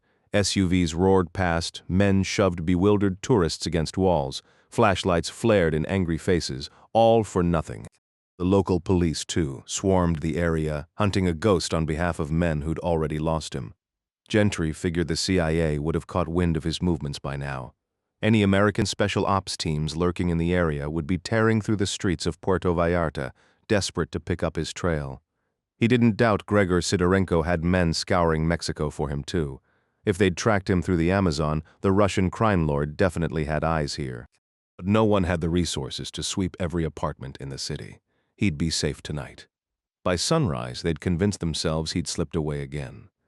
Court thumbed through the messages on his phone, each one from Hector Serna, the Madrigal cartel's intelligence chief. Every email was a golden lead: bank addresses in Mexico City, tail numbers of cargo planes smuggling meth and heroin for the black suits, coordinates of safe houses and warehouses tied to De La Rocha's empire. The intel was almost overwhelming. He shot Serna a quick text, listing the gear he'd need by morning. Once the drop-off details came through, he pocketed the phone and tilted his head back, taking in the night sky. Below, another argument erupted, shouting, threats, the usual chaos. Spider's men were terrified of their boss, and Spider himself was probably sweating bullets over Daniel. Being a solo operator had its perks. No organization meant no backstabbing colleagues, no handlers waiting to betray him. Just him, his instincts, and a healthy distrust of everyone. He'd learned that lesson the hard way, more than once. Stretched out on the teak lounge, he let the hum of the city fade into the background. The stars were sharp tonight, a rare moment of calm before the storm. He knew the next few days would be anything but peaceful. Laura crossed his mind. Meanwhile, deep in the Sierra del Tigre foothills, Daniel de la Rocha's sprawling estate, Hacienda Maricela, stood like a fortress, named after his youngest daughter. It was his personal retreat, a lavish hunting lodge surrounded by miles of private forest. His family stayed in Cuernavaca, far from the darker aspects of his business. Out here he had everything: a private airstrip, a helipad, even a custom rail stop for discreet deliveries. The place doubled as a training ground, complete with obstacle courses, shooting ranges, and a dojo. Daniel loved pushing limits, especially in the air. His reckless helicopter maneuvers left even his toughest men gripping their seats. That morning, he and Spider were in the indoor range, putting rounds downrange while Spider's men watched. Emilio Lopez hovered nearby, ever the loyal shadow, even in the boss's own home. Xavier and Daniel stood in the high-tech firing range, their FN P-90 submachine guns spitting rounds at lifelike rubber targets that zipped unpredictably along ceiling-mounted tracks. The automated system sent human-shaped silhouettes darting from behind steel barriers 40 yards away, some weaving between makeshift wooden cover while others charged straight ahead. The two men took turns engaging the moving threats, their weapons cycling through magazines with practiced efficiency. Daniel emptied his P-90 at a target streaking across his field of vision, then transitioned smoothly to his .45 pistol, planting 4 rounds in the target's head before it disappeared. A chorus of shouts erupted from the black suits behind him. "That's how you handle the gray man, boss," someone yelled. Daniel yanked off his ear protection with a smirk. "If I get another shot at that damn gringo, he won't walk away again. Spider screwed up last night in Puerto Vallarta. Let him slip right through our fingers. None of you are earning your keep?" The sicarios shifted uncomfortably, eyes fixed on the floor or the ventilation ducts overhead. Daniel's voice turned icy. "When Calvo's people track him down, every one of you useless bastards will be out on the street. Better hope your aim's half as good as mine." A tense silence settled over the room. Spider picked up his weapon and moved toward the firing line, but Emilio Lopez stopped him with a hand on his shoulder. "Daniel," he said carefully, "now that you're warmed up, the next round is just for you." Spider hesitated, then stepped aside as De La Rocha reloaded both weapons. Emilio signaled to the range operator, who flipped a switch, but instead of rubber dummies, 2 battered, gagged men swung into view, suspended by ropes from the ceiling tracks. Their faces were swollen from beatings, their arms bound behind them as they twisted in pain. "These 2 led the advance team at last night's dinner," Emilio explained. "After questioning them all night, we confirmed they didn't know the gray man was there. But failure has consequences." Daniel studied the dangling men, his expression unreadable. "What about the rest of the team? 2 didn't survive interrogation. The others were just foot soldiers, not responsible for securing the building beforehand." The hooks halted mid-range, leaving the prisoners swaying helplessly. "So you're blaming the leaders," Daniel mused. "Of course," Emilio replied. A slow, dangerous smile spread across Daniel's face. "Funny thing about leadership, Emilio? These were your men. You picked them, trained them, sent them in. You're in charge." Emilio stiffened. "You believe in accountability, don't you?" "Absolutely." Daniel's voice dropped to a whisper. "Which means you should be hanging next to them." The air in the range turned electric. Spider had set down his rifle, but his hand now rested on his pistol, watching Emilio like a coiled snake. The bodyguard chief didn't flinch, but his fingers twitched near his own holster as the 2 men locked eyes. Emilio steadied himself after the initial shock. "No need for that. My 9mm is right here in the shoulder holster under my coat. Want to take it yourself, or should one of your guys handle it?" Spider motioned silently, and one of his men moved behind Emilio, swiftly retrieving the weapon. Emilio's voice remained steady, though the faint quiver in his lips betrayed him. "Think this through, boss. You know I've always been loyal." "You served me well," De La Rocha replied, his tone almost regretful. "The honor was mine," Emilio said, swallowing hard. De La Rocha's expression darkened. "Pity. Some damn American had to screw it all up. Boss, if you'd just let me—" The gunshot cut him off. Emilio dropped instantly, his body folding like a discarded rag. Without hesitation, De La Rocha pivoted, dropping into a shooter's stance, and fired 2 precise rounds into the heads of his bound men farther down the range. Their bodies jerked before going still, swaying grotesquely from the ropes. Emilio's lifeless form lay at his feet. De La Rocha straightened, holstering his .45. "Another chance. Bodyguards don't get second tries. 2 close calls in a week. That's too many." The silence was thick. Finally, he turned to Spider. "You're up."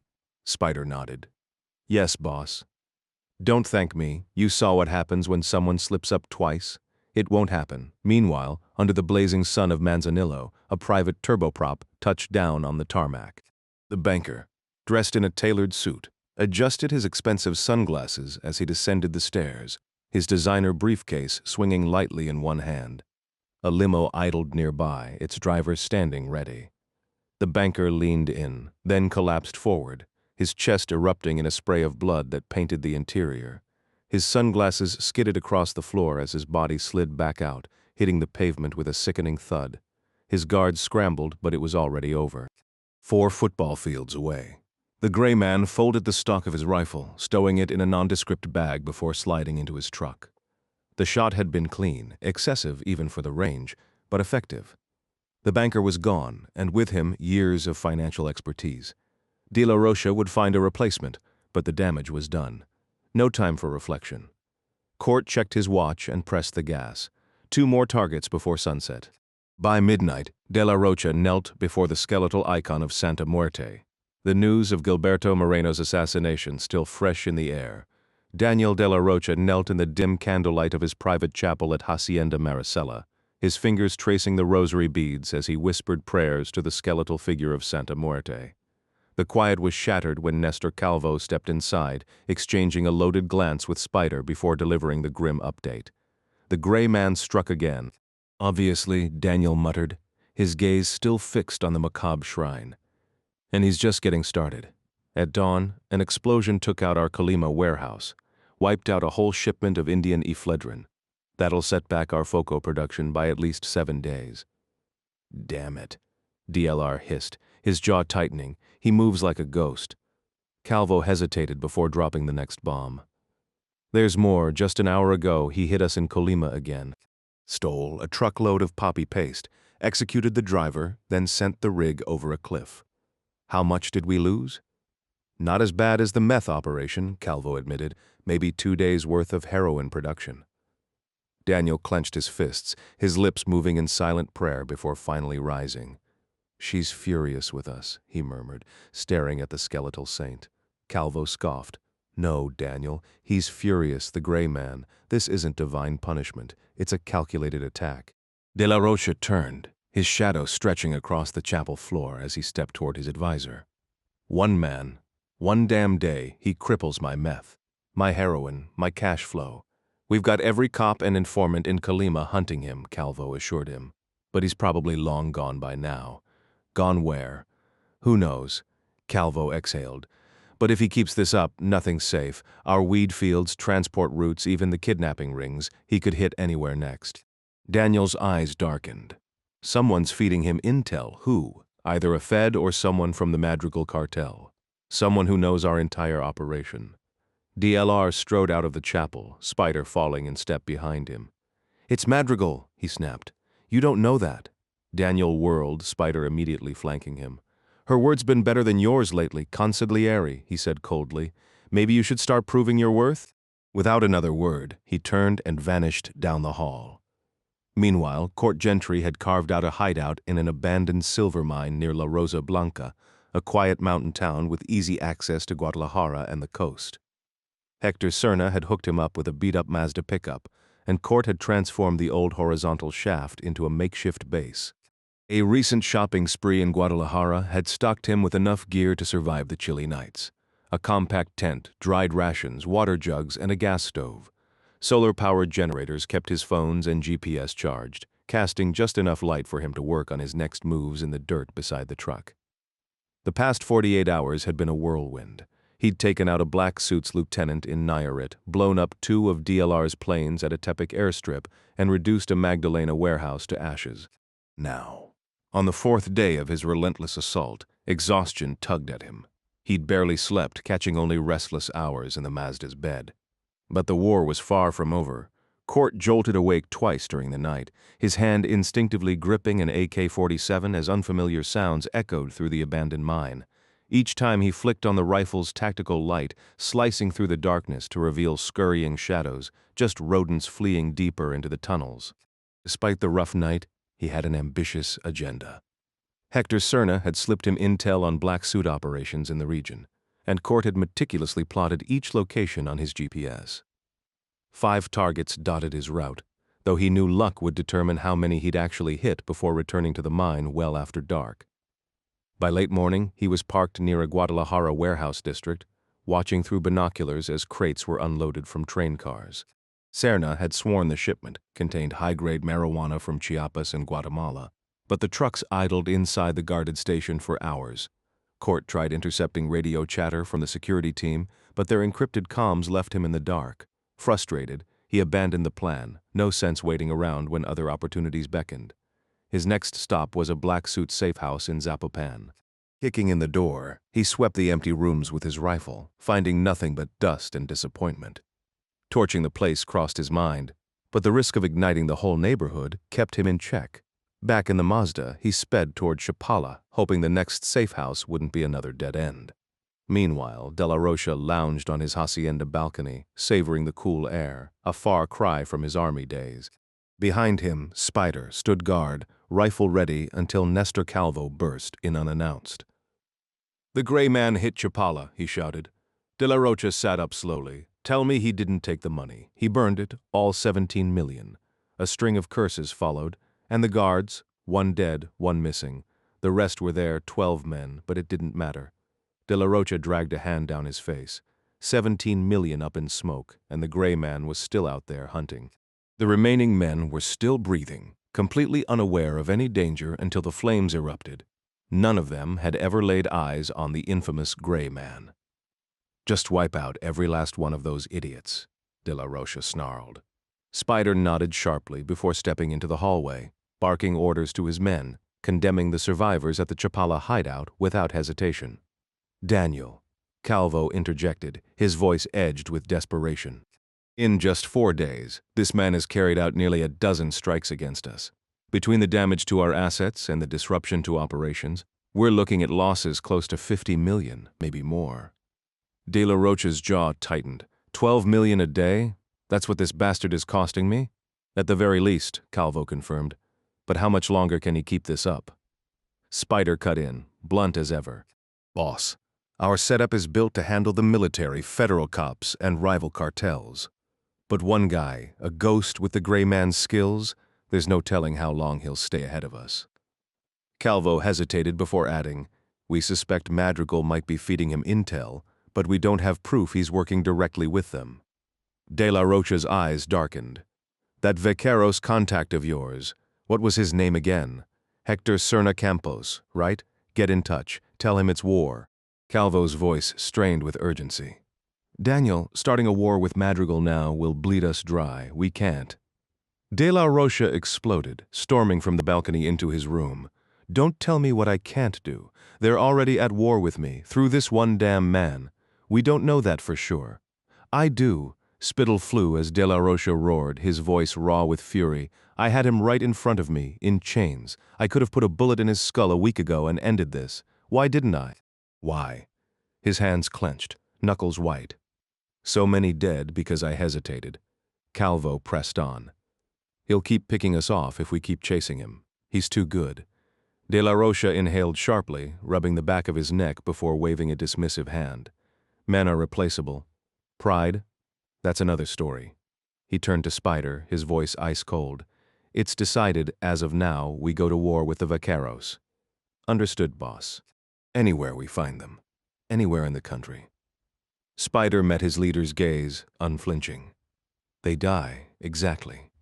Calvo wasn't ready to back down. "Daniel, please. Spider wants this war to prove his men can fight. They can't catch the gray man, so they'll settle for gunning down vaqueros in the streets."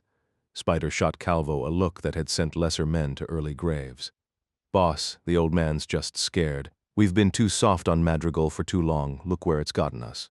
We hit them hard, and within a week they'll either hand over the gray man or put him down themselves. My men will paint their streets red until they get the message." De La Rocha was nodding before Spider finished. He turned to Calvo. "Nestor, contact your vaqueros counterpart. Tell them we know they're backing the gray man, and we're taking it as a declaration of war. Every drop of blood, every dollar lost, it's on them until he's dead." Calvo swallowed his frustration. He knew better than to argue now. "Yes, Daniel. I reached out to Hector Serna right away, making it clear we were now in open conflict, but I laid out the terms that could bring this bloodshed to an end." The retaliation came swift, within half an hour. 2 low-ranking cartel foot soldiers in Mazatlan, who had been shadowing a mid-level Madrigal operative, got the green light to strike. They abandoned their half-eaten tamales at a sidewalk cafe, crossed the street, and stormed into a jewelry store, gunning down their target along with his wife and 2 armed escorts. Less than 10 minutes later, a truckload of vaqueros was ambushed on the highway between Puerto Vallarta and Guadalajara by Jalisco State Police. The officers forced them out, lined them against their vehicle, and executed them on the spot, leaving their bodies baking on the asphalt like discarded trash. By nightfall, the death toll climbed, 12 more vaqueros dead, 7 injured. The black suits lost 4 men in the shootouts, and an innocent bystander caught stray buckshot when federal police factions turned on each other in Mexico City. 32 casualties in half a day, just the opening act. Court worked nonstop, fueled by adrenaline. Cerna's intel was solid, but nothing compared to what he uncovered during his raids. In Colima, he snatched a sentry's phone and spotted an address labeled Foco, local slang for meth. He breached a guarded storage yard stacked with shipping containers, planting homemade ANFO bombs rigged with remote detonators. From a safe distance, he dialed the trigger, and 6 containers erupted in a towering inferno. As the smoke billowed, he noticed a lone survivor speeding off in a black BMW. Court rammed the coupe off the road with his pickup, dragging a barely alive black suit from the wreckage. The man lasted 4 hours under interrogation, coughing up intel on De La Rocha's meth network in Nayarit and Jalisco before bleeding out. Meth became Court's priority. It was DLR's golden goose, expensive to produce, easy to cripple by taking out chemists or torching labs. Burning weed fields felt trivial compared to dismantling this operation. He set his sights on Acaponeta, a sleepy riverside town en route to Mazatlan, hitting addresses from the dying man's intel before moving on to a mountain superlab. Before his next strike, he ducked into a grocery store for supplies, beans, soda, instant coffee, then slipped into a cantina to use the restroom. Scrubbing dirt from his hands, he froze mid-turn. A wanted poster glared back at him. His own face? American assassin of the Madrigal cartel. A local tip line number scrawled beneath. The walls were closing, and Gentry knew the stakes were high. Even if he made it out of Mexico alive, the U.S. government would brand him a cartel hitman, slamming the door on any chance of returning home. Was the girl really worth throwing everything away? The thought disgusted him the moment it crossed his mind. Of course she was. He tore the notice off the wall, crumpled it, and let it fall into the trash. Just then the restroom door creaked open. Instinct took over.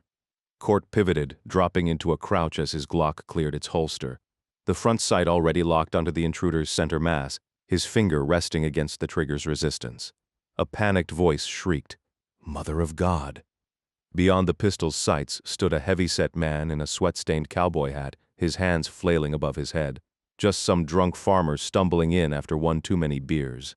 Gentry exhaled, easing his finger off the trigger before holstering the weapon. He brushed past the trembling man without a word. Get a grip, Court. The next 24 hours were a grueling test of patience. Driving the beat-up Mazda into the mountains, crawling under bridges as armed patrols passed overhead, triple-checking GPS coordinates against the dead black suit's intel, every second felt wasted. He needed to strike fast, to keep the pressure on Los Trajes Negros before they regrouped. What he didn't know, Daniel de la Rocha had already ignited a war with the Madrigal cartel. While Gentry inched through the Sierra Madres, the black suits were drowning in chaos. Ambushed convoys, raided safehouses, bodies stacking up. His absence went unnoticed. The storm raged without him. Hector's outdated night vision goggles cast the world in grainy green, but they were enough. He skirted a village, close enough to catch wood smoke and barking dogs yet unseen. At 1 a.m., the stream appeared exactly where promised, a small victory. The canyon swallowed him, the distant roar of a waterfall guiding him deeper. His tech pointed the way, but survival depended on older instincts, the rustle of leaves, the shift in wind, the silence of a predator. By dawn's approach, he was where he needed to be, halfway down a cliffside perch, the world below stirring to life. The scent of fresh tortillas and bitter coffee cut through the jungle damp. A rooster crowed, goats complained, then came the telltale skunk stench of weed, drifting up from the dirt road beneath his hide. Engines growled to life, generators humming as electric lights flickered through the trees. A drab prefab building materialized under Jeep headlights, men and rifles piling in. Court didn't move. Not yet. The pre-dawn darkness clung to Court Gentry as he readied his assault. Meanwhile, Nestor Calvo sat in his office at Hacienda Maricela, sleeves rolled up and ties still knotted tight. having arrived before sunrise. His suit jacket lay discarded over a chair as he alternated between gulps of mango juice and bitter coffee, firing off urgent calls and emails to his U.S. contacts. Though his cartel's feud with Constantino Madrigal escalated by the minute, Calvo's morning had been consumed by chasing whispers about Elena Gamboa, rumors she'd fled Tucson by bus, possibly heading northeast. For 90 frustrating minutes, he'd mobilized his network from Chicago to Boston, hunting for a 35-year-old pregnant woman with all the precision of a blindfolded man swatting at flies. His phone buzzed, the first incoming call of the day, and he snapped it open with a curt greeting. 5 minutes later, Calvo barreled out of his office, yanking on his bulletproof blazer as the door slammed behind him. Across the compound, Daniel de la Rocha hammered the heavy bag with the rhythm of a seasoned fighter, sweat flying as his security detail cheered. Trainer barking corrections. Javier Spider Cepeda lurking nearby. Everyone paused when Calvo stormed in, bypassing the entourage to deliver his report. DLR caught the grim reflection in the gym mirror and dropped his gloves. "Let me guess," he said, chest heaving. "More bad news. Lab 6 is gone. Define, gone, leveled. Nothing left but charred metal and corpses." DLR exhaled as his trainer mopped his forehead. Calvo continued, voice tight. "The gray man torched 2 full batches of product, wiped out the equipment, and left a trail of bodies. Some foreign techs are missing, could be dead, kidnapped, or just ran." De la Rocha's fist cratered the bag. Then, quieter, "There's more. He stole a laptop from the lab admin's office. Everything was encrypted except one file. What was on it? Addresses. Every property we own in Mexico." DLR's next punch nearly upended the bag. "Madrigal has our locations now? If the gray man's working for him." "Yes. Hijo de puta." The bag shuddered under another blow. "Cuernavaca, tell me my house wasn't." Calvo didn't flinch. It was listed. DLR's voice cracked. "That's where my family lives." "Technically, Daniel, he hasn't touched them." A dismissive wave. The unspoken truth hung heavier than the sweat in the air. The tension in the room was palpable as DLR extended his arms, signaling for his trainer to peel off his gloves. His trusted advisor Calvo moved quickly to assist, but his expression remained grim. "Just 2 days ago, we were furious about losing 50 million, Calvo muttered. "But now, setting up new smuggling routes, securing fresh safe houses, rerouting everything into the States, that could bleed us dry 10 times over." Spider, who had been quiet until now, suddenly stepped forward. "Boss, we need to get you out of here immediately." "My family," DLR murmured, his voice low but urgent. "Get them out."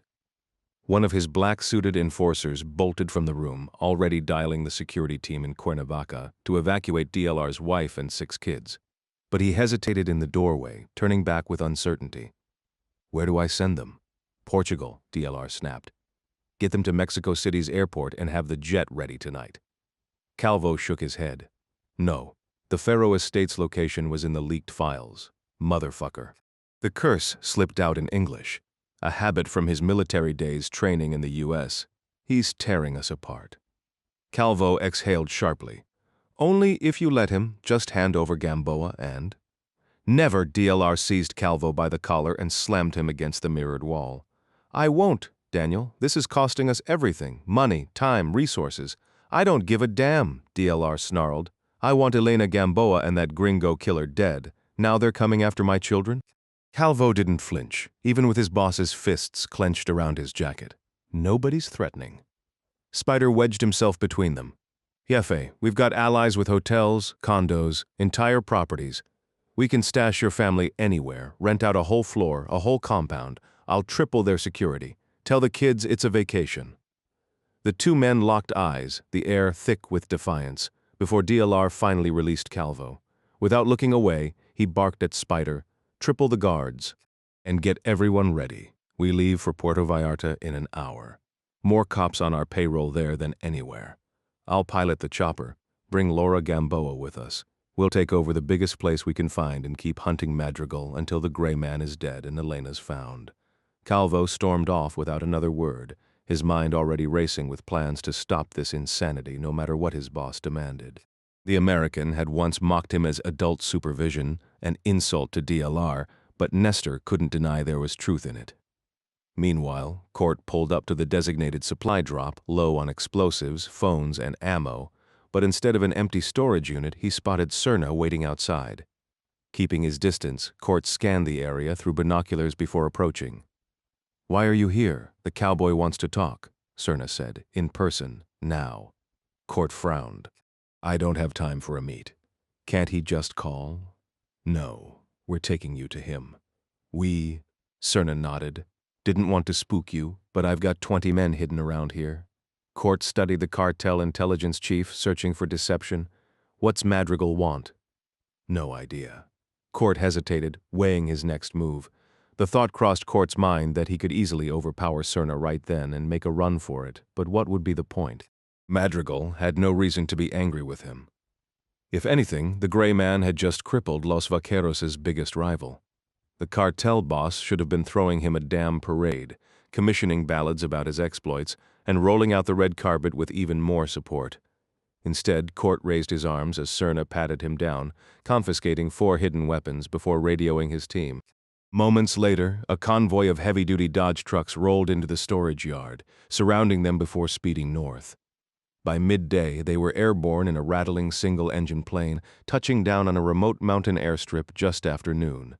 The scent of pine and dry earth filled the air as they transferred into black Chrysler sedans, winding through a bustling town whose name Cerna refused to share, only that they were somewhere in southern Sinaloa. 20 minutes later, iron gates swung open to reveal a cemetery unlike anything Court had ever seen. Armed guards in straw hats loitered between towering mausoleums, their polished marble facades glinting under the crisp blue sky. This wasn't some forgotten pauper's graveyard. This was a monument to power, gold-trimmed roofs, life-size statues, even entire car grilles embedded in the walls. One crypt had a full-scale stainless steel airplane mounted on top, as if the dead man inside might still need a quick getaway. Cerna broke the silence. "Madrigal built this for his men. Comes here often to pay respects. Consider it an honor he's meeting you here." Honor, more like a not-so-subtle reminder of where traitors end up? The Chrysler crawled past crypts the size of suburban homes, some adorned with framed photos, others with stone-carved AK-47s or bronze stallions frozen mid-gallop. Finally, they stopped at a newer structure, where Madrigal waited with his wiry teenage son, Chingarito. The cowboy looked almost casual in his red shirt and sneakers, save for the gold horsehead belt buckle and the cold glint in his eyes. "1 week," Madrigal said through his translator, mustache twitching with something between amusement and admiration. 7 days ago, you promised to wreck Los Trajes Negros. Figured you'd take out a few foot soldiers, maybe torch a warehouse, then get yourself killed. But you're a damn hurricane." Court stayed silent. Madrigal's grin faded. "Respect is earned. What you did in a week, my men couldn't do in years." He gestured dismissively at his entourage, drawing a chuckle from Chingarito. "I'm just warming up," Court countered. "Give me a few more days, and—" "That's why you're here," Madrigal cut in. "9 of my sicarios slaughtered in Puerto Vallarta. 5 cops on my payroll vanished in Guadalajara, probably dead in a ditch with their own dicks stuffed in their mouths by now." The casual brutality of the image hung in the air, heavier than the scent of the blood-red roses lining the path.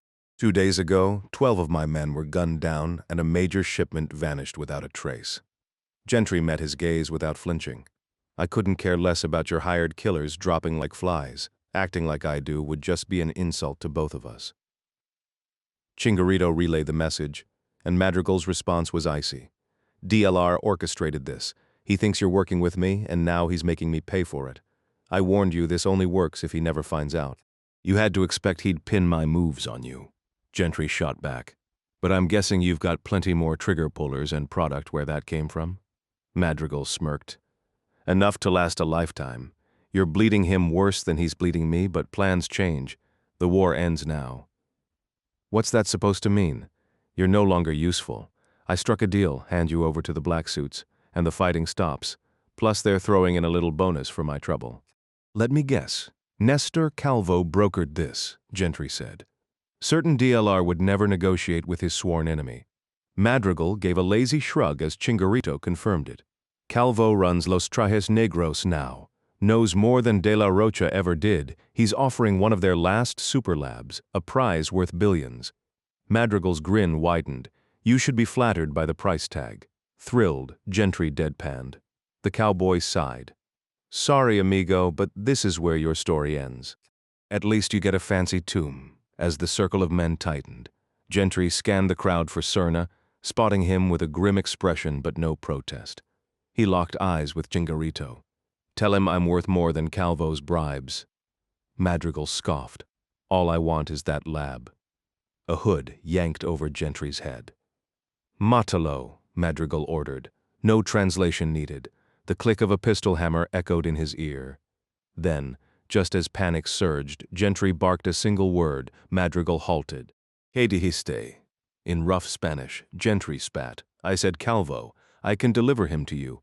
With him in your hands, DLR and the black suits collapse. You know it.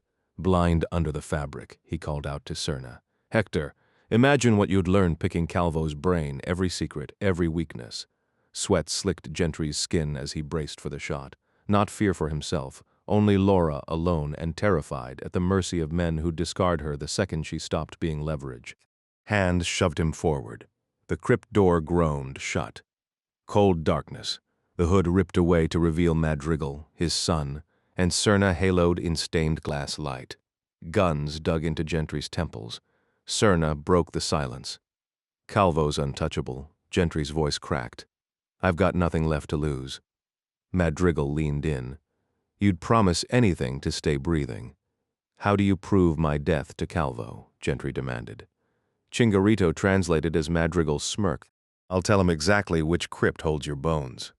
Added detail, Gentry's fleeting vision of Laura, emphasizing his desperation, tone shift, from tense negotiation to raw, sarcastic defiance when mocking his own market value.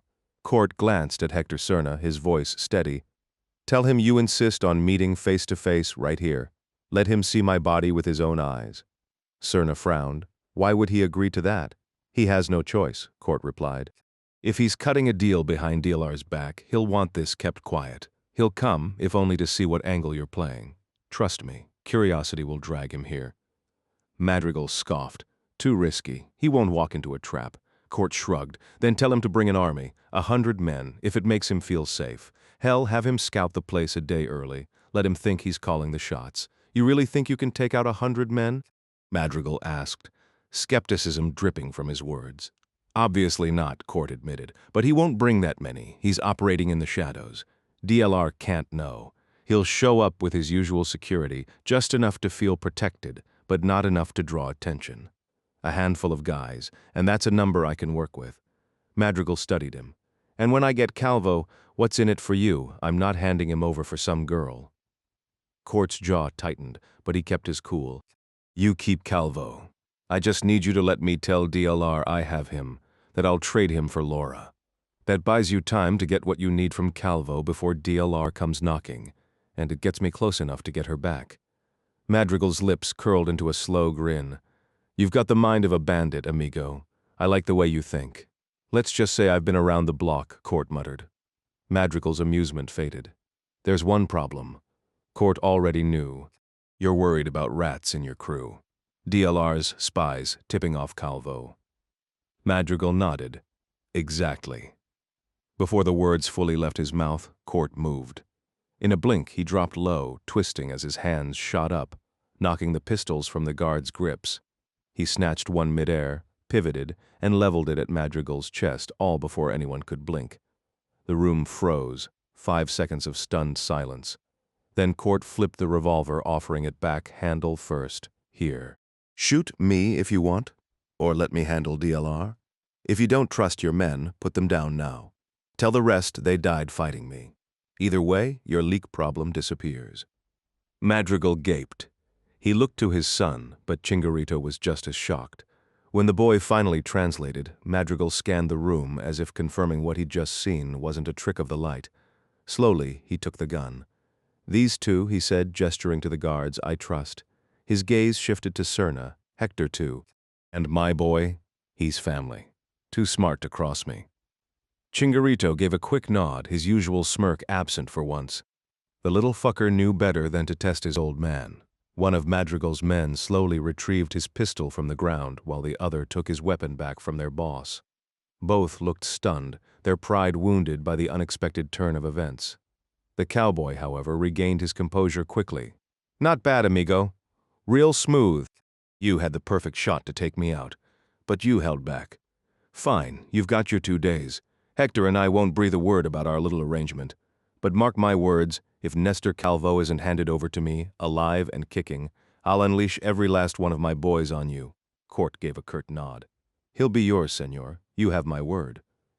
For the second time in a week, Court Gentry forced himself to shake hands with Constantino Madrigal, burying any trace of integrity. This time was worse than the last, not just because of the man's grip, but because Court knew the promise he'd just made was nothing but a lie. 46 hours later, 3 armored black Chevy Suburbans tore through the winding canyon roads of southeastern Sinaloa. The lead vehicle's dashboard pulsed with red emergency lights as the driver ignored every stop and sleepy village in their path. Speed was critical. Nestor Calvo Messias sat sandwiched between 2 of his 13 bodyguards in the middle row of the second SUV. Phone pressed to his ear as he barked orders at his assistant. His second-in-command was stationed at their new compound in Puerto Vallarta, tasked with keeping DLR distracted and oblivious to Calvo's real agenda. Nestor hated lying to his boss, but desperate times called for desperate measures. He wasn't about to let some rogue American hitman, some ridiculous urban legend about a hidden child, or his boss's obsession with revenge derail everything he'd built. By defying orders and meeting with Hector Serna of the Vaqueros, Calvo could end the bloodshed, deliver his boss's enemy in a body bag, and stop the financial hemorrhage crippling their operation. The cost? A struggling meth lab in the backwoods of Jalisco, an easy sacrifice. The place had been a money pit from day one, plagued by bad roads, unreliable workers, and the constant threat of army raids. Trading it for peace was a no-brainer. Still, meeting Serna had been the wild card, but as his convoy sped toward the mountain safe house, Calvo relaxed. His scouts had confirmed the location was secure. Just a handful of Madrigal's men, no surprises. He'd even kept his own security detail lean to avoid tipping off DLR. There was no explaining this move to his boss. Logic didn't stand a chance against the old man's rage. As the SUVs carved through the canyon, Calvo kept talking. DLR's convinced the CIA's in bed with Madrigal. Now he wants us to hit their operatives in Mexico City. He's even talking to Spider about storming the damn embassy. This is completely insane. 200 yards ahead of the 3 black Suburbans, a massive cement truck lumbered onto the narrow mountain road, pulling out from a gravel pit on the left. The sleek SUVs closed the distance fast, their engines growling as the sluggish mixer struggled to pick up speed. Its red and white drum spun lazily while the truck crawled forward, barely hitting 30. The lead driver in Calvo's convoy laid on the horn and flicked his high beams, impatient to get past. Oblivious, Calvo kept talking into his phone. That girl was never worth the headache. None of the Gamboas were. The canyon walls tightened as the road curved, squeezing the asphalt between steep, jagged cliffs. With no room to pass, the lead Suburban rode the mixer's bumper, flashing lights and blaring the horn. The cement truck inched faster, but not enough for Calvo's security team. Frustrated chatter crackled over their radios. Still distracted, Calvo muttered into his phone, "If Daniel starts sniffing around, don't try to lie to him. Just tell me. He's got his father's nose for bull." Suddenly, the canyon narrowed even more, the mixer barely hitting 40. The lead driver swerved side to side, honking nonstop, while his passenger rolled down the window and brandished an M4, making sure the cement truck's driver saw it in his mirror. Calvo finally glanced up at the noise. "Just traffic," he muttered, before looking back at his notes. "Yeah, I'll send the lab coordinates once we confirm the American's body. Then I'll." Up front, the passenger had unbuckled and was halfway out the window now, waving the rifle wildly. The driver cursed, grabbing the radio to warn the others. Then, without warning, the cement mixer slammed its brakes. A thick jet of wet concrete shot from its chute, drenching the lead Suburban before it could stop. The SUV skidded straight into the sludge airbags, exploding as concrete smothered the hood and windshield. The bodyguard hanging out the window was thrown clear, his spine snapping as his rifle skittered under the mixer's wheels. "Brace yourselves," Calvo's driver yelled. Nestor barely had time to look up before their SUV plowed into the wreck. The impact sent Calvo's phone flying as he crashed into the seat in front of him. His bodyguards tumbled forward, disoriented. The head of security in Truck 2 recovered first, snatching his rifle and barking into the radio. Truck 3 reversed now. The rear Suburban screeched backward, and Calvo's driver followed suit, throwing everyone forward again. One guard shielded Calvo with his body, just as both of them spotted a glint of sunlight reflecting off something metallic up on the cliffs. The deafening blast came almost instantly, shaking the earth as Calvo and his bodyguard could only watch in horror.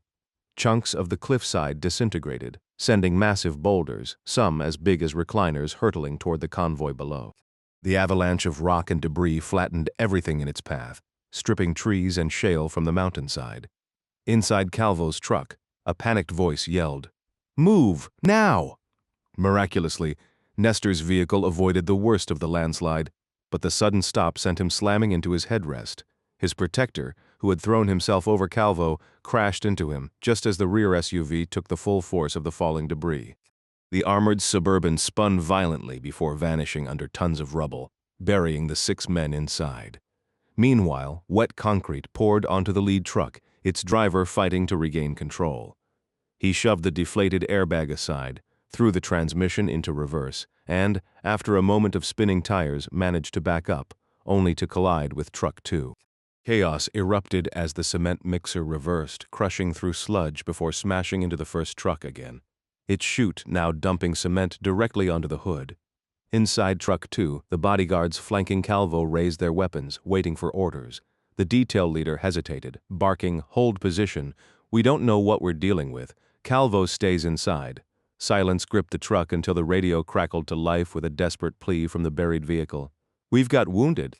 Some dead. Need help now." The lead guard switched channels to call for backup while Calvo, shaken but sharp, snatched his phone from the floor and started dialing local contacts. Then the driver of Truck 1 spotted him, a figure in black jeans, a leather jacket, and a tinted motorcycle helmet. A pistol hung loosely in his right hand, a backpack swinging in his left. "Oh hell, it's the gray man!" he shouted into the radio, but Truck 2 had already seen him.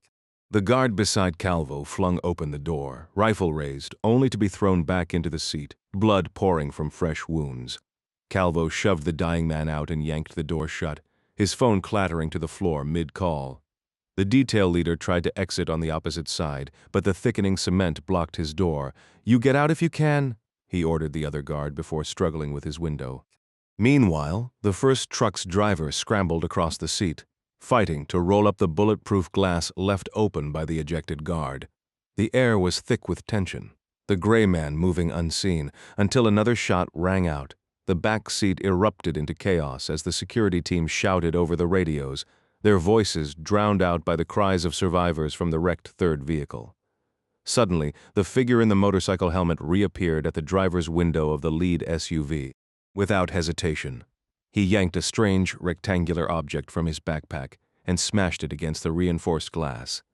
The impact made a sickening, slapping noise like something organic hitting a hard surface, and the dark mass clung stubbornly to the window.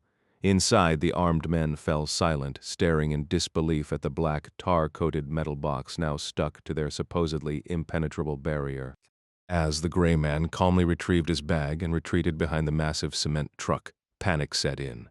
"That's a bomb," the driver yelled. One of the bodyguards in the back seat, voice trembling, asked if they were safe. Another scoffed, insisting the bulletproof glass would hold, until someone else pointed out the side windows weren't as strong as the armored plating. Desperate calls to their commander in the trailing vehicle went unanswered. 5 agonizing seconds passed before the driver made the call. "Get out now!" 3 hands grabbed 3 different door handles inside the armored Suburban. But it was already too late. The explosion tore through the cabin with a force faster than sound, shredding the men inside before they could react. Fire and jagged metal shards turned the interior into a slaughterhouse, the blast wave hurling the reinforced chassis sideways. Flames licked through the shattered windshield as the wreckage settled against the cement truck's chute. From the second vehicle, Nestor Calvo and his remaining men watched in horror. When it became clear the lead SUV was obliterated, their commander barked the order to evacuate. The driver burst out first, fumbling for his .45, but before he could even aim, the helmeted gunman emerged from the smoke. 3 rapid shots to the chest sent the driver spinning, his pistol clattering to the pavement. A 4th round to the head dropped him instantly. Inside the second Suburban, Calvo screamed at his men to fight, but they were paralyzed with fear. The attacker moved methodically, reaching into his bag, only to pull out a crude cardboard sign. He pressed it against the windshield, revealing a single word in bold black letters, Calvo. A heavy silence filled the cabin. Then came the unmistakable thud of another tar-covered iron box slapping against the driver's window. The gunman stepped back, pistol raised, waiting. 12 seconds later, the door flew open, not by choice but because one of Calvo's own men kicked him out into the thick slurry of spilled cement. As the door slammed shut behind him, Calvo flailed, cursing as he struggled to rise. The helmeted figure strode forward, yanking him up by his tie and dragging him toward the roadside. His grip unrelenting, Court retreated up the road, dragging the man in the charcoal gray suit spattered with dried cement, his weapon still trained on the SUV until they vanished behind the massive dump truck. Releasing his grip on Calvo, he rummaged through his backpack and produced a sleek black phone, thrusting it into the Mexican's hands. "Press 4, then send," the man muttered in Spanish. Calvo obeyed, and the moment his finger left the button, a deafening blast tore through the canyon road behind them. Shrapnel shredded the cement truck and peppered the rocky hillside. Half a minute later, the mixer lurched forward, rolling west as the only survivors of the ambush were swallowed beneath an avalanche of rubble. At 3 p.m., Black Suit Intelligence intercepted a call recorded and replayed for Daniel de la Rocha and Spider Cepeda within 20 minutes. The burner phone traced back to the gray man, while the receiving end linked to a Vaqueros safe house in Mazatlan before rerouting to Hector Serna, their intelligence chief. The exchange was in English, clipped and tense. "Who is this? You know who? Why call that number? Where'd you get it?" "Because the one you gave me is burned." Calvo confirmed it. "Got this from Jerry Flegger. Figured whoever picked up could reach you." "You have Calvo?" "Yeah. Unbelievable. But this line isn't secure. It's clean." "How?" "Calvo doesn't know it exists. And if he's playing you, he's pissing himself. Not lying. A beat of silence. Fine. When's the handoff?" "Calvo says the Tepic safe house is compromised. We need a new location." Another pause, longer. "Agreed. I can take him to the spot he was headed today." "No, they'll expect. It's the only alternative I've got. They won't see it coming. Too risky." "Want him back or not?" Obviously, a sharp exhale. "When? Midnight? Why not now?" "CIA. Russians. Maybe others. I need time to shake them. We'll come to you. Just midnight. The Concordia Ranch. Bring an army." The line went dead. By 5 p.m., the Black Suits' inner circle gathered in the sprawling great room of Casa de las Olas, a glass-walled fortress perched above the Pacific, just south of Puerto Vallarta. 24 sicarios prowled the manicured grounds, while paid-off cops in patrol cars and speedboats kept watch beyond the gates. Spider led the briefing, DLR silent at his side. 4 teams hit Concordia at 12:05 north, south, east, west. A 5th moves in after to extract Nestor. Everyone's back here by sunrise. De la Rocha sipped water, gaze drifting to the bay. His absence from the mission gnawed at him. Too dangerous for the boss to step into a guaranteed bloodbath. Even Spider, their enforcer, would stay behind. The weight of the gamble settled in the room, thick as the ocean breeze. Daniel had given the order and Spider wasn't thrilled about it. But ever since Emilio Lopez had been executed, Spider had taken over security for DLR, so it made sense for him to stay at the beachfront mansion by his boss's side. Both men were seasoned fighters, used to leading their troops into combat, and the idea of sitting idle in this luxurious palace, while their men clashed 100 miles north, gnawed at them. Still, reason won out. DLR had a hunch that tonight wouldn't be as quiet as it seemed, even with just 20 armed men guarding the place. As the final strategy talks died down and the departing soldiers geared up, DLR walked out of the main hall and onto the elevated dining area overlooking the open living space.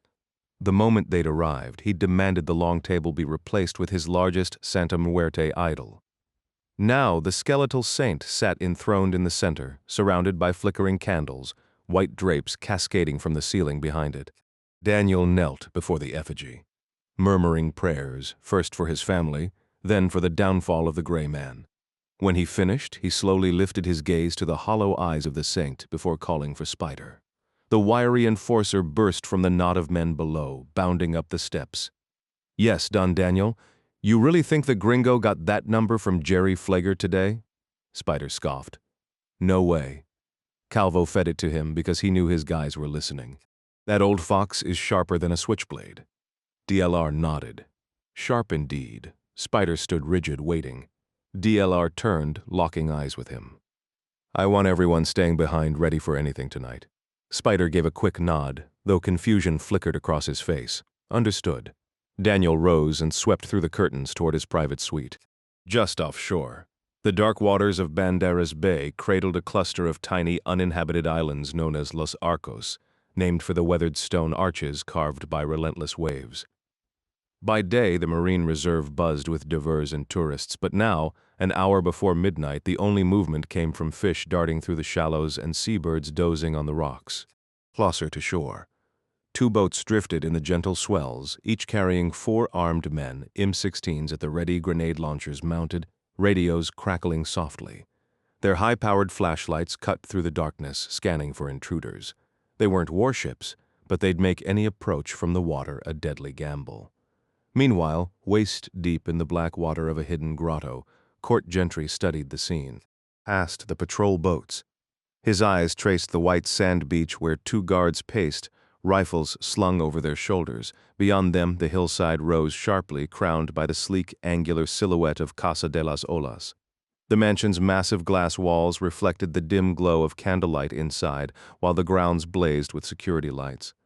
From this distance, the place looked impenetrable, quiet, sealed tight and waiting. Perched atop the southern wing of the sprawling estate, a sleek black Eurocopter EC-135 sat shrouded in darkness, its outline barely visible against the distant glow of city lights and hillside villas. Court took his time deflating the small rubber raft, stashing it carefully in a hidden crevice of the seaside grotto where prying eyes wouldn't spot it.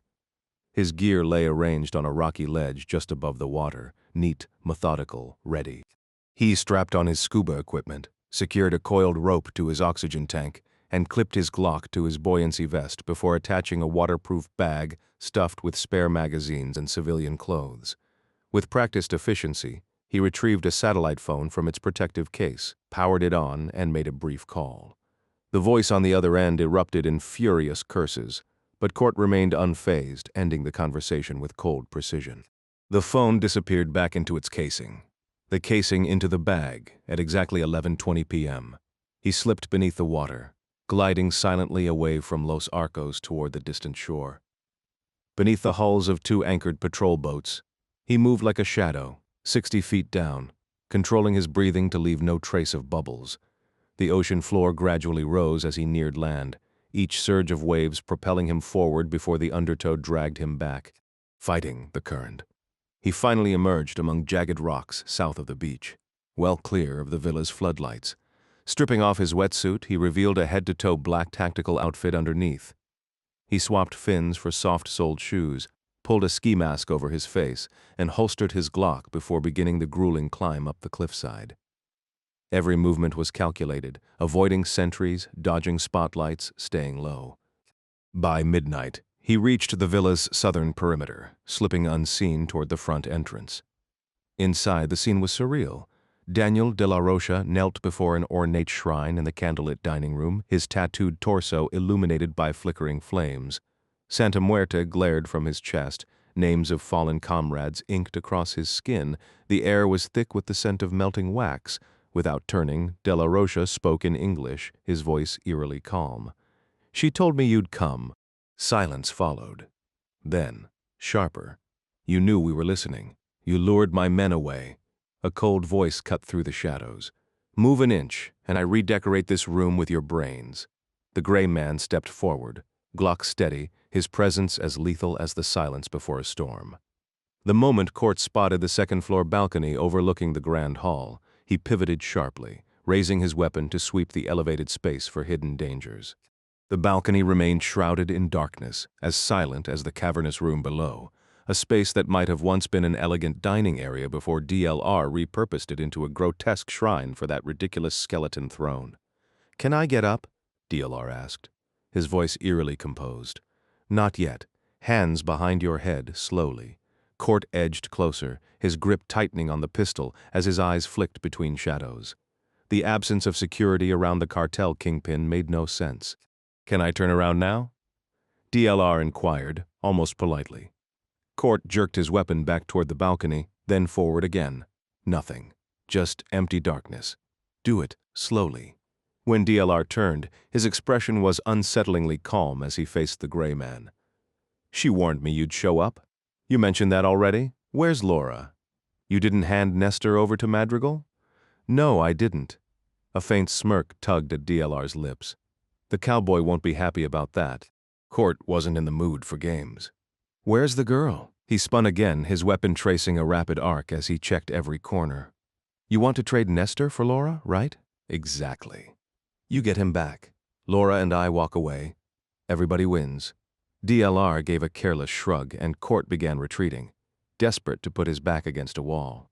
As he bumped into a sofa in the center of the room, DLR chuckled. Nestor told you his men were listening in on the call? That's why you made it. Court stayed silent. He also gave you this address, betraying me to work with you, then double-crossing me for Madrigal. I found out earlier today, so your little bargaining chip? Worthless now. What are you saying? I'm saying if you'd brought Calvo here tonight, I'd have killed him myself. Court sidestepped along the couch calculating. Then you've got nothing left to trade for her. Court's mind raced. Not true. There's one thing. And what's that? Me. She walks out now. Once I know she's safe, I lower my weapon. My life for hers, deal? DLR tilted his head. One flaw in your offer. What? I already have you. The sudden creak of boots on the balcony snapped Court's attention upward. A dozen armed men emerged, rifles trained on him, half moving left, the others holding position. They'd been watching the whole time. Of course. Not all my men went to Concordia, DLR mused. In fact, I kept my best close by, just in case. He glanced to the side. Spider? The curtain beside the throne rustled open. Spider stood there, clad in black, a gleaming machete raised high. At his feet, Laura knelt, bound and gagged, her eyes wide with terror as they locked onto Court. His weapon snapped toward Spider's skull. Move that blade, and you're dead. His voice wavered, betraying the fear clawing at his control. DLR laughed. Think it through, gringo. You shoot him, my men turn you into Swiss cheese. And while you're bleeding out, I'll take that machete and finish her myself. He lowered his hands, his grin widening. You know what the hardest part is for you right now? It's not saving her, not killing me, not even surviving. It's realizing you've already lost. The tension in the room was thick enough to choke on. Court forced himself not to dwell on the absurdity of their situation. 3 armed men, a terrified child, and a severed head lying between them like some grotesque centerpiece. We can figure this out, Daniel, Court said, keeping his voice steady even as his eyes flicked toward the black plastic bag in DLR's hands. DLR yanked the curtain aside, revealing a small trunk. He reached in and pulled out the bag, letting its contents spill onto the floor with a sickening thud. Court's stomach twisted as he recognized Jerry Flager's lifeless face, the man's pale skin waxy under the flickering candlelight. Spider's boys caught him in Cancun. DLR said casually, as if discussing the weather. Turns out your friend didn't know much, just enough to be useless. With a flick of his wrist, he sent Jerry's head rolling across the floor, where it vanished into the shadows near the windows. Court's jaw tightened, his mind raced, scanning the room for exits. The archway to his left, the hidden passage behind the dining room curtains, but the dozen rifles trained on him made escape impossible. DLR leaned in, his voice dripping with false patience. Here's the deal. Tell me where Elena is, and the kid walks.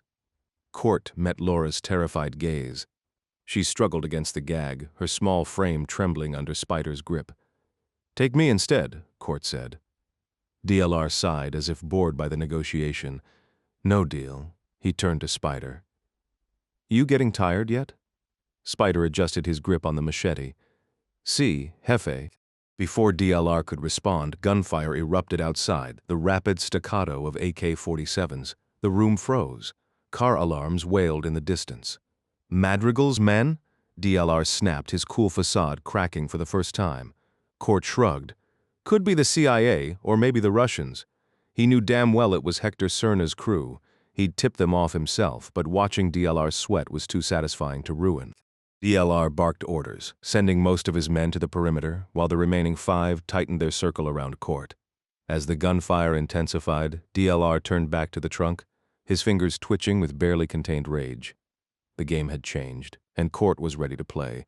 Court reached for a heavy gun belt, pulling out 2 gleaming silver .45 automatics. He strapped it around his waist, securing the holsters against his black pants before locking eyes with the gray man. "You're pushing me, idiot." His weapon shifted from Spider to Daniel. "Give Spider the order, and you die first." Daniel smirked. "Arrogant gringo. You're one man with a pistol. If I tell Spider to move, you won't even get a shot off." A deafening blast outside shook the walls, sending dust and debris raining from the ceiling. Everyone flinched except Court. His focus stayed razor-sharp, though his mind raced. This wasn't ideal. The odds were terrible, but he had one advantage. The gun in his hand? It looked like a standard Glock 17, but it wasn't. It was a Glock 18, a rare beast capable of full auto fire, spitting bullets at an insane 1,200 rounds per minute. Spider had to go first, no question.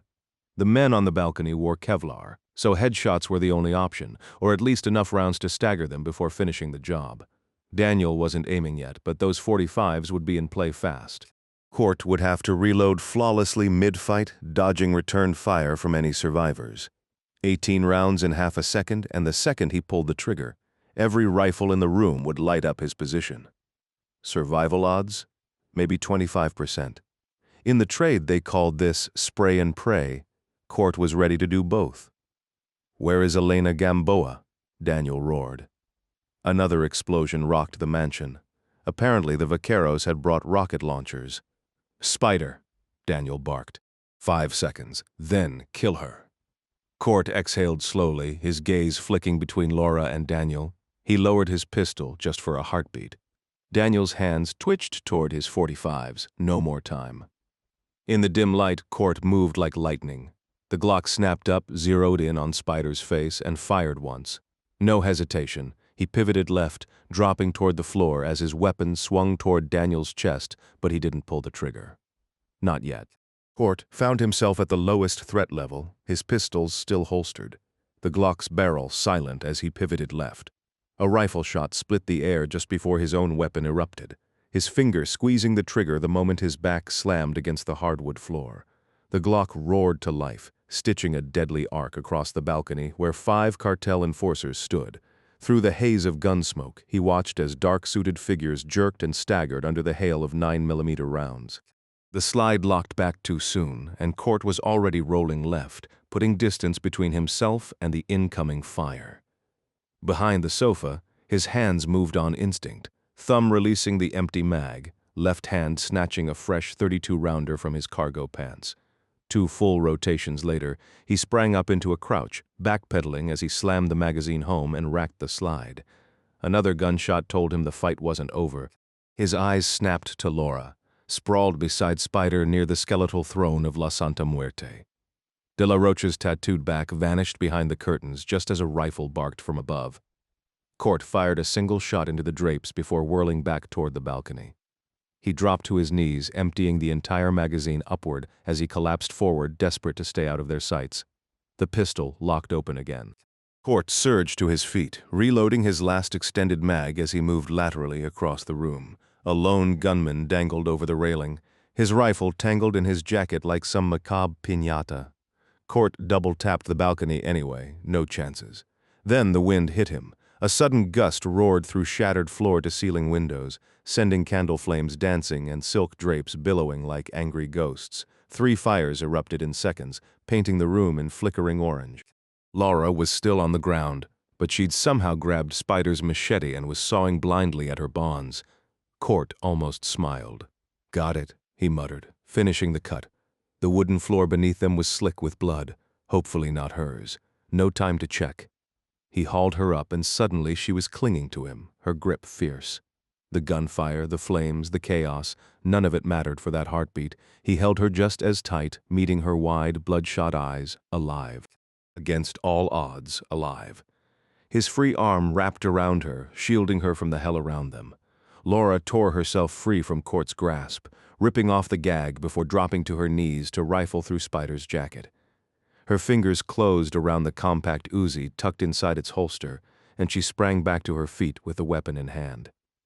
"Stay behind me," Court urged, his voice tight. "I've got scuba gear stashed nearby. We can slip out through the water." But Laura wasn't listening. "We have to take De La Rocha down," she insisted. Her voice edged with something raw and unyielding. Court grabbed her arm. "No, that's not why I'm here. I came for you. Just you." Her gaze flickered, unreadable, as the fire behind them devoured the furniture, the sea wind whipping the flames into a frenzy. Smoke coiled around them like a living thing. "I won't let him walk away," she muttered, then yanked free and vanished behind the billowing curtain. "Damn it," Court bolted after her, his pulse hammering in his throat. He caught up to her at the top of a shadowed staircase, the chaos outside muffled by thick stone walls. Distant sirens wove through the gunfire, a relentless staccato of violence. Smoke trailed them as they crept down the dim hallway, Laura whispering that she'd been locked in the wine cellar since her capture. She had no clue where they were headed. The gunfire inside the villa had intensified, Madrigal's men forcing De La Rocha's fighters into retreat. Then Laura spotted another staircase, and Court's stomach clenched at the sight of a smeared blood trail. Had his blind shot through the curtains actually hit Daniel? They moved cautiously until the sudden roar of helicopter blades sent them sprinting upward, bursting onto the roof just as the black Eurocopter lifted off. Both raised their weapons and fired. The pilot, standing beside the chopper with a pistol, went down under Court's precise shots. The helicopter lurched, spinning toward the bay. "It's him!" Laura shrieked, already sprinting across the rooftop. "He's gone!" Court shouted over the deafening rotor wash, but she didn't stop. Cursing, he chased after her. Inside the cockpit, Daniel De La Rocha clenched his jaw against the pain in his shoulder. That damn gray man had winged him, but he'd survive if he could just get airborne. He'd shoved the real pilot out, handed him a gun, and ordered him to hold the roof. Now, as the chopper lifted, the rear door swung open behind him. "Land!" The muzzle of an Uzi pressed into his skull. Laura's voice was a razor in his ear. Daniel twisted in his seat, catching sight of the gray man hauling himself inside. With a snarl, he jammed the throttle forward, the sudden lurch nearly throwing Court back out. Laura lost her balance for a split second, but she recovered, shoving the gun harder against his head. "Land or I pull the trigger." Daniel let out a wild laugh. "You gonna shoot the pilot, sweetheart? Good luck flying yourself out of here." His grin was all teeth as the chopper banked sharply, the bay glittering below like shattered glass. De La Rocha had no clue whether the gray man had any experience piloting helicopters, but he wasn't taking chances. With a white-knuckled grip on the controls, he threw the chopper into violent, evasive maneuvers, keeping it teetering on the edge of control. The aircraft lurched wildly, skimming dangerously close to the ocean's surface as they raced toward Puerto Vallarta's city lights. His plan was simple: make the controls impossible to seize while heading toward his corrupt police connections downtown. As the helicopter bucked through the night air, DLR discreetly freed his .45 from its holster, sliding it beneath his thigh where neither Gamboa nor the American could spot it. Laura kept her weapon trained on the cartel boss while shouting over the rotor noise at Court. "Tell me you can fly this thing." Gentry was still recovering from the brutal boarding. His ribs screamed with every breath, and his right knee throbbed from slamming into the metal floor. He dragged himself to the door, securing it shut to muffle the deafening noise. The sudden quiet was jarring. Laura's voice cut through again, sharper this time. "Answer me. Can I put a bullet in this bastard or not?" She jammed the Uzi harder against DLR's skull, making him howl curses as he fought to keep the chopper airborne. Court scanned the cockpit, a labyrinth of screens, switches, and controls far more complex than anything he'd trained on years ago. His stomach dropped. "Don't shoot him," he barked. De La Rocha let out a triumphant laugh, yanking back on the cyclic to send them climbing higher. "You hear that, puta? No me, no you." His grin was manic, teeth bared. The city lights glittered below as they soared over the bay. "You pull that trigger, we all go down, 500 feet up." Laura locked eyes with Court. Something in her expression shifted. Resignation, maybe defiance, Then she turned back to DLR, shrugged, and muttered, "Guess I die then, Quebron." The gunfire was deafening. Blood and brain matter painted the instrument panel as DLR's body slumped forward, his pistol clattering to the floor. The helicopter shuddered, momentum bleeding away before tilting sickeningly toward the black water below. Laura crossed herself, whispering a prayer while Court lunged past her, scrambling for the controls. The ocean rushed up to meet them as he seized the cyclic fighting gravity's cruel pull. Gentry yanked the controls with too much force, causing the helicopter to jerk upright violently. His chest slammed into the radio console between the seats, knocking the wind out of him, gritting his teeth. He forced himself forward, twisting awkwardly to grab the collective lever on the far side. With a sharp twist, he increased pitch and throttle, feeling the aircraft lurch forward and stabilize. But now he was sprawled face down across the seat, pinned by the brutal centrifugal force of the sharp right turn. Desperate, he released the cyclic just long enough to stomp the left anti-torque pedal, sending the chopper into a sudden shuddering halt. The abrupt stop flung him forward, leaving him nearly upside down, legs dangling over the headrest. Laura stopped praying long enough to stare. "What are you doing?" she asked, bewildered. "Help me," he shouted, frantic. She grabbed his legs and shoved them toward DLR's lap as the helicopter wobbled, losing altitude. Fighting gravity, Court finally wrestled himself back into position, hands and feet where they belonged. With seconds to spare, he leveled the Eurocopter just 25 feet above the churning ocean. They raced north over Banderas Bay, the glittering lights of the Malecon fading behind them as Puerto Vallarta's hotel district loomed ahead. Court sucked in a deep breath of cool night air, his first since the impact. He glanced left. DLR's nearly decapitated corpse slumped to the side, blood streaking his bare chest. Laura sat behind him, oddly calm. "You said you couldn't fly a helicopter," she remarked, almost amused. "Yeah, well, maybe we should try landing on the water," Court muttered. Her smile vanished. "When is water better than land?" He hesitated. "When the pilot's terrible." Her eyes widened. "You're serious?"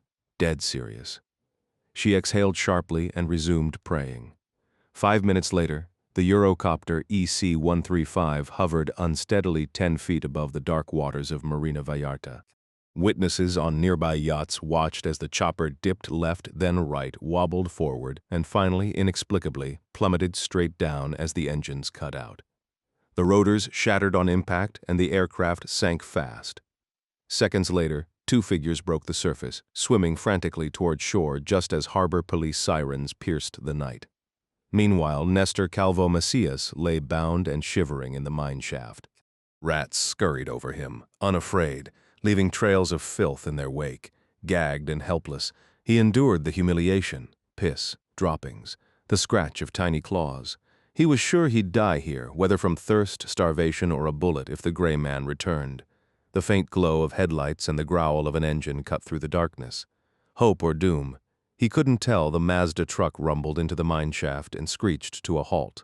The gray man emerged, his silhouette harsh under the truck's headlights. Nestor could see the toll the fight had taken, his clothes shredded, his face twisted with pain as he limped forward. Without a word, the gray man knelt beside him, pressing the icy barrel of his pistol against Nestor's temple. Calvo braced himself, squeezing his eyes shut. But instead of a bullet, the gag was ripped from his mouth. "De la Rocha is gone." "Spider too," the gray man said, his voice rough. "So where does that leave you?" Calvo kept his eyes closed. I don't know. Seems to me that makes you the new boss of the black suits, wouldn't you agree?" This time, Calvo opened his eyes, staring blankly at the mine wall. I can't say." The gray man leaned in. "I'll make a deal, but only with the man in charge. Call off the hunt for Elena Gamboa, and I let you walk." Calvo's voice wavered. "Yes, of course." Never wanted, if anything happens to her or her family, here or in the States, I come back, understood?" Calvo swallowed hard. "Understood." With a flick of his knife, the gray man cut him loose, then climbed back into the truck and vanished into the darkness. Nestor stood there, numb, brushing dust from his suit and smoothing his hair before stumbling toward the exit. Meanwhile, Court sat on a worn wooden pew inside Puerto Vallarta's Cathedral of Our Lady of Guadalupe, his leg bouncing nervously. The sanctuary was quiet, sunlight filtering through stained glass. Then Laura appeared, her face lighting up when she spotted him. They embraced, and she led him by the hand into a small sacristy where they sat side by side. They traded stories of their injuries, bruises, cuts, the lingering soreness from their ordeal. Both looked better than the last time they'd met, when she'd been sobbing at a bus stop and he'd driven away. Torn between duty and desire, now, cleaned up and patched together. They faced an even harder conversation. Court's stomach twisted. He couldn't drag her into his world, no matter how much he fantasized about it. His life was a minefield, and hers was finally settling. But before he could muster the words, Laura cut straight to it. "6," she said, her voice steady. "I've made a decision. I'm joining the convent. It's what I'm meant to do." Court blinked. "Holy shit." She smiled softly. "I'd like you to visit. I'll be cloistered, but it would mean a lot to hear from you." He struggled to process it. Of all the outcomes, this wasn't one he'd seen coming. "Yeah, sure, I'd like that. And I'll pray for you," she added. He let out a strained chuckle. "Knock yourself out." She tilted her head. "What does that mean?" "It means yes. Pray all you want, I could use it." "The Lord works in mysterious ways," she mused, "and you, 6, might be the most mysterious of them all." For a fleeting moment, Court wondered if there was something divine at play, or if he was just another pawn in a darker game. Either way, he had no answers. Only the weight of what came next. Court felt no remorse for the lives he'd taken or the extreme actions required to protect the woman before him. She embodied everything pure in this world. Her beauty, her goodness, her very existence justified every sacrifice. "Go in peace," she whispered, embracing him with a lingering gaze before vanishing through the arched doorway into the sanctuary. Alone in the quiet chapel, Court remained seated, absorbing the stillness.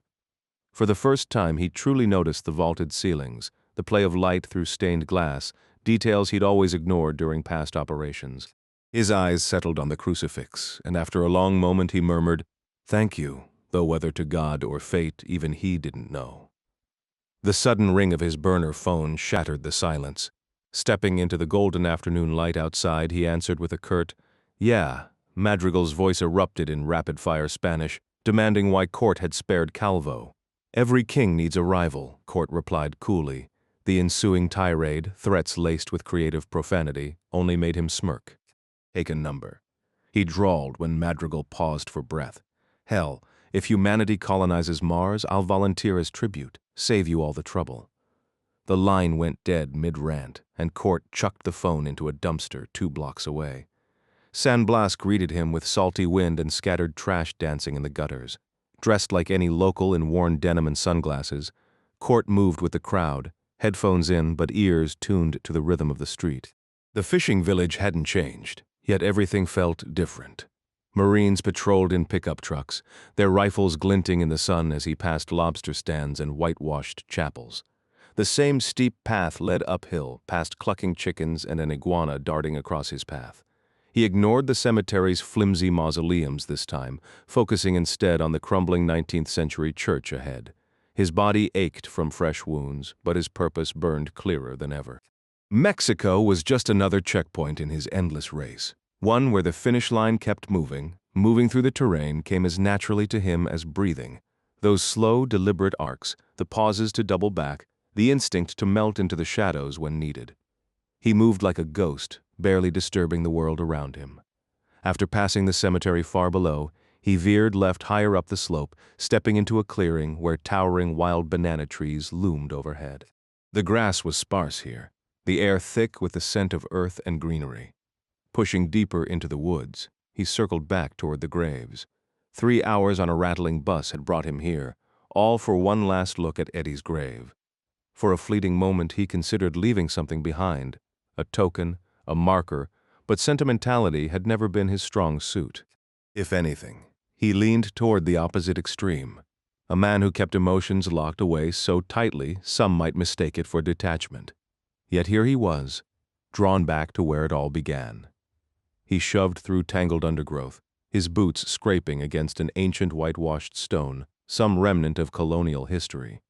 The climb was rough, the vines snagging at his clothes, but he emerged just above the cemetery, the graves sprawled below like silent sentinels. Laura, Elena, Daniel. Their ghosts lingered, but he couldn't afford to carry them forward, not with Gregor Sidorenko still out there. Then, movement. His body reacted before his mind could process it. He dropped low, slithering backward into cover, every muscle coiled tight. 10 painstaking minutes later, he was crouched behind a carved stone, binoculars in hand, scanning the rows of crypts below. There, a flicker of unnatural motion. Not the lazy scuttle of iguanas, but something deliberate. A glint of sunlight on glass. His pulse hammered. Then he saw him, a sniper, draped in camouflage, rifle barrel just visible beneath a blanket of leaves. Another figure lurked nearby, better hidden but not invisible to a trained eye. 2 men. No way it was just 2. Court's jaw clenched. Sidorenko's hounds? A black ops team? It didn't matter. They'd picked the wrong place to set their trap. His gaze flicked to Eddie's cross, barely visible from this angle. He'd brought paint, intending to scrub away the last of the insults carved into his friend's memory. Now he had a different kind of cleanup to do. 50 yards from where Court lay hidden, Eduardo Gamboa's weathered cross stood alone in the dirt, forgotten by the town that feared his memory. No flowers would ever grace that marker, no mourners would whisper prayers, just another cartel gunman erased from history, his name destined to fade like bloodstains on desert sand. Court's jaw clenched as he realized the cruel truth. In a few years, Eddie would be nothing but a cautionary tale told in cantinas, another ghost in Mexico's endless drug war. He couldn't even risk approaching the grave, not with the enemy sniper perched like a vulture in the distant palms. 460 agonizing minutes. Court mirrored the killer's unnatural stillness before retreating through tangled undergrowth. The scent of wild bananas clinging to his clothes as he vanished toward the coastal road. The Lobster Shack's neon lights blurred past his bus window as the town disappeared behind him, taking Eddie's last remnants with it. Meanwhile, in Washington Highlands' crime-riddled southeast quadrant, a lone figure moved through the sulfur-yellow glow of functioning streetlights, miraculous survivors in a neighborhood where bullets often outnumbered working bulbs. His wrinkled blazer and clean-shaven face screamed outsider to every barred window and shadowed stoop along Atlantic Street SE. Behind peeling curtains, grandmothers crossed themselves while a sleep-deprived mother clutched her feverish child, both knowing what happened to naive white men wandering Ward 8 after dark. 3 blocks north, the real danger lurked by a burning trash barrel where Marvin, fresh off a 6-year stint for manslaughter, mentored his teenage disciples Darius and James in the fine art of urban predation. The ex-con's gold tooth gleamed as he explained how juvenile records vanished at 18, making the boys perfect disposable soldiers for tonight's robbery. What Marvin didn't notice was the way his prey's footsteps never faltered, how the stranger's damp hair, concealed ears tuned to every rustle in the alleyways, or the faint bulge beneath that blazer that wasn't a wallet. Marvin kept a cheap Lorson L380 tucked in his waistband beneath his oversized boxers, the rusted pistol more for intimidation than actual use. This so-called gun-free zone in D.C. was anything but, though Marvin had never fired the piece. He just liked the way it made him feel when the grip peeked out from under his fake leather jacket. Of course, that bravado vanished the second a cop car rolled by.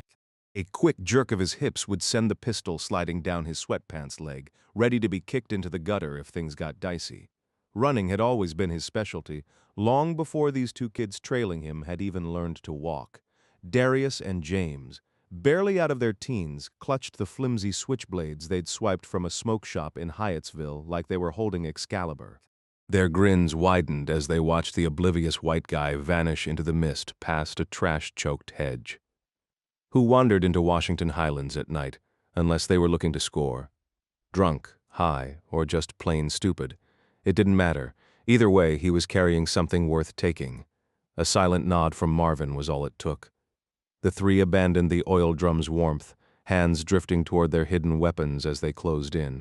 Meanwhile, 30,000 feet above, a $24 million Eurocopter sliced through the night sky, its crew tense as they scanned for missile flares. Paranoia was part of the job when you flew over D.C., but tonight, the only real threat was on the ground. Court Gentry moved through the shadows, every sense sharp. The itch under his cast was maddening, but not half as irritating as the 3 sets of footsteps gaining on him. He'd clocked them instantly. 1 leader, 2 nervous lackeys. They weren't hunters, they were scavengers, And scavengers only struck when they thought you were weak. The question wasn't if they'd make their move, but how fast they'd regret it. The trio trailing him had two choices: either shadow him for blocks, showing hesitation, or confront him immediately with boldness. Gentry knew their approach would reveal everything. Lingering meant uncertainty, but an upfront challenge signaled experience and likely weapons. Just before the next crosswalk, the middleman barked out, "Hey, you know how this goes. Don't make it ugly." Court appreciated the directness. He wasn't in the mood for games. He halted, but kept his back turned, listening as their footsteps closed in. "Turn around, slow," one snapped. Court exhaled, steadying himself before finally pivoting to face them. The three stood just out of arm's reach, their expressions a mix of bravado and nerves. The leader, gripping a cheap pistol, had the swagger of someone who'd done this before. His companions, barely out of high school, clutched knives with shaky confidence. "Evening, gentlemen," Court said, his tone almost conversational. The leader blinked, thrown off. "Wallet, phone, now," he demanded, scanning the empty street. "Where's your ride?" Court ignored the question, focusing instead on the gun. "What's that you've got there?" "You blind? It's a damn gun." "Right. What model?" "The kind that'll put a hole in you if you don't hand over your stuff. Nice and easy." The man shoved the weapon closer, close enough for Court to inspect. Court sighed. "An L-380, seriously? That thing's a paperweight." The leader's grip tightened. "You want to die tonight?" Court glanced at the other two. "Either of you packing heat?" They exchanged confused looks, lifting their knives higher. "Didn't think so." He shook his head, smirking at the drizzling sky. Perfect. Marvin had been robbing people for years, but this guy, unfazed. No panic, no pleading, just boredom. Most victims froze, eyes locked on the barrel like it was the last thing they'd ever see. But this dude, he checked the street, the buildings, even the damn weather. No fear, no urgency. It pissed Marvin off. His usual tactics weren't working. With the gun pressed to the man's forehead and blades flanking him, Marvin expected at least a flinch. Instead, the guy just slumped like this was the most tedious part of his night. "Look, fellas, how about we skip the drama? I've got no cash, no phone, no car. All I've got is a world of hurt for you. And trust me, I'm not worth it. Let's just walk away, huh?" Marvin had heard enough. He stepped forward, jamming the barrel harder. "Shut the hell up." The moment Marvin pulled the trigger, the stranger moved with startling precision. His left hand snapped up as he pivoted on his heel, twisting his body away from the barrel in one fluid motion. Marvin barely had time to register the maneuver before the man's grip clamped onto the slide of the Lorcin, forcing it down and to the side. The gun barked, the shot echoing through the deserted street, but the bullet went wide.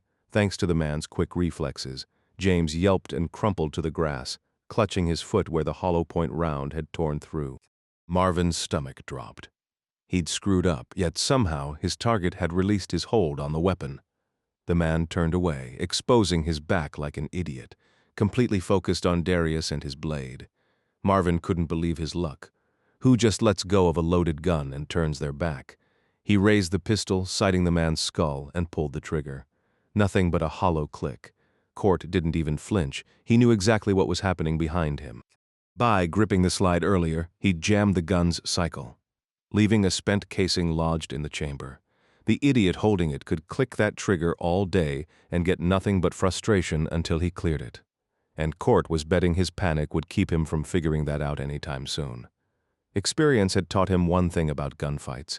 People don't rise to the occasion, they fall back on whatever half-baked skills they've got.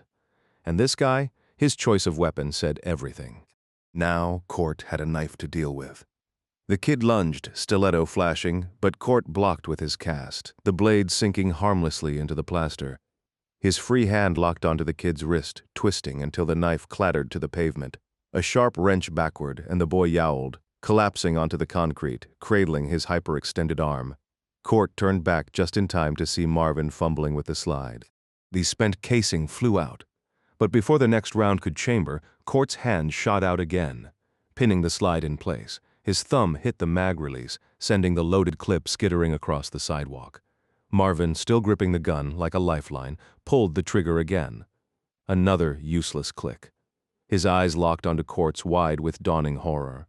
Marvin's intended target stared back at him with unsettling calm, his expression bordering on indifference.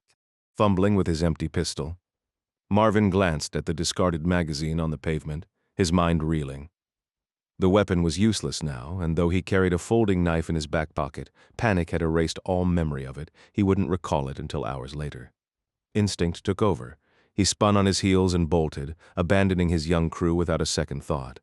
Running was nothing new for Marvin. His entire life had been one long escape. Court watched the scrawny figure vanish into the mist before turning his attention to the two injured teens. One sat slumped on the sidewalk, cradling a swollen arm, while the other writhed on the grass, clutching his bleeding foot. Their guns lay somewhere in the darkness, forgotten. Court's gaze swept the surrounding buildings, windows dark, driveways empty. Not a single curious neighbor had emerged after the gunshot. With a dry chuckle, he muttered, "Real stand-up guy, your boss." The boys just stared, wide-eyed and trembling. When neither responded, Court shrugged. "How much money you got on you?" They exchanged nervous glances before the one with the injured arm shakily extended a fistful of crumpled singles. Court pocketed the cash, then examined the bullet wound in the other kid's sneaker. "It's not as bad as it looks," he said, his tone almost gentle. "Try not to freak out." Helping the second boy to his feet, he added, "You'll live ice that arm when you can. Now get your friend to a hospital. Tell the cops some idiot accidentally shot him. Stick to the story, and they'll leave you alone." Their nods were slow, uncertain. Then Court's voice turned icy. "But if you mention me, if you so much as whisper a description, I'll track down everyone you care about and end them. Understood?" This time, their heads bobbed frantically. "Good, now get lost." As they limped away, conspicuously avoiding Marvin's path, Court felt a pang of disappointment. No lights flicked on in nearby houses. No concerned citizen stepped outside. 5 years abroad, and he'd expected home to feel different. But this neighborhood, with its eerie silence and indifference, reminded him of the war zones he'd navigated overseas. The America he remembered, the one he'd clung to as a refuge, was just an illusion. This place was just as dangerous, just as unforgiving. He wasn't safe here. He was a ghost in his own country, and every shadow held a threat. The night swallowed him as he melted into the streets, another predator in a land that no longer felt like home.